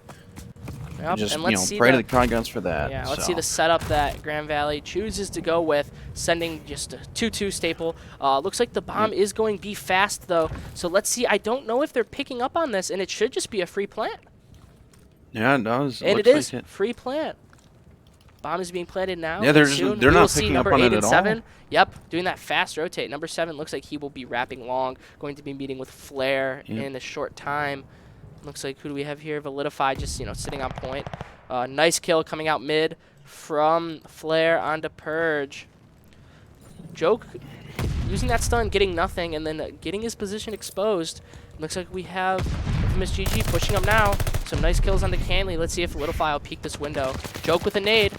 Oh, Validify making out Infinite's not able to pick that up, but he might. Oh, he got out of the life there with nice the kill out warehouse. of Brook. 1v3 for Shep. All done to Shep. Oh, Shep with one. Shep gets one. And Joke not able to picks get up the one of the third. other ones. Did he get it in time though? I don't know. I don't know if he did. No. He didn't. Oh no. I was like, wait, I don't know if that was Close. 7 seconds when he picked it up, but for those who don't know at home, it's 7.5 seconds pretty much on the dot to get a defuse off. That is the very last minute you can do a defuse, 5.5 for a plant. So that is unfortunate for sure, but a good play by Illinois State to play the time there for sure. Not really sure what happened there with Grand Valley. They probably should have just had someone hop the bomb and then another person look over them, you know, the traditional thing, but then again, it was a bit of a madness over by the bomb site at the time. So let's see. Looks like Grand Valley will just be hitting that B fast as well. Let's see if Shep and Flare pick up on that, and they do, immediately running back to make sure he doesn't get down. And this bomb will be going down. Not yet, but good check though by Joke to make sure he's checking all these corners, make sure there's not someone in the site, and his teammates should be watching over him. Oh! The bomb does not go down, but he kill, gets the not trade. time. So yep. this should be good. I don't know if now the Infamous plant has will a go view on- down, and I don't know if Flare's gonna come and pick this up and actually check it. But I'm pretty sure they're gonna obviously predict that someone is in the site. Yeah. Looks like Canley's pushing up the outer docks. Gonna be opening the window. Purge will hear it. Oh, peeking out. Oh. Ooh, nice trade. And then Cantley. Weak, and I kill. just don't think Infamous had wasn't ready for that for the trade there. No, not at all. Validify picking up and now another kill. Brooks is the last alive. Brooks is too far away. Cantley's hopping the bomb. I think he has it. And I don't think he's. I think he might be able to get him off the bomb. Ooh, and that he went got around. it. He got it. Oh. And he got the other kill too. Look at that! Wow, what a clutch there out of I Brooks. don't know. I think unfortunately, while he was defusing, I think his teammate wrapped around the outside to check where he was, and I think he perfectly ran at the same time to the front of the building so he didn't see him. I agree as well. I think that is what happened. I think there he should have maybe just sat on point with his teammate, but I don't think he do now. Tied 1-1. Let's see out of this team. No snipers pulled out yet. Looks like I think these teams it doesn't really fit their play style. Yeah, it doesn't really fit their play style. No, I don't think so. Looks like they will be hitting. This outer A. Let's see if Brooks can get some kills here. Brooks with one. He got Validify. Yep. Oh, another one's pushing to pick up the trade. He did spot him. He's got the this intel on that one. This should be his kill. Will trade check be his out? outer. No, he doesn't. Ooh. Oh, big kills Shep. right there on a Shep with a 2-piece. Give him that 3-2 man advantage. Yep, let's see if Purge can pick up on him before they rotate out. Bullets put in, but not dead. A little below 50. Purge can hit this jump. Can he make this jump? I can never make this jump from the life of me. Yeah, that's about what I look like in rank by doing that, trying to do that. Yep, same I'm again. gonna move the camera. I'm gonna move the camera. Yep. Shep trying to rewrap his outer. Cantley. Don't know if he's got any intel on him. Nah, I think he does. Spot him. Perfect Joke kill with a coming out big from Joke. play to come pick Diffuse, that up. hopping on. Diffusing. Flair Is he should gonna pick him watch up over here. his teammate though? Yep. Looks like it is the 1v2 Flair just has to play scenario time. from Flair and Cantley. Don't know if Joe can do anything here, It is and at the that right is time. the round. Yeah. That's Just playing for perfectly kills played now. there. Get the streak going. Oh, he won't die from this. Yeah, now just keep I'm that not Q sure streak. what that secondary explosion was inside that office, but apparently there must be some sort of thing that explodes in there that I forgot about.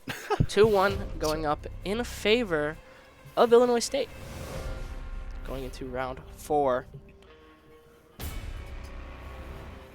Let's see if Grand Valley will repeat the same B hit, or if Grand Valley will go to A. I'd honestly just like him see go B. I think he can get there fast enough, and that's what they are going to be doing. Unless they truly stop you from planting the bomb, why stop doing it? It looks like sniper out of Shep, sitting far back, got a sniper whiffs out. the first shot, allowing that should just be a free plant. Kind of going with the, as I would call it, almost the Joke phase misses the strap. stun, That's but a that's okay. missed stun for sure. Kind of almost the phase. Cantley picking up the sniper of a as well, strap, or not the sniper. for sure. So we have 2 people in this middle building. Cantley pushing Joke. up. Oh, Purge Yeah, with so one. that should be a given trade for sure. Let's see if Sheep can pick up And anything now with the it's sniper. down And to there's a Shep and gunfight happening in Validify. mid from Purge and Brooks against Validify. Looks like Validify will actually get to the site. Validify's able to They're both sneak looking in. mid. Oh, 7 from behind him. He doesn't see him. 16, Oh my goodness, I 15 think Brooks seconds. is just, or Validify was just in such a perfect Gotta hop spot on the that bomb Brooks soon. didn't pick him up. Oh, team nade. Kills Joke, but picks up Team Validify. nade. There's no time. He didn't get it. Yeah. He can get it. Oh, dude, get off the point if you don't want to lose your streak. There's a streak. Oh, no. And with that team nade. Picking up the 1 kill it needed, but the 1 kill it didn't need. Yep. I don't know how the outcome would have changed as they had a player back top wear. So, that's a really hard place to kill, especially when the bomb is planted. He won't be peeking until he knows you're on the bomb. But definitely would have been a lot easier if he wasn't dead. Unfortunately, yep. 1 round and Shep's like, I'm putting the snipe away, guys. We lost that Yeah. round. I think that's why. But, yep. It's like all the quote-unquote phase S&D strat, because if you see phase play, it's interesting. always simp their Oh, SMG I think to they're take out doing the this is a snipe. good old CS:GO strat just from the last game we played. Oh, 3B with the bomb outer A. Hopefully he does not peek Brooks here, but looks like they do have a lot of people on that B cross, so they know nothing's happening. I don't know if they think he's in the point or not. I don't know why he's shooting, but Cantley with a nice I kill. don't know either. Looks like they're going to be able to backing pick up the off. first. Oh, I'm trying to see if, because they're going to wait for Brooks to start pushing up, So it looks like, yes, they will be rotating over to the A side of the map.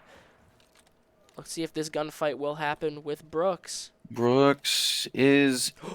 They run past each other. I don't think he saw him. Bro, he does. He saw one, but he doesn't He's know up the from second one's in behind. there, I don't think. I really don't think he either. does. Now he does. And a perfect kill. Perfect double kill. two-piece, yep. Oh. Can he get the third? Nope. Shep getting Nope, one. that's not Shep. happening. Ooh. Shep getting 1v1. traded there, but it's a 2v1 on 2 2v1, flare. my fault. Yep. 2v1 on the flare. Flare. Oh. Almost won. Oh, the trigger discipline there. I don't know. 18 Does eat him seconds. up though. You know what? I'll give him that. He's got to plant this bomb. For He sure, knows got to get the it. He's got to bomb though. plant him, And and he's he got to kill. knows. And he knows where the bomb probably is. Oh, it didn't I announce and he think. picked up the bomb. Wow. And Infamous picks him up. But still able to check that perfect time to check. Make sure he's Yep. not planting. 3-2 going up for GV here. Ooh, yeah, you could barely just see him. Yeah, that's the weird part with like the windows on this map. It's so hard to see some of these skins through those windows. Yeah, at first just I 'cause thought of he was the going to shaders and rotate stuff. because, you know, it's like sometimes you hear, sometimes they say bomb's been picked up, sometimes they don't. But it Yeah. wasn't there, and he started rotating, but then he realized, wait a minute, he does not have enough time, so he ran back to the point, he picked up the kill. And looks like Grand Valley will be hitting B again. Let's see if Shep can pick up on this, or just hitting that mid bomb on the B side of the map. But, you know, Joke just sitting in P2. Joke in a good kind of power position with the bomb here. Oh. Just sitting there on B, kind of waiting. Cantley I'm picking not up a sure nice if they. kill to upper I'm not third. sure if Shep was spotted going into the B side. I don't think so. Brooks on the sniper, watching the back angle, the back half of the map.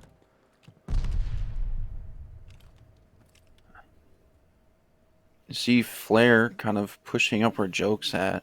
Yeah. Almost, but Joke's not moving. Biggest issue is how far away the bomb is from his team. Exactly. Joke, if you're going to start rotating, you just definitely want at least someone coming with you, I would feel like, here. Oh. You know, I guess they didn't see. I don't know. I if think they he saw, might have okay, spotted the saw guy him. fire and said, we're going B. No, he did And not see the guy who was he didn't. pillars, though.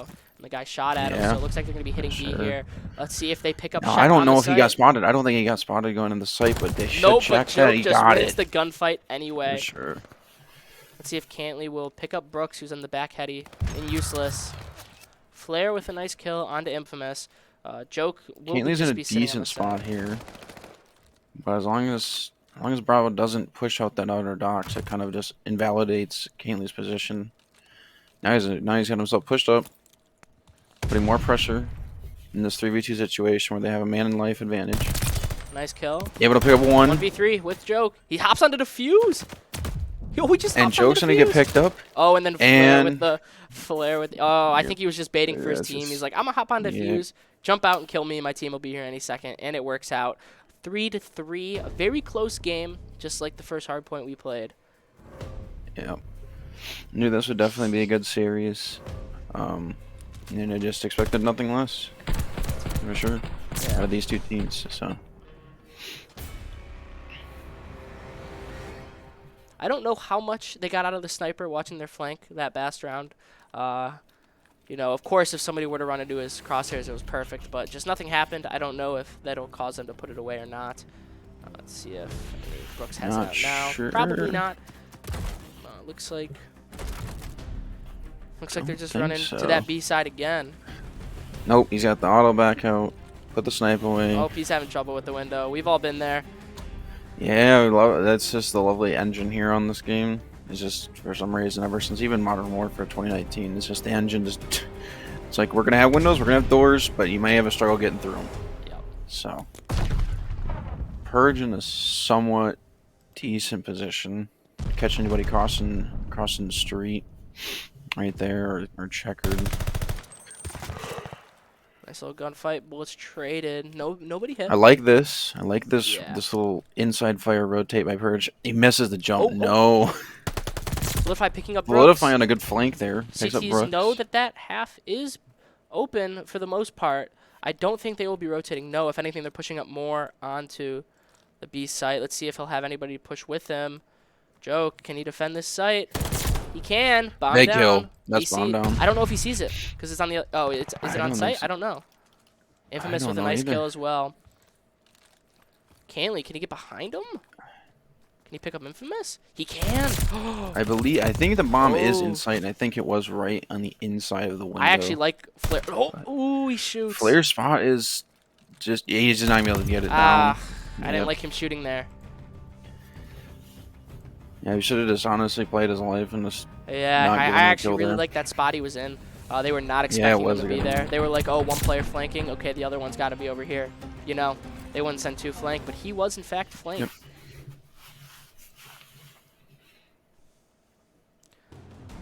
Let's see. I see some scores coming out of the players. Choke, 10 and 5. It looks like just run into that back useless B. The bomb going up broken middle. I really don't like sending the bomb up there because if that bomb gets down there, it's really hard to get back. Yeah, it is a very open spot. Oh. For sure. Number 1 just gets to walk. Shep gets Just to walk pushing past. in. Oh, I think he should hit the behind. Validify's in a Yep, good spot Infamous here picking if up he Shep just there. plays good. Can just. Joke picking Nope, up never mind. another He's on dead. Validify. Big Yep. kill. And the bomb is going to be planted on the A site with Purge picking up a nice kill into P3. And this is a With the bomb 3v1 down, situation force for even Flare. more pressure for sure. He Yeah, will be 1v4 hitting is one hard. person here and getting killed from his behind. Going up 5-3 for Grand Valley.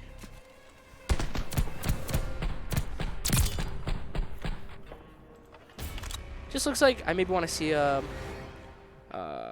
Illinois State calm down a little bit. They're kind of just running into angles, you know what I mean? Tack sprinting, you know, with the auto tack sprint, they're just tack sprinting into angles. Maybe just slow it down. Know that, you know, this team may be on the high of, you know, we're winning by a lot. You know, we had a dude who's 11-5. Let's just start, you know, just running and killing them. But they can just prioritize on that, just sit back, hold corners. And it looks like that's what they'll be doing, you know, playing the slow route on the A site, which has been stacked by Grand Valley. Joke pushing up into upper third. I don't think Kaylee spotted the guy No, going but top. Brooks will Joe pick him going up top 30 anyway here. with Vilify with the nice trade. Running back. It's interesting to to have the outer. Joke in that spot with the SMG there. Oh, It's Joke with also another. very good. Bomb down mid. I got one. Bomb's down mid. Yeah. It's putting all that pressure onto them. Onto Illinois State here.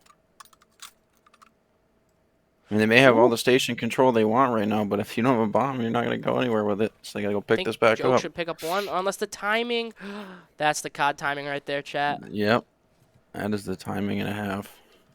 Looks like the bomb will be picked up by these two players. This is 30 great. seconds. They gotta I go really fast. do love the patience. I definitely love the patience out of Grand Valley here, I think though. he should Just pick up hold two right what here, they though. got. He should just pick up two. Flare pick up Oh, one. no, he's going to let him cross. They could easily just cross. Number 6, Purge is still Oh, I on love the this. A This is site. a Purge is still on the A site, but First, I think like this, but Purge. Oh, he can should you pick get the him- perfect he pinch? should pick him up the This should be a great flank. pinch. This Yep, should be perfect. perfect. Yep. And this should that's be a the- perfect pinch. That's it. This should be it. That's the game. Yep. Beautifully played by Joke on that flank with the trigger discipline. Had many times he could have killed people, but he says, no, I'm waiting for my chance to strike, and he struck in the last Yep. round. And that's when he needed to. Getting the nice flank off, getting to nice kill on the planner, and with 10 seconds left, there's no way in the position his teammate was at, he could get out and plant. 13-5 from Joke. 10 non-traded kills.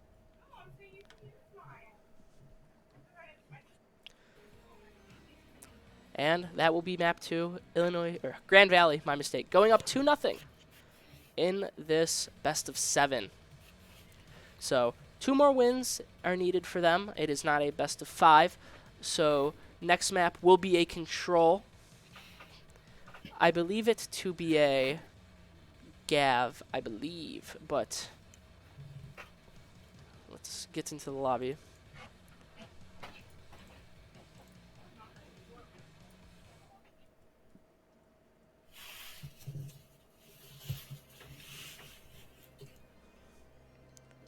Yeah, that was a really good map.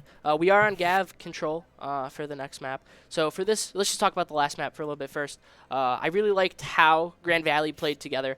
I think the experience side starts to come in. As we said, this Illinois State is an academy team. So these, you know, this varsity roster, this starting roster from Grand Valley, they've been playing together for a while, you know. They got the communication, the chemistry, the teamwork down. They were playing off of each other. You know, as we saw, it was a very close game 1, but that's on Respawn.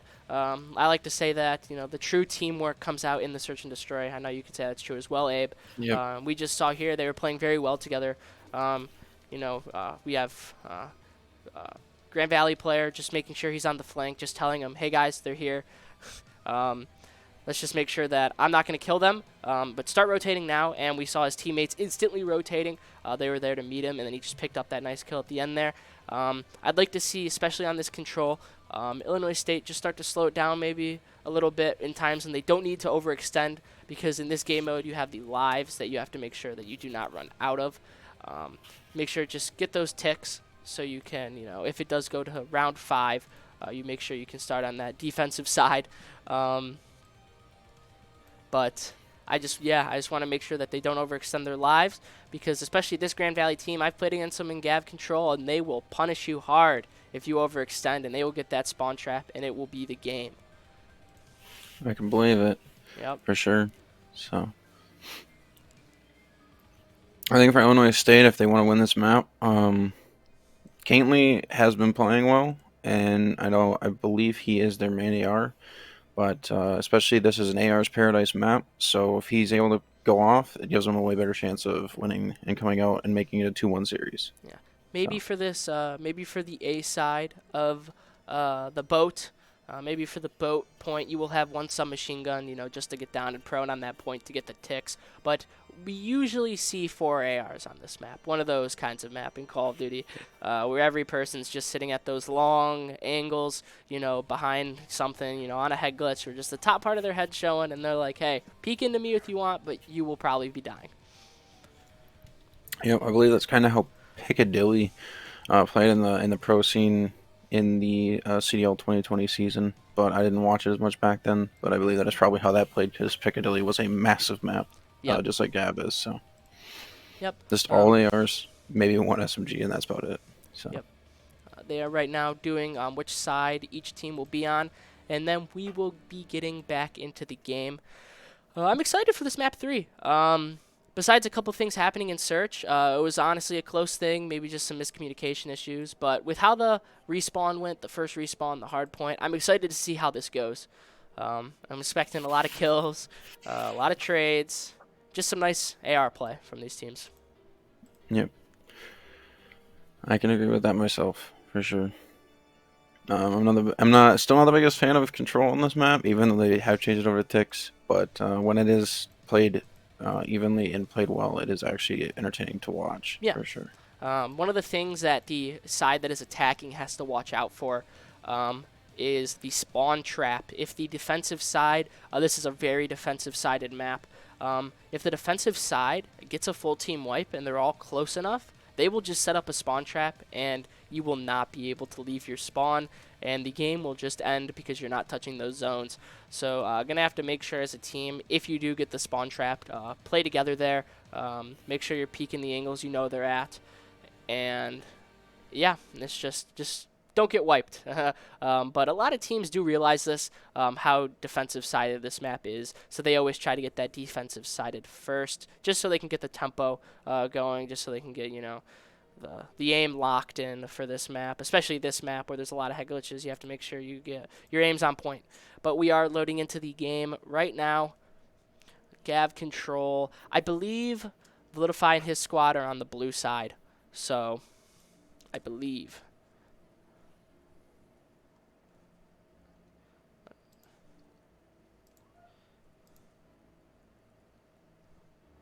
All right, loading in.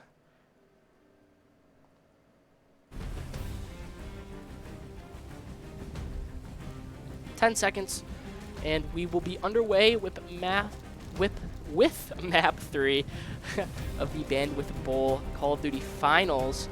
Alpha team attacking the zone, Grand Valley attacking. Yep. So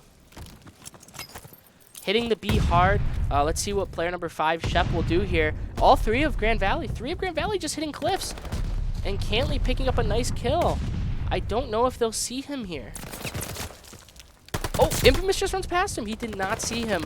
We still have the player sitting in the outboat. Shep with another nice kill. And it looks like this B zone is going to have a tick early on. Both Grand Valley players in the boat, contested. Oh, Joke with 1 and Purge with a nice pistol kill. They're just going to be picking up another tick here. And they've already got a player on A. Flare picking up that A player, though. Another one over on the A site. Or, I'm sorry, I had the map mixed up.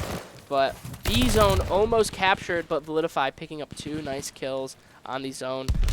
Looks like, yep, they will just be spawning on that A side, and they will just be hitting those A cliffs. Let's see if Cantley can have anything to say about this, but looks like they will just be trying to flood the point. Brooks picks up a nice kill, a trade coming out there. Validify trying to get that top 0 player, picks up the kill on Purge, Infamous getting a nice stun kill on Flare.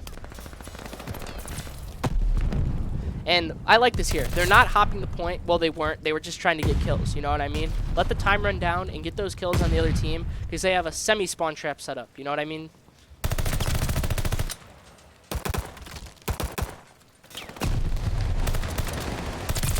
Nice kills coming out of Infamous and Purge there. 2 coming from Infamous. Flare getting Purge, but then the trade coming back. And looks like they're hitting the B side. And yes, they are just giving it up. Gonna be getting that B setup going, and this is a very hard point to hit. A lot of the times, teams just give up this A, and then they just set up those B setups, because as you can see on the map, there's only 2 ways that you can hit. Usually have one player sit at the top boat like they have now, and then in this upper ring, some SMG gunfights are happening. Cantley getting a nice kill, and then Shep dying to Brooks, who is going down and getting killed by Cantley again. Looks like we'll have Purge hitting this top upper ring here. Getting a kill on Cantley. We have players 6 and 5 sitting on point B.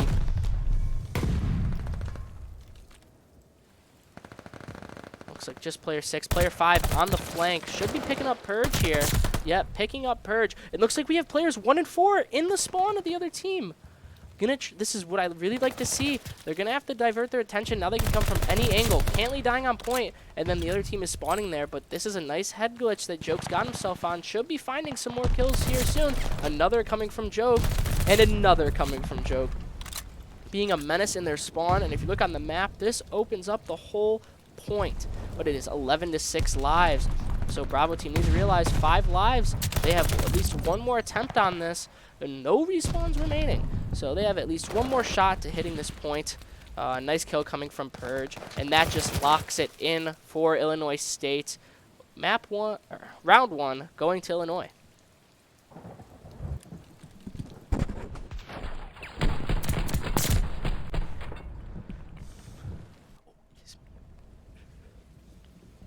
Position there, but the thing I didn't like out of Illinois State when they were pushing him is that they had 2 guys push him and they both solo chowed him instead of pinching 2 opposite angles and actually catching him on the back when he can't, to force him more pressurable gunfight, and just basically gave him 2 free kills for sure. And then also loved that Grand Valley, instead of killing off the 4 last people, because round 5 is determined by ticks, to get that whole 6 ticks and give them 6 ticks to play with to have to defend. Yeah, looks like Grand Valley is just going to be taking that top boat control. They're not hitting the point. Flair's not having it, though. Yeah, Flair's not having it at all. Not Illinois. I meant Illinois, my fault, not Grand Valley. But yeah, it looks like they're just going to have top 4. You know, getting that first tick down on the point. Let's see what Flair will be able to do on this top boat. Oh, he sees the one pushing up mid. Nice kills coming out from Joke and his squad from Illinois State. And that is just a point wipe. 1 more. Oh, he jumps off the tank, but this should be good for Joke. Yep, Joke does not choke, and he wins the gunny. Opening up the point for his team, making it so they can't get. And another from Joke, and I just see him getting many kills here. This is a very good angle for him to be at with this AR, like I just said. I'd almost want to say that this is Joke's map. I don't know, man. This is looking like Joke's map right now. On the and we're not even 2 rounds, fully 2 rounds through yet. He's just having one on this map right now. This map mode combination. He should be getting another kill from Flare. On Flare. I think on the timing. No, did he finally finally stop Flare? No. Yep, Flare getting the nice kill, getting picked up by Brooks, and they have Cantley hitting the point. Cantley with another one. He's under breaking here by behind him. Purge gets him. Purge gets him. Gets him off the point. Joke with another kill. I'm just gonna keep it on Joke. He's 12 and 5. He's having, and he dies. So that's the caster curse. Yep. Purge on a nice vision top boat, and there's only 15 seconds. Purge, a couple shots in on Cantley. This looks like, at this point, Illinois State should be able to, if they can pick up these last couple of kills, they should lock this down and give themselves an extra minute. But they also do stuff to capture the full 2. Yeah. I'd like to see more nades here. I'd really like to see more nades here. Right off spawn, you can rip a nade over. Nice, simple lineup. Yeah, it almost feels like there's so few nades compared to what you normally see that it almost feels like the trophy system is already in and we're already on season 3. The A point is captured and a minute is added, and we will see how Grand Valley wants to hit this B point. Interesting challenge from Shep with an SMG from that range, but maybe just a little bit of a heat check there for a second. Infamous getting that P1 control. This hill is huge. If we didn't preface that, Let's see P1 who is sees each other first, or crazy if on they this map, no don't matter just what see mode. each other. But if he pushes out here, oh, and it's Solidify picks him up. And Solidify, they. he's Ooh, got I don't full know how nades. I'd like Purge to see him avoided that chuck one. one back there. Maybe a little too There's late, a but one. Flair picks it up, so it's okay. And we have Cantley hopping on the point right now. Oh, from behind him! Brooks just walks in P1 and kills both. Littlefly did not see his behind. Yep. Joke picking up a nice call on Shep as well. I think that was just a miscommunication, Yep. honestly, of just no one going and checking the flank, saying flank is open, maybe check your flank or something. 13 seconds, 10 seconds. Let's see how they hit this point. They I don't Brooks think they have should get time. picked up today. No, They don't have I time. Nope. There's no way. And Joke with the just to finish it, I'll make sure they're not going to be able to get to that. Yep. But I still don't think they would have it, as you're saying. I really don't think they have enough time to get there. Nope. 2-0. Going up. One more round. And it's a swift 3-0 coming out of Grand Valley. Yep. I think Let's Grand see. Valley's just riding their momentum off of the first map, Yeah. and especially when they won that second map, they're just really riding the momentum right now. And Illinois State just needs to hit a regain if they want to give themselves a chance to stay in the series and possibly somehow pull off a reverse sweep on this map to get themselves into a 2-1 series point. Yep, Infamous is one. Brooks team killing Purge. Joke not able to get the guy in top green. That'll be 2 down for Littlefly picking up 2. 3 down for Grand Valley. Looks like they will be just sitting back in their spawn. Flair picking them up, and it looks like, yep, they're all starting to push up. They know. They've got it coming. Well, let's see. Yes, I'd like this. They're hitting the outer B. They know this is the only shot. They're like, hey, they haven't started the spawn camp yet. Let's leave. We gotta go quick. Nice kill coming out of Brooks, which opens up this B side. I love And Joke looks like just we've got pushing one in hopping here on. and just laying it all down. Perfect Brooks from watching Brooks. over him. Has Purge Perfect. watching this behind. I'd like to see him watch the point. Ooh, I'd like to see Joke not peek that. Yep, He's I not would like contesting to yet. too. Just sit there. For sure. See that a lot in rank play though, unfortunately. Yeah. There's people with the ego chill on that. Just sit in the tank, man, please, and you'll be okay. And this is just showing how hard it can be to hit points on Gav. So, you know, got those angles. It's like, what are you supposed to do? See, Purge, though, picking up a nice little bait for his team, allowing his team to get the kill, and then they start to push up onto this A point. Looks like we will Purge have finally hitting Shep even. coming up to Shep's get a nice kill onto Joke. Knows they're both on point. Vitality picks up on Infamous, getting the trade with the nade. Purge dying to Vlotify. 13 seconds. And looks like they're just, yep, going to have to hop B here. Joke, please just stay in the tank this time and you'll be okay, Yeah, man. Cantley's Cantley with just 2 big frying, kills though. there. Cantley, Shep. Oh, got 1, got Purge. 2. Purge. Purge doing God's work. Trying to do it all for his team right there in this round. Oh, he's reloading very close. Purge. Oh, behind him, I don't- Cantley just being a menace Yep. up at that P1. And, yep. And Joke just But they're on A. didn't know the other guys. Yeah, I didn't even They notice need they 3 were to on hop A. right now. They Infamous. needed this timer to go by fast. The other team is not prepared for this. Nice kill coming out from Infamous. Infamous with 1. Nice don't kill know from if- I Joke don't with the think they're gonna be pistol. expecting the Cantley's second in one. his spawn. Cantley coming from behind. They do not know he is here. If they can get Cantley. Picks up a nice one, but they already got the no, point, Cantley. so there's a minute. Oh. Yep. There's their minute. But So a full what do you minute right notice? now to get. There's the- 1 life. Yep. 1v14. Yeah, I didn't even notice it. Coming out of first, Purge. but now I see. Now the That's 1v13 coming out of Purge. I believe. Can you do the reverse optic? And somehow 1v14. 1v12 coming out of Purge. This is feasibly possible. Oh. How does he know? You know, he may have lost that, but that's just a great read if he actually wins that gunfight. To just suspect that stairs, in my opinion. But he may have also gotten comms ahead of time that he may have been a mid. I'm not 100% sure on that, but it's a good try. But Yep. Grand Valley still got the 2-1 round lead. Can't be too forcing upset they won Illinois in a- State to win an attack. So It's very common to win on that defense. You know, nothing to be too sad about. Grand Valley fans out there. And now they are on defense, and that's what they like to see. Purge going up to this aggressive position, sending 2 to that outer Especially B. when you have the pressure on you to 3 win to an that outer attacking B. round. Oh when it boy, is and then they just have 3 on top, like that. 2 on top boat for Illinois State. But Purge picking up 1. Flair getting a nice trade, and looks like we have a gunfight with Joke and Cantley. He sees him on his screen, and Cantley just turning on him. And then Infamous with a nice pickup, but just trade after trade. Yep. I'd like to reinforce right now, all the pressure, or the majority of the pressure, should be on Illinois State because and having the pressure Purge's on this position map here. to win an attack is tough. I love his position right now. Yes, it is. Great. Gets 1. Awesome. Gets 2. I love Great that spot two-piece. from him. Get him off the point. Yep, sees him in mid. I think he saw him. Yep, he's onto them. Puts 2 bullets into him. I don't know if I like Joke about with a nice wasting kill. the ammo, but he's behind him. Oh! The time to kill is not there, but Infamous picking up the trade on Purge, so nothing to be sad about there. Looks like a nice little gunfight happening between player 5, player 3. 23 seconds and 0 time. Like a second put onto A for this Illinois State team. And if they want to stay into this game and not go down 0-3, they're going to have to do something quick. But looks like the glide bomb will be coming out. Oh, I don't know how it killed him, but it did. And looks like they will be hitting this A point.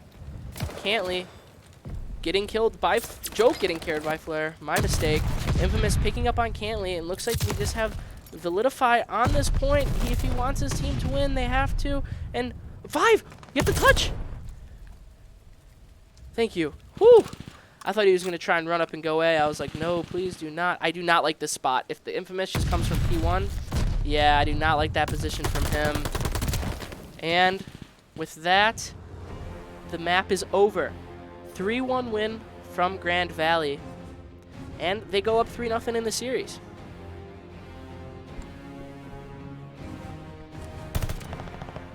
I think maybe a little bit of misplay on the part of the player who did not hop on the point at the end there. I do not remember who it was, but you know, nothing you can do about that. He ended up getting on the point, but just a little bit too late. And with that, yeah, like I said, 3-0 Grand Valley, and I think Grand Valley is really happy in the spot they're in right now. Yep. All right, so we will be going to a 5-minute break right now. Let the teams cool off, and we will see you after that is over with map 4.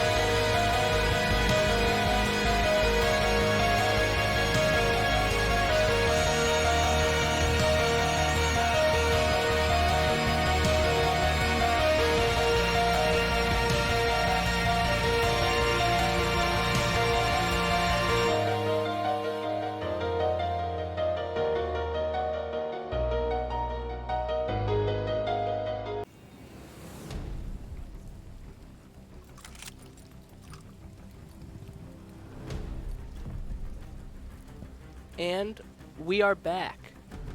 Map 4. Grand Valley knows we win this, we take it home. So let's see what they can do here. Gav Hardpoint. I do not know which side they're starting on, but looks like we have Illinois State on the blue side and Grand Valley on the red side. And let's just see how they hit this P1. One of the biggest things are the nades that are going to be thrown over this artillery. And looks like they're going to be doing that. A little gunfight in mid. With Flair picking up on Purge, but Joke hitting the point fast. Flair with another kill. And let's see if Illinois can break this. And 3 down. Joke with 1. And Flair with the pickup. Yep, nice 4 coming out of Illinois State. Nice 9 seconds from GV, but Illinois State just getting all 4, saying, nope, this is our point. Let's see how they choose to re-hit this. Looks like Joke's going to be doing a nice little pinch around the P5. I don't know if Little Fi will be ready for this. Oh, getting stuck on the rock. Nice kill from Joke. It looks like they will be picking up this point for the last 10 seconds. Should put them 1 shy away from the lead, I believe. But it looks like, I like this, already on the next point. Illinois State. The nice bird's eye view and nice kill coming out for Cantley. And Infamous and Brooks getting up some kills as well. Don't know if they saw him go to upper third, and the lobby closed. You know, if it's an issue like it was from the first one, that is a console moment. That is what they like to call it. That's what they said the first time. Probably just a game issue. If it is a console, that is to be expected. But that's okay. We will be back into it shortly. Thankfully, it wasn't too far in. Only P2, like first 3 seconds. So we will be getting back into the lobby shortly. Let me join that real quick. All right. We'll just wait for the lobby to fill up again. I don't think they'll do any of the, have to get to this amount of points to win. I don't think so. I think that's just a control thing where they redo the rounds like that. If you can confirm or deny that, I do not know. I think they'll just replay it with how close it was. Yep. Yep. How early From my on it was. understanding, I mean, looking at what happened in the Optic versus Florida Mutineers match, where Florida on land froze halfway through, and there was one team had already broken 120 points. They could believe restarted the entire map. I believe that's just what they do in Hardpoint. So yeah. And I mean, they were only like what 23 points or something like that. I think it was 23 to 11 or something. No, 23 to like 22. I think it was at the end of P1. So Oh, apparently somebody joined the game that was not supposed to, so that calls for a restart, which is okay. Yeah. But, lobby's just going to get put on private, and we will be back into it shortly. I'm excited for this map. I do actually really enjoy Hardpoint on Gav. A lot of people don't, but I like it. It's just kind of fun to play on an AR. Just kind of sit on that top boat for most of the time. Just picking off people when they spawn in. But there are some really cool points on this. The point I'm actually excited for is the P3, or P4, I mean. I really enjoy the P4 on this map. The other team can spawn in right behind you, and I just like those gunfights, especially the gunfights on top. It's just a very nice map to play. I really like Gavutu, but looks like we will be going back into the map right now. They are just talking about... They asked if they could restart from the same points, and Purge said, no, I was 0-15. Nice little joking, maybe up 3-0, but they're having a good time joking with each other. So that's what we like to see here. So in the end, it's good collegiate. sportsmanship for sure, yeah. Yep, that's what we like to see. We are loading back into the map. So we will be getting restarted yet again. This could change how the teams play.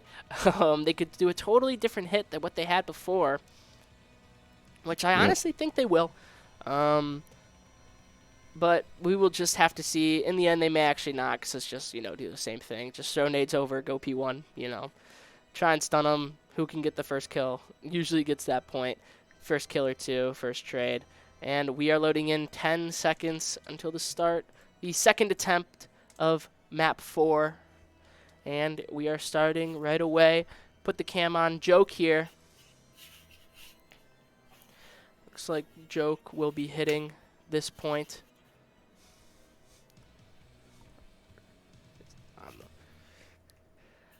He's not on the stream yet, but we have Infamous getting a kill with Cantley getting his trade and Joke getting a nice nade kill.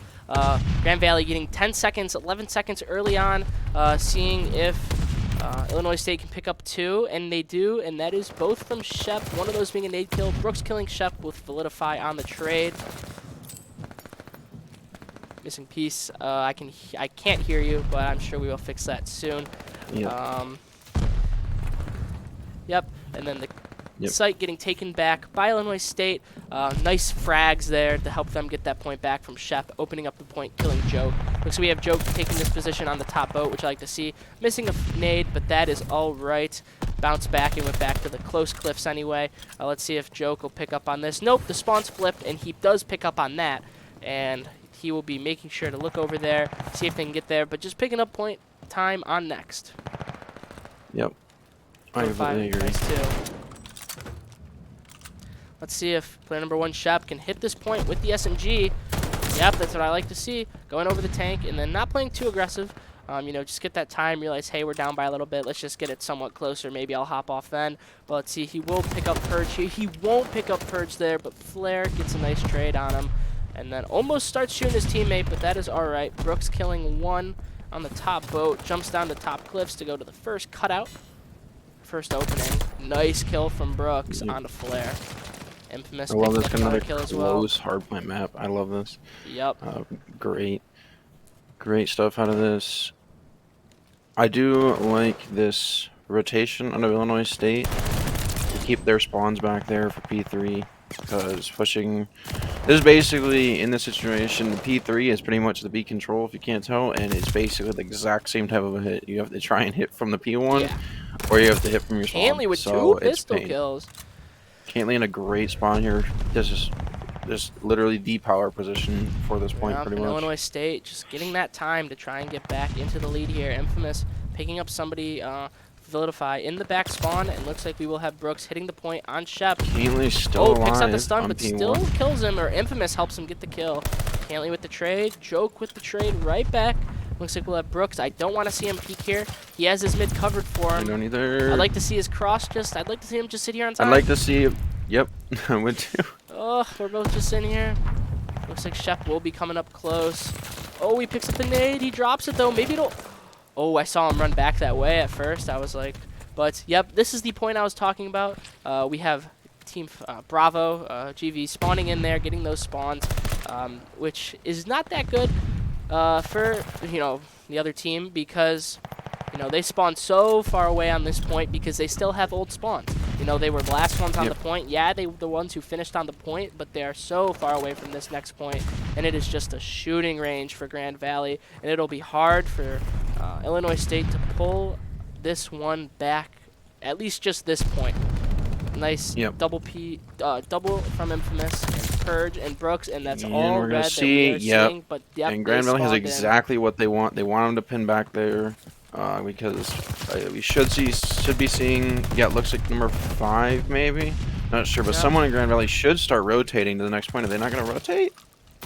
7, yep. 7 spawns in. He's going to start. 7 and 8 are going to start rotating. Infamous and Brooks. Make sure they keep him in Looks spawn. like they have Shep already going into the back spawns. Get your gun out. Yep. Perfect. I don't know if he knows that there's also the whole... Ooh, 2 from Brooks. Oh, that's 2. Can he get 3 the third? from Brooks. Brooks. And he stops. He's going. Oh my he's goodness. standing Almost up. the You know, ace there for a he was second. going crazy IRL after that nice 3-piece, but you know, you gotta sit back down. Maybe he, you know, clicked the tab or something.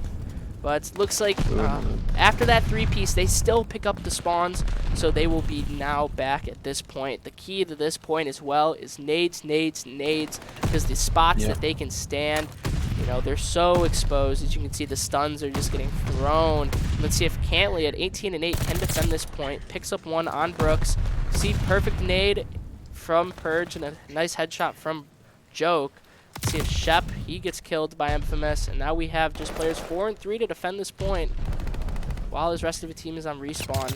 Number 5, who is on top boat, Joke with a nice kill. It looks like they're just setting up for next. They know they won't be able to get a lead from this point to overturn the lead, so they're just going to set up for next.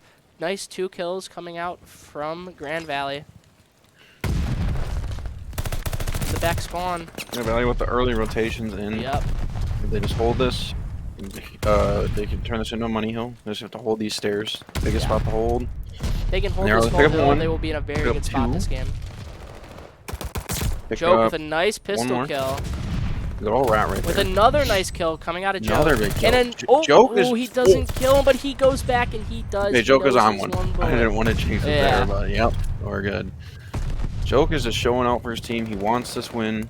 He does not. They're just Joke like, with we another don't one on wanna a go 6 all night. streak. Got that strafing Joke run. is just- Joke has been their He wants this MVP glide. in my You know opinion, he every wants it. single map. Yeah, he does. He wants this glide very badly. Put He's him in going for it. a huge position. And yeah, that was a great full 60-second hold, I believe it was. Can he get the? He gets the glide. That's there's the great, glide, especially on Gav. For sure. Oh, ooh. Ooh, Little almost an lag. 8 It looked streak, like. I don't know if that but, was on us yep. or them, but he does fall to Validify. Looks like they will just be hitting. They get the nice close cliff spawns. Nice. I don't even know if it was a Okay. lag. It could have just been a simple packet burst too. Yeah. No idea of this game anymore. But Joke almost able to pick up one. Can't move with the other guy. Solidify somehow gets away. Caitlyn being a menace in their bottom cliffs, which is Solidify does get traded out. yeah, though. where we saw Purge holding earlier. Caitlyn. He The just went timing? past him. Joke Oh, with a no. nice kill. Did you see Caitlyn going positive 11? Caitlyn wants this win so badly. Yeah.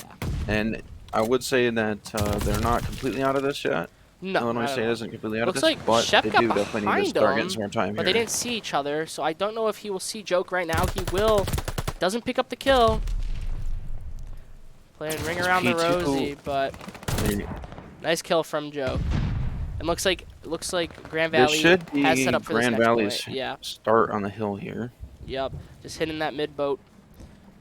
Just yep, this is perfect. Just I don't peek. love this, You got yep. your team. You got your team holding every single angle. Joke hitting that outer beach. Yes. Shep and Yes. Solidify picking up 2.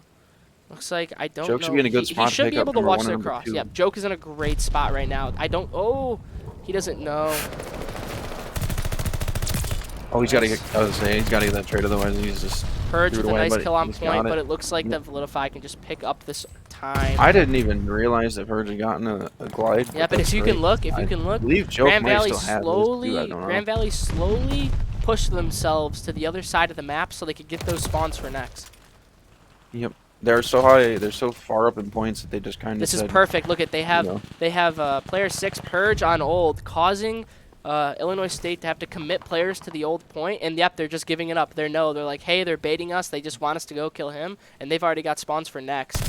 And Joke just winning another crucial gunfight. Don't know if he saw the person behind him clips, but he gets out, and Shep kills Flare. Another That's not team what you want to see. name out Glide of bomb Illinois coming State. in. Oh, and they have the back spawns, but a double should be picked up Great here. if he can get a double. Yep, double. Perfect. Yep.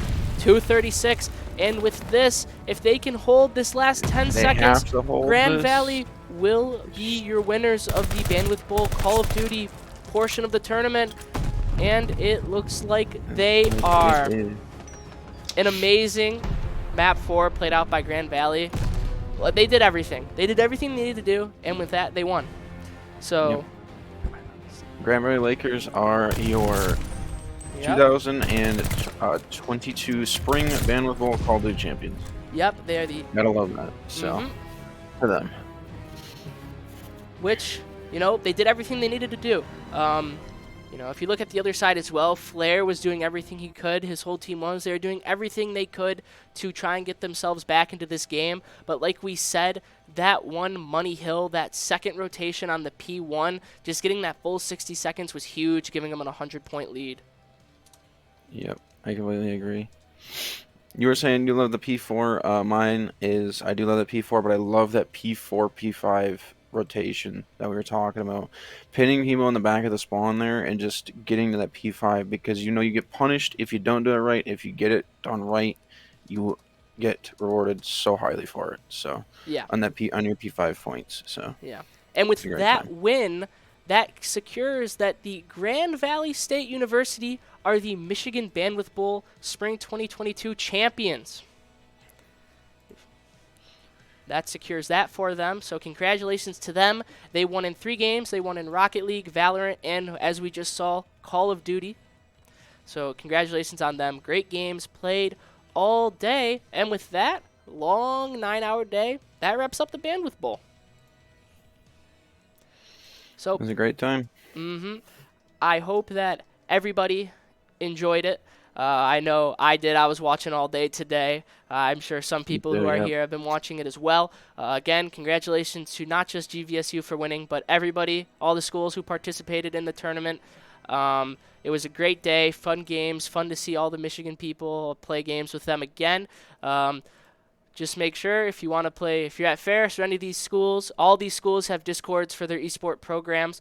I'm sure if you just go on Twitter, you can find the school's esports page and you will be able to. If you're an upcoming freshman or just somebody at these schools who's not in esports, you can get involved very easily. I did. It's my freshman year and I got in perfectly. Thank you for Jono, who's been here all day. He's sitting next to me. He's been here all day doing everything. So everybody thank Jono on Twitter and everything. Get him those follows. And with that wraps up the Bandwidth Bowl. Thank you, everybody, for being here. I'm Otto. I'm a missing piece. Yep. And thank you, everybody. Have a great night.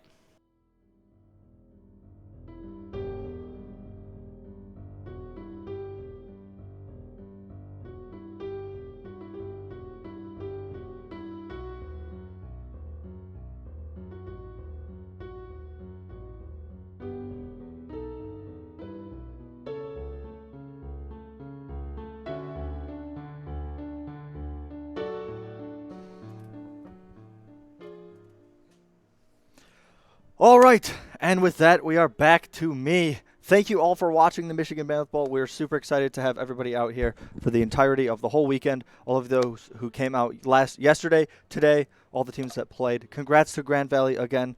Thanks for playing and winning. I actually have a little graphic here I'm going to put up on screen. Let's see if you guys can still hear me when I transition into that. Yes, I hope you can. Oh, we'll drop the lower thirds. Grand Valley wins. Congrats to GVSU. Always good to see them. Local teams coming out, popping off, and doing well. Congratulations to Coach Bilski and crew, all of the GVSU club over there as well. Coming back to me here. But I definitely want to give a special shout out and thanks to all of the seniors who participated, whether you're from Ferris State University or any other schools and colleges. I know a lot of the other seasons have wrapped up. This is kind of a last hurrah for a lot of you seniors. So it's really fun to kind of make this event happen for you guys. Get out there, get to play some games. So congrats on graduating. I know you're going to be like, oh, bad, sad days. College is fun. College is great. Getting out into the real world is fantastic as well. That's why we're here, right? Graduate, get your degree, go out and do kinds of cool, fun stuff in the industry, and then come back and help out when you can down the line. Definitely want to thank all of the schools who came out and participated, all the players who came out and just, made this the great event that it is. It wouldn't happen if it weren't for everybody, coming out and playing, putting stuff together. Make sure to tell your friends, tell all the other schools who are starting esports programs. We're going to be doing more in the future. Stay tuned to our Twitter for the summer. We're going to be doing a Michigan Bandwidth Summer Series. It's going to be one game at a time. I know this event's going to stay the same, but we're going to do one game at a time over the summer. So we'll host events. So, if you want your game to be a part of that, make sure you tweet at us. But that about wraps it up for me. So thank you guys all for coming out. I'm going to go home now. It's been a long day. It's been a long weekend. I'm sure for the same for all of you as well. So thanks for coming out. Thanks for everybody who helped. Shout out Booth to the Max for helping me set up the production stuff as well. All of the casters who came out and all of the schools who came out and participated. We appreciate all of you, and we hope to see all of you back again next year. With that, take care.